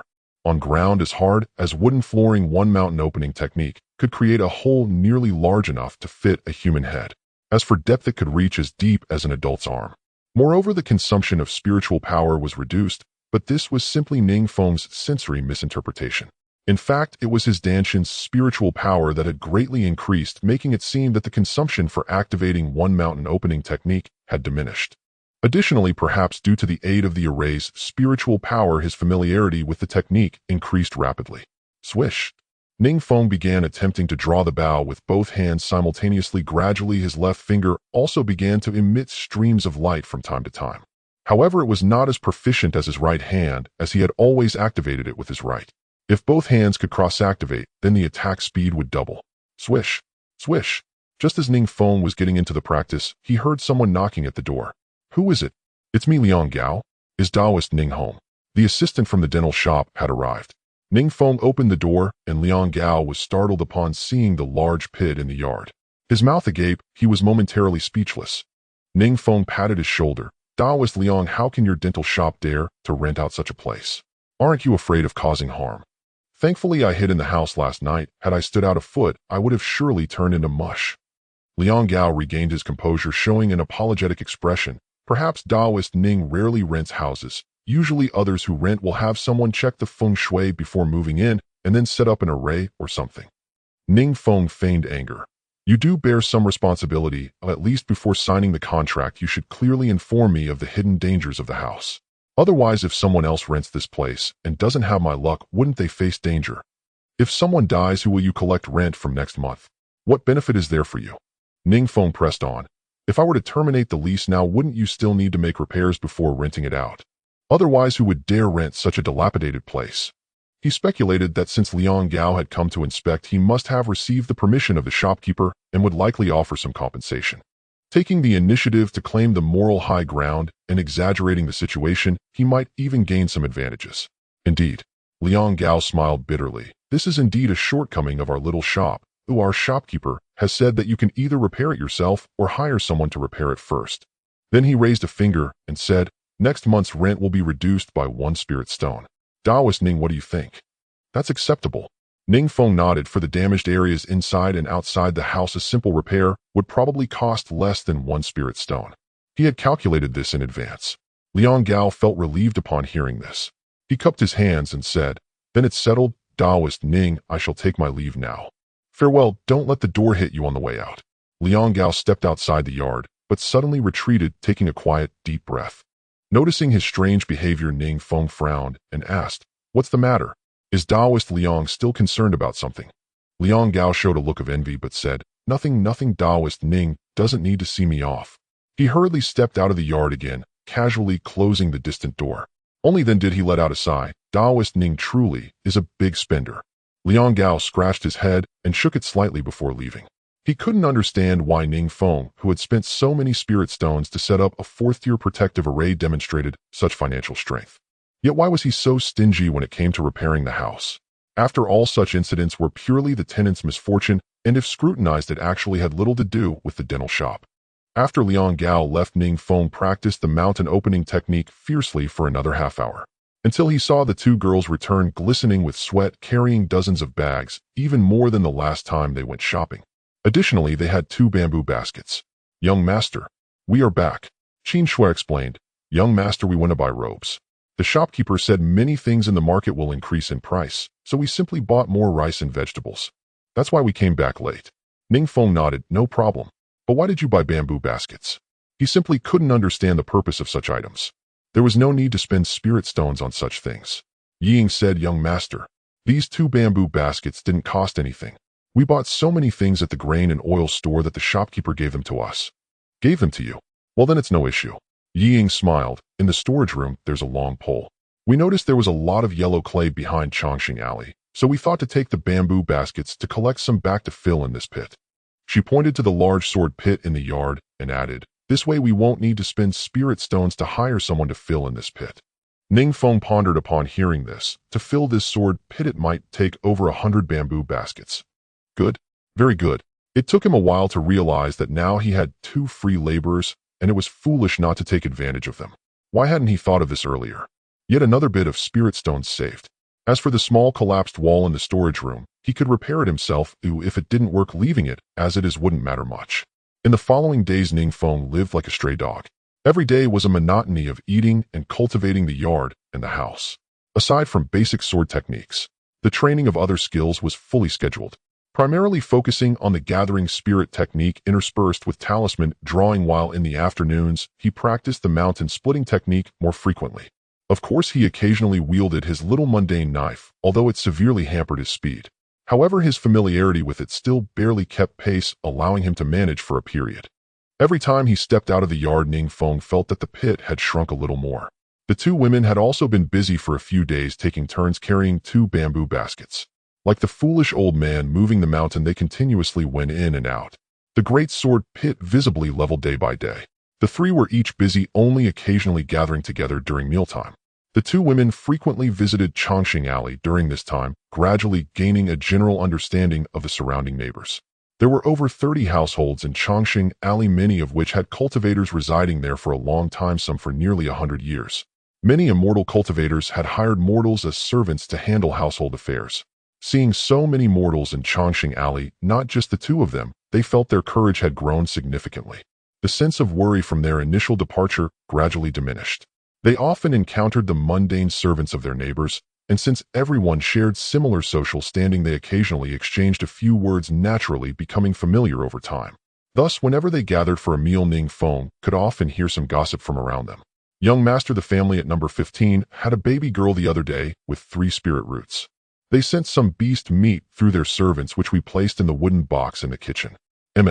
Young master, the head of the family at number 22, broke through to the late stage of chi refinement last night. They plan to move to the west side of the city next month. Oh, young master, did you know? The house at number 7 originally belonged to a pawn shop. The male cultivator from that family went with a merchant group to another immortal city for business half a year ago, only to return and discover that his partner had absconded with all their spirit stones and even sold the house to the pawn shop. Ning Feng. Young master, the family at number 3 lost a pet beast, a white fox. They've reported it to the city guard. It's uncertain if they can find it again. I heard it's worth over 10 spirit stones. Young master. After several more days, Ning Feng woke up and practiced the gathering spirit technique for a while. After finishing his practice, he slowly got up and unfurled the talisman paper. Yesterday, before preparing to draw talismans, he opened the panel and found that the force release talisman was about to advance. Talisman making force release talisman proficiency 499500. The wind control talisman was also nearing the completion of its entry-level familiarity. Talisman making wind control talisman entry level 99100. Therefore, Ning Feng did not draw talismans last night, deliberately leaving it for this morning to advance. The reason was simple. He felt that his condition in the morning seemed to be better. During this time, he had drawn talismans every day, and the over 700 sheets of talisman paper he bought from Balan Hall were almost used up. He now only had a little over 30 sheets left, so Ning Feng wanted to be in the best state for the advancement. Today marked an important day in his talisman drawing career. He opened a new bottle of talisman ink and poured some onto a plate. Chanting the heart-calming spell, he focused and introspected. Then he lifted his brush, dipped it in ink, and began to write. The first talisman he drew was not the force release talisman, but the wind control talisman. This was because the wind control talisman was currently at the entry level, about to be promoted to the proficiency level. Ning Feng had experience with this approach. The force release talisman was prepared to break through the proficiency level to reach a higher level. This was something he had not yet experienced, and he worried that if the breakthrough for the force release talisman was too difficult, it would waste the talisman paper. It would also affect his mood, leading to a failure in advancing the wind control talisman. Swish, swish, swish. The brush flowed smoothly, the ink spread like water. He had just finished drawing the first wind control talisman. A notification appeared. Talisman making wind control talisman proficiency 1. Talisman making wind control talisman proficiency 1500. Ning Feng did not stop. He planned to continue drawing a few more. Just like cultivation, it's advisable to draw a few more right after leveling up to stabilize the realm. The first one surprisingly failed directly. However, this did not affect Ning Feng's mood at all. After drawing talismans for so long, he knew that failure was inevitable. It was merely a matter of probability. The second and third, however, both turned out to be medium-grade wind control talismans. Ning Feng was secretly delighted. He continued to draw another 7 or 8, and the last wind control talisman unexpectedly shimmered with golden runes. High grade. Ning Feng suppressed the joy in his heart, channeling spiritual energy to the tip of the brush, and steadily completed this wind control talisman. The golden runes flowed like mist and tide, slowly merging into the center of the talisman. This wind control talisman immediately emitted a golden light, quietly lying on the wooden table. Ning Feng carefully picked up this wind control talisman, as if looking at his own child, with love filling his gaze. He reached out, gently stroking the surface of the talisman, feeling the power contained within. For the high-grade wind control talisman, Wu Zhu had once told him the recycling price. The recycling price in the market was 20 spirit stones each. If sold at retail, it was 23 spirit stones. A full 20 spirit stones. The recycling price in the market was 20 spirit stones each. If sold at retail, it was 23 spirit stones. A full 20 spirit stones. He set the successfully drawn talismans aside. Ning Feng found a cloth and carefully wiped the table. He then unfolded the talisman paper again, preparing to tackle the force release talisman. Chanting the heart-calming spell, he focused and introspected. Then he lifted his brush, dipped it in ink, and began to write. The tip of the brush danced like a butterfly, the ink flowed like a dragon in joy. Swish, swish, swish. The golden runes shimmered and quickly merged into the center of the talisman with the last stroke. A high-grade force-release talisman. Ning Feng had not yet had the chance to rejoice. A light curtain flickered with dazzling information. Talisman, making wine control talisman proficiency, 1 talisman, making wine control talisman minor achievement, 11,000. Ning Feng was momentarily stunned, then suddenly understood. It turned out that the next level after proficiency was minor achievement. He could basically infer the ranking of this system. Entry-level proficiency, minor achievement, major achievement, perfection. It should be about right. It seemed that his current minor achievement realm was only considered medium level in the system's eyes. He still needed to work harder on drawing talismans. However, fortunately, there is still plenty of time ahead. Ning Feng was not in a hurry. Let's see the level of the wind control talisman at minor achievement. Looking at the 20 sheets of talisman paper still on the table, Ning Feng decided to draw all force-release talismans. He unfolded the talisman paper, and in just half a breath, he directly put pen to paper. Swish, swish, swish. The moment the tip of the brush touched the talisman paper, Ning Feng felt an immense satisfaction. Even the position of his strokes was superb. At the minor achievement level, writing came naturally with no longer the previous psychological barriers of hesitation. Everything could be done freely at will and with inspiration. He almost completed the symbols as soon as he touched the paper. The runes kept shimmering and continuously merging. The room flickered between light and dark. Red gold. After 30 breaths, there lay 20 force-release talismans on the table. Not a single failure. 20 strength-reducing talismans. 3 of high quality, 11 of medium quality, and 7 of low quality. The total value of these 20 talismans is nearly 50 spirit stones. Ning Feng took a deep breath and calmly tidied up the table.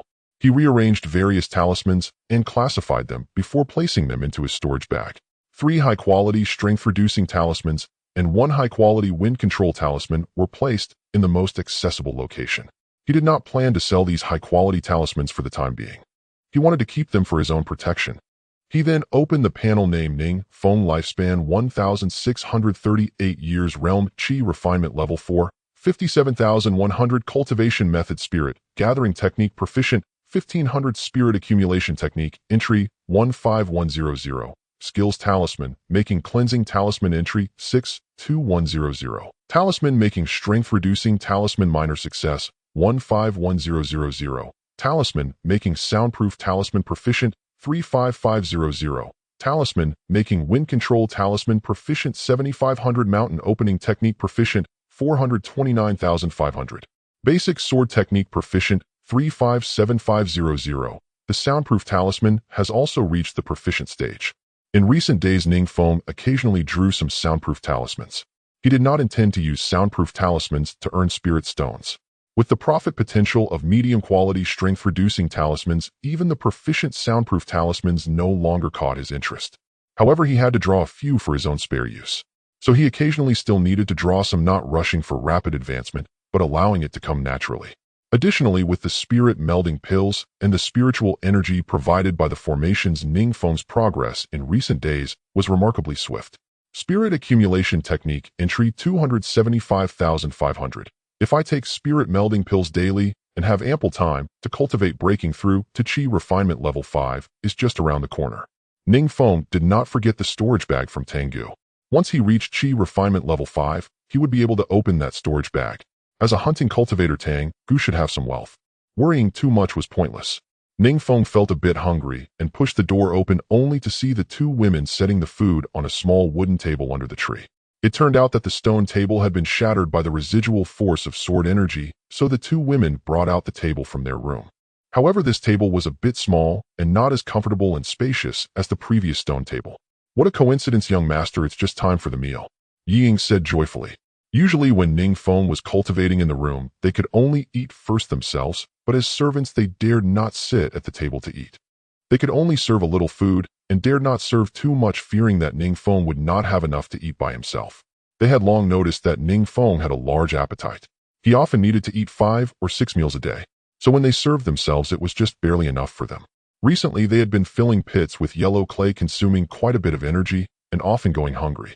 Now that they saw Ning Feng come out, they could eat together, and Ying was naturally happy. Let's eat together. Ning Feng had not had a meal with the two women in several days, so he invited them to sit down and eat with. Have there been any interesting events lately? Ning Feng was in high spirits today as his talisman-making skills had advanced, and seeing that the pits in the yard were mostly filled, he took the initiative to gossip. Qin Shui replied, "Young master, there are indeed a few matters related to us. The first thing is that the Lin family posted notices at all the important intersections in the city yesterday stating that talisman makers, alchemists, formation masters, and weapon refiners certified by the Immortal Kingdom can go to the Foreign Affairs Hall within the next 2 days to receive their monthly salary for the next 6 months in advance. Those who miss the deadline will not be accommodated." After saying this, her beautiful eyes involuntarily glanced at the small jade token at Ning Feng's waist, sparkling with excitement. Although Ning Feng never mentioned it, they knew that this was proof of his certification as a talisman maker from the Immortal Kingdom. This means that Ning Feng is certainly entitled to the half-year salary mentioned in the Lin family's announcement. Next, Qin Shui continued, "The second thing is that many items in Feng Yao City have increased in price. The ordinary rice we bought before has already doubled. In the past 2 days, I went to the market and felt that prices would continue to rise in the short term. The third matter is that the little swallows next door told me that we have been living in Chongqing Alley for a while now, and according to the customs here, we should go to greet our neighbors. This way it will be easier for everyone to get along." After saying this, she looked at Ning Feng and said, "Young master, if you do not want to make an appearance, we can handle this matter for you. In fact, what it boils down to is just sending a small gift as a gesture, but..." Ning Feng nodded and smiled. "You are worried that we cannot come up with a suitable gift, right?"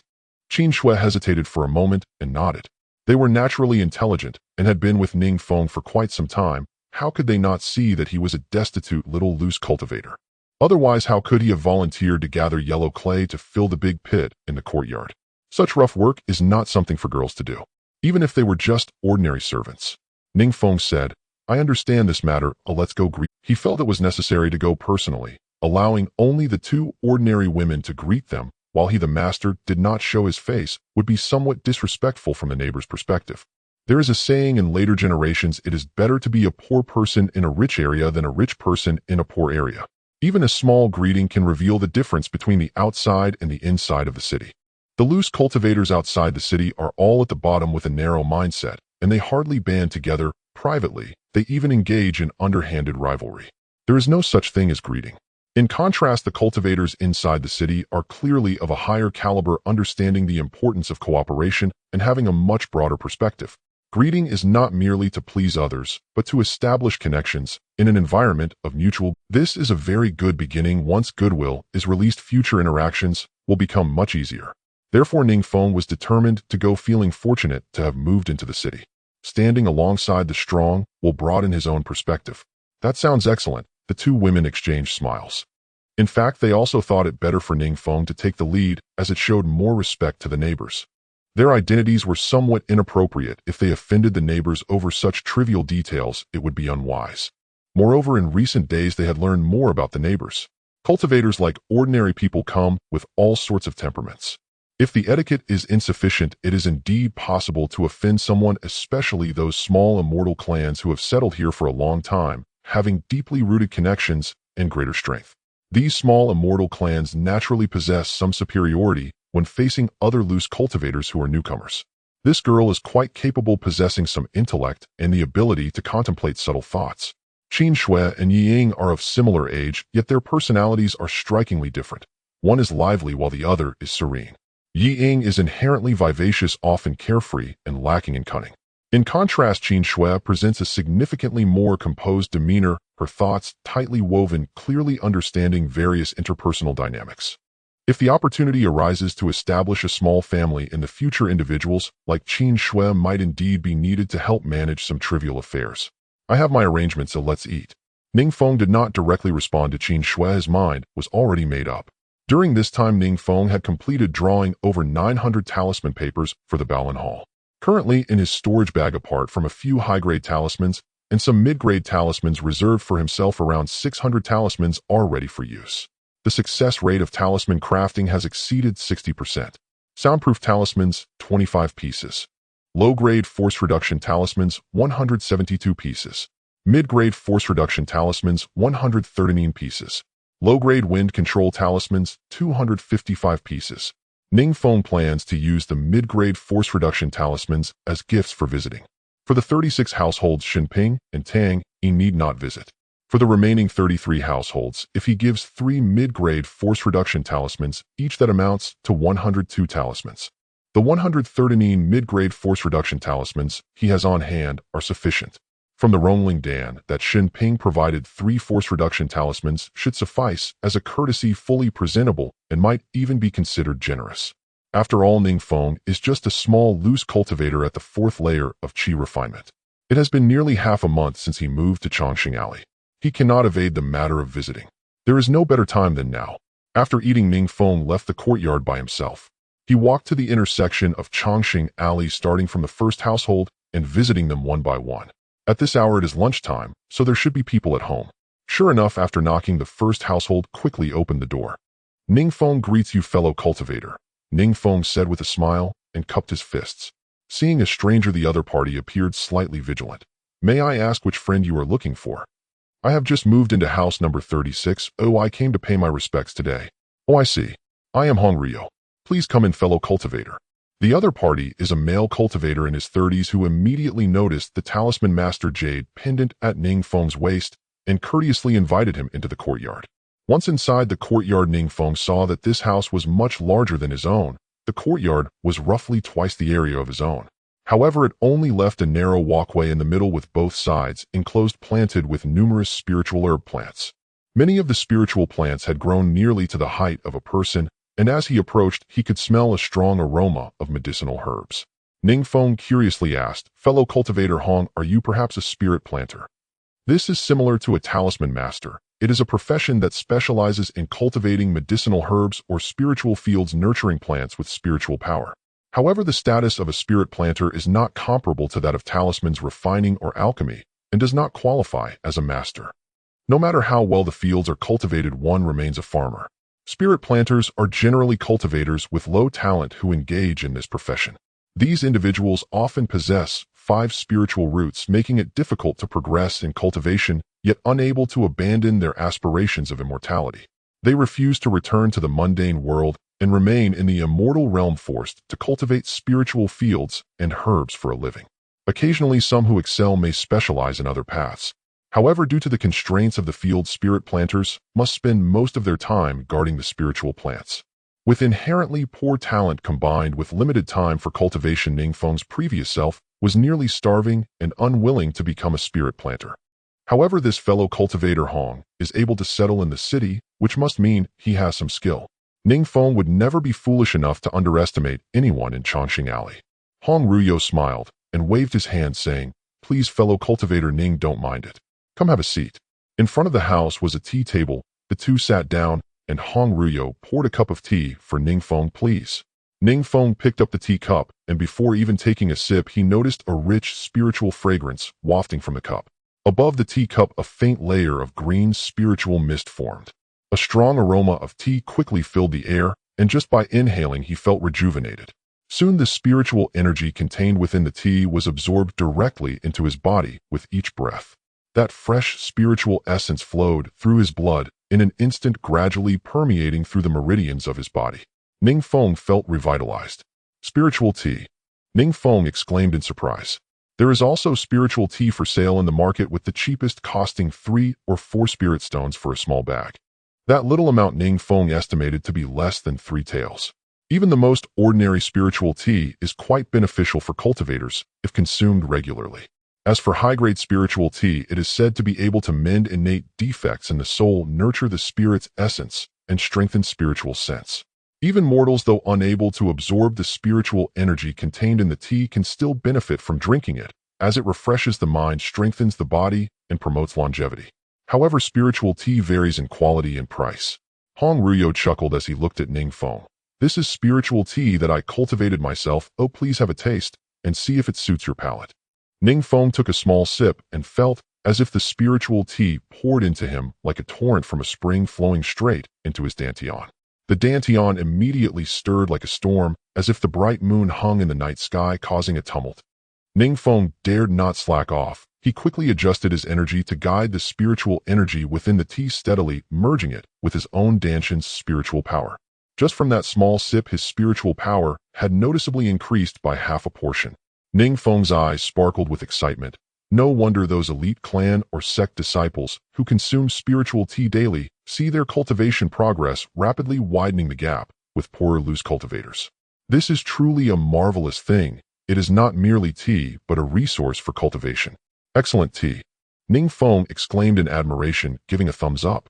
Seeing Ning Feng's expression, Hong Ruyo felt a bit pleased. Fellow cultivator Ning, you flatter me.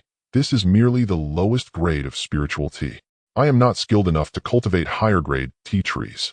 Spiritual tea requires nourishing spiritual energy for irrigation. The richer the spiritual energy in the cultivation area, the better the quality of the harvested tea leaves. When Ning Feng walked into the courtyard, he noticed that the spiritual energy here was far more abundant than that outside Chongqing Alley. In fact, it was even more abundant than in his own courtyard. No wonder he could cultivate spiritual herbs and tea here. After chatting for a while longer, Ning Feng presented 3 mid-grade force reduction talismans, bowed, and prepared to take his leave. Hong Ruyo accepted the 3 mid-grade force reduction talismans with a surprised expression. With a flip of his hand, he presented Ning Feng with a parcel as a return gift. Thank you, fellow cultivator Ning. Feel free to come over for tea anytime in the future. Ning Feng accepted the parcel, which he could smell was spiritual tea. He felt delighted within, but maintained a calm exterior. I apologize for the disturbance today, fellow cultivator Hong. There is no need to see me off. After leaving Chongqing Alley, Ning Feng headed towards the second household. It seemed that no one was home at the second household. Ning Feng knocked for a while and saw no response. Just as he was about to turn and leave, the door suddenly opened. A woman leaned out, sizing up Ning Feng, and asked, "May I ask who you are looking for?" Ning Feng clasped his fists and smiled. Room 36, Ning Feng. I have moved here for some time, but I only came to pay my respects today. I hope for your understanding. The woman replied, "Oh, my master is not at home." Master? Ning Feng understood that this woman was merely a servant, and he quietly released his divine sense to probe her. Indeed, like Qin Shuya, she was immortal. Then may I ask when your master will return? Ning Feng asked patiently with a smile. Not at home. Then he would just wait and come back later. However, with over 30 households, if most were not at home, it would take quite a bit of time to return. To his surprise, the woman said expressionlessly, "I don't know either. You need not come again. Just leave a door gift." Ning Feng hesitated for a moment. So direct. Nevertheless, he immediately pulled out 3 medium-grade weakening talismans and handed them over.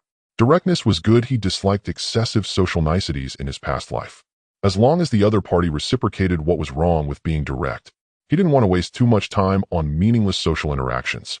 To his surprise, the woman took the weakening talismans and with a bang, closed the door and went inside, leaving Ning Feng standing alone outside. His smile froze, feeling somewhat at a loss. Was she really so impolite? Did your master not teach you the importance of reciprocity? Where's the return gift? Ning Feng was extremely frustrated. Chongqing Alley House No. 2, noted down for future reference. With no choice, he turned around and continued to the next house. It took him a good half an hour before Ning Feng finally sighed in relief.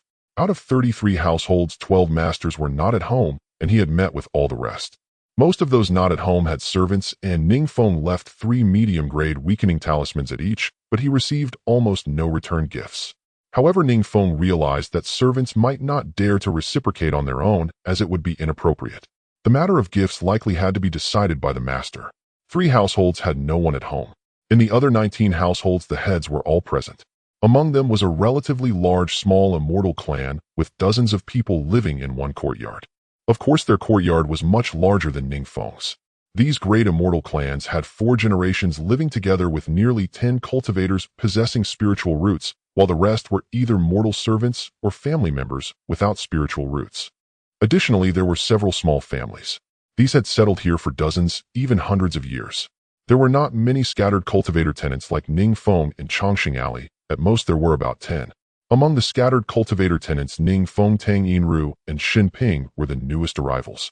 Other scattered cultivators with families had long settled in Chongqing Alley for several years. For instance, Hong Ruyo, although a scattered cultivator, had settled here for nearly 10 years. After a round of visits, Ning Feng began to understand the significance of paying respects. To put it plainly, it was simply a matter of newcomers meeting old residents, with newcomers offering a cup of tea to the old residents. However, from an outward perspective, it still held the implication of forming groups. Facing Ning Feng, the neighbors were quite polite, each offering a return gift. Among the neighbors were sword cultivators, herbal chefs, beast tamers, weapon refiners, and spiritual plant masters. There were also hunters, and even a tailor specializing in making robes. Thus the return gifts were quite varied. As for whether the value of the return gifts equaled that of the 3 medium-grade weakening talismans, Ning Feng was unsure. Since he could not conveniently check the return gifts on the spot, he mostly exchanged pleasantries while receiving them, hastily stuffing the gifts into his storage bag.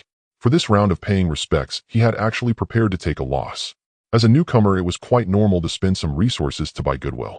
However, one household's return gift left Ning Feng both amused and bewildered. That household was a beast tamer. Upon seeing the medium-grade talismans Ning Feng offered, their attitudes suddenly became warm. During the return gift, the female beast tamer actually had a servant bring out a little duckling from the backyard's animal pen for Ning Feng. Ning Daoyo, this duck may not have opened its intelligence yet, but it is considered a rare top-grade pet among duck beasts. What could Ning Feng say? He could only thank her with a smile. A top-grade duck among those without intelligence. Who are you fooling? Is it so easy to open the intelligence of a pet beast? Ning Feng decided to stew this duck when he got back. Holding the little duck, Ning Feng returned home directly. He saw the 2 girls in the yard and handed the children saw it was a little duck and were both surprised and delighted. Young master, is this the return gift from that household at No. 16? Ning Feng was taken aback. No. 16. He truly did not remember which household it was, only recalling the 3 neighbors who did not respond when he knocked. The matter of paying respects was already over for him. For the 3 households where no one was home, Ning Feng planned to visit again another day. Ying said, "That's right. In our alley, only the household at No. 16 is a beast tamer. I heard their beasts sell quite well. Some of the beast pets from the Lin family are supplied by them." Ning Feng nodded perfunctorily, not listening to a word. To be honest, it had nothing to do with him. He sat on a chair under a tree, took out his storage bag, and began to carefully assess the return gifts from his neighbors. In this wave, he wasn't sure how many spirit stones he would end up losing. Indeed, Hong Ruyo had given him spirit tea about 2 taels. If calculated according to the cheapest type in the market, it would be less than 2 spirit stones. However, not all neighbors were like Hong Ruyo, who could directly gift their own ready items. Most simply returned a small commonly used gift. For instance, there were over 10 bottles of pills, and Ning Feng found that 5 or 6 of them were spirit melting pills. He had previously planned to buy some spirit melting pills from Xinping, but it seemed there was no need now. Additionally, a spiritual chef sent over a small bag of spiritual food. The weapon refiner gifted 2 small daggers. Although they were ordinary items, their craftsmanship was exceptionally exquisite. Ning Feng estimated they would sell for a spirit stone in the market. Other miscellaneous return gifts included healing pills and common cultivation manuals. These items were said to be worth some spirit stones, but they could not be liquidated and would not be exchanged for spirit stones. However, if he were to buy them, he would need to pay spirit stones for others to be willing to sell. Fortunately, Ning Feng spotted a book titled Basic Sword Techniques. Upon opening it, he saw that it was complete and not damaged. He was currently practicing a basic sword technique that only had half a volume, and the latter half was completely missing. This manual was quite useful. At least he wouldn't need to buy it in the market. Ning Feng roughly counted and found that the return gifts from each household were generally worth a little over 1 spirit stone. The total value of these return gifts was higher than that of the medium-grade weakening talismans he had given out. This was quite unreasonable. The value of his 3 medium-grade weakening talismans was only a little over half a spirit stone. These neighbors were not fools.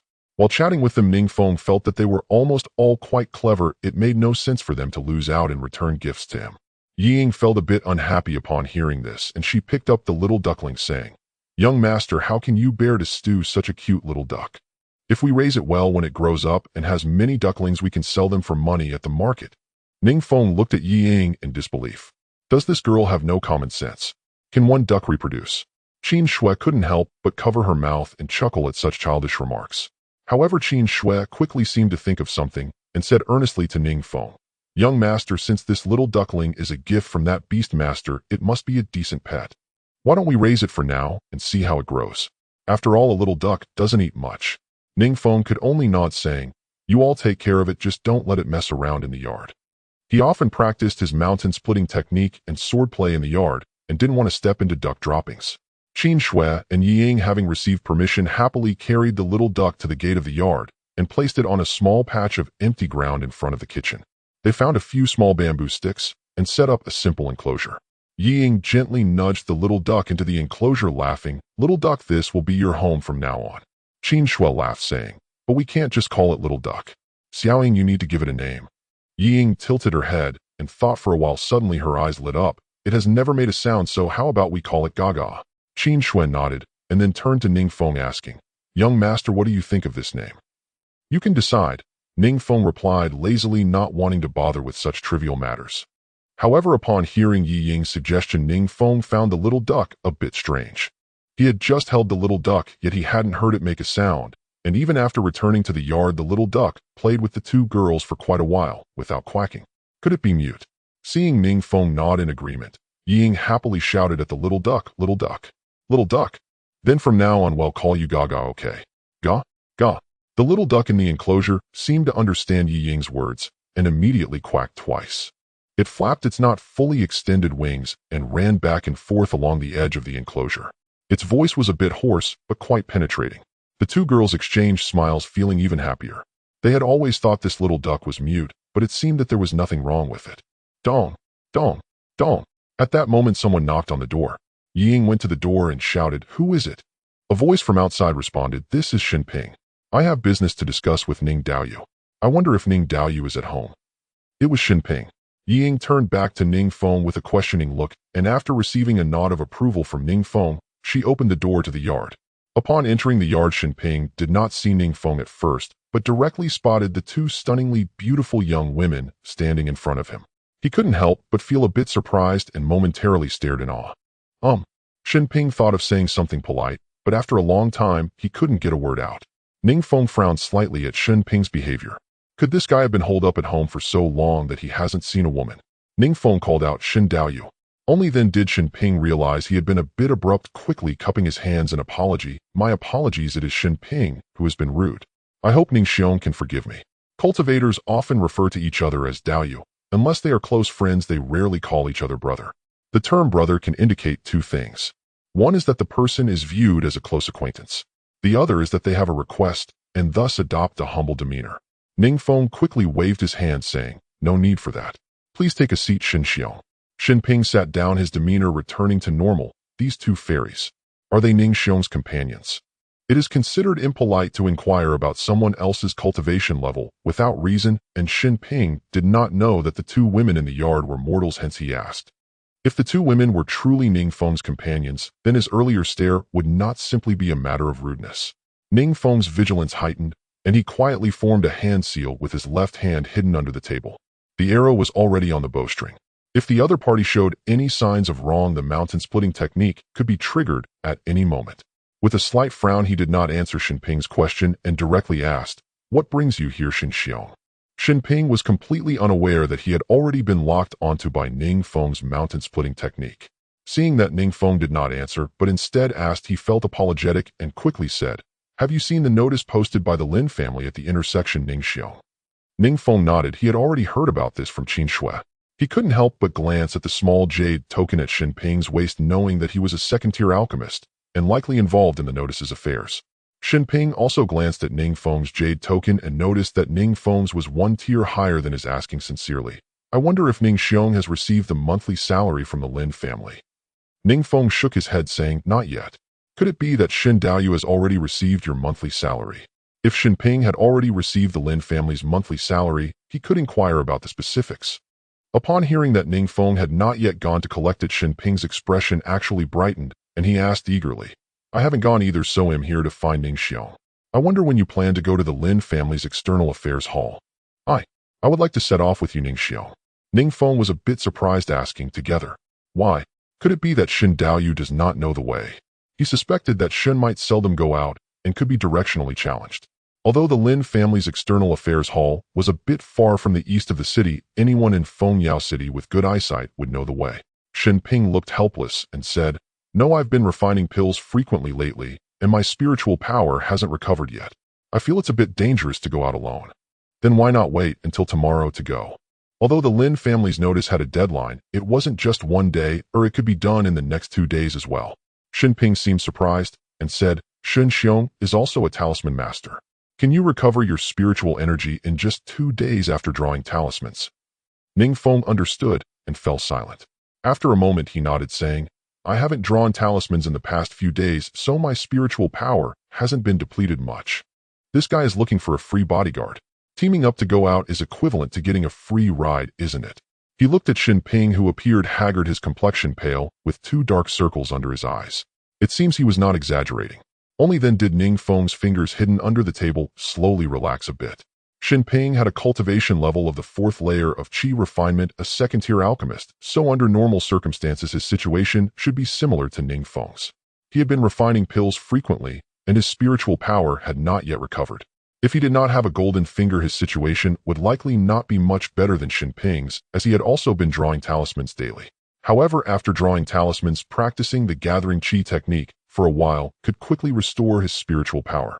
Seeing Ning Feng's silent, Xin Ping's expression seemed a bit conflicted as he turned his palm and placed a bottle of spirit recovery pills on the table. I hope as neighbors you can help a bit. Ning Feng directly pushed the bottle of spirit recovery pill back, saying, "What's wrong with that? I was just planning to go to the Lin family to collect the monthly salary. If you Daoist Shin are interested, you're welcome to join me." Ning Feng wasn't particularly in need of spirit recovery pills at the moment, as he still had several bottles in his storage bag. He didn't mind taking Daoist Shin's bottle along. If anything were to happen on the road, Ning Feng believed he could run faster than Xin Ping. If nothing happened, it would merely mean that he had gained a favor from the other party. A favor is always worth more than a bottle of spirit recovery pill. Xin Ping was undoubtedly overjoyed to hear this and quickly replied, "That sounds convenient."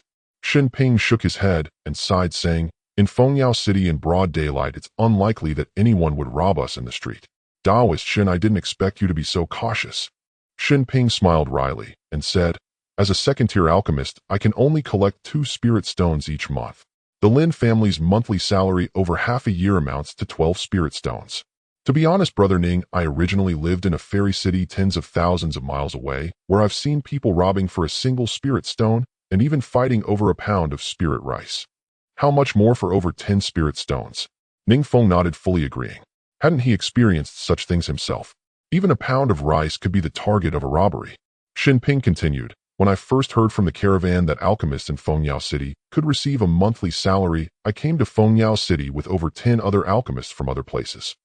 The journey of tens of thousands of miles was fraught with dangers from various demonic beasts, magic cultivators to bandits. In the end, I was the only one who survived to reach Fengyao City. The path of cultivation is filled with unpredictable challenges. One can never know what tomorrow holds. To have survived, Xin Ping is already very satisfied." Ning Feng fell silent upon hearing this, realizing that the other party was also someone who had persevered through hardships. With his spiritual energy depleted and reluctant to give up the Lin family's half-year salary, he could only seek companions for safety. "If I deplete my spiritual energy while drawing talismans and cannot recover in time, would I really go alone to the Lin family's external affairs hall?" Ning Feng couldn't help but ask himself, lost in thought. Seeing Ning Feng's changing expressions, Xin Ping quickly pushed the bottle of spirit recovery pill forward and asked, "Brother Ning, when can we set off?" "Now we can set off right now." Ning Feng no longer hesitated, and with a flick of his hand, the spirit recovery pill was put into his storage bag. Xin Ping was overjoyed, saying, "That's wonderful." After instructing the 2 women to stay at home, Ning Feng set out with Xin Ping towards the Lin family. "You've received quite a bit of the Lin family's monthly salary, haven't you, Daoist Shun?" Ning Feng casually asked this as they walked along. Xin Ping's expression showed a hint of panic. He and Ning Feng had only met once, and he had requested to accompany Ning Feng, but he was also worried, which felt like a gamble. He actually preferred to go alone to collect the Lin family's monthly salary, but his spiritual energy hadn't yet recovered, and there was a time limit for collection. What if Ning Feng also had designs on his spirit stones? And now he had brought up the matter of spirit stones right away. After stuttering for a long time, Xin Ping finally replied, "Currently, I am just a second-tier alchemist and can only receive 2 spirit stones each month. It took me nearly a year to save enough to rent a place in Chongqing Lane." "Oh," Ning Feng asked curiously, "where did you live before moving into Chongqing Lane, Daoist Shun?" Xin Ping replied, "Of course I lived outside the city." Ning Feng nodded, understanding that this was the common experience of most loose cultivators in Fengyao City. Along the way, Ning Feng consulted Xin Ping on many matters regarding Fengyao City and the cultivation world. Ning Feng didn't know many people in this realm, and there were some questions he found inconvenient to ask Wu Zhu. This was a perfect opportunity. From Xin Ping's answers, he learned that the Lin family's benefits for alchemists and artifact refiners were quite similar to those for talisman makers. Although there were no strict requirements for alchemists, artifact refiners, and talisman makers, there was an unwritten rule to prioritize selling to the Lin family. For instance, alchemists like Xinping would usually sell some pills to the Lin family when collecting their monthly salary. However, the Lin family did not accept all types of pills. For instance, if a second-tier alchemist like Xinping produced pills of poor quality, the Lin family might even refuse to accept them. But if it were an alchemist of the 4th or 5th tier, the quality of their pills would be much higher and the Lin family would purchase almost everything. The same applied to talisman makers. For someone like you, Brother Ning, as a 3rd-tier talisman maker, if you draw some high-quality talismans, you might as well sell them to the Lin family. They will keep a record of each transaction, and if you meet certain criteria, you can exchange them for resources. What kind of resources? For example, once you sell a certain quantity of talismans to the Lin family, you can exchange them for more advanced talisman making manuals or insights from talisman masters. This would certainly be greatly beneficial. Talisman making manuals. Ning Feng felt a surge of excitement. The manual he had on hand, detailed guide to basic talisman making, would soon be completely absorbed by him. If he were to break through to the 5th layer of qi refining, he might need to research more advanced talismans, using resources as bait to attract talent. Ning Feng speculated that the Lin family did this as a long-term strategy to retain lower-tier talents in the city and control higher-level resources. No wonder in the market there were hardly any high-level talismans for sale. Even shops like Baolin Hall, which had some scale, sourced many high-level talismans from outside the city. The batch of talisman paper Ning Feng was buying now had even been procured from the borders of Zhao and Qin. This made it easier to understand Wu Zhu's kindness towards Ning Feng, as obtaining more talents of various skills would naturally lower their remote operational costs. With that in mind, Ning Feng felt that the Lin family's monthly salary was still a source worth taking advantage of. The two quickened their pace, and the journey was uneventful, though it seemed there were more people in the city than before. The Lin family city guards were also visible everywhere. Ning Feng noticed that whenever the guards appeared, Xinping's expression seemed to relax a bit. Ning Feng secretly smiled, knowing that Xinping was wary of him. But wasn't he also cautious? Xinping had traveled thousands of miles to Fengyao City with over 10 alchemists, and he was the only one who managed to survive. What had happened during that time? What could a second-tier alchemist at the 4th layer of qi refining have done to survive? In any case, it was ever since leaving the courtyard, Ning Feng had not dared to let down his guard for a moment, his fingers hidden in the sleeves of his robe, continuously forming hand seals. Even walking side by side, he deliberately kept a few steps away from Xinping. One must never underestimate anyone at any time. Soon they arrived at the Lin family's clan grounds. After presenting their jade tokens to the guards, the two entered the Lin family's external affairs hall. Outside the external affairs hall, there were quite a few people standing around, much busier than when Ning Feng visited last time. They were probably all there to collect their monthly salaries. Moreover, there were even a few people setting up stalls nearby selling formations and pills. It was quite disorganized, as if the stall owners had emptied their houses to set up shop. What puzzled Ning Feng the most was that there were people setting up stalls outside the Lin family's external affairs hall, and no one came to manage it. Was it tacitly permitted by the Lin family? Inside the external affairs hall, several lines had formed, and as Ning Feng scanned the room, he saw that each line had at least a dozen people. Xinping cupped his hands towards Ning Feng and said softly, "Brother Ning, the talisman makers are in this line. I will queue over there. Let's meet in the open space outside the external affairs hall after we finish our business, shall we?" Ning Feng nodded. He also noticed the line for talisman makers was the shortest among the 4 lines, with only 7 or 8 people, while the artifact refiners had the most, nearly 20. Just as Xinping walked a couple of steps away, seemingly uneasy, he ran back to Ning Feng and said, "Brother Ning, if you finish before me, please wait for me at the outer door." He noticed that the line for alchemists was quite long and was worried that Ning Feng might finish queuing faster than him. If Ning Feng left without waiting, it would be troublesome. After all, the return journey was what Xinping worried about the most, especially with more spirit stones on him. All right. Ning Feng nodded again and queued at the back of the talisman maker line. Ning Feng nodded slightly. After Xinping walked a few steps away, seemingly uneasy, he turned back and said to Ning Feng, "Brother Ning, if you come out first, please wait for me at the outer gate." He was worried that Ning Feng might get through the queue faster than him. If Ning Feng left without waiting, it would be quite troublesome. After all, it was the journey back that Xinping was most concerned about, as he had more spirit stones on him than when he arrived. All right. Ning Feng nodded again and took his place at the end of the talisman master queue. The line looked long, but in reality, it was simply a registration for the arriving individual's information. Next, soon it was Ning Feng's turn, and he handed over the jade token. The female disciple of the External Affairs Hall quickly noted down the information from the Jade token while asking, without looking up address. Ning Feng hesitated for a moment, or was it necessary to register an address? The last time he reported to the Talisman Master providing an address was not required. However, Ning Feng quickly realized that since he was receiving the monthly stipend from the Lin family, it was quite normal to leave them an address. After all, one couldn't just take advantage without any reciprocity. Just like in later times, when working in a factory for wages, not reporting regularly might be acceptable, but coming just to collect wages without leaving any contact information would be quite unreasonable. So he replied, east of the city, Changsheng Alley No. 36. After registering, the female disciple pointed to the back, saying, please proceed to the rear hall. Ning Feng had already noticed that the Talisman Masters in front were heading towards the rear hall of the External Affairs Hall, so he followed suit. Inside the rear hall there were several rooms where weapon refiners, array masters, alchemists, and talisman masters gathered. Ning Feng entered the Talisman Master's room with the other Talisman Masters. The room was large with nearly 100 seats, and quite a few Talisman Masters were already seated sparsely. Everyone, please wait a moment and take a seat. The receptionist monk at the door addressed Ning Feng and the others. Thank you. Ning Feng found an empty seat where no one was sitting nearby and sat down secretly, raising his vigilance. This time, when collecting the monthly stipend, the Lin family would surely have some requirements. Looking around the room, he counted 32 Talisman Masters, including himself. Some of these Talisman Masters were whispering to each other, while others sat quietly with their eyes closed. Each Talisman Master had a small jade token, most of which were worn at the waist, while some were directly hung around their necks, seemingly to make them more conspicuous. However, from a distance, Ning Feng could not clearly see the ranks displayed on the jade tokens of others.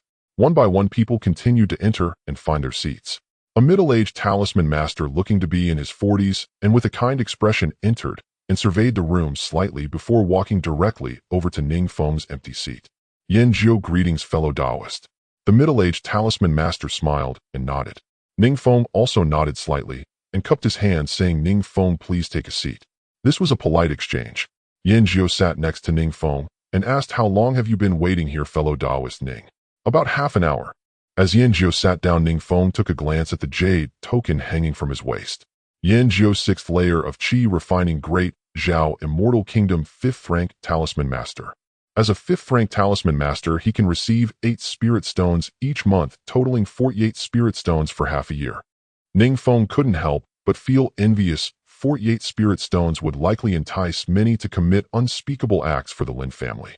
From the jade token, Yan Jiu was at the 6th layer of Qi refining, but Ning Feng doubted this was entirely accurate. In comparison to cultivation, the rank of a Talisman Master is much harder to advance. If one does not undergo a rank certification, the jade token will always display the last certified rank information. Perhaps during this time, he has already broken through to the late stage of Qi refining. Has it really been so long? Yan Jiu maintained a calm demeanor, but sighed, are we really waiting for the seats to fill up before starting? This month's stipend might not be easy to obtain. At this point, there were already more than 60 Talisman Masters in the room. Ning Feng estimated that in one afternoon, over 60 Talisman Masters were present. Including those who reported in the morning and those coming tomorrow, the number of Talisman Masters in Fengyao City could exceed 300. Of course, some Talisman Masters might not care for the Lin family's meager stipend, but Ning Feng believed such people were definitely not common. To validate his guess, Ning Feng asked, fellow Taoist, Yin, do you know how many Talisman Masters are registered in Fengyao City? According to the records, there are reportedly 315. Yan Jiu thought for a moment and replied. Meanwhile, his gaze swept over Ning Feng's jade token, noticing that Ning Feng was actually a 3rd-rank Talisman Master and couldn't help but exclaim, young man, impressive. I didn't expect you to be a 3rd-rank Talisman Master. Not at all, just fortunate. Ning Feng replied modestly on the surface, but inwardly he felt a bit annoyed. Yan Jiu himself was a 5th rank, and such remarks seemed a bit condescending. Yan Jiu laughed. In the world of Talisman Masters, there's no such thing as mere luck. He couldn't help but shake his head slightly. Luck, non-existent. Becoming a Talisman Master relies firstly on innate talent and secondly on diligent effort. Without talent, one cannot even enter the field. Even with talent, substantial resources are needed, otherwise advancement is difficult. In Fengyao City, among the more than 300 Talisman Masters, more than half were 1st and 2nd ranks. There were only a handful above the 6th rank, and most of the remaining 4th and 5th rank Talisman Masters were already past their 40th year how could it be easy to advance further in the art of talismans? Ning Feng appeared to be only 16 or 17 years old, yet he had already advanced to the third rank. Just this alone made him a rare talent in Fengyao City. The certification process for talisman masters in the Great Zhao Immortal Kingdom is not taken lightly. The standards for third-rank talisman master certification are quite high. To pass the third-rank certification, one must draw a mid-grade intermediate talisman or an upper-grade beginner talisman. Ning Feng's jade token indicated he was at the fourth layer of qi refining. To be honest, drawing any talisman at this cultivation level is extremely challenging. Let alone intermediate talismans. Even some basic talismans of fourth layer of qi refining would find it hard to draw a mid-grade talisman. With this thought, Yanjiu couldn't help but ask, what kind of talisman did you draw when you advanced to third-rank fellow Taoist Ning? The unbinding talisman, just a basic talisman. The unbinding talisman. Exactly. Yanjiu was stunned for a long time, then sighed. Fellow Taoist Ning is truly a genius. Drawing an upper-grade talisman at the fourth layer of qi refining, even the most basic cleaning talisman would qualify as a genius. Yanjiu handed over a communication talisman. This is my communication talisman. Fellow Taoist Ning, feel free to come by for tea when you have time. Ning Feng took it and saw it was a mid-grade communication talisman with a small line of text on the back. Yanjiu No. 141 Liubo Road, west of the city. This must be Yanjiu's home address. Ning Feng nodded and said, thank you. I will definitely visit another day. Out of courtesy, he pulled out a communication talisman and handed it to Yanjiu. Yanjiu took it carefully and placed it in his bag, chatting with Ning Feng for a while longer, and the two became more familiar. Yanjiu hailed from a family of talisman masters born and raised in Fengyao City with ancestors who were high-ranking talisman masters. Unfortunately, later generations were less capable and the family gradually declined. By Yanjiu's generation, the family had suffered significant loss, with only Yanjiu himself holding up the family's facade. When he learned that it was Ning Feng's first time coming to collect the Lin family's monthly stipend, Yanjiu was somewhat surprised and quietly said, fellow Taoist Ning, when collecting the monthly stipend, it's customary to show some regard for the Lin family. Do you have any talismans with you? If you do, you can sell a few to the Lin family later. If not, I have some mid-grade talismans here that you can use for now. Hearing this, Ning Feng couldn't help but glance at Yanjiu. Seeing his expression did not seem deceitful, he replied, thank you, Taoist Yan. I still have some talismans on me which should suffice. This matter Shen Ping had informed him about. In fact, even without being told, Ning Feng could somewhat guess the Lin family's intentions here. That is indeed good. While the two were conversing in low voices, they suddenly noticed that the room had grown considerably quieter. Looking up, they saw several cultivators had entered the room, presumably members of the Lin family. Masters, I apologize for the wait, said a cultivator in his 30s, cupping his hands towards the talismancers present before taking a seat at the head of the table. Accompanying him were two female cultivators and one male cultivator who also took seats at the side. He was slender with a high nose and thin lips, clearly someone articulate. This person is Linda, the chief steward of the External Affairs Hall, Yanjiu explained to Ning Feng. Linda displayed an apologetic expression and addressed everyone, saying, the External Affairs Hall is short-staffed, and there have been numerous matters in the past few days, hence I have delayed your time. I hope you all can bear with me. His voice was not loud, yet it reached the ears of all the talismancers clearly. Even Ning Feng, who sat in the corner, heard it distinctly. This person must possess considerable cultivation. As soon as Linda finished speaking, someone among the talismancers shouted, Taoist Lin, a slight delay is no issue, but could you inform us how this month's salary will be distributed? The talismancers in Fengyao City who regularly receive their monthly salaries were also encountering a situation where they could receive a half-year's salary at once for the first time. The talismancers also understood that this month's salary would inevitably come with certain requirements, so they were naturally most concerned about this issue, all gazing expectantly at Linda. Linda smiled and said, this month's salary is indeed different from the past. He cast a light gaze over those present and continued, Masters, I must not conceal the truth. The Lin family has recently encountered some troubles and requires a large number of talismans. This invitation under the guise of monthly salary is to hope that the masters can lend a helping hand to the Lin family. Under the pretext of monthly salary.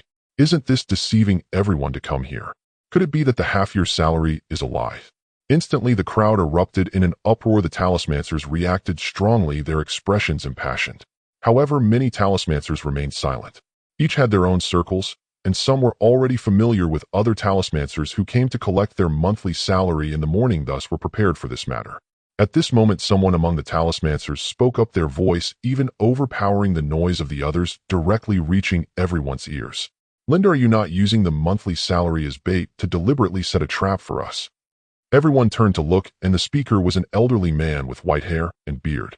So it is Master. As soon as Master Huang spoke, the crowd quieted down significantly, yet all nodded in agreement, their gazes towards Lin to becoming somewhat unfriendly. Linda raised his right hand slightly to calm them down, saying, "Everyone, Master Huang, please remain calm and allow me to finish my words. The half-year salary will certainly not be dishonored by the Lin family, and this matter is voluntary. If any of the masters are unwilling, they may leave at any time, and we will not make things difficult for anyone. We only hope that the masters can assist by selling us some talismans for emergency use." Upon hearing Linda's words, the scene fell into a deep silence. After all, it was about receiving spirit stones for free. The Lin family merely wanted to trade for some talismans, not engaging in forced purchases. If one was unwilling to trade, they could naturally leave at any time, but the matter of the half-year salary would likely cease. Although Linda did not make it explicit, his words implied this meaning. To gain benefits, one must pay some price. The earlier speaker, Master Huang, then asked, "How many talismans do you actually need? If the talismans we bring are insufficient, what then?" His tone seemed somewhat softened, no longer as aggressive as before. Linda smiled and said, "Masters, rest assured we will not make things difficult for you. The number of talismans will be allocated by rank, and if you do not have enough talismans, we have already arranged for quiet rooms. You can draw them on the spot. How about that? First, tell us how the allocation by rank will work." The talismancers chimed in, asking all at once. Linda waved his hand, and a nearby cultivator from the External Affairs Hall stood up and loudly read out the requirements for exchanging the monthly salary. First-rank talismancers, 100 primary talismans. Second-rank talismancers, 200 primary talismans. Third-rank talismancers, 300 primary talismans. Fourth-rank talismancers, 100 intermediate talismans. Fifth-rank talismancers, 200 intermediate talismans. Sixth-rank talismancers, 300 intermediate talismans. Seventh-rank talismancers, 100 advanced talismans. The requirements for 8th and 9th-rank talismancers were not announced, as there were no registered 8th or 9th-rank talismancers in Fengyao City. All talismans were calculated based on low-grade talismans, and higher-grade talismans, or talismans of better quality, could be exchanged. Additionally, the Lin family did not accept the 3 types of low-level talismans: soundproof talismans, communication talismans, and cleaning talismans. For example, Ning Feng, as a third-rank talismancer, needed to sell 300 primary talismans, which only required low-grade quality. If medium-grade talismans were used for exchange, they would be converted according to market price. Before the cultivator from the External Affairs Hall could finish announcing the rules, the talismancers below had already erupted into a chorus of complaints. "How can I produce so many talismans? I don't even have 100 talismans on me. Exactly, the talisman prices in the market have risen. I sold quite a few yesterday. 100 intermediate talismans. I can't even draw that many in a month." When the rules were announced, Ning Feng felt that the Lin family's demands were somewhat low. 300 primary talismans for a third-rank talismancer seemed reasonable. For Ning Feng, it was merely a matter of one night's work. However, seeing the worried expressions on the faces of other talismancers and hearing their grumbling discussions, he realized that the situation was not so simple. 300 primary talismans might take several days for other third-rank talismancers. The most distressed were the first-rank talismancers. The Lin family's rules seemed to indirectly shut them out. Because the 3 low-level talismans, soundproof talismans, communication talismans, and cleaning talismans, were the specialties of first-rank talismancers, if they were asked to produce 100 dispelling talismans, it would be quite challenging. They could only purchase them from slightly higher-ranking talismancers using spirit stones. Ning Feng looked around the room and noticed that not a single talismancer had left. The temptation of a half-year salary was too great. Yan Ping, Yan Jiu, sitting to the side, immediately took out a communication talisman from his pocket upon hearing the rules announced, and whispered to it, "Send more people to continue acquiring intermediate talismans from the market. Gather as many as possible." The talisman burned to ashes. Yan Jiu sighed softly and shook his head to himself. He then looked at Ning Feng, his expression somewhat awkward, and said, "I apologize for making Taoist Ning laugh." Taoist Ning smiled and replied, "How could I laugh? Taoist Yin foresaw the opportunity and acted ahead of time. Today you will surely reap great rewards." Taoist Ning smiled and replied, "How could I laugh? Taoist Yin foresaw the opportunity and acted ahead of time. Today you will surely..." From then on, the talismancers became directly involved in the turmoil. If a talisman master wishes to exchange for a monthly salary but lacks the talismans at hand, they can only draw talismans on-site at the Lin family. But how many people would actually do that? The best approach, of course, is to acquire others' talismans to gather enough quantity before exchanging for the monthly salary. The prices of talismans have already been rising steadily these past few days, and with the Lin family's push, the prices across Fengyao City will soar. There might even be a situation where talismans become hard to come by. Yan Jiu has a bit of insight. However, Ning Feng believes he is still a step behind. There are also those talisman masters who arrived earlier, perhaps currently scouring the market for purchases. Not only talismans, but also pills, magical artifacts, and formations will be affected. Hearing Ning Feng's words, Yan Jiu shook his head. Is it really that easy to make money? To be honest, I actually sent someone to collect them after seeing the announcement yesterday, but who could foresee this price increase of talismans? Surely it isn't just me. Ning Feng nodded in agreement, believing that the Lin family must have already made several rounds of acquisitions in the market. Yin, my friend, what is the Lin family's purpose in acquiring so many talismans? Ning Feng thought that since Yan Jiu lives in the west of the city, he should have access to a higher circle and might know some inside information. Hence, he wanted to probe Yan Jiu. Yan Jiu whispered, "You really don't know? A few nights ago, the Lin family ambushed the Zhang family's mine, and it said that many from the Zhang family perished. Both sides may go to war at any time." Oh, Ning Feng felt a chill in his heart. So soon? Yan Jiu sighed and continued, "The feud between the Zhang and Lin families has lasted for a long time. Previously, it was just minor skirmishes. This time it is highly likely to escalate into a full-blown war. Such matters are not suitable for detailed discussion here. Another day, my friend Ning, come to my house, and we can slowly discuss the ins and outs of it." Yan Jiu gave Ning Feng a knowing look and asked, "Do you have enough talismans on you?" "You're quite considerate. I have enough." Yan Jiu displayed an expression of course and stood up, cupping his hands. "Then I will go handle my monthly salary first." After saying this, he hurried away. Ning Feng looked ahead, nearly stunned. He saw many talisman masters already lining up to sell talismans, and the two female cultivators from the External Affairs Hall, next to Linda, were almost overwhelmed. The expressions of the talisman masters could even be described as eager and fearful of missing out. Just moments ago, they were complaining about the stringent rules set by the Lin family, yet now each one was rushing in. Though they grumbled, in reality, it was not something that the talisman masters could not accept. After all, who wouldn't sell their talismans? With the enormous temptation of a half-year's salary, how many could resist? As talisman masters who doesn't keep stock.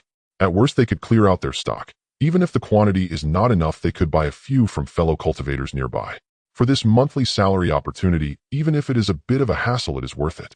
Ning Feng did not dare to slack off, standing up and quickly assessing the lengths of the two lines, then directly joining the shorter one.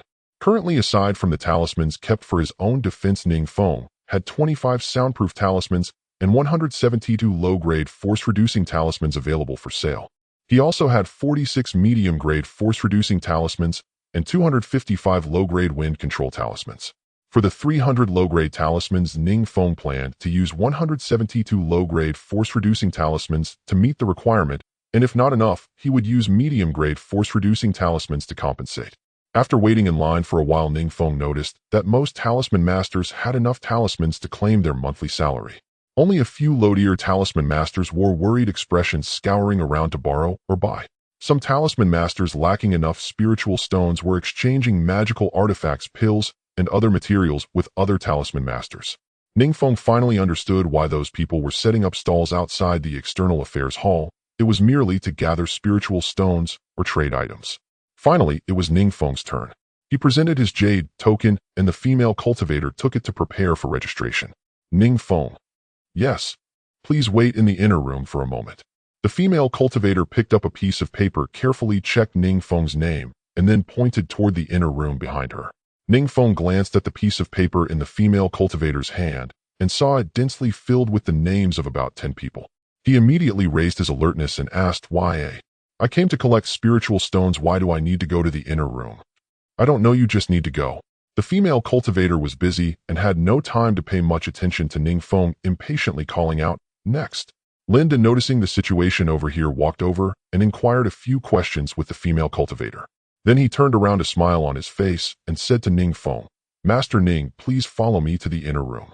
Seeing Ning Feng's confusion, he leaned in and whispered, "This matter is not detrimental to you, please rest assured." Ning Feng pondered for a moment and quickly nodded. The Lin family shouldn't go out of their way to make things difficult for a small talisman master without reason. Upon reaching the inner room, Ning Feng took a glance and found that this so-called inner room was nearly half the size of the outside. There were neatly arranged 30 or so tables. 7 or 8 talisman masters stood in front of the tables focused and drawing talismans. The runes flickered sometimes bright and sometimes dim. Linda slapped a soundproof talisman to isolate him, and Ning Feng afraid that their conversation would disturb the talisman masters at work. "Master Ning, how about we make a deal?" Linda spoke very directly without any roundaboutness. Ning Feng, hearing this, was naturally puzzled. A deal?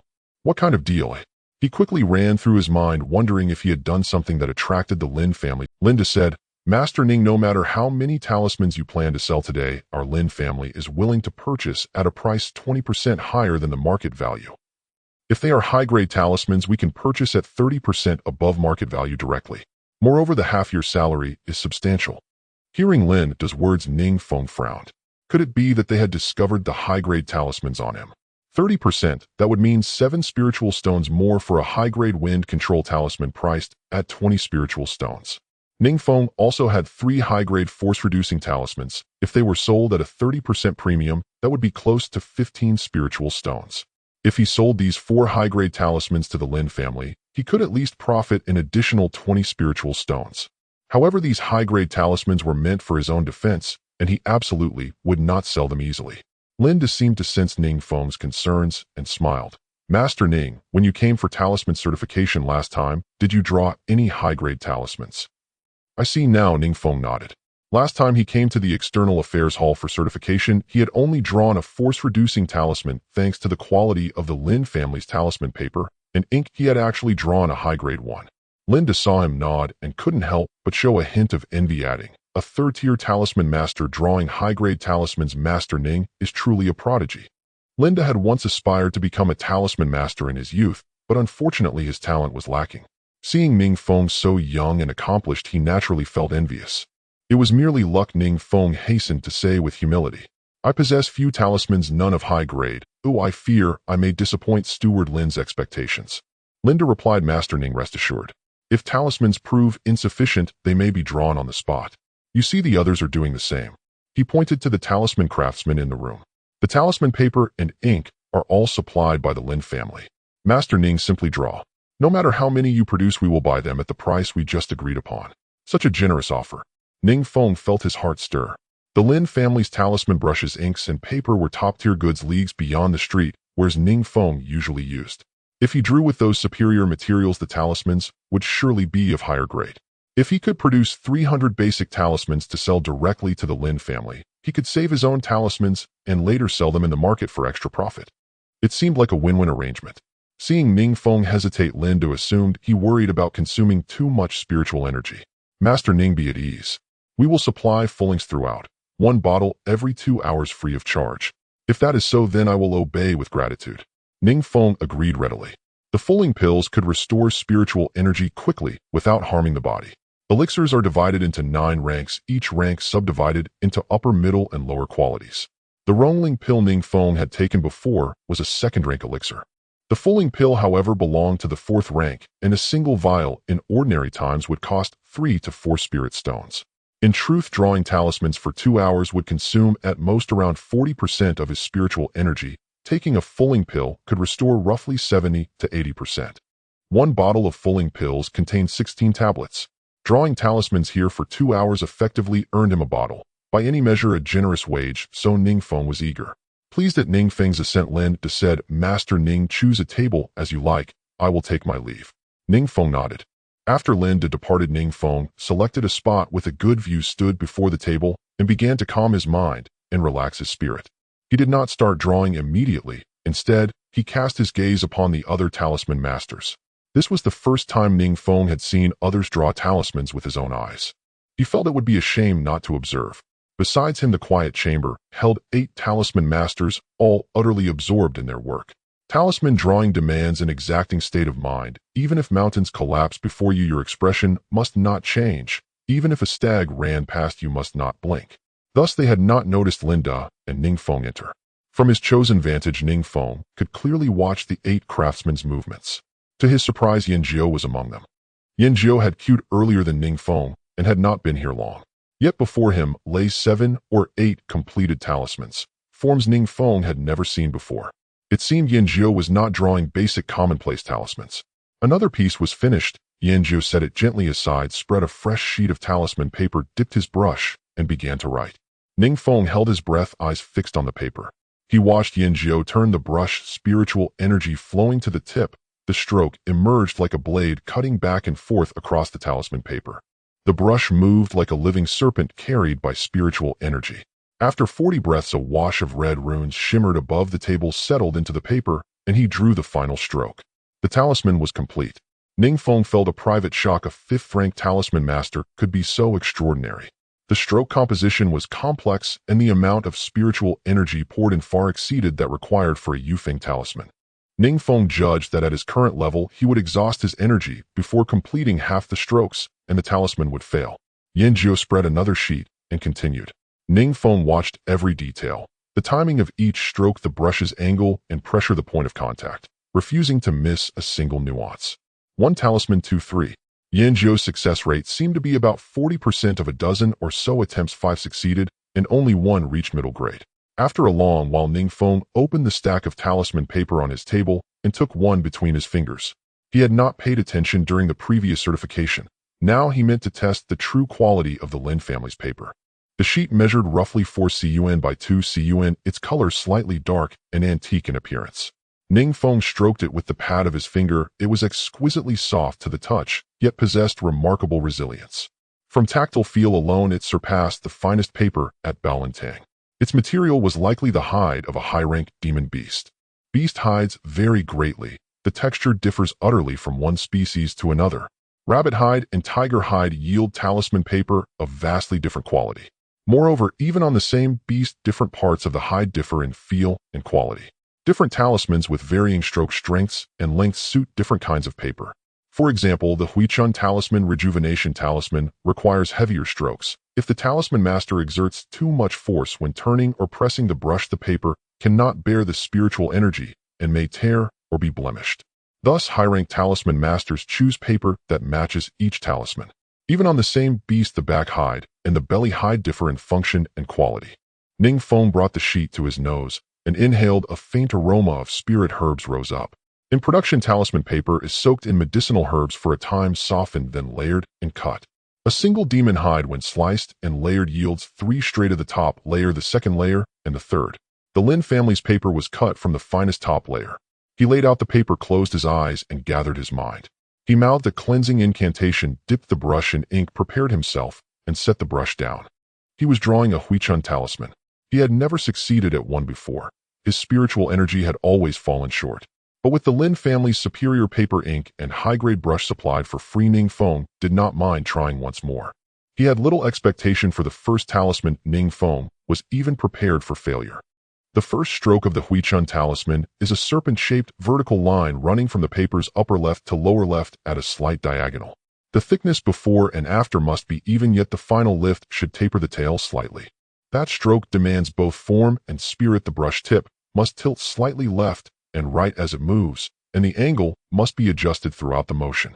Because the brush tip is infused with spiritual energy, the artist must also control its direction. It becomes a matter of precise timing and measure. Like a cook with salt, add but a grain too much, and it is oversalted, a grain too little, and it is bland. The spiritual power continuously adjusted and fluctuated. Ning Feng controlled the spiritual energy and swiftly swept the brush from the upper left. At this moment, the talisman paper seemed to emit a strong beastly aura and began to stir.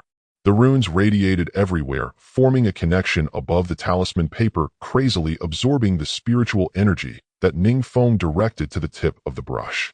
Continue to move the brush. This time the feedback from the talisman paper to Ning Feng felt much better than before.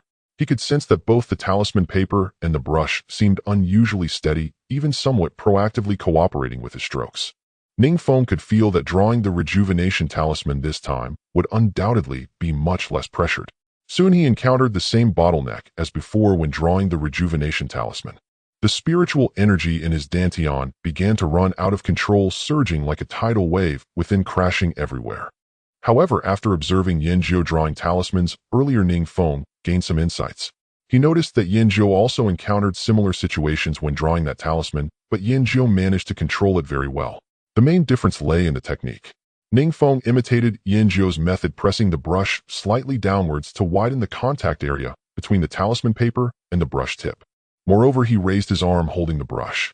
Although the movement seemed somewhat awkward, it significantly improved the controllability of the spiritual energy. This time, the issue of losing control of the Danshan's spiritual energy did not occur. The spiritual energy infused into the brush tip flowed out, like a spring slowly spilling from the tip, all absorbed by the runes. Although the brush tip trembled slightly, there was no deviation as in the previous attempt. The runes began to gather on the talisman paper, and the light emitted by the runes grew increasingly intense.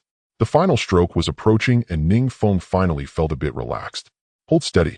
Brush motion halted, runes gathered. A burst of golden light surged, illuminating the room, rising, gathering, and then settling into the talisman. The talisman paper also ceased its agitation, lying quietly on the wooden table. Talisman creation, rejuvenation, talisman, proficiency, 1 successfully created. High quality. Ning Feng was dumbfounded. To his surprise, the anticipated failure did not occur. He directly produced a talisman. A high-quality rejuvenation talisman. Ning Feng quickly regained his composure, scanning the surroundings. Thankfully, no one noticed. The other talisman masters were all focused on their own work. He hurriedly scooped up the high-quality rejuvenation talisman and placed it into his storage bag. However, the talisman drawing process demands precision, allowing no room for error or deviation. Given Ning Feng's current level of spiritual energy, However, the talisman drawing process demands precision, allowing no room for error or deviation. Given Ning Feng's current level of spiritual energy, it was indeed difficult to maintain full control. It was like crossing a narrow bridge. One either focused entirely to succeed or got distracted and fell into the river. Once the brush fell onto the talisman paper, only by giving it one's all could a talisman be formed. Fortunately, no one discovered that Ning Feng had drawn a high-quality talisman. Ning Feng took a deep breath and unfolded a new piece of talisman paper. Dipping the brush in ink, he began to write, the brush moving like a dragon. Runes spread out, light suddenly burst forth. The talisman was complete. This time, a medium-quality rejuvenation talisman emerged. Talisman creation, rejuvenation, talisman, proficiency, 1. Ning Feng did not stop consecutively drawing talismans, creating about 10 rejuvenation talismans in a row. Runes scattered, golden light rose. Another high-quality talisman. He quickly stored it in the bag, counting a total of 17 rejuvenation talismans with only 3 failures. The success rate exceeded 80%. Too conspicuous. Earlier, Ning Feng saw Yanzhou draw about 10 talismans with a success rate of only 40%. He hurriedly placed 6 or 7 rejuvenation talismans into his storage bag. However, this discrepancy in the number of talisman papers would not align. If the Lin family counted the total number of talisman papers, they might discover the anomaly. Nonetheless, Ning Feng felt that the Lin family should not be so idle as to count the number of discarded talisman papers. Linda had just mentioned that the External Affairs Hall was particularly busy these days, hosting numerous talisman masters, alchemists, weapon refiners, and formation masters. They were likely severely understaffed, making it impossible for anyone to work so meticulously. As for whether the talisman paper count matched up, it should not attract anyone's attention. Moreover, Ning Feng noticed that he was faster at drawing talismans than the other talisman masters. For a 5th-level talisman master like Yanzhou, it took about 50 breaths to draw a talisman, whereas it took him roughly 30 breaths to draw a rejuvenation talisman. It was better to pause, since his success rate was already high. If he drew talismans significantly faster than others, it would be too noticeable. Taking advantage of this time, Ning Feng turned his attention to other talisman masters. The 50-something-year-old yellow talisman master was also in the room. Not far away, Ning Feng could barely make out his jade token. Huanggu, 8th-level Qi refining, Zhao Kingdom, 6th-level talisman master. A 6th-level talisman master was among the most elite in Fengyao City. There were definitely not many 6th-level masters. 7th-level masters were even rarer. Huang Gus's talisman drawing appeared steadier than Yanzhou's. Although his brushwork seemed slow, he completed a medium-quality talisman in only 30 breaths. Golden Armor Talisman. Ning Feng had seen this type of talisman before. The Golden Armor Talisman is a mid-level talisman, a defensive type. When a cultivator is subjected to unavoidable attacks during a battle, invoking this talisman can protect their body. Once the Golden Armor Talisman is invoked, it condenses into a suit of armor-shaped rune that protects the cultivator's entire body. It can withstand 3 to 5 full-force attacks from early-stage foundation establishment cultivators with ease. The Golden Armor Talisman is far superior in both defensive capability and duration compared to the Force Dissipation Talisman. This type of talisman is commonly used by cultivators in the late Qi refining stage and early foundation establishment stage. Ning Feng did not know the market price for such talismans, but he was certain that they were much more expensive than the Force Dissipation Talisman. After all, he had seen them in the market, but had never asked about the price. Ning Feng watched Huang Gu continuously draw a dozen talismans with a success rate much higher than Yin Jiu's estimated to be over 50%. Perhaps because of his higher cultivation level after finishing a Golden Armor Talisman, Huang Gu surprisingly noticed a gaze fixed on him. He suddenly looked up and found Ning Feng staring at the talisman in his hand. Instantly his face darkened, and he let out a grunt, glaring at Ning Feng with piercing eyes. His expression was extremely unfriendly. Ning Feng hurriedly shifted his gaze, pretending to casually move his neck, and then bowed his head. He reorganized the talisman paper on the table, smoothing it out. Focusing, he dipped the brush in ink and began to draw talismans. Talisman Creation, Rejuvenation, Talisman Proficiency, 1 Talisman Creation, Rejuvenation, Talisman Proficiency, 1 Talisman Creation, Rejuvenation, Talisman Proficiency, 1. After an unknown period, Ning Feng raised his head and noticed that several more talisman masters had entered the room. Each one of them was focused on drawing talismans. He glanced at Yin Jiu, who looked somewhat dispirited, and he could not tell what talismans he was drawing. Ning Feng felt that Yin Jiu's talismans seemed to consume spiritual energy particularly fast. In contrast, Huang Gu remained as steady as an old dog, his expression calm, his strokes natural, exuding an air of ease. Huang Gu's table was piled high with Golden Armor talismans, and the number of discarded talismans did not seem excessive. It's probably over 60%. Ning Feng silently calculated and found that Huang Gu's rune success rate was indeed quite high, likely due to the advantages of a higher rank. As a 6th grade talisman master, his success rate in drawing intermediate commonly used talismans would definitely be higher than that of a 3rd or 4th grade talisman master. Just like when Ning Feng drew the soundproof and communication talismans, his success rate was significantly higher than when he drew the rejuvenation talisman. Then he noticed that the female cultivator from the External Affairs Hall, who had been receiving guests outside, was now in the room. She was responsible for replacing the ink for the talisman masters and supplying new talisman paper. Of course, there may also be some supervisory intentions. Seeing Ning Feng looking over, the female cultivator walked straight over and placed 3 bottles of pills on Ning Feng's table. This is the recovery pill. I'll leave it here for you. Just return the excess. 1 bottle is supplied every 2 hours and 3 bottles would last for 6 hours. Ning Feng nodded. This duration was not a problem for him. At worst, if he ran out of spiritual energy, he could just consume 1 or 2 pills. The female cultivator also placed a stack of new talisman paper on the table and finally took away the talismans Ning Feng had drawn. Now it had been over an hour since Ning Feng entered this quiet room. Shinping had likely finished collecting his monthly salary and returned home. He certainly wouldn't be waiting around. It didn't matter. Ning Feng was not concerned about that. Such a rare opportunity to have a female companion could not be missed. After the female cultivator left, Ning Feng stored the recovery pills in his bag and spread out the talisman paper. He focused and began to write. Swish, swish, swish. The runes spread out and light flickered. Talisman making wind control, Talisman Proficiency 1, Talisman making rejuvenation, Talisman Proficiency 1. Whenever he felt fatigued, he would stop and rest for a while, observing the other talisman masters as they drew their talismans. He continued for several hours. During this time, when Ning Feng felt that his spiritual energy was down to a quarter, he took a recovery pill. It took effect almost immediately. As the recovery pill entered his mouth, his dantian erupted like thunder, and in just 10 breaths his spiritual energy was fully restored. The surrounding talisman masters seemed to have changed, with some tables even having been replaced by unfamiliar faces twice. However, Yin Jiu and that yellow talisman master had not left. Yin Jiu's complexion was pale, and he was already sweating slightly.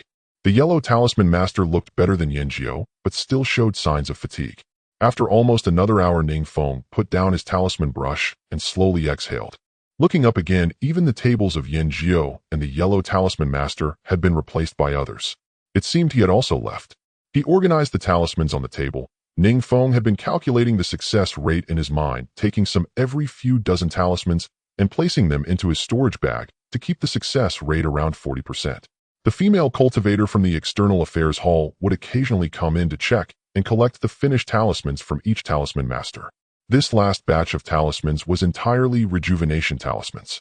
There were both medium and low-grade ones, but Ning Feng was too lazy to count. He took some and put them into his bag, then headed straight outside. The female cultivator was seated at a table in front of the quiet room, specifically handling the sale of talismans for the talisman masters inside. Ning Feng directly handed the talismans in his hand to the female cultivator. "Could you please help me calculate these? They are freshly drawn talismans." The female cultivator took the talismans, carefully counted them, and then took out the previous talisman issuance record to double-check. Wind Control Talisman Medium Grade 28 pieces. Low Grade 154 pieces. Rejuvenation Talisman Medium Grade 13 pieces. Low Grade 76 pieces. There was not a single Dispel Talisman because Ning Feng did not dare to draw one. The Dispel Talisman had already reached a minor success stage with a very high success rate for medium-grade outputs, and with the high-quality materials from the Lin family, Ning Feng was worried about being discovered. It was too eye-catching. He saw that even the medium-grade talismans drawn by other talisman masters were rare. Even for a 6th-grade talisman master like the Yellow Talisman Master, the medium-grade Golden Armor Talisman seemed to have very few outputs. According to yesterday's talisman market prices, these talismans can be sold for a total of 44 spirit stones. The female cultivator calculated several times before saying to Ning Feng, with a 30% markup, that would be a total of 58 spirit stones. Ning Feng nodded and did not press further. What about the half-year's salary? Adding the 18 spirit stones from the half-year's salary, the female cultivator finally took out 76 spirit stones from under the table and handed them to Ning Feng. "Master Ning, you can come here to draw talismans at any time in the next 2 days. The prices, talisman paper, and recovery pills will all be settled as usual." Seeing Ning Feng leave with the spirit stones, the female cultivator hurriedly called out from behind.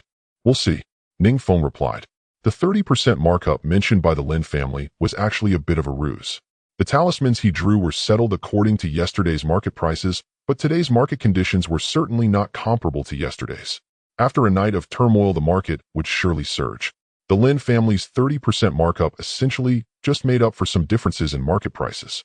However, considering the free talisman paper and ink, the talisman masters themselves were not losing out.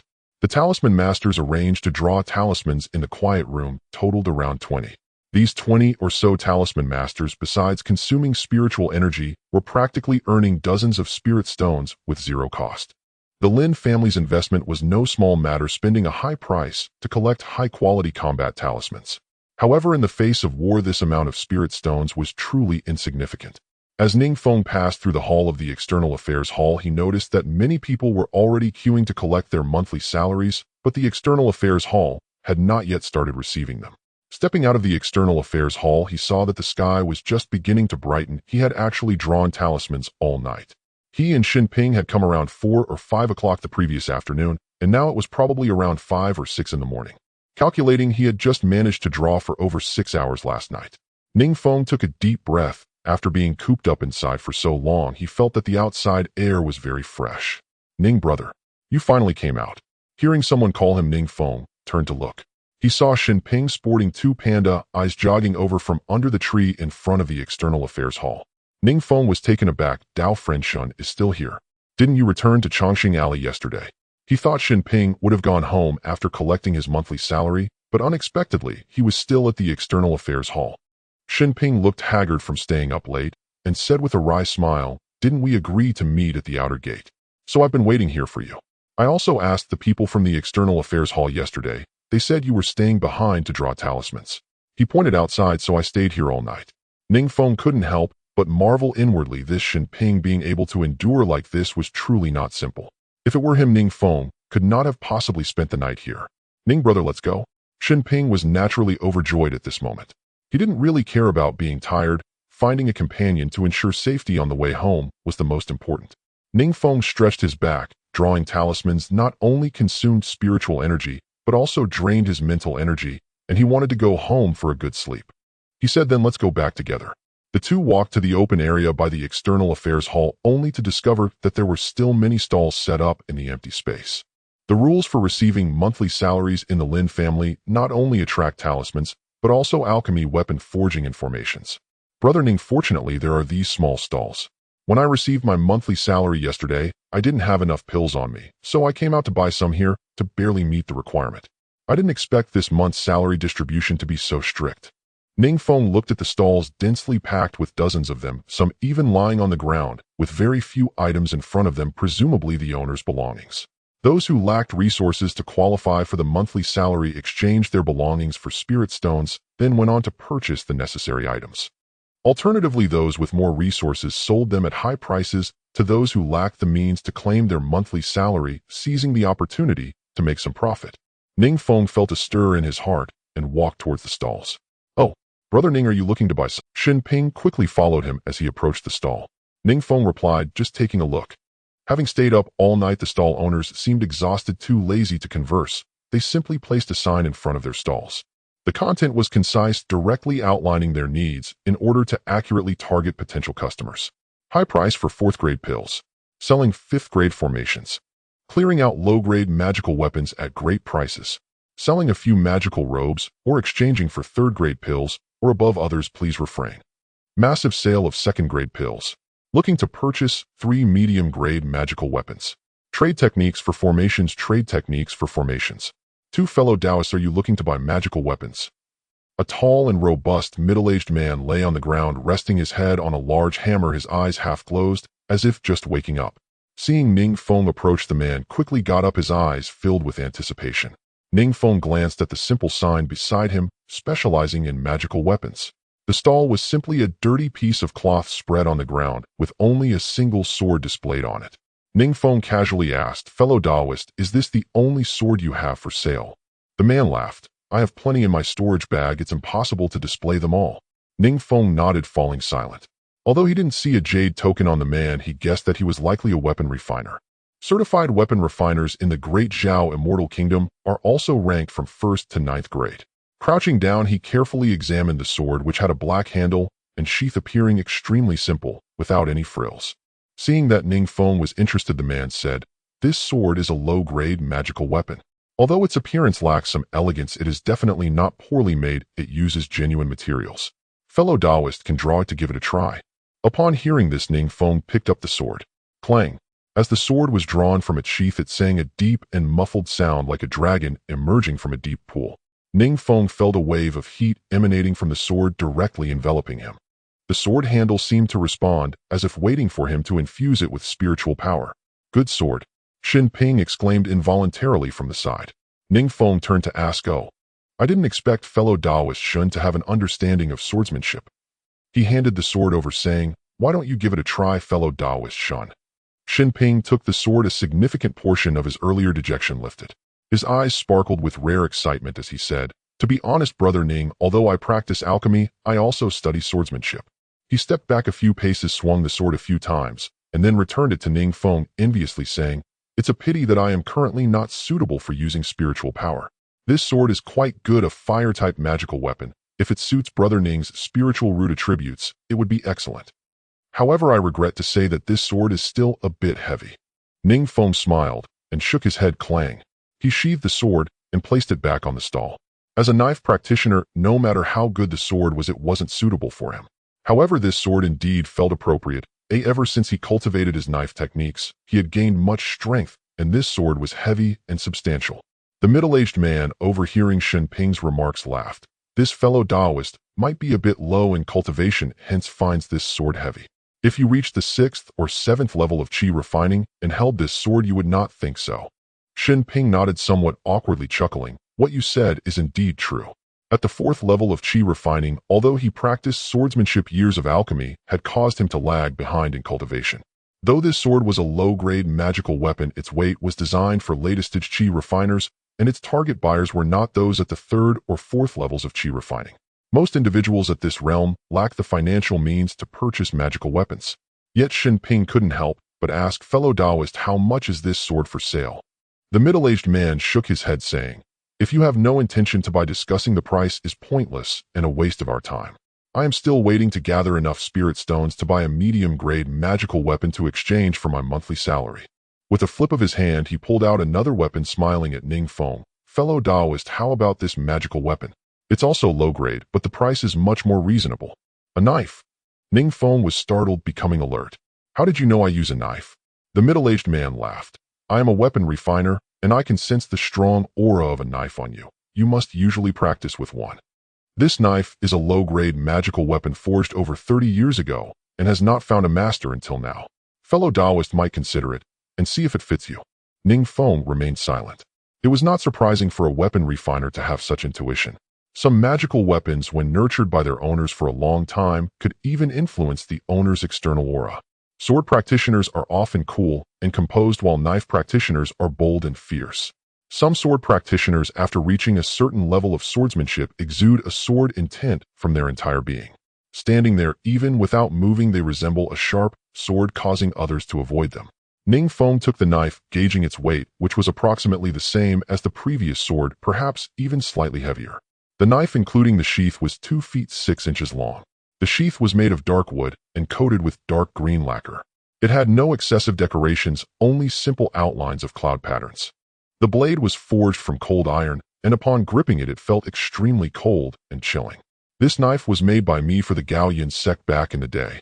At the edge of the Cold Moon Spring in the Great Chu Immortal Kingdom, both the handle and the blade were forged from 1,000-year-old cold black iron from the spring's bottom, suitable for those with ice and earth spiritual roots. If you think the sheath is made of ordinary dark wood, you are mistaken. This sheath is lined with a layer of spirit wood over 500 years old, which quickens its nurturing speed compared to other common low-grade magical weapons. Magical weapons require long-term nurturing by their owners, and after a certain period their quality improves, enhancing both attack power and durability, the middle-aged man explained. Clang! Ning Feng drew the knife from its sheath with his right hand. A gust of wind immediately swept through the stall, causing the robes of several people to flutter. Bamboo spring cut. Ning Feng was astonished. The moment he drew the knife, he almost directly sensed its name. Could this be the name of the knife? This was Ning Feng's first encounter with a magical artifact. Holding the artifact felt completely different from holding a mundane object. His initial sensation was that this low-grade artifact seemed to carry a hint of consciousness. This slight consciousness was enough to endow the artifact with a semblance of independent will. Ning Feng vaguely felt that what he held in his hand was not just a mere weapon, but a companion that could fight alongside him. As long as he was willing, he could establish a life-and-death pact with this companion at any time. Dao friend, congratulations. This artifact is greatly fated with you. The middle-aged man beside him was astonished and delighted to see the artifact tremble after Ning Feng spoke those 3 words. This old stock, which had been sitting in the warehouse for over 30 years, might finally have a chance to be sold today. This knife had been unsold for many years. It was not that no one was interested, but rather that the knife was extremely picky and hard to bond with. Whenever someone sincerely intended to buy the knife, it would seem to freeze, showing no reaction at all. Without any response, it was difficult to form a bond. If forcing a purchase would not bode well. All who had shown interest in the knife eventually had to shake their heads and walk away. After many such attempts, the middle-aged man had not taken the knife out for sale again, leaving it in a corner of his storage bag. However, today he unexpectedly pulled this knife out from his storage bag. He never anticipated that this knife would resonate so well with the young Dao friend in front of him. Greatly fated, Ning Feng glanced at the middle-aged man, feeling skeptical. Do I really believe this, old man? Are you sure you're not trying to swindle me? Ning Feng understood the tricks of these merchants. They merely spoke to humans in a human tongue and to ghosts in a ghostly tongue. He decided to listen, but not take it to heart. But beside him, Shin Ping was envious and leaned in to whisper, "Congratulations, Brother Ning. This knife truly resonates with you. As long as you are willing to accept it as your own, it will definitely cooperate 9 times out of 10. The knife trembled in Ning Feng's hand for a while before it gradually calmed down. At that moment, Ning Feng felt as if his arm and the knife's handle had formed a certain communication. As long as he focused, he could channel spiritual energy into it and wield it freely. If he could complete the bonding with the knife, he would be able to wield it even more freely. The knife would respond to his will, and the spiritual energy would flow seamlessly, uniting man and blade. Not bad. Ning Feng did not have much of a concept about other things, but the first impression this knife gave him was very good. It felt great in his hand and was very comfortable to hold. The size was also satisfactory. It wasn't too heavy to hold, yet it had enough weight to feel substantial. To be honest, this was rare. Clang. With a sound as he sheathed the knife, the blade surprisingly wobbled left and right as if resisting. After some effort to align it with the sheath, Ning Feng finally raised his head and asked, "Dao friend, how do I bond with this knife?" How to bond? The middle-aged man was taken aback. Wasn't this common knowledge? He didn't understand Ning Feng's question, but still replied, "Just drop a drop of blood on the blade, Dao friend." Ning Feng nodded. He had no recollection of this kind of matter regarding bonding with magical artifacts. Then with a calm expression he asked, "What's the price of this knife?" Upon hearing this, the middle-aged man frowned, looked up at the sky, and moved his lips slightly, as if calculating the cost and profit. After a while of deep thought, he scratched his head and said to Ning Feng, "This knife is made of excellent materials, a onsen 100 years find, and is a top-notch low-grade artifact. Since this knife is so fated with you, just tell me the actual price." Ning Feng impatiently thrust the knife into the middle-aged man's hands. The middle-aged man quickly wore a smiling face and said, 45 low-grade spirit stones, Dao friend. For just 45 spirit stones you can take it away." Ning Feng was taken aback. What? 45 low-grade spirit stones? Has the market risen to such heights? In the marketplace, a legitimate shop like Balan Hall would sell a low-grade artifact for just over 10 spirit stones, and the better ones at most for 20 or 30 spirit stones. This blacksmith was actually asking for 45 spirit stones. It seemed that the price of low-grade artifacts had indeed risen significantly. "Forget it, I'll take a look around first." Ning Feng exchanged a glance with Shen Ping, and the two prepared to leave. 45 low-grade spirit stones, what a joke. Even if this knife was great, Ning Feng felt it unnecessary to spend such a ridiculous amount. To be honest, buying these things at this time was purely a high-risk investment. If one day the conflict between the Lin and Zhang families was resolved and the prices in the market returned to normal, one would be stuck immensely. At that time it would be too late to cry. This was not the right time to buy these cultivation resources unless one encountered a seller in urgent need to sell at a very reasonable price. Seeing Ning Feng about to leave, the middle-aged man became anxious. If he missed this opportunity, the knife might remain buried in the warehouse for decades. "Dao friend, let's negotiate again. How about 45 spirit stones?" "Dao friend." After some polite exchanges, Ning Feng and Shen Ping managed to shake off the middle-aged man and continued toward other stalls. "What? Brother Ning, didn't you like that knife?" Shen Ping couldn't help but ask, as he truly couldn't understand. The bond between a magical artifact and a cultivator in battle was paramount. It was all about compatibility. Some cultivators might have high realms, but if their artifact had gaps in compatibility, their combined power would be greatly diminished. Conversely, if the artifact was highly compatible with a cultivator, even a low-level cultivator could unleash extreme power. That knife, although a low-grade artifact, was clearly highly compatible with Ning Feng to the extent that calling it perfect wouldn't be an exaggeration. If it were Shen Ping himself, he would sell everything he owned to buy it. He thought Ning Feng might be too young to fully grasp this aspect, and was contemplating whether to persuade him. "Let's just see for now." Ning Feng shook his head. His past shopping experience made him well aware that comparing prices was the most fundamental shopping principle. Regardless of whether buying an artifact was cost-effective at the moment, even if he truly wanted to buy, he needed to compare before making a decision.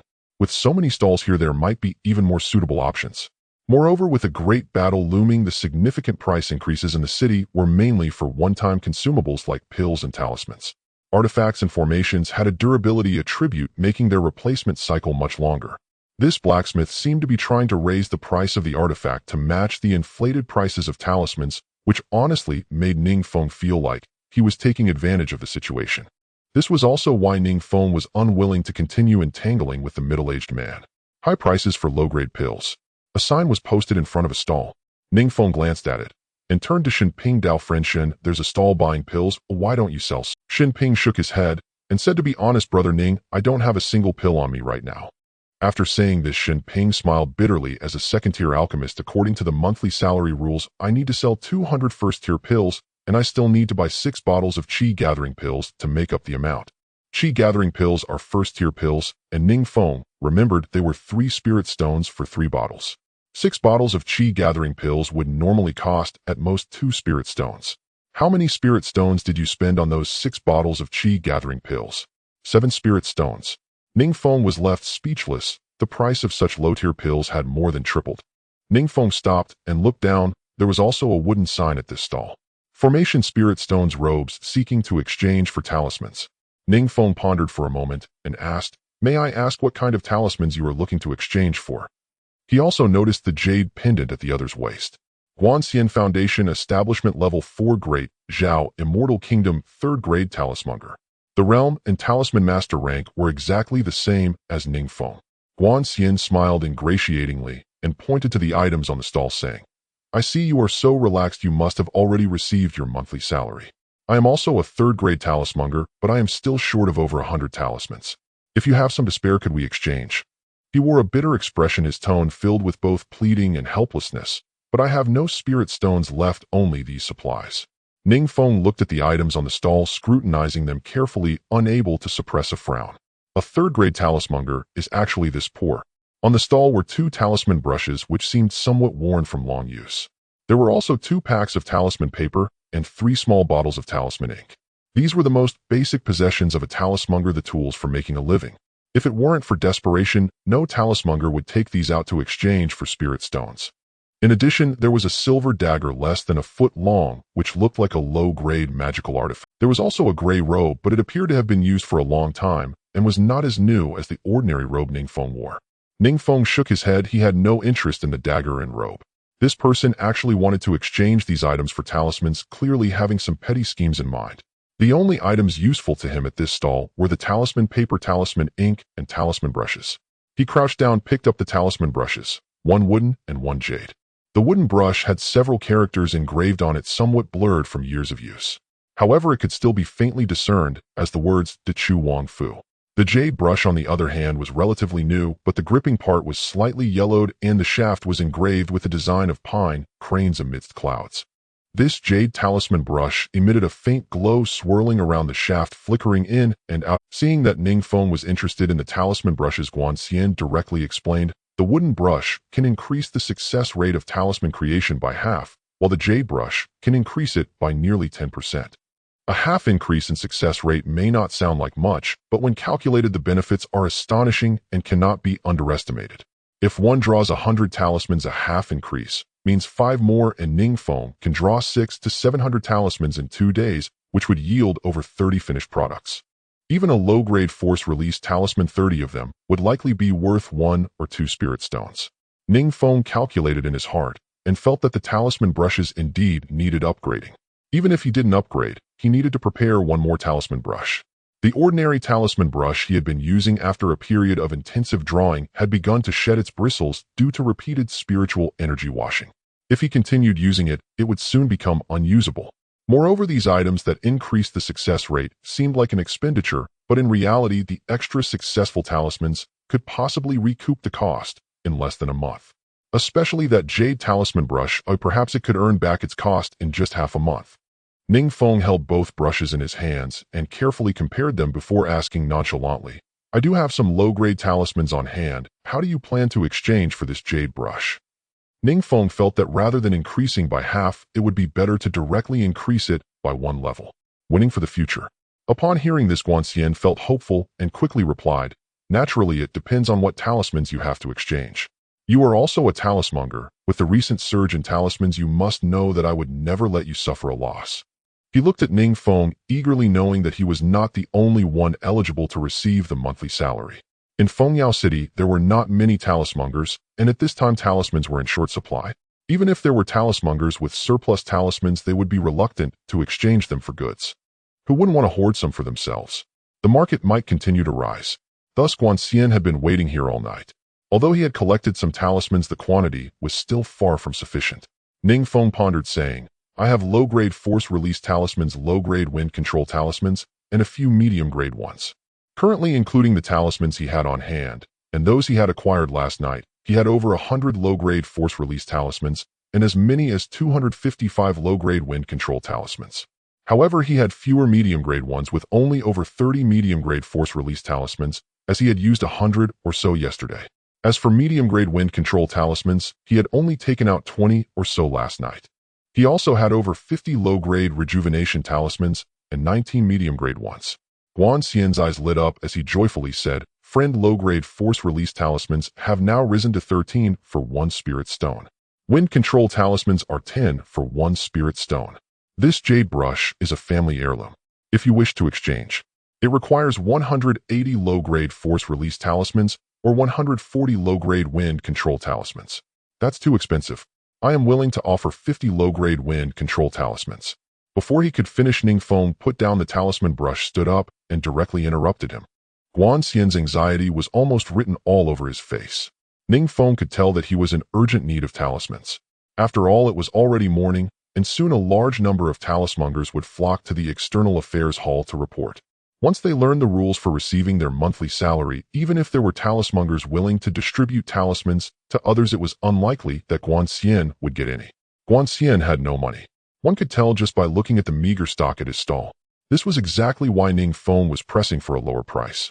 Even if Guanxian was unwilling, Ning Feng didn't mind. He could simply choose not to buy. After all, he was not in a hurry. Guanxian was momentarily taken aback, a mix of helplessness and barely concealed anger in his eyes. His teeth clenched and relaxed intermittently.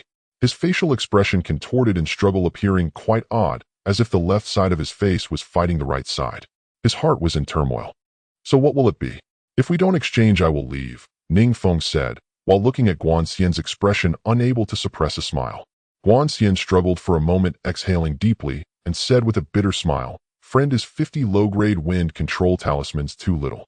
This brush is a family heirloom, if it weren't for my dire situation." The talismonger in front of him was of the same rank, but about 10 years younger, which made him feel quite pressured. Setting a high price and then negotiating down 140 low-grade wind control talismans, he had directly cut off 90. Moreover, he had to consider the other party's counteroffer, repeatedly torn between the gains and losses. Ning Feng waved his hand. "No need for more words. Are we exchanging or not?"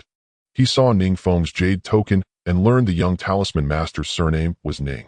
Talisman paper. Talisman ink. Ning Feng's heart stirred. He crouched once more, produced a sheet of talisman paper, and stroked it in his palm. Guanxian hurriedly said, "This is authentic beast talisman paper in quality. Dao companion Ning may rest assured." The talisman paper could not rival the Lin family's high-grade stock, but it seemed somewhat better than what Ning Feng had bought at Balan Hall.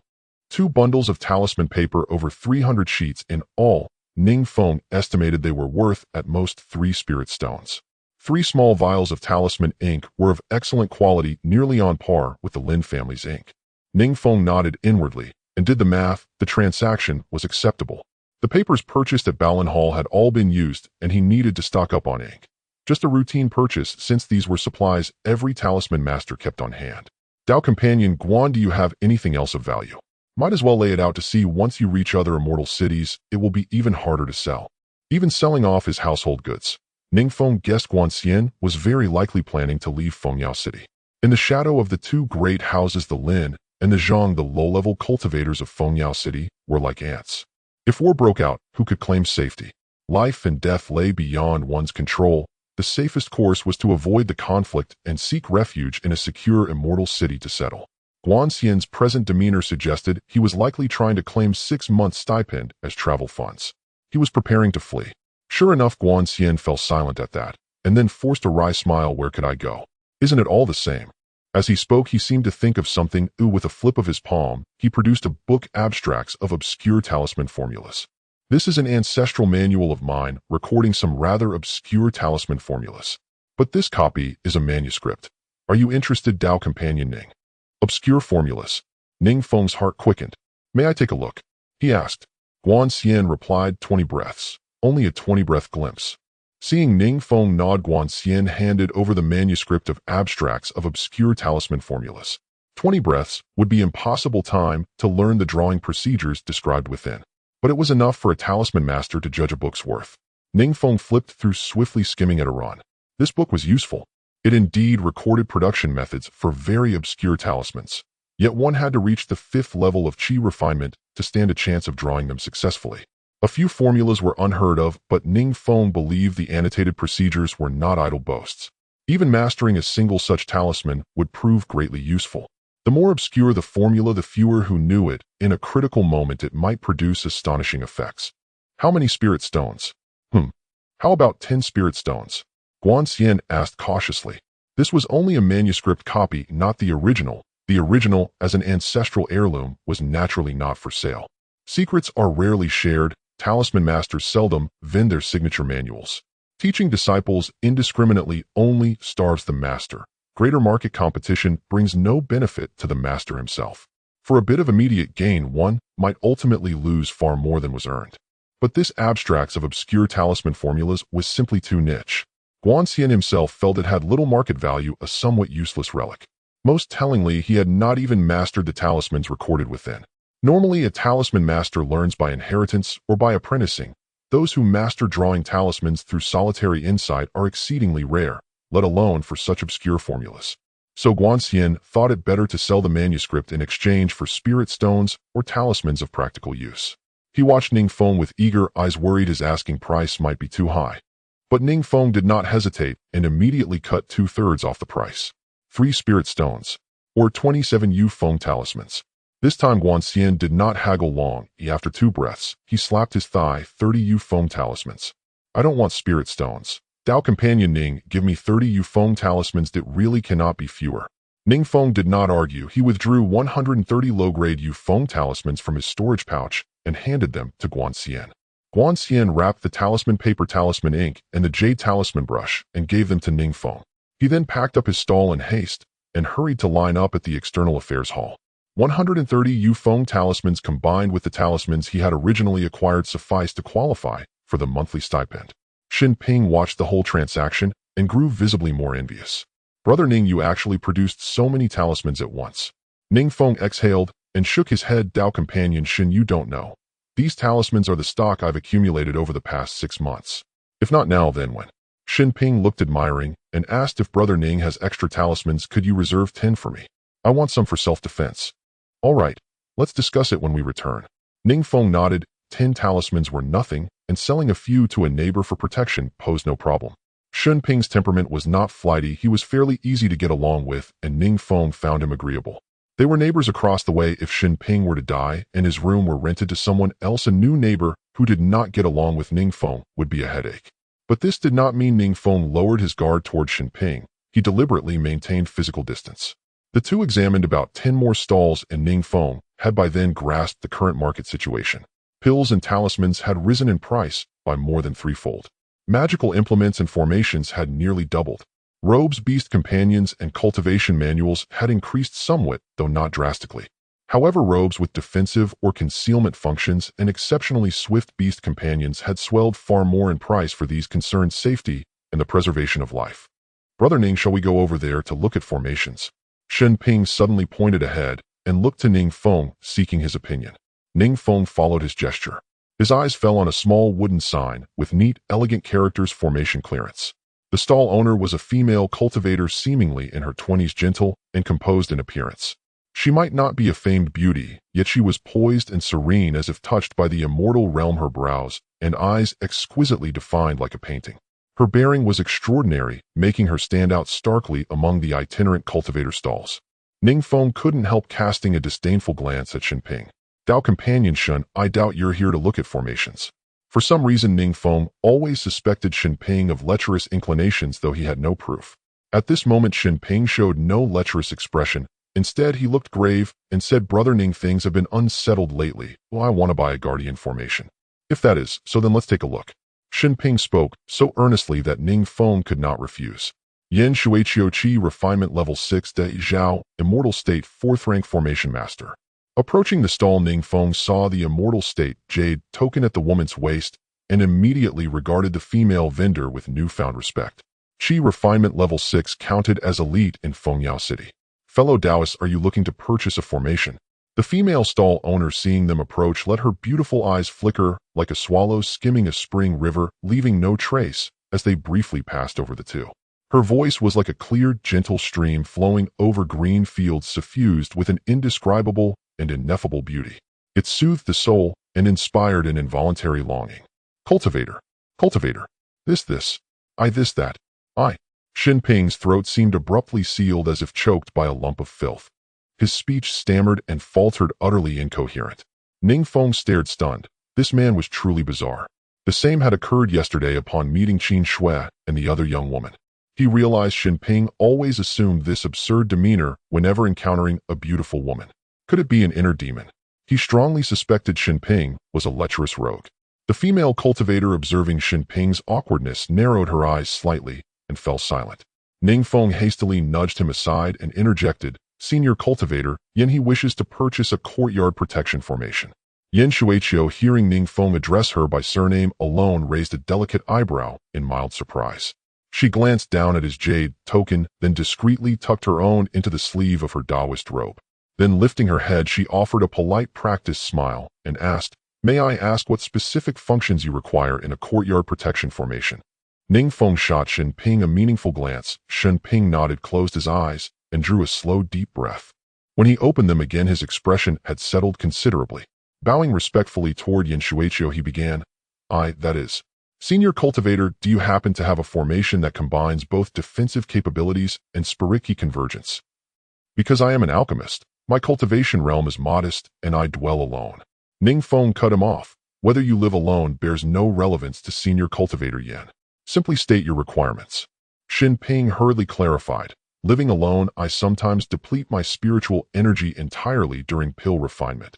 And with no one to guard my meditation, I require a formation that offers both defense and spiriki convergence.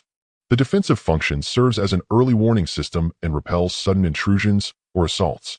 The convergence function enhances the ambient density of spiritual energy. For alchemists, refining pills within a high-density spiritual energy environment increases the success rate of pill formation. Moreover, post-refinement recovery also benefits greatly from such an environment, making dual-function formations exceptionally efficient. Yin Shuichio's luminous gaze shifted toward Xin Ping. Formations combining both defense and spiriki convergence are exceedingly rare below the 5th tier. Only 3 options exist. Which 3? Might Senior Cultivator Yin kindly elaborate? Xin Ping asked eagerly. They are the mysterious Wind Spirit Convergence Formation, the 5-element 7-spirit formation, and the demon-quelling spirit refining formation. Ning Feng blinked in genuine surprise upon hearing the last name. Senior Cultivator Yin, does the demon-quelling spirit refining formation truly possess defensive capabilities? He blurted, interrupting her. He had always assumed it served only to dispel malign energies and converge spiriki. Tang Yinru, who had previously arranged formations for him, never mentioned any defensive attribute. Yin Shuichio nodded calmly. Indeed, it possesses defensive properties, as do all 3 formations. However, their tiers and functional emphases differ significantly. The mysterious Wind Spirit Convergence Formation is a 2nd-tier formation. Its primary function is spiriki convergence with defense secondary. The 5-element 7-spirit formation, by contrast, is a 3rd-tier formation explicitly designed for defense. The core function is resilience. It can withstand the full-force assault of a mid-stage Qi refinement cultivator continuously for 6 hours without breach. Though Xin Ping's face lit with delight at the prospect of 6-hour uninterrupted defense, his brow furrowed again upon recalling its 3rd-tier status, a price likely beyond his means. 3rd-tier formations were not inexpensive, perhaps unaffordable. And the 3rd, the demon-quelling spirit refining formation, how does it compare? Xin Ping sought broader options. Yin Shuichio replied, that is precisely the demon-quelling spirit refining formation, a 4th-tier feng shui formation possessing 3 integrated functions: defense, spiriki convergence, and malign energy suppression. 4th tier. Both Ning Feng and Xin Ping exclaimed in unison. Ning Feng recoiled. Tang Yinru had sold him the same formation as a trivial 1st-tier array worth mere spirit stones, even offering it freely. Yet Yin Shuichio, a certified 4th-tier formation master, declared it a 4th-tier artifact, whereas Tang Yinru held only a 2nd-tier license. Ning Feng instinctively trusted Yin Shuichio's authority. Senior Cultivator Yin, might there exist other formations sharing the identical name? Ning Feng pressed, wary of naming ambiguities that could later cause grave embarrassment. Yin Shuichio shook her head, a faint wry smile touching her lips. Identical names. Impossible. In the art of formation, arrays nomenclature is never arbitrary. Each name carries lineage history and canonical legitimacy. Still, the demon-quelling spirit refining formation remains uncommon. Its foremost purpose is malign energy suppression with defense and spiriki convergence secondary. Though it integrates 3 functions and attains the 4th tier, its cost is steep, hence its limited adoption. It remains a niche formation. A quiet dread stirred within Ning Feng. He now owed Tang Yinru an immense favor. Disliking debts of gratitude, he asked gravely, Senior Cultivator Yin, what is the price of the demon-quelling spirit refining formation? Yin Shuichio glanced once more at his jade token, lowered her gaze thoughtfully, and replied, 95 spirit stones, but should you wish to barter with talismans, I may offer a modest discount. Ning Feng silently shook his head. Xin Ping vigorously did the same. For now, I shall forego 4th-tier options. Senior Cultivator Yin, what is the price of the mysterious Wind Spirit Convergence Formation? Xin Ping bypassed the 5-element 7-spirit formation entirely, his focus fixed firmly on 2nd-tier arrays. If a 4th-tier formation neared 100 spirit stones, a 3rd tier would surely demand dozens, far exceeding his budget. Noting Xin Ping's genuine intent to purchase, Yin Shuichio's demeanor softened. Smiling gently, she answered, "The mysterious wind spirit convergence formation costs 35 spirit stones, including installation, and comes with 6 months of complimentary maintenance. What say you, senior cultivator?" Yet she paused as if recalling something and faintly furrowed her brows. "However, if defense is your paramount concern, I recommend the third tier, 5-element 7-spirit formation. Priced at 50 spirit stones, its spirit key convergence rivals the mysterious wind formation, while its defensive capacity far surpasses it." Xin Ping fell silent, contemplative. The 5-element 7-spirit formation's ability to endure sustained mid-stage chi refinement assaults made it ideal, and its spirit key convergence, elevated by its higher tier, would not lag behind second-tier alternatives. Its cost, however, gave pause.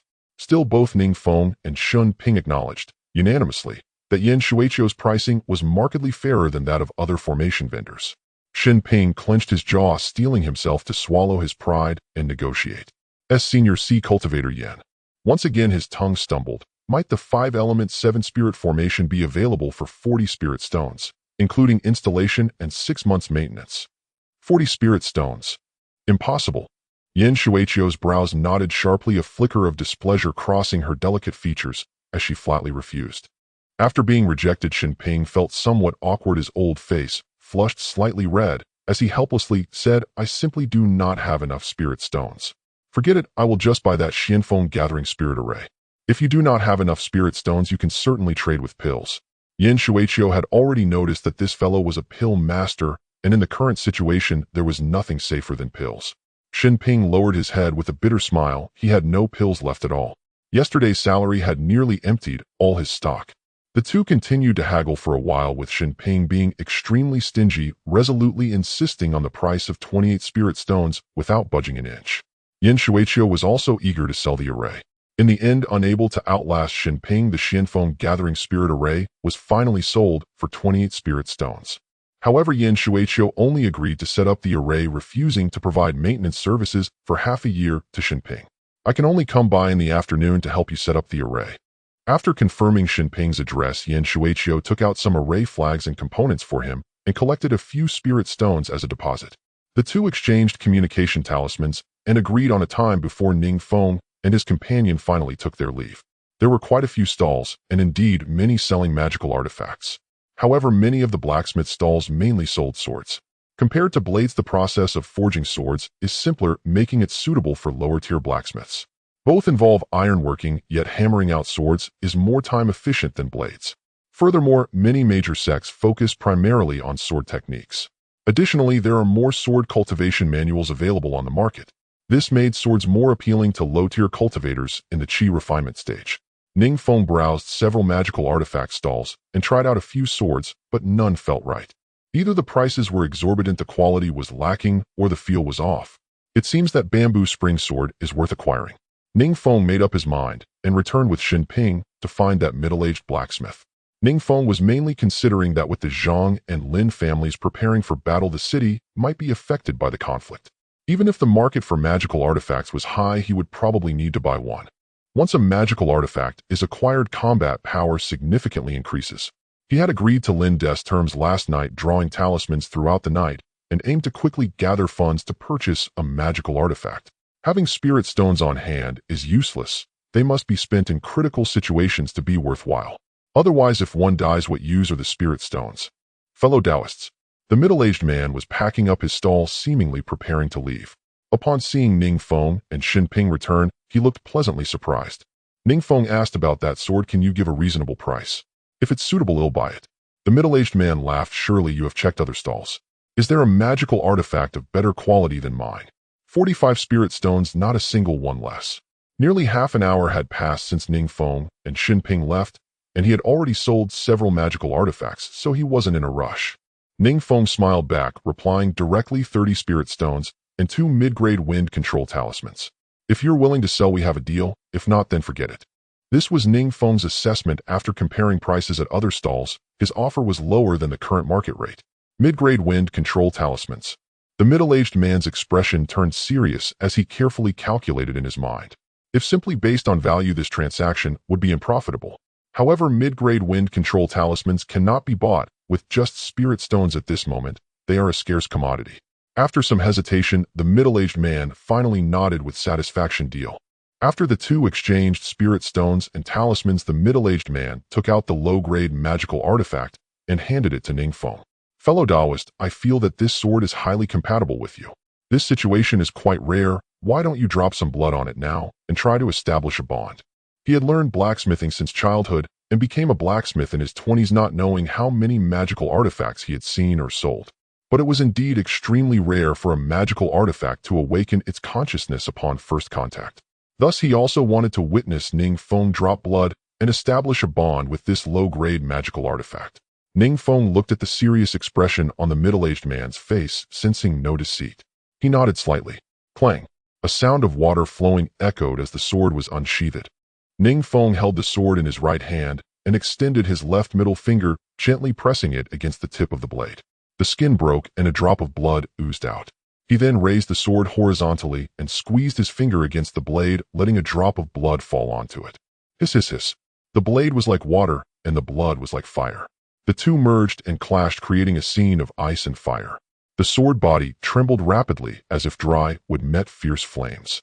Ning Feng noticed that the sword body actually began to change color. The originally dark blade and cold silver-white edge appeared to be covered with a faint layer of red.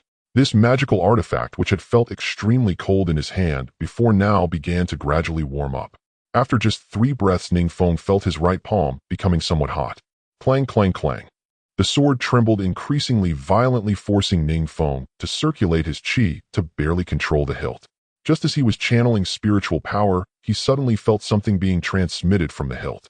To be precise, this sword seemed to have suddenly opened a door, allowing Ning Feng's spiritual power to flow in. The spiritual energy surged directly from within Ning Feng's body into the sword body, quickly filling it. Vaguely, Ning Feng felt as if an awareness of the sword had formed within his mind, a feeling that required no further words. The person and sword had become one. Ning Feng no longer needed to use his eyes to see at any moment. He could sense the entire state of the sword, including its direction and position.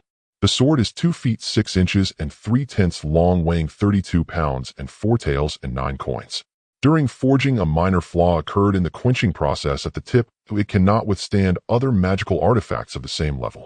The tip is about 5 feet away from Xinping and 7 feet away from the blacksmith. Ding dong, ding dong. The sword no longer trembled. It became incredibly steady once again, producing the sound of flowing water. This time the sound of the water was joyous, seeming to be incredibly pleased. With a shift of his mind, Ning Feng made the entire sword retreat into his body, directly vanishing from his hand. Looking down, there was no sword in his hand. Congratulations, fellow Taoist. The middle-aged man looked astonished and gratified, yet there was also a hint of melancholy. Having forged artifacts for decades, he had some feelings for the magical artifacts he crafted. This sword had been by his side for over 30 years. At this moment, witnessing the sword merge into Ning Feng, the middle-aged man's expression resembled that of a father watching his daughter marry. No, it was as if he were watching his daughter being carried into the bridal chamber. Yet he was relieved that his daughter had found a good home. At the same time, the middle-aged man was also shocked. This magical artifact's bonding process was the fastest he had ever seen. It was also the smoothest. This indicated that this sword was highly compatible with the young Taoist before him.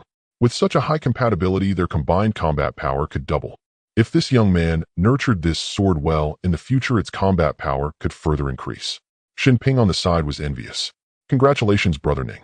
It must be known that recognizing a magic tool as one's own is not so simple. The relationship between a cultivator and a magic tool is akin to that of a married couple. Recognition is not a one-sided affair. Both parties need to be compatible. If there is even a slight gap in trust during the recognition process, it may fail at any moment. Even if a cultivator forcibly compels a magic tool to recognize them, it is not a good thing. When the bond is strong, the cultivator and tool become one, directing it as easily as an arm. However, if forced together, the magic tool is likely to backlash against the cultivator when used later. Not to mention, in a battle, if the magic tool suddenly turns against you and stabs you, would you not be terrified? The newly recognized magic tool requires nurturing from its master. When friends have leisure time, they can infuse spiritual energy into the blade without unsheathing it, maintaining this for about 10 breaths. The middle-aged man detailed some usage aspects of the magic tool to Ning Feng. After all, with his daughter married, he felt much more at ease after giving such instructions. Afterwards, Ning Feng and Xinping bid farewell to the middle-aged man and headed towards the Lin family city gate. Shindayo, how much of your spiritual energy has recovered? Ning Feng asked curiously, as nearly 10 hours had passed since yesterday. 50%, Shinping replied with a bitter smile. If I hadn't meditated for 2 hours last night, I would have only recovered 40%. Ning Feng remained silent.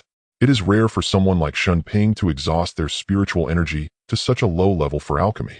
Most talisman masters and alchemists would not act so recklessly, unless under special circumstances. Indeed, Shinping sighed and said, letting you laugh at me, actually the reason I kept refining pills the night before was to break through to the 3rd tier before receiving my monthly salary, hoping to earn more spirit stones. Unexpectedly, I failed and even exploded the furnace. Ning Feng suddenly understood. This was a gamble. If one loses, the lack of spiritual energy can put one's safety at risk. If one wins and successfully advances to the 3rd tier, they can earn several extra spirit stones. If it were Ning Feng without the aid of a golden finger, he might have done the same. Ning Feng could not help but ask, what is the standard for breaking through to a 3rd-tier alchemist?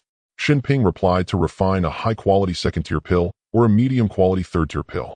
It seems similar to the advancement standards of talisman masters. Once they exited the Lin family city gate, Shinping's expression immediately turned anxious as he closely followed Ning Feng. The weather was excellent today, with the morning sun casting slanted rays into the city. Ning Feng took a deep breath, feeling the air was fresh and the spiritual energy unusually abundant. It seemed even more abundant than the last time he visited. The city protection formation of Fengyao City appeared to also have a function to gather spiritual energy. Since the last attack by Zhang Tong, the city's protective formation had remained active. At this moment, Fengyao City was at its busiest. Shops were opening, cultivators were going about their business, and various industries were preparing to start their day's operations. The two walked in silence, vigilant, making their way briskly towards the east of the city. Boom, boom, boom. Just after stepping out of the Lin family city gate for less than 20 breaths, they heard a tremendous noise from above.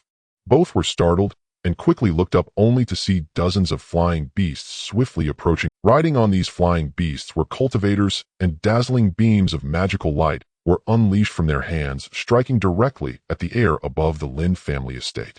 These magical beams seemed to be intercepted mid-flight by something, as if hitting an invisible protective shield. Whenever they struck this shield, a loud sound would erupt. Not good. Someone is attacking the city protection formation. Ning Feng heard the guards at the Lin family gate shouting, rumbling. At the same time, those on the streets could faintly hear a few low sounds coming from the ground. Ning Feng also heard it and felt a slight tremor beneath his feet. This deep underground rumble was familiar to him. He had heard it the last time the Fengyao City formation was activated. Ninggu, we must hurry. If we don't leave now, it will be too late. Shinping's face turned pale at the sight, urging Ning Feng to quickly head back towards the eastern side of the city. Ning Feng remained silent, his expression calm, and began to run, with Shinping following closely. At this moment, the streets were in chaos, with cries of alarm ringing out everywhere. Quick reacting cultivators dashed away, while those who were slower paused for a moment before sprinting off. There was no exception. Everyone was fleeing from the city center as far away as possible. As Ning Feng ran, he looked up at the sky. At least 40 cultivators had gathered above the center of Fengyao City.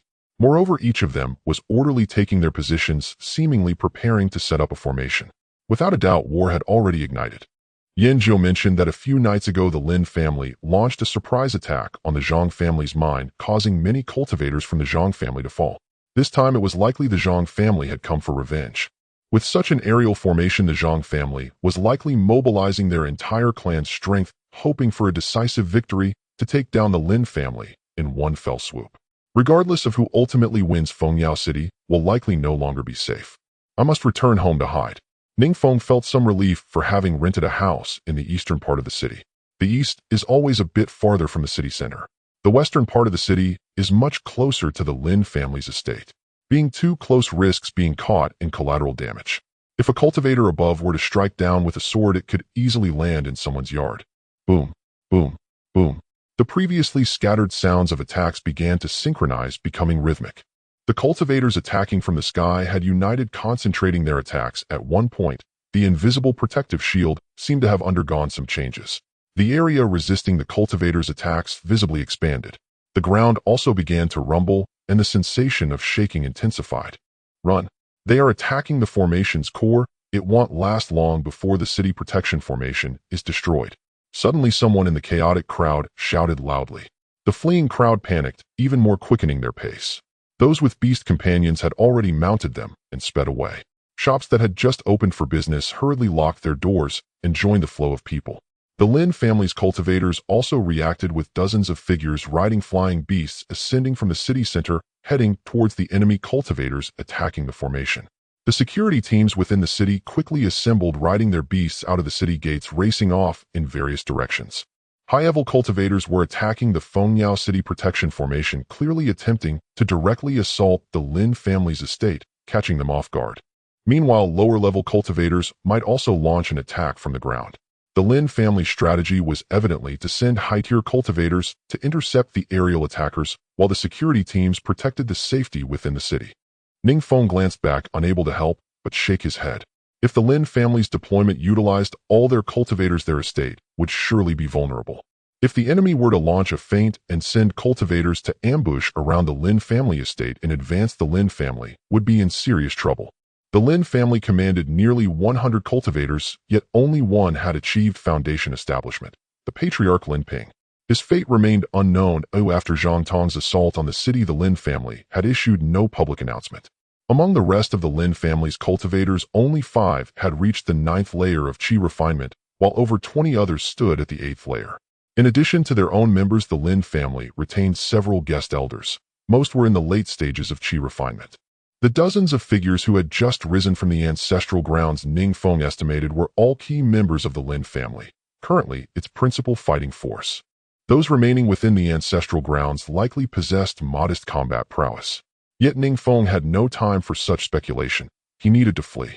Clattering hooves echoed as a mounted guard squadron, some 30 strong, swept past Ning Feng. He and Shen Ping now stood upon the main thoroughfare leading to the outer gate of the Lin family's inner city. This avenue was the widest and most bustling street in Fengyao City. Blending into the surging crowd, Ning Feng and Shen Ping sprinted swiftly toward its far end. Reaching that terminus and turning right onto another street would place them squarely within the eastern district of the city. Yet even after running for some time, they had not yet reached the avenue's end, when suddenly fierce combat erupted ahead. A cry pierced the air. Fall back. Retreat, at once. Zhang clan forces have breached the city. The fleeing crowd halted, some began retreating in panic. Ning Feng pushed forward and saw the very mounted squadron that had raced past him moments earlier now encircling several cultivators, launching furious assaults. Those cultivators bore the hallmarks of the Zhang clan. Their leader rode a black tiger and appeared to be in his 40s. His weapon was a massive battle axe. With an expression cold as frost, he raised it high and brought it down in a diagonal cleave, severing both guards and their mounts in a single brutal stroke. Flesh and gore exploded outward. The air thickened with a nauseating stench. From afar, Ning Feng recoiled inwardly. He had never before beheld an axe so colossal. The weapon wielded by this Zhang clan cultivator resembled a great cleaver, its blade forged as an axe head, broad, elongated, and weighing nearly 2 qi, exuding sheer oppressive heft. As the axe descended, torrents of flame erupted, indicative of a mid-grade magical artifact. Several Lin family guards fell instantly. The survivors faltered their assault, slowing with palpable dread. The Lin family held stringent standards for its guard corps. Each member attained at least the mid-stage of qi refinement, with a minimum cultivation level of the 4th layer. That a single axe stroke could slay multiple mid-stage cultivators revealed beyond doubt that this Zhang clan warrior stood at least at the late stage, and possibly the 9th layer. Clearly, the Zhang clan's offensive strategy had been meticulously devised. Though Fengyao City's defensive formation might resist swift conquest, infiltrating agents beforehand to launch coordinated strikes across the city would inevitably throw the Lin family into disarray. Once ancestral cultivators were dispatched piecemeal to quell scattered uprisings, their collective strength would splinter. Indeed, other Zhang clan warriors proved equally formidable, each holding off multiple opponents as they engaged Lin family guards in fierce localized duels. The leading warrior swung his axe once more. Flames roared forth, carving a searing arc toward the encircling guards. His black tiger mount, seemingly a spirit beast, moved in perfect synchrony. Each time its master struck, it lashed out with a thunderous tiger paw. Pop! A shock wave erupted. Any guard struck by that paw either perished outright or suffered grievous injury. Within 50 breaths, the entire 30-strong guard squadron lay broken, nearly annihilated. Though still dozens of zhang away, Ning Feng felt a chill crawl up his spine at the spectacle. These Zhang clan intruders operating within the city were undoubtedly latest-stage cultivators, perhaps even ninth-layer adepts. A single axe blow from such a cultivator would reduce the entire onlooking crowd to pulp. There was no time to waste. He had to escape immediately. Yet after slaughtering the Lin family guards, the Zhang clan warriors made no move against the surrounding civilians. Their objective in assaulting Fengyao City was singular: the total eradication of the Lin family. To seize the city itself and assume dominion over all its resources. It would be folly for the Zhang clan to provoke indiscriminate hostilities. Who could say what hidden masters lurked within the city's walls? Provoking mass outrage and subsequent siege would prove catastrophic. Nor would the bystanders dare intervene. The majority of city dwellers were mid-stage cultivators, with only a few attaining the late stage. In raw combat power, none could match the Zhang clan's elite. To engage them would be tantamount to suicide. Moreover, the feud between the Zhang and Lin clans held no personal relevance. Whichever emerged victorious would rule Fengyao City unchallenged. No one was foolish enough to champion the Lin family's cause. Thus, under the open gaze of hundreds, the Zhang clan warriors spurred their mounts forward, bound straight for the Lin ancestral grounds. Ning Feng knew with certainty that identical assaults were unfolding elsewhere across the city. Covert infiltration followed by convergence upon the Lin ancestral seat, the heart of their stronghold. Meanwhile, aerial diversions drew away the Lin family's elite cultivators. Regardless of how the conflict unfolded above, the inferno of war would inevitably descend upon the city streets. The true decisive battleground perhaps lay not in the skies, but here within the city walls. "Brother Ning, let us leave now." Shinping's face had paled, his lips trembled faintly as he tugged at Ning Feng's Taoist robe. "Go." Ning Feng snapped back to awareness, spotting a narrow alleyway to the street's right. He flicked his eyes toward it, a silent signal. Shinping understood instantly. Together they wove through the chaos toward the alley's shadowed mouth. A rapid flutter, something streaked overhead, wings beating sharply. Ning Feng glanced upward and beheld a colossal peacock soaring across the sky, bearing a female cultivator directly toward the Zhang clan warriors. Violet-plumed peacock, violet-robed cultivator, one being one mount, wings gliding with effortless grace, her robes billowing like celestial silks. A delicate fragrance drifted down, sweet and ethereal, filling Ning Feng's senses. Though her features remained obscured, he deduced she was a Lin family cultivator. The peacock had emerged from the direction of their ancestral grounds. The moment the Lin guards had sighted the Zhang intruders, they had dispatched a communication talisman requesting reinforcements. Even traveling at full speed, the journey from the ancestral grounds would require over 100 breaths. Thus, aid arrived too late. The annihilation of the 30 Lin guards had occurred in mere dozens of breaths. Even before closing the distance, the violet peacock launched its assault. Ki! The peacock lifted its head and released a crystalline cry, piercing the heavens. Then, with a rustling shimmer, it arched its tail, spreading it wide like a fan. Its iridescent tail feathers unfurled gradually, catching the sun's light, glinting with radiant violet brilliance. The peacock displayed its plumage, and golden needles rained forth like storm-driven hail. Hundreds of gilded steel needles shot from the fan tail, dense as monsoon rain, hurtling toward the Zhang clan cultivators. Among the hundreds of onlookers lining the street, none had ever witnessed such a spectacle. Beneath the sun's golden light, the violet peacock spread its resplendent train, golden needles blazing across the sky, dazzling, transcendent, awe-inspiring. The figure above the peacock was not idle either, as she grasped the air, while the peacock shot out golden. Then the female cultivator in purple raised the artifact and stabbed downward directly. A snake-like mystical light shot out from the tip, writhing in the air, vividly alive. The snake's head swayed, its eyes crackling with energy. Then it opened its blood-red maw, and a flurry of golden needles surged towards the Zhang family's cultivators. At this moment, many cultivators on the street were still gaping at the sky. Only a small number of more perceptive cultivators began to scatter in all directions. The reason was simple: to quickly distance themselves from the battlefield, for once the confrontation began, they could easily be crushed into a pulp by the aftermath.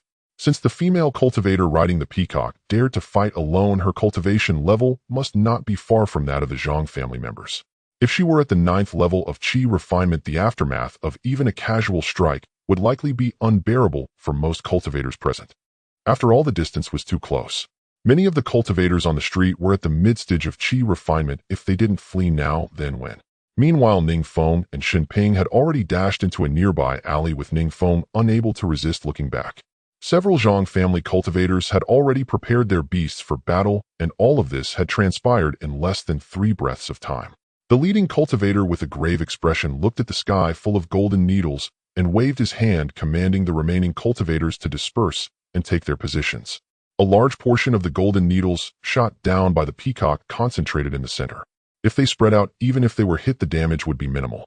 With a roar, the leading cultivator of the Zhang family, a black tiger, saw the wildly dancing mystical snake approach, and in a fit of rage let out a roar into the sky.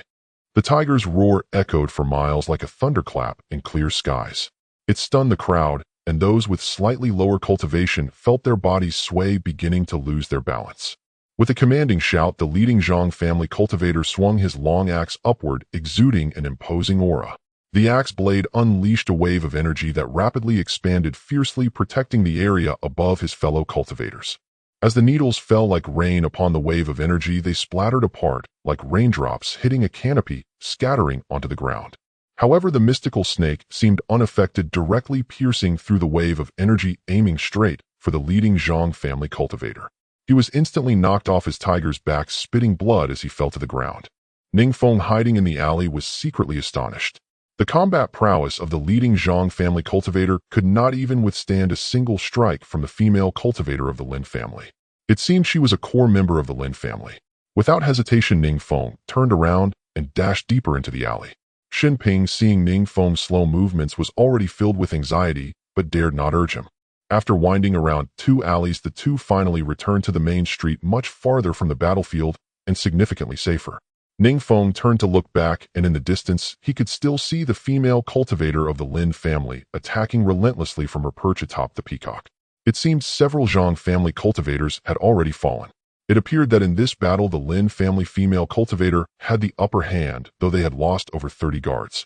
Meanwhile, the sounds of chaos and beast roars echoed throughout the city, leaving one to wonder what the situation was like elsewhere.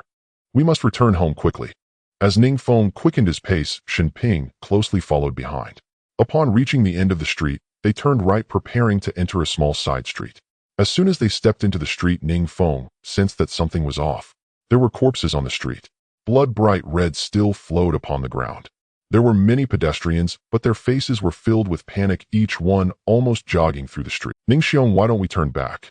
We could take the previous alley, circle around to the city center, and return via another street. Xinping's face turned pale upon seeing the corpses on the street. His lips trembled.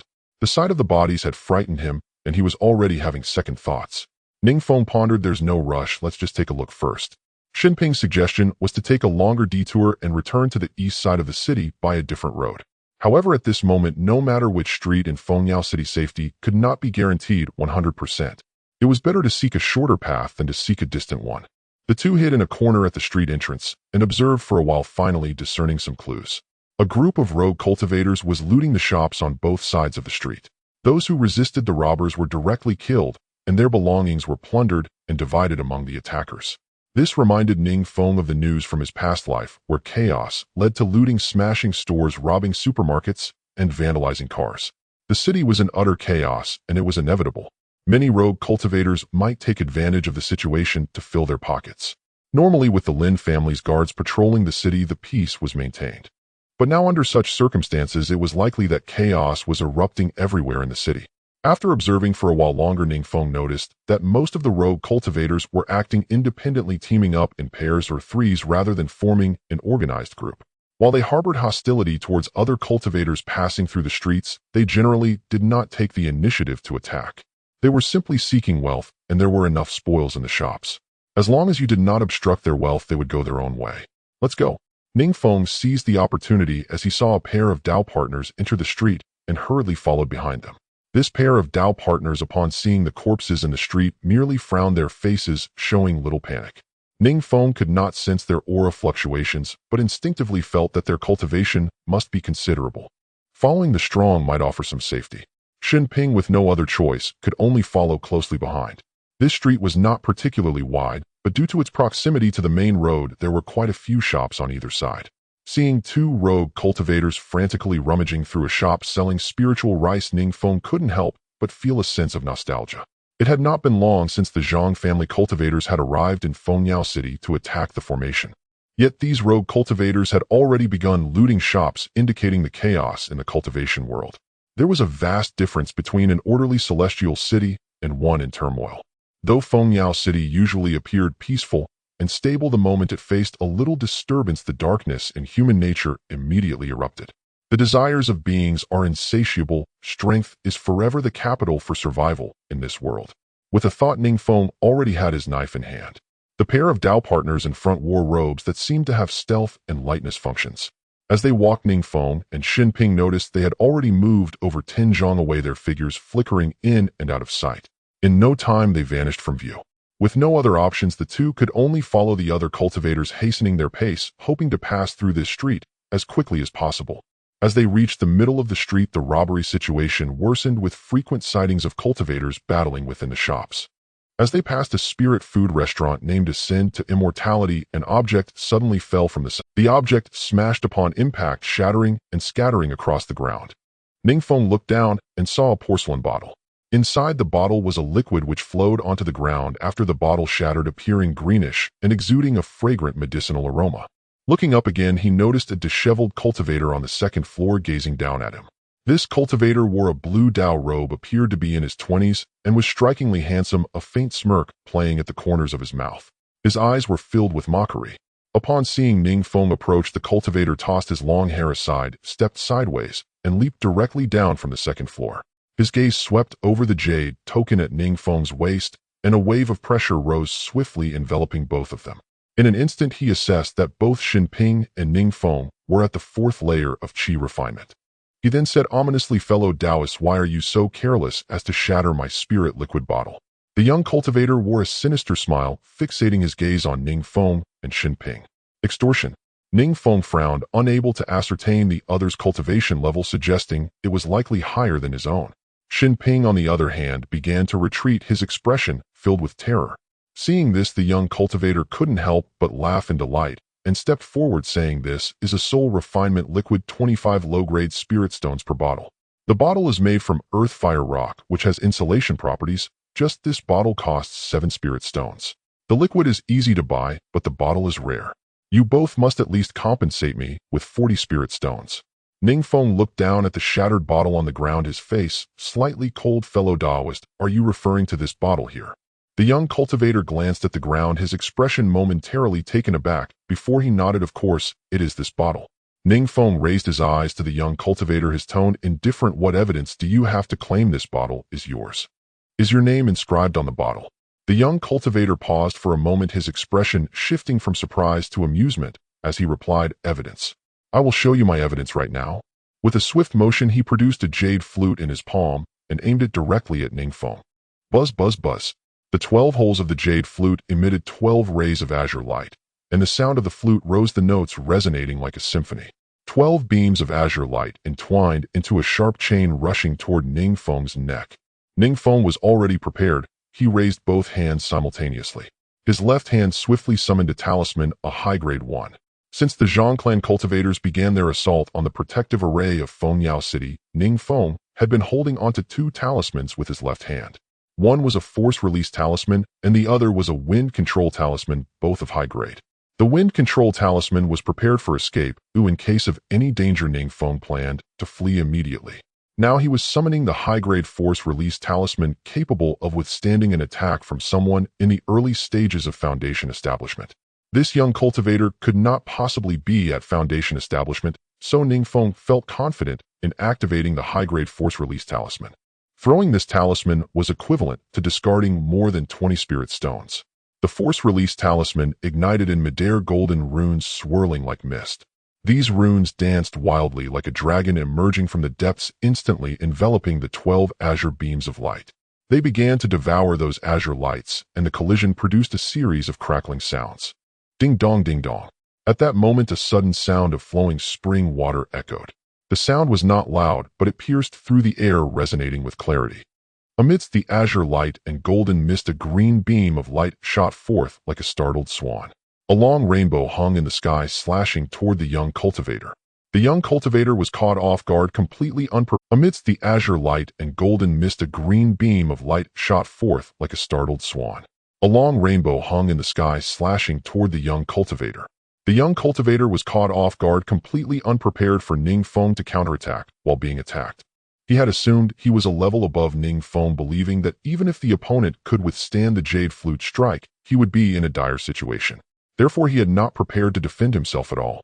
He had previously noticed the jade token at Ning Feng's waist and understood that he was a talisman master, but he never expected Ning Feng to activate a high-grade talisman. This high-grade force-release talisman completely countered the attack from the jade flute, allowing the blade's energy to pierce through the 12 azure beams, striking fiercely. The young cultivator saw the blade light approaching and instinctively raised his left hand, producing an item. Instantly, a golden glow enveloped him, coalescing into a vest-like form. It was a low-grade defensive artifact. Unfortunately, it did not fully block the attack. The blade light was partially deflected, but still some residual energy struck hard against the young cultivator's chest. Blood immediately gushed out like a spring. Clang! The flute fell to the ground, sounding like jade clashing, a mournful wail. The young cultivator wore an expression of disbelief, his body slowly collapsing to the ground. The other half remained firmly planted on the ground, maintaining its still posture. A single strike missed, landing him in a coffin. Lifespan 1,639 years. This blade does not disappoint me. Ning Feng's heart surged with emotion as he glanced at the blade in his hand. The handle was still warm, its residual tremors refusing to cease. The power of that strike far exceeded Ning Feng's own expectations. He could sense that this blade, when he wielded it just now, seemed to harbor a sense of inevitable lethality. Although the feeling was not intense, as the blade's master Ning Feng could perceive it completely. It was a determination to give it his all, an unwavering will to shatter jade rather than leave it intact. Brother Ninghui should hurry and leave. Shen Ping, witnessing Ning Feng's kill of the young cultivator, had his pupils dilate in shock. He had already prepared to flee. Ning Feng regained his senses and retracted the blade. Approaching the young cultivator's corpse, he picked up the jade flute and the damaged defensive artifact, tossing them into his storage bag. He quickly searched the two sections of the corpse and found a storage bag. "Let's go," he said calmly, and continued to stride forward. He kept the high-grade wind control talisman in his left hand, and he had a plan. If that previous strike had failed, he would activate the wind control talisman to flee. As for Shen Ping, naturally he wouldn't care about him. Shen Ping had been retreating from the start and had made plans to escape at any moment, which Ning Feng had noticed. However, he did not blame him. He would have done the same. Each for their own. When trouble arose, they could only part ways. Passers-by in the street naturally saw the confrontation between Ning Feng and the young cultivator, but ordinary cultivators were unwilling to meddle in others' affairs. At most, they would slow their pace as they passed by taking a few more glances. However, several cultivators who had just emerged from the shops appeared somewhat eager. They had clearly seen Ning Feng pick up the young cultivator's artifacts and storage bag. These items were worth nearly 100 spirit stones in the current period. Moreover, the storage bag on the young cultivator's body, although its treasures were unknown. However, a cultivator holding two artifacts would certainly have considerable wealth. Seeing Ning Feng leave, these cultivators were extremely envious. They gripped their artifacts tightly, but ultimately they slowly relaxed their grip. They had witnessed that strike. They questioned whether they could withstand it. Moreover, that young man seemed to be a talisman master. The talisman he threw was actually a high-grade force-release talisman. These cultivators weighed their options and decided it was better to leave it alone. Wasn't it safer to rummage through the shops than to risk their lives? Ning Feng and Shen Ping continued to walk forward under the gaze of the surrounding cultivators. In fact, many of the shops that were robbed had their owners absent, leaving only some mortals or lower-ranked employees to manage the store. This gave rise to the malicious intentions of those robbing cultivators. The young cultivator who dared to threaten Ning Feng and Shen Ping earlier had observed and judged that their cultivation levels were not high. Ultimately, the problem lay with Shen Ping. He was almost hunched over while walking, his complexion pale. This was a clear sign of lacking spiritual power. Moreover, Shen Ping was looking around nervously, his expression frantic, like a startled bird. Anyone who saw him would know that he was in a state of high tension. Such a person is easy to exploit. Kind-hearted people are often taken advantage of. Ning Feng naturally guessed that it was because of Shen Ping that they had become the targets of the young cultivator. Flipping his hand, Ning Feng handed over a pill, saying, "Taoist friend Shen, this is a recovery pill. You should take it first." The recovery pill? This is a fourth-tier pill. Taking one can restore spiritual power within moments. Shen Ping was overjoyed, and without thinking much quickly took the pill and swallowed it whole. Soon a surge of heat rose from his dantian, awakening the previously consumed spiritual power that had not had the time to recover, rapidly gathering to fill his entire dantian. The relief was immense. Thank you, Brother Ning. When we get home, I'll convert some spirit stones to repay you. Shen Ping understood clearly that it was impossible to take Ning Feng's recovery pill for free. In this situation, Ning Feng's willingness to part with one to sell to him was already a great kindness. To be honest, even if Ning Feng abandoned him, now Shen Ping would not find it surprising. All right. Ning Feng nodded expressionless and continued to walk. He did not say anything about not accepting payment. After all, nothing in this world comes without a cost. Moreover, this recovery pill was a precious item that could quickly restore spiritual power. The reason he gave it away was primarily for his own considerations. Once Shen Ping restored his spiritual power, Ning Feng would feel safer as well. Not to mention, even if they encountered robbers again, two people working together would always be better than one. In case they truly could not fight back, Ning Feng could simply use a wind escape talisman. He trusted the escaping power of a high-grade wind escape talisman. If it truly came to that, then this recovery pill would be equivalent to repaying Shen Ping for the fusion pill he had given him earlier to invite him to join. In this way, there would be no lingering ties. Rumble. The deep sound from below had been resonating all along, but this time it seemed to have suddenly intensified, accompanied by a stronger shaking than before. Not good. The city protection formation is about to be breached. Among the crowd, there must be a formation master who sensed the instability of the formation right away. Once the formation was broken, the Zhang family's cultivators in the sky would swarm into Fengyao City, and the Lin family would undoubtedly resist with all their might. In the midst of the offensive and defensive battle, it would definitely be unsafe near the city center. Ning Feng looked up and saw that the Zhang family's cultivators were constantly forming a formation, seemingly using it to launch a frenzied attack. The city protection formation of Fengyao City is a 6th-tier great formation said to withstand the full-force combined attack of numerous Foundation establishment cultivators within 12 hours. But now less than half an hour had passed since the Zhang family began their siege, yet the formation was on the verge of collapse. Ning Feng estimated that the majority of the impact was due to the Zhang family's attacking formation playing a crucial role. The Zhang family definitely did not have so many Foundation establishment cultivators. It was possible they had received guidance from a master enabling them to quickly locate the formation eye and then attack with the formation. A formation's eye is its soul, akin to a person's brain. The formation eye bears the operation and functional distribution of the entire formation.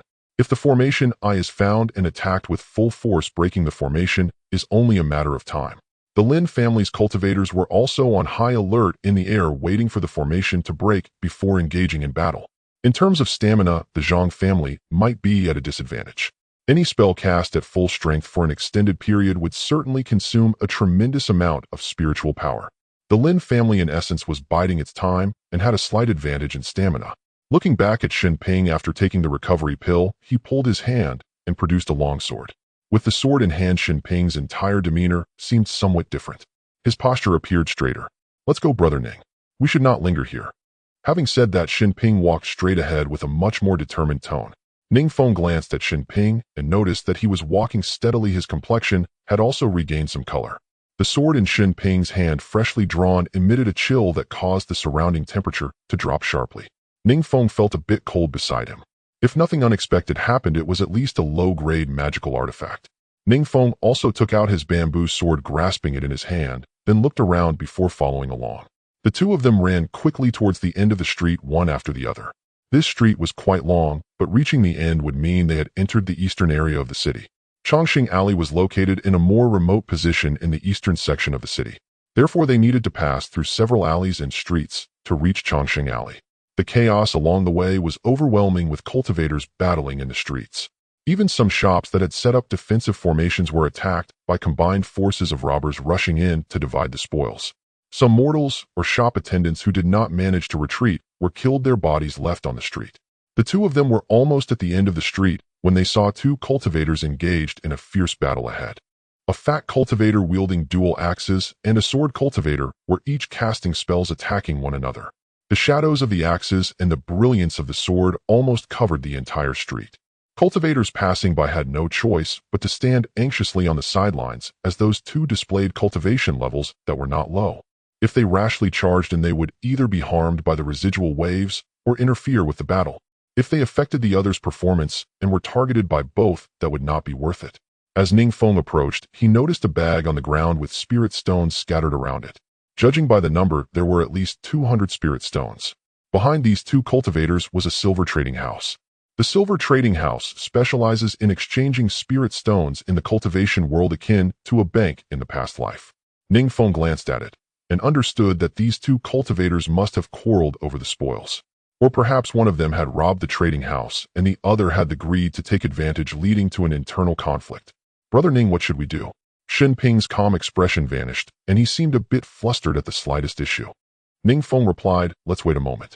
He noticed that the sword cultivator clearly had the upper hand and would soon win if nothing unexpected happened. Indeed, the sword cultivator was more skilled. With a thrust of his sword, a gale swept through and layers of sword light locked onto the fat cultivator across from him. Huh! The fat cultivator shouted, his face turning bright red as if he had activated some secret technique. Boom! With a loud crash, the fat cultivator's form expanded, becoming over twice its size, resembling a giant fat monk with bloodshot eyes. He raised his dual axes to block the incoming sword light, then immediately retaliated.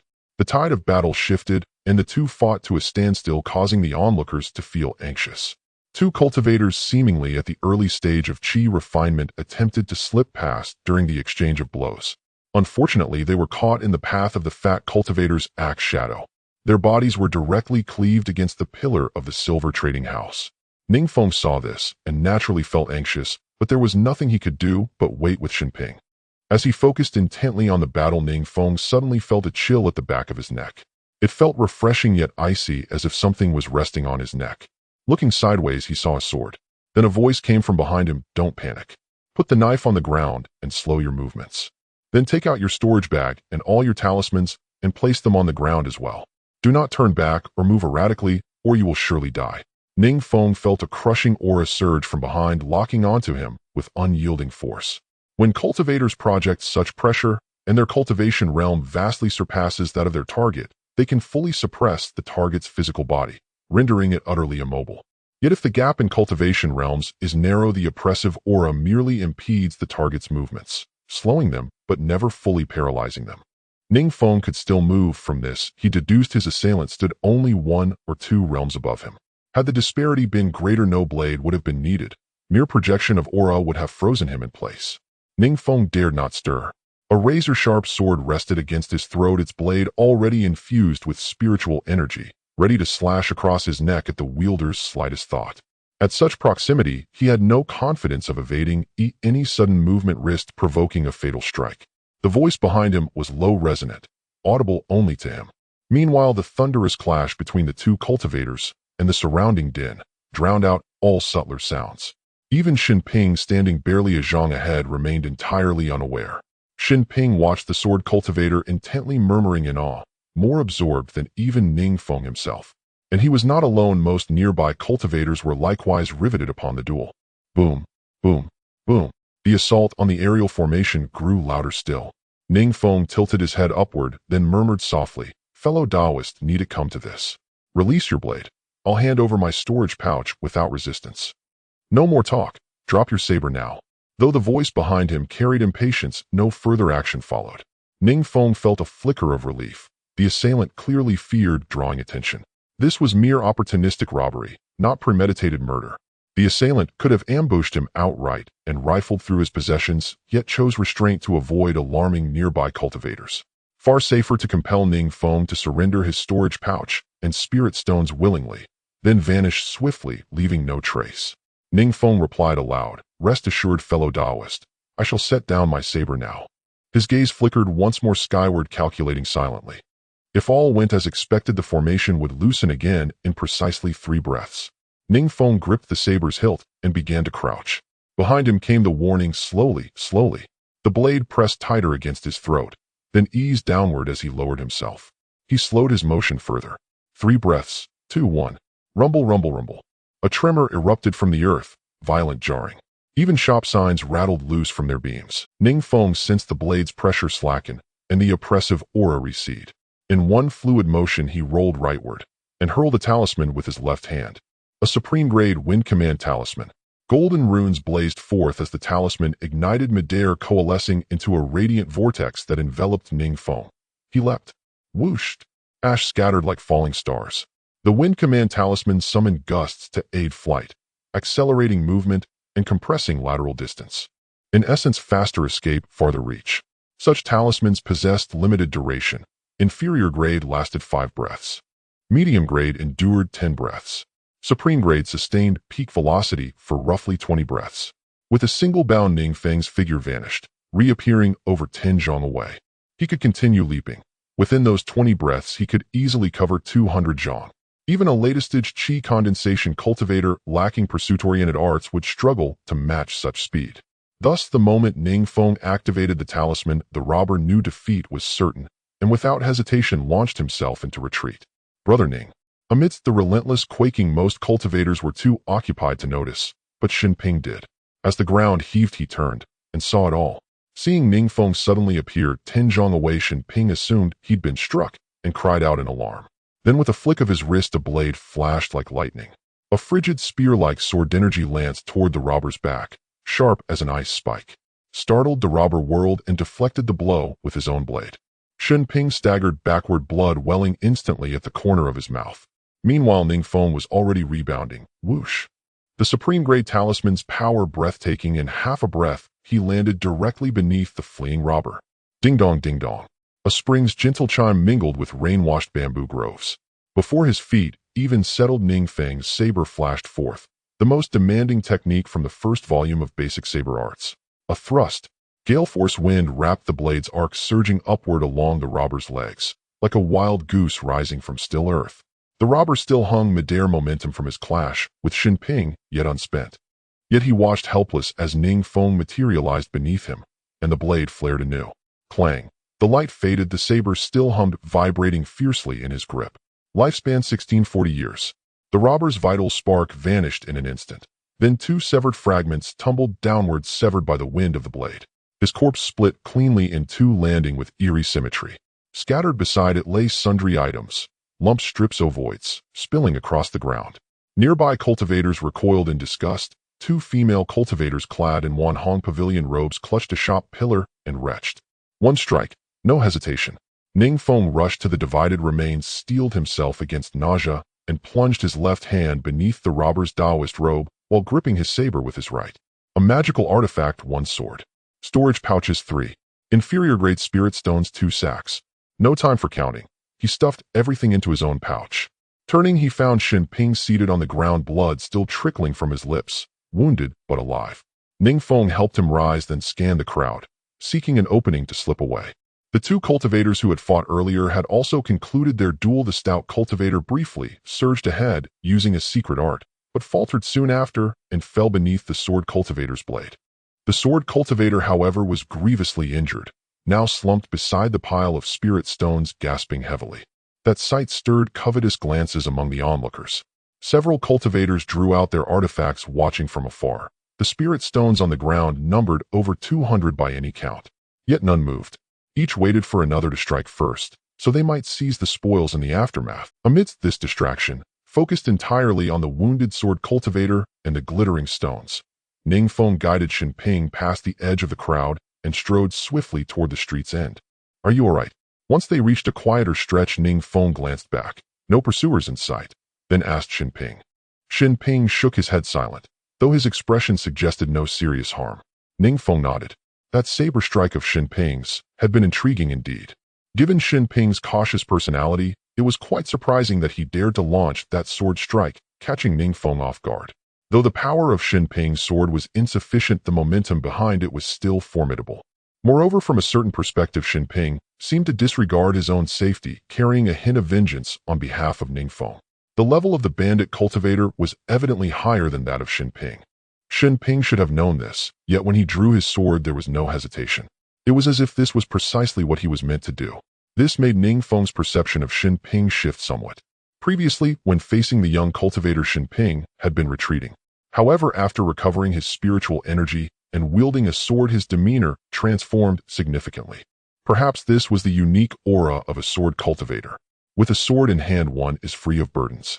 Life and death are trivial matters, pure and transcendent.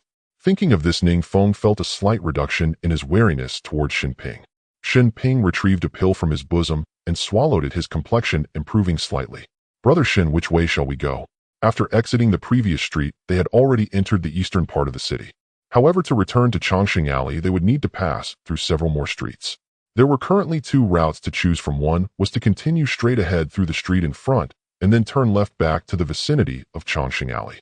The other route was to avoid the streets and take the narrow alleys instead. Entering from the small path on the left, they could wind their way through various alleys to reach Chongqing Alley.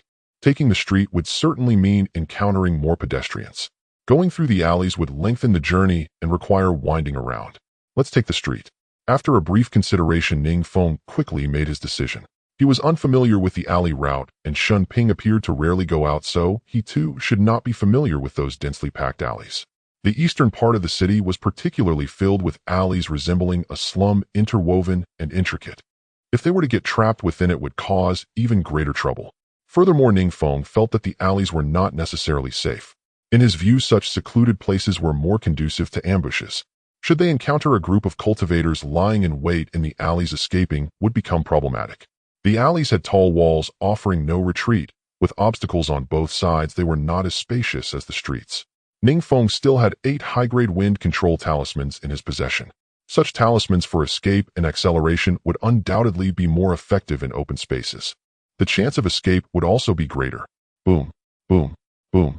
The sounds of the aerial attack formations had not ceased. The frequency of tremors from the ground had increased.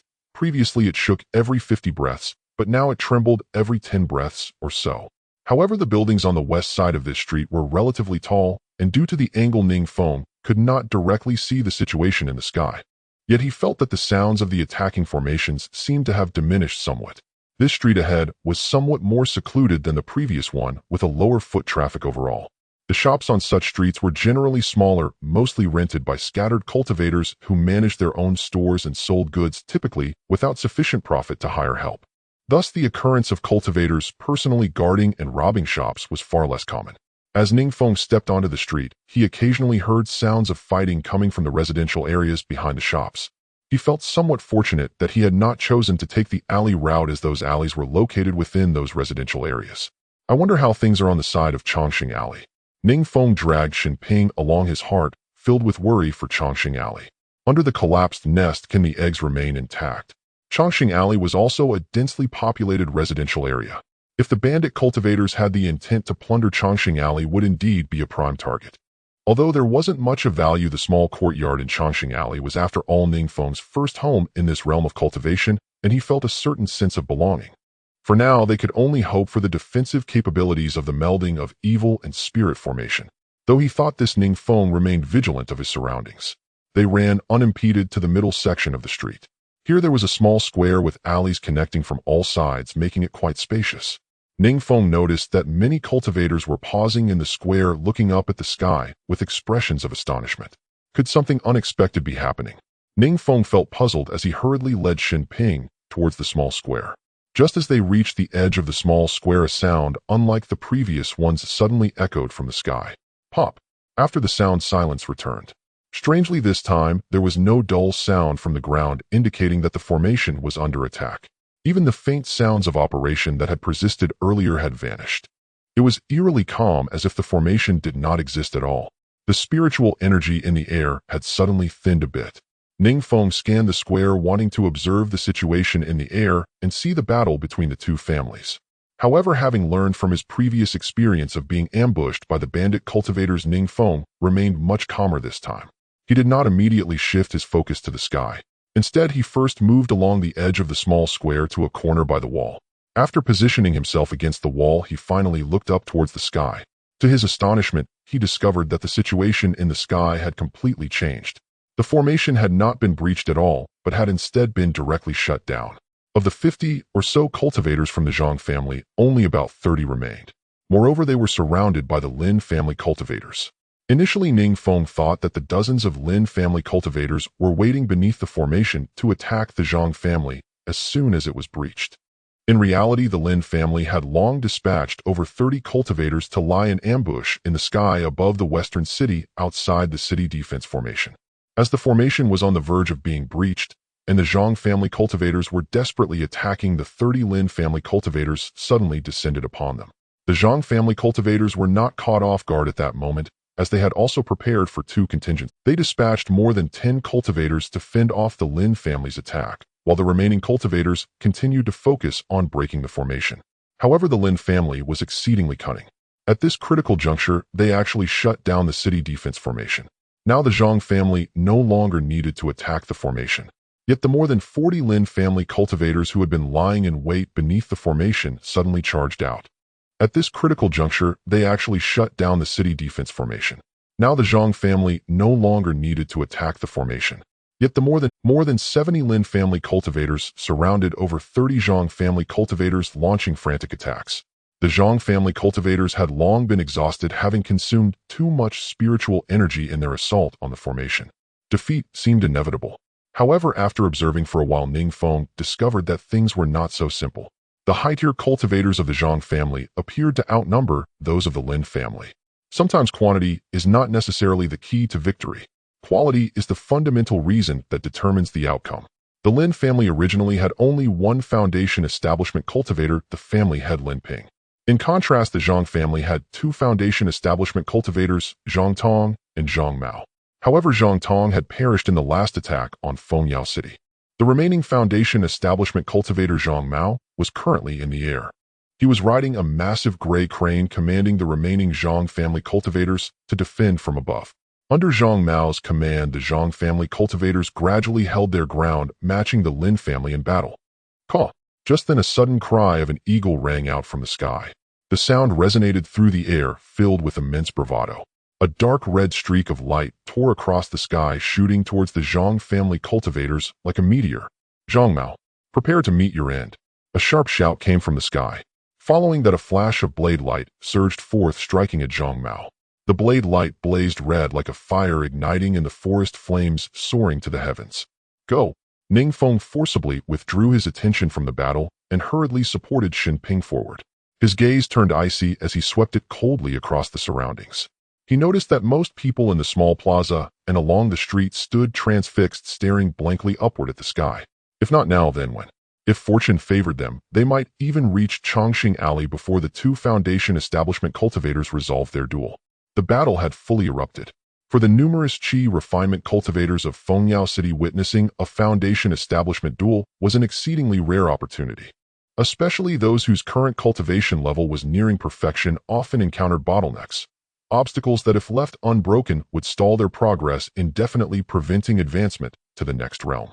Yet breaking such bottlenecks could not always be achieved through diligent practice alone. It required both auspicious opportunities and resources, of which a high-level duel itself constituted one such opportunity. Observing masters clash might yield a sliver of insight into the Tao, perhaps enough to let cultivation flow naturally, shatter the current bottleneck, and ascend seamlessly to the next stage. Yet as a blade cultivator, Ning Feng sensed that Lin Ping's earlier strike had carried noticeably less power than before. The flame blade was a mid-grade magical artifact. When drawn, its blade, Qi surged forth, wreathed in searing flames, striking down opponents. The last time Lin Ping wielded the flame blade against Zhang Tong, the momentum behind his slash had been overwhelming. In that duel, Lin Ping had struck only once, and fire blazed violently for miles. Even from within his courtyard, Ning Feng had felt the heat prickle faintly against his skin. This time, however, no such sensation arose. Moreover, the flames accompanying Lin Ping's latest strike were markedly weaker. They continued sprinting toward the end of the street. Though Xin Ping had ingested healing pills, his injuries still hindered him. He could not run at full speed. By now, the sounds of combat from the residential quarters behind the shops had greatly diminished. Yet clashes reverberated constantly from the sky, whistling currents of spellwork, sharp clangs of magical artifacts colliding. Clearly, not only were the two foundation establishment cultivators locked in combat, their respective followers were also engaged in chaotic skirmishes. As they neared the street's end, Ning Feng suddenly felt droplets falling steadily onto his face. The sun hung high. Where could rain possibly come from? A few drops even landed upon his head, prompting him instinctively to raise a hand and touch his scalp. His palm felt slick and viscous. When he looked, it was stained deep crimson with blood. At that moment, startled cries erupted nearby, shouts from the onlookers. Ning Feng whirled around and gazed upward, just in time to see a dark silhouette streaking rapidly across the sky, plummeting downward ahead of them. Don't move. Ning Feng seized Xin Ping's arm and yanked him to a halt. Thud! A muffled impact echoed as the black shape crashed heavily 10 zhang ahead of them. Blood splattered outward in a dark, spreading stain. Ning Feng stared intently. only to realize it was a beast's severed head. An eagle's head, dark red in hue, crowned by a tuft of white feathers upon its brow. The white-headed red eagle. Wasn't this Lin Ping's spirit beast? Only the head remained, the body was gone, the neck wound cleanly severed. Ning Feng immediately raised his eyes. There in the sky, the two Foundation establishment cultivators still fought. Zhang Mao remained sword raised mid-strike as he lunged toward a Lin family cultivator. But Lin Ping himself had vanished. This white-headed eagle had clearly been decapitated by Zhang Mao's single lethal sword stroke, head severed from body. Where the corpse had fallen remained unknown, but the eagle's skull had landed here. Run! The Lin family patriarch has been slain. Surrounding cultivators snapped out of their stupor and sprang into motion. Footsteps erupted instantly from all directions. They had watched the entire aerial battle unfold before their very eyes. Witnessed Zhang Tong's horizontal slash cleave both Lin Ping and his mounted eagle beast cleanly in two. Lin Ping had perished. From this day forth the Lin family possessed no Foundation establishment cultivator. Ning Feng and Xin Ping dared not linger. Following the fleeing crowd, they bolted away with urgent haste. As they passed the eagle's head lying on the ground, Ning Feng noticed its eyes wide open. Though its gaze had long since dimmed, a faint trace of lingering vitality still clung to them. Even in death, its eyes seemed to shimmer with unfulfilled defiance. Several cultivators passing by were seized by greed. Each coveted the head as their own. They gathered round, arguing fiercely, faces flushed with contention. A spirit beast's feathers, blood, and hide were all worth considerable spirit stones. How much more so for a spirit beast? Ning Feng estimated this eagle's head alone weighed over 100 gene. Properly processed, it could easily fetch over 100 spirit stones. Even if kept for personal use, its blood boiled into nourishing broth would greatly strengthen the physique and vital energy. Yet Ning Feng merely entertained the thought. Such fortune was far beyond the reach of a mere chi refinement level for cultivator. Unable to resolve their dispute, the cultivators instantly drew weapons and launched into melee right there beside the head. Power dictated authority. Words were futile. Victory alone would decide ownership. Circumventing the brawling cultivators, Ning Feng and Xin Ping finally reached the street's end. They darted swiftly into a narrow alley to the left, Xingyuan Alley. Once through Xingyuan Alley, across an open lot, and down another alley, they would arrive at Chongqing Alley. Inside Xingyuan Alley, though long, the path stretched straight and clear, visible from end to end. Not a soul stirred within it. Like Chongqing Alley, this lane was lined entirely with private residences. No shops in sight. All gates stood tightly shut. In these extraordinary times, no one ventured idly outdoors. Ning Feng paused briefly to listen. No sounds of combat emanated from either side of the alley. The two exchanged a silent nod and broke into a swift, purposeful stride. Wait, something's wrong. After only 2 steps, Ning Feng signaled Xin Ping to stop. Xin Ping halted, frowning slightly as he whispered, "Brother Ning, what is it? Do you feel it too? This unusual warmth?" Ning Feng asked. Upon entering the alley, he had sensed a subtle rise in temperature. The air here felt distinctly warmer than on the street outside. Xin Ping shook his head. He had noticed nothing amiss. Both heightened their vigilance and slowed their pace, advancing cautiously toward the alley's center. Brother Ning, yes, it truly does feel warmer. Xin Ping too now sensed the anomaly. Could it be an array? He scanned left and right, then murmured again to Ning Feng. Some cultivators practicing esoteric arts purchased temperature-regulating arrays, designed either for warmth or to fine-tune ambient conditions in alignment with their cultivation needs. If a nearby residence had activated such an array, the alley's ambient temperature would indeed rise. As they approached the alley's midpoint, Ning Feng noted the warmth intensifying further. Glancing left and right, he finally located its source, a strange object protruding from the corner of a western courtyard wall. Its exact shape remained indistinct, obscured by intermittent bursts of flame. Flame flickered, vanishing then reappearing. These flames were unquestionably the origin of the alley's subtle warmth. Even from several zhang away, Ning Feng could feel waves of heat radiating unmistakably from that direction. Too distant to identify clearly, the object demanded caution. Ning Feng and Xin Ping gripped their magical artifacts, tightly pressing close to the eastern wall as they advanced. When they reached the opposite side of that residence, Ning Feng finally saw it clearly. Embedded in the corner of the wall was no ordinary object. It was a blade. Blazing with fierce, forest-consuming fire, the sword was thrust deep into the blue brick, so deeply that the surrounding bricks appeared charred black. Ning Feng froze. This was the flame blade. Lin Ping's personal magical artifact, the flame blade. Ning Feng did not hesitate, walking straight over to draw the sword. This is a mid-grade magical weapon worth far more than that eagle head. The flames on the blade were left from Lin Ping's battle with others infused with spiritual energy.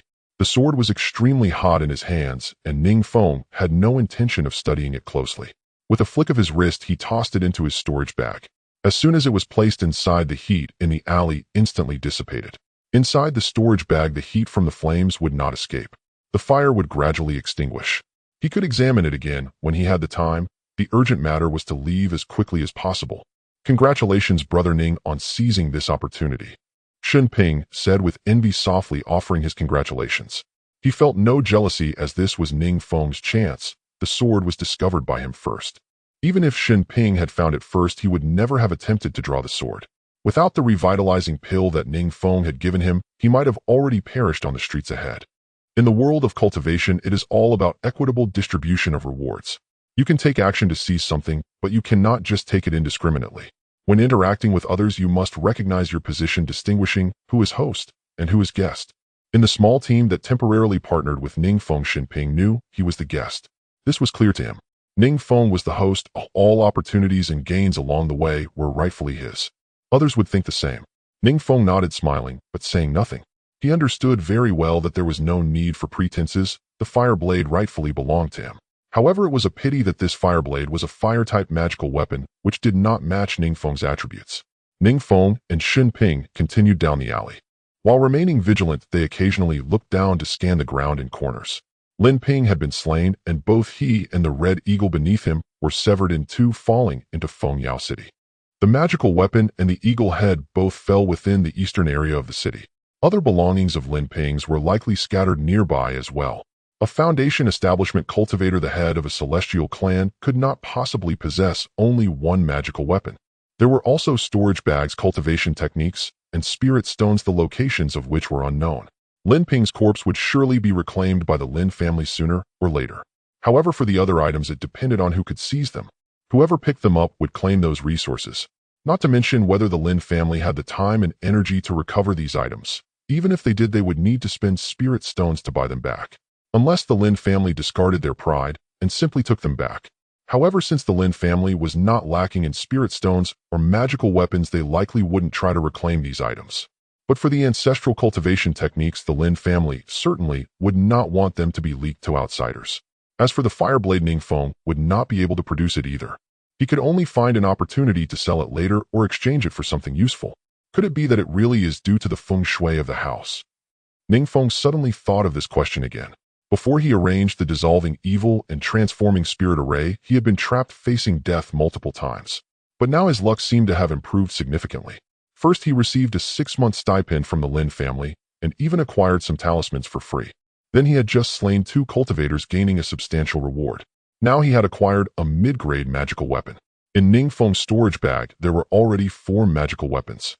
Including his own bamboo spring blade, there were 5. For spirit stones, he had 2 bags. In other storage bags, there were 5. All of these were wealth. He had gone out for less than a day. It had only been a little over 10 hours since he and Shen Ping left yesterday. Without any danger, they finally passed through Xingyuan Alley. At the end of Xingyuan Alley was a circular open space. This open area was about 10 zhong wide, surrounded by 8 alleys. All these alleys were named after stars. As long as they crossed the open space to the opposite alley called Xingyang Alley, they could return to Chongqing Alley. Ning Feng and Shen Ping stood at the entrance of Xingyuan Alley, observing for a while, noticing that although there were hurried cultivators coming and going in the open space, they were all moving independently, showing no signs of abnormality. The two ran into the open space, which was somewhat elevated and wide enough to have a clear view of the sky. Ning Feng looked up and saw that there were no cultivators fighting in the sky anymore. The cultivators from both families had disappeared. In a life and death duel, one side would either perish or survive. With both parties exerting their full strength, it wouldn't take long. Of course, the aerial battle between the two families might have turned into a ground battle. Now Ning Feng was in the eastern part of the city, and even if there was fighting in the city center, he wouldn't hear it. However, Ning Feng believed that the Lin family was likely facing dire straits. Unless something unexpected happened, the Zhang family's cultivators would already be slaughtering the Lin family in their territory at this time. Lin Ping had fallen, but the Zhang family still had a foundation establishment cultivator. The combat power of a foundation establishment cultivator was not something a group of qi refining stage cultivators could compare to. Zhang Mao, even with just a sword, must have finished off the Lin family's cultivators by now. It seemed that in the future Feng Yao city would likely be renamed Zhang. Ning Feng shook his head puzzled. If the Zhang family occupied Feng Yao city, the matter of the monthly stipend might be in jeopardy. Hush! A sound of a piercing air current approached from afar. Ning Feng felt a dazzling light flash past and instinctively closed his eyes. Then he felt a gust of wind rush past him, followed by a loud noise. Boom! It seemed something had fallen onto the open space. When Ning Feng and Xinping opened their eyes again, they found a person and a beast added to the open space. A large gray crane lay bloodied on the ground, its chest heaving violently. It had only one wing left, the other appeared to be broken. Next to the gray crane lay a person covered in blood. This was Zhang Mao. Although this person was bloodied, Ning Feng recognized him at a glance. Zhang Mao had multiple wounds in his abdomen, seemingly pierced by something with blood flowing from there. In addition, his body was also filled with needles. Golden needles densely packed, at least hundreds of them.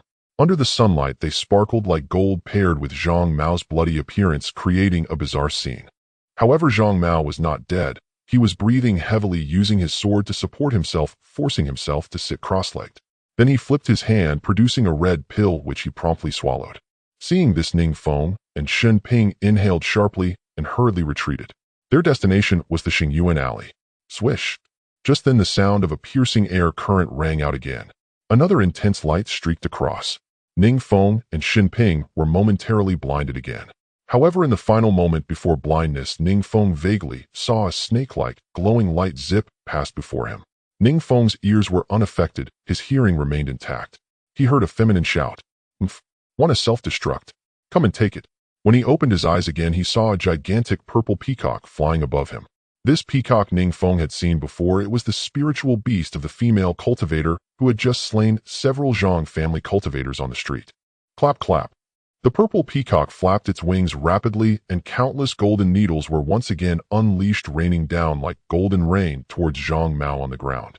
At the same time, the female cultivator raised the magical weapon in her hand and stabbed downward. A snake-like, glowing light shot out, with serpentine eyes sparking as it opened its gaping maw to devour Zhang Mao. The peacock bore a celestial being, while the one wielding the snake in her hand was the female cultivator upon the peacock's back. This time Ning Feng saw the appearance of the female cultivator clearly. This woman, merely judging by her exterior, is difficult to ascertain her age at first glance. Her beauty ranks around 8 or 9 points. Her demeanor carries an air of solitary elegance. Her figure is distinctly curved and well-defined. She has a face like a full moon, skin as smooth as honey, and her eyes sparkle with charisma. However, despite her extraordinary beauty, there is nothing about her that invites disrespect. For there is a hint of authority in her brows, and an aura of unyielding superiority surrounds her, making it difficult for ordinary people to approach her. Brother Ning, that's a self-destructing pill. Run! Xinping exclaimed in alarm. As a pill master, he had already grown suspicious upon seeing the blood-red pill in Zhang Mao's hand. Now, hearing the words of the female cultivator, he was even more certain that Zhang Mao had just consumed a self-destructing pill.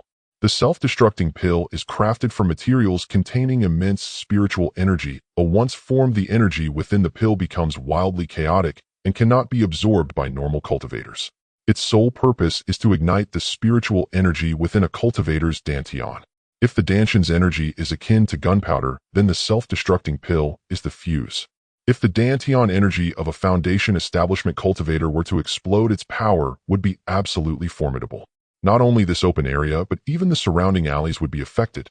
The female cultivator riding the bird rushed in, attempting to kill Zhang Mao before he could self-destruct. Zhang Mao was still in the process of refining the self-destructing pill he had just consumed, and igniting the dantian energy after swallowing the pill takes time. At this moment, as he saw the serpent's light approaching, Zhang Mao was naturally in a state of panic, his eyes revealing reluctance and fear. Meanwhile, the gray crane, which had been on the brink of death, suddenly raised its head. With a long cry caw, the sound was crisp and piercing, penetrating the clouds. However, if listened to closely, it carried a hint of desolation and indignation. It struggled to flap, its remaining wing blood spraying from its body like a torrential downpour. At this point, Ning Feng and Xinping had not yet retreated into the Xingyuan alley and were splattered with blood, feeling a dull pain. The gray crane flapped its wings, and before its body could fully rise, it extended its long legs to push off the ground. The action was incredibly swift, and the crane darted forth like a streak of gray lightning. The crane's beak sharp as an arrow lunged towards the serpent's head. Bang! The serpent's head collided with the crane's beak in midair like lightning striking thunder, instantly causing a burst of light and sound. In just half a breath the light faded, and both the serpent and crane vanished without a trace. Ning Feng focused his gaze and saw that the only thing left in the sky was a cloud of blood mist with a few feathers slowly drifting down to the ground. Before its death, the gray crane chose to perish alongside the serpent, sacrificing itself to save its master. Boom! At this moment, Zhang Mao had completely refined the self-destructing pill, and the energy in his dantian was fully charged, just waiting for him to ignite it. Zhang Mao puffed out his chest, took a deep breath, and his body suddenly swelled. The female cultivator riding the peacock did not expect that her full-force strike would be blocked by Zhang Mao's mount. She rushed over at full speed, but the peacock could not slow down. It was still heading rapidly towards the open area. There was no time to retreat now. In the next breath, the peacock and she would crash into Zhang Mao. At most, after one more breath, Zhang Mao would self-destruct and no one in the vicinity would be able to escape. The female cultivator's expression turned slightly angry, and there was a hint of despair in her eyes. She closed her beautiful eyes, preparing to await death. Everyone would die together. Zhang Mao's face was filled with pride, unable to suppress his sinister laughter. This scene and sentiment were precisely to his liking. Temporarily, he would have another foundation establishment cultivator as a cushion. Despite all calculations, he had not anticipated that the Lin family actually had 2 foundation establishment cultivators. The Lin family falsely claimed to the outside world that they had only 1 foundation establishment cultivator, but in reality, there were 2. How cunning they even kept a hidden hand. Otherwise, the Zhang family would not have been able to fail today. Zhang Mao felt both regret and joy. After one breath, there would be no more foundation establishment cultivators from the Lin family. Fengyao City would not last long. Sooner or later, other celestial clans would come to seize it. My life is over. Xin Ping sighed heavily, closing his eyes and collapsing to the ground. There was no point in running. They simply could not escape. From the moment Zhang Mao landed until now, only 4 or 5 breaths had passed. He and Ning Feng had no time to run into the Xingyuan alley. But even if they had run into the Xingyuan alley, what could they do? A foundation establishment self-detonation would likely not be avoidable even within the alley. This time death was inevitable. At the critical moment, a wave of runes suddenly swept through the air. There were golden runes, red runes, and seemingly even some blue runes. The golden runes appeared to drift aimlessly in the wind, yet the flight paths of each rune were extraordinarily orderly, as if deliberately arranged. In an instant, all the runes converged and then spread out again, enveloping the entire circular open space in the blink of an eye. Soundproof, foresee-deflecting, space-scintillating, time-stopping. Everything seemed to slow down, as if even time had frozen. Pop! The violent surge of Zhang Mao's spiritual energy erupted from his skin and pores in an instant. Like thunder striking the mountains, the earth quaked and the heavens shook. The blood-colored domain rapidly expanded, and in this moment Zhang Mao transformed into a shadow of blood. The blood domain exploded. If nothing unexpected occurred, the area within dozens of zhang would be turned to dust, and all buildings would become ruins. But alas, those various runes suspended in the air stood like 3 solid walls, firmly blocking the impact of Zhang Mao's self-detonation. The force of the explosion shattered the first wall of runes, reducing the power by 1/3. The first rune wall shattered, and the residual wave of the explosion directly struck the second rune wall. Pop! Another muffled sound. The second rune wall turned to ashes, disappearing in the blood mist in an instant. The residual wave of the explosion was weakened by 2 levels, yet it continued to assault the final rune wall. Half a breath later, all 3 golden rune walls vanished, but the residual wave persisted. Zhang Mao had completely transformed into blood energy, with the last trace of his life force rapidly fading. No one could witness his final moment, seeing the sadness and despair in his eyes as he looked at those golden runes. The runes not only covered the airspace above this open area, but also enveloped the space surrounding Zhang Mao's body. Upon seeing the golden runes, Zhang Mao realized that all his efforts had been in vain. This was a self-detonation that was hardly worthwhile, almost meaningless. For those were high-quality talismans, and besides that there were dozens of mid-grade talismans and even some low-grade talismans. But Zhang Mao did not have time to meticulously count. At this moment, the peacock carrying the female cultivator crashed right into the spot where Zhang Mao had just been. The purple peacock faced the final wave of residual energy from the self-detonation, suddenly flapping its wings. It tilted its head, forcing its neck to rise, nearly standing upright. Bang! The residual wave struck the peacock's abdomen, and the peacock shattered on the spot. The female cultivator was also hit by the residual force of the explosion, spitting out a mouthful of blood and being propelled over 10 zhang away, crashing heavily against the stone wall beside the alley. Fortunately, the peacock had blocked the most lethal strike of the self-detonation before its death. The force of the impact made the female cultivator involuntarily open her beautiful eyes. She caught just a glimpse before fainting. She had kept her eyes closed waiting for death, but the actual situation seemed different from what she had imagined. In the end, she only saw that on this open ground apart from her, there was another person. That person was Xin Ping, who was now lying motionless on the ground. His life or death remained 42 zhang away within Xingyuan Lane. Ning Feng rubbed his shoulder and got up from the ground. Gripping his knife and enduring the sharp pain in his shoulder, he quickly ran back to the open area. When Zhang Mao detonated himself, he did not merely throw out all the force-reducing talismans. At the last moment, he also cast a high-grade wind control talisman. His body retreated to several dozen zhang away, yet even so the residual waves from Zhang Mao's explosion still slammed him hard against the wall of the alley. He had only suffered a minor flesh wound on his shoulder, nothing serious. Yet those two high-grade force-reducing talismans along with dozens of mid-grade ones surprisingly failed to withstand the power of Zhang Mao's self-detonation. Upon reaching the open area, he saw that Zhang Mao had turned into a pile of blood and flesh. Xin Ping lay face down on the ground. Beside the stone wall on the right side, the female cultivator who had been riding the peacock was lying there. The female cultivator had her eyes tightly closed, seemingly unconscious. Her purple Taoist robe was torn apart, exposing a patch of fair skin. Meanwhile, the purple peacock she had been riding was nowhere to be found. The once flat and solid ground in the open area had become uneven and pitted with the soil turned over. The surrounding alleys were not significantly affected, and the buildings remained mostly intact. Only a tree at the entrance of the western alley had its trunk broken and had fallen down. Additionally, the outer walls of these alleys had almost all turned blood red. The flesh and blood from Zhang Mao's explosion had splattered a great distance. At the entrance of the neighboring alley, it seemed that two passing cultivators were lying there, judging by their posture, they likely would not survive. Shen Daoyu. Ning Feng ran to Xin Ping's side, and as he crouched down, he silently exclaimed, "This is bad." Xin Ping was already devoid of life. He reached out to check Xin Ping's nostrils and confirmed that Xin Ping was dead. With a soft sigh, Ning Feng took the sword from Xin Ping's hand and opened Xin Ping's Taoist robe to retrieve a storage bag.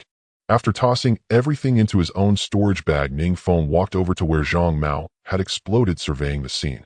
Standing on the ground littered with blood and flesh, he fought against a strong urge to vomit. After carefully examining for several moments, Ning Feng surprisingly found nothing. Under the explosion, nothing could remain intact.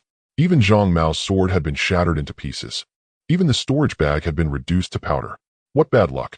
Ning Feng quickly made his way towards Xingyang Lane, but eventually couldn't resist turning around to take one last glance at the female cultivator. The female cultivator had her eyes closed as she should have a storage bag on her. However, Ning Feng was not certain if she was alive or dead. Besides, this was the Lin family's territory, and Ning Feng did not want to stir up trouble. Forget it, it's not worth the risk. With a resolute heart, Ning Feng turned and left. Just as he stepped into Xingyang Lane, he heard sounds coming from the air behind him. Ning Feng quickly pressed himself against the wall at the entrance of the alley, peering out slightly.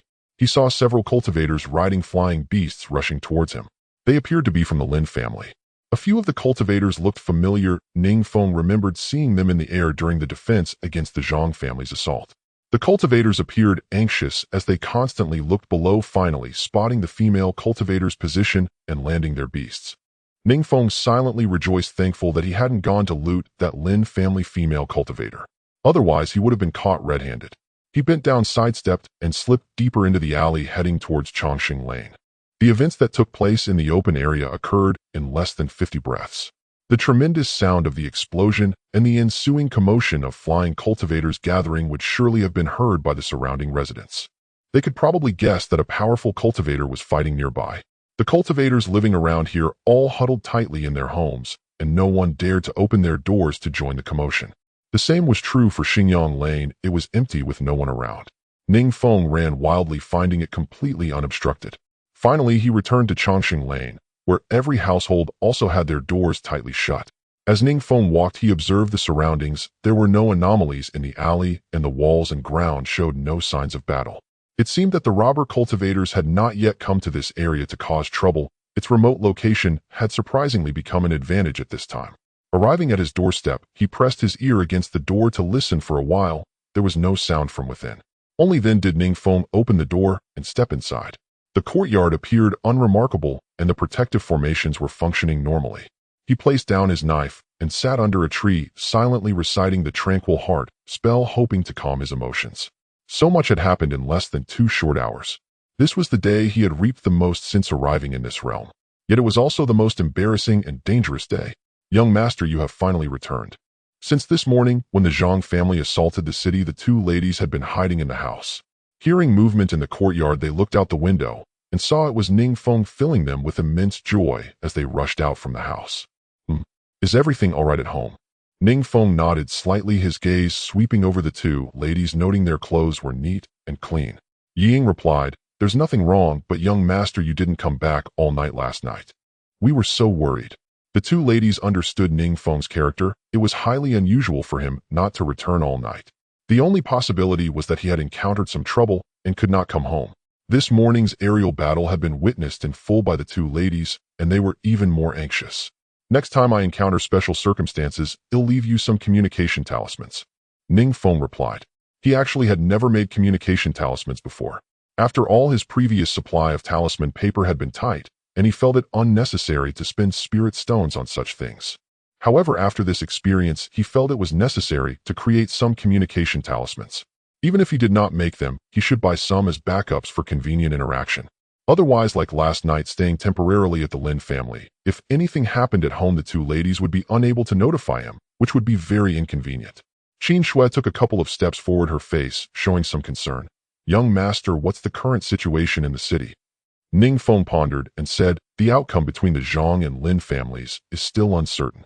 For the next few days, you 2 should not leave the house. If anyone knocks on the door, do not respond. Understood. The 2 ladies' expressions grew serious.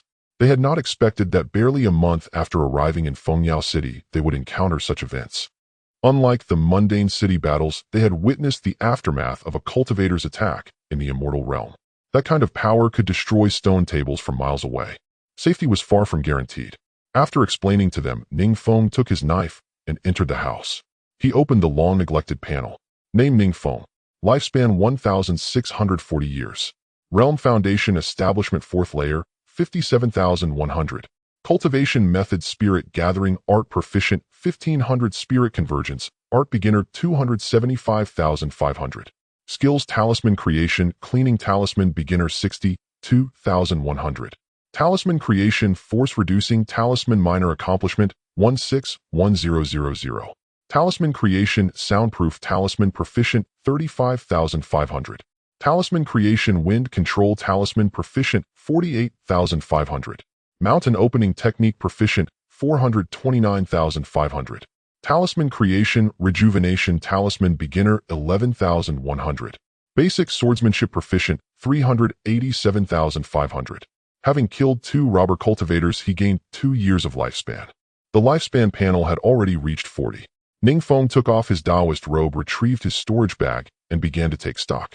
There are 5 magical artifacts, 1 of medium quality and 4 of low quality. A jade flute, a defensive vest, a blazing knife, and 2 swords. Among them, 1 sword belongs to Xinping. At this moment, the blazing knife has also returned to room temperature. Ning Feng grasped the hilt, weighing it in his hand. It seemed even heavier than his own bamboo sword. The 2 bags of spirit stones were looted from the robbery cultivator at the entrance of the Silver Manor. It is likely that this robbery cultivator had just stolen these spirit stones from someone else. He hadn't had the chance to put them into his storage bag yet, so they were still wrapped in a cloth bag. Upon opening the cloth bag and counting, there were a total of 73 low-quality spirit stones in the 2 bags. Ning Feng placed these spirit stones into his storage bag, bringing his total to 93 spirit stones. If it were ordinary times, it would be enough to last a year. Ning Feng's heart was calm. Although over 90 spirit stones seemed like a lot, they wouldn't last long if used up. However, he had other gains, and he now possessed a total of 6 storage bags. Tangus's storage bag had not yet been opened. The Blue Ox cultivator at the entrance of the spirit food shop had 1 storage bag.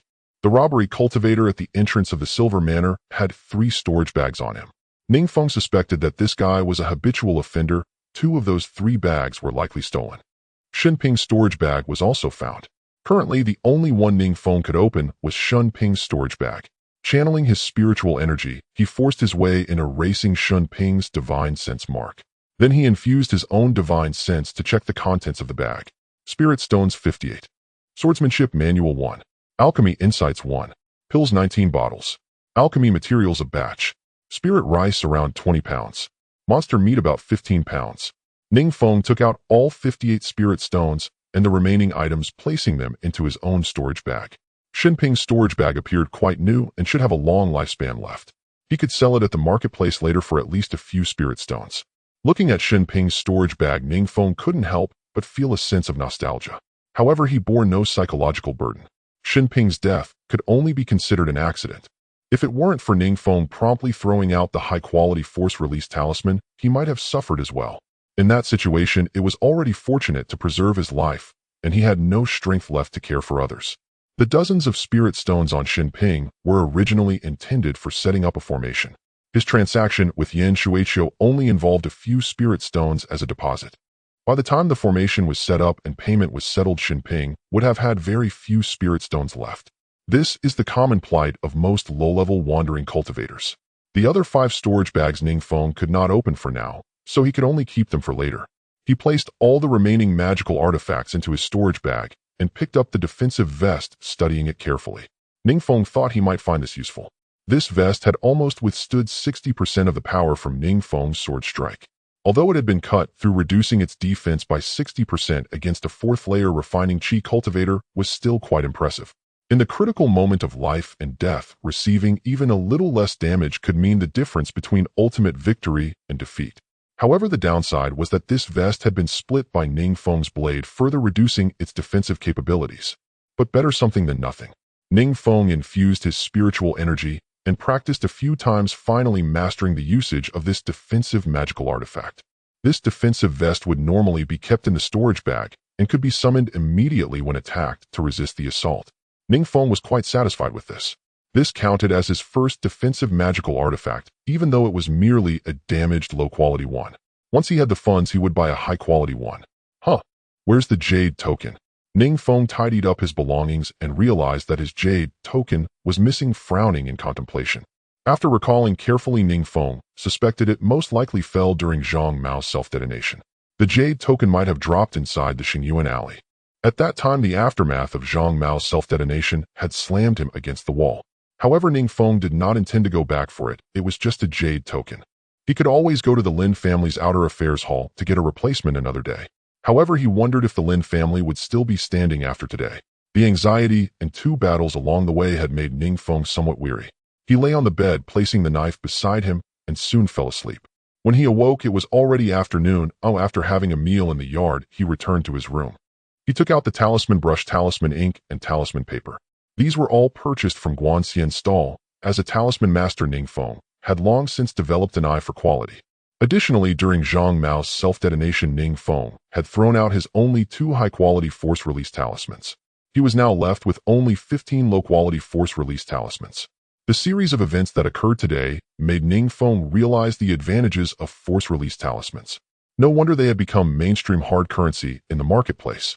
Almost every cultivator in the refining chi stage from early to late stages relied on force-release talismans. Ning Feng still had 7 high-quality wind control talismans on him. However, while wind control talismans were useful for fleeing, they were lacking in strategic applications. Ning Feng thought that even during a retreat, if he first threw out a force-release talisman and then used a wind control talisman to escape, his chances of survival would be greater. The talisman paper Guanxian sold him contained only about 300 sheets. Ning Feng planned to draw all of them as force-release talismans. The stock of force-release talismans must be kept ample at all times. This was closely related to his safety. He spread out the monster beast talisman paper and picked up the jade talisman brush. Relaxing his mind, he silently recited the heart-calming spell. Dipping in ink, he began to write. Talisman making force-release talisman proficiency 1. Talisman making force-release talisman proficiency 1. Inside the room, the talisman light shone brightly, occasionally flickering with golden light, sometimes bright, sometimes dim. In the ancestral grounds of the Lin family, within an ancient pavilion, a female cultivator draped in a purple robe reclined on the main seat. She was stunningly beautiful, her brows slightly imposing, though her complexion was somewhat pale. Her beautiful eyes also lacked some sparkle. A few cultivators stood below, bowing their heads, waiting for the female cultivator to speak.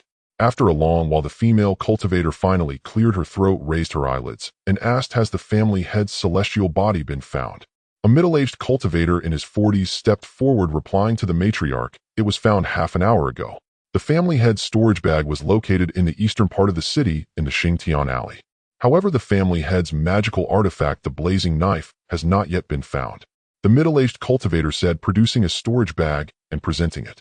"The magical artifact is merely an external object. If it cannot be found, then let it be." The female cultivator waved her hand. "Understood." The middle-aged cultivator nodded in agreement. The female cultivator seemed to be injured. As soon as she finished speaking, she coughed a few times. The atmosphere immediately fell silent. After a few breaths, the middle-aged cultivator glanced over and noticed that the female cultivator's complexion had improved a bit. He cautiously asked, "Matriarch, the Zhang family has now been exterminated, and the hidden clear city is without a master. Why doesn't our Lin family take this opportunity to move in? After this battle, our Lin family has lost many people, and I am injured as well. Let's discuss this after I finish my closed-door training." "Understood." The female cultivator suddenly seemed to think of something and asked, "Have any clues been found at the scene of Zhang Mao's self-detonation?" From the traces left at the scene, it appears that during Zhang Mao's self-detonation, someone used several high-quality force-release talismans to block the direct attack of the explosion, and then used a high-quality wind control talisman to escape into an alley several dozen feet away. Following that, he took out an item and handed it over. This token was found in the Xingyuan Alley about 40 feet from the site of Zhang Mao's self-detonation. Additionally, 3 cultivators fell at the scene, one of whom was a Dan master, and he was the neighbor of this person. The female cultivator received the item and held it in her palm. It was a jade token, the official jade token of the Great Zhao Immortal Kingdom. It bore the inscription Ning Feng, 4th layer of refining Qi, Great Zhao Immortal Kingdom, 3rd grade talisman master. The female cultivator slightly nodded. After pondering for a moment, she said, "This person has saved my life. In our cultivation, we must repay karma. When I finish my closed-door training, bring him to see me." The middle-aged cultivator cupped his hands and said yes.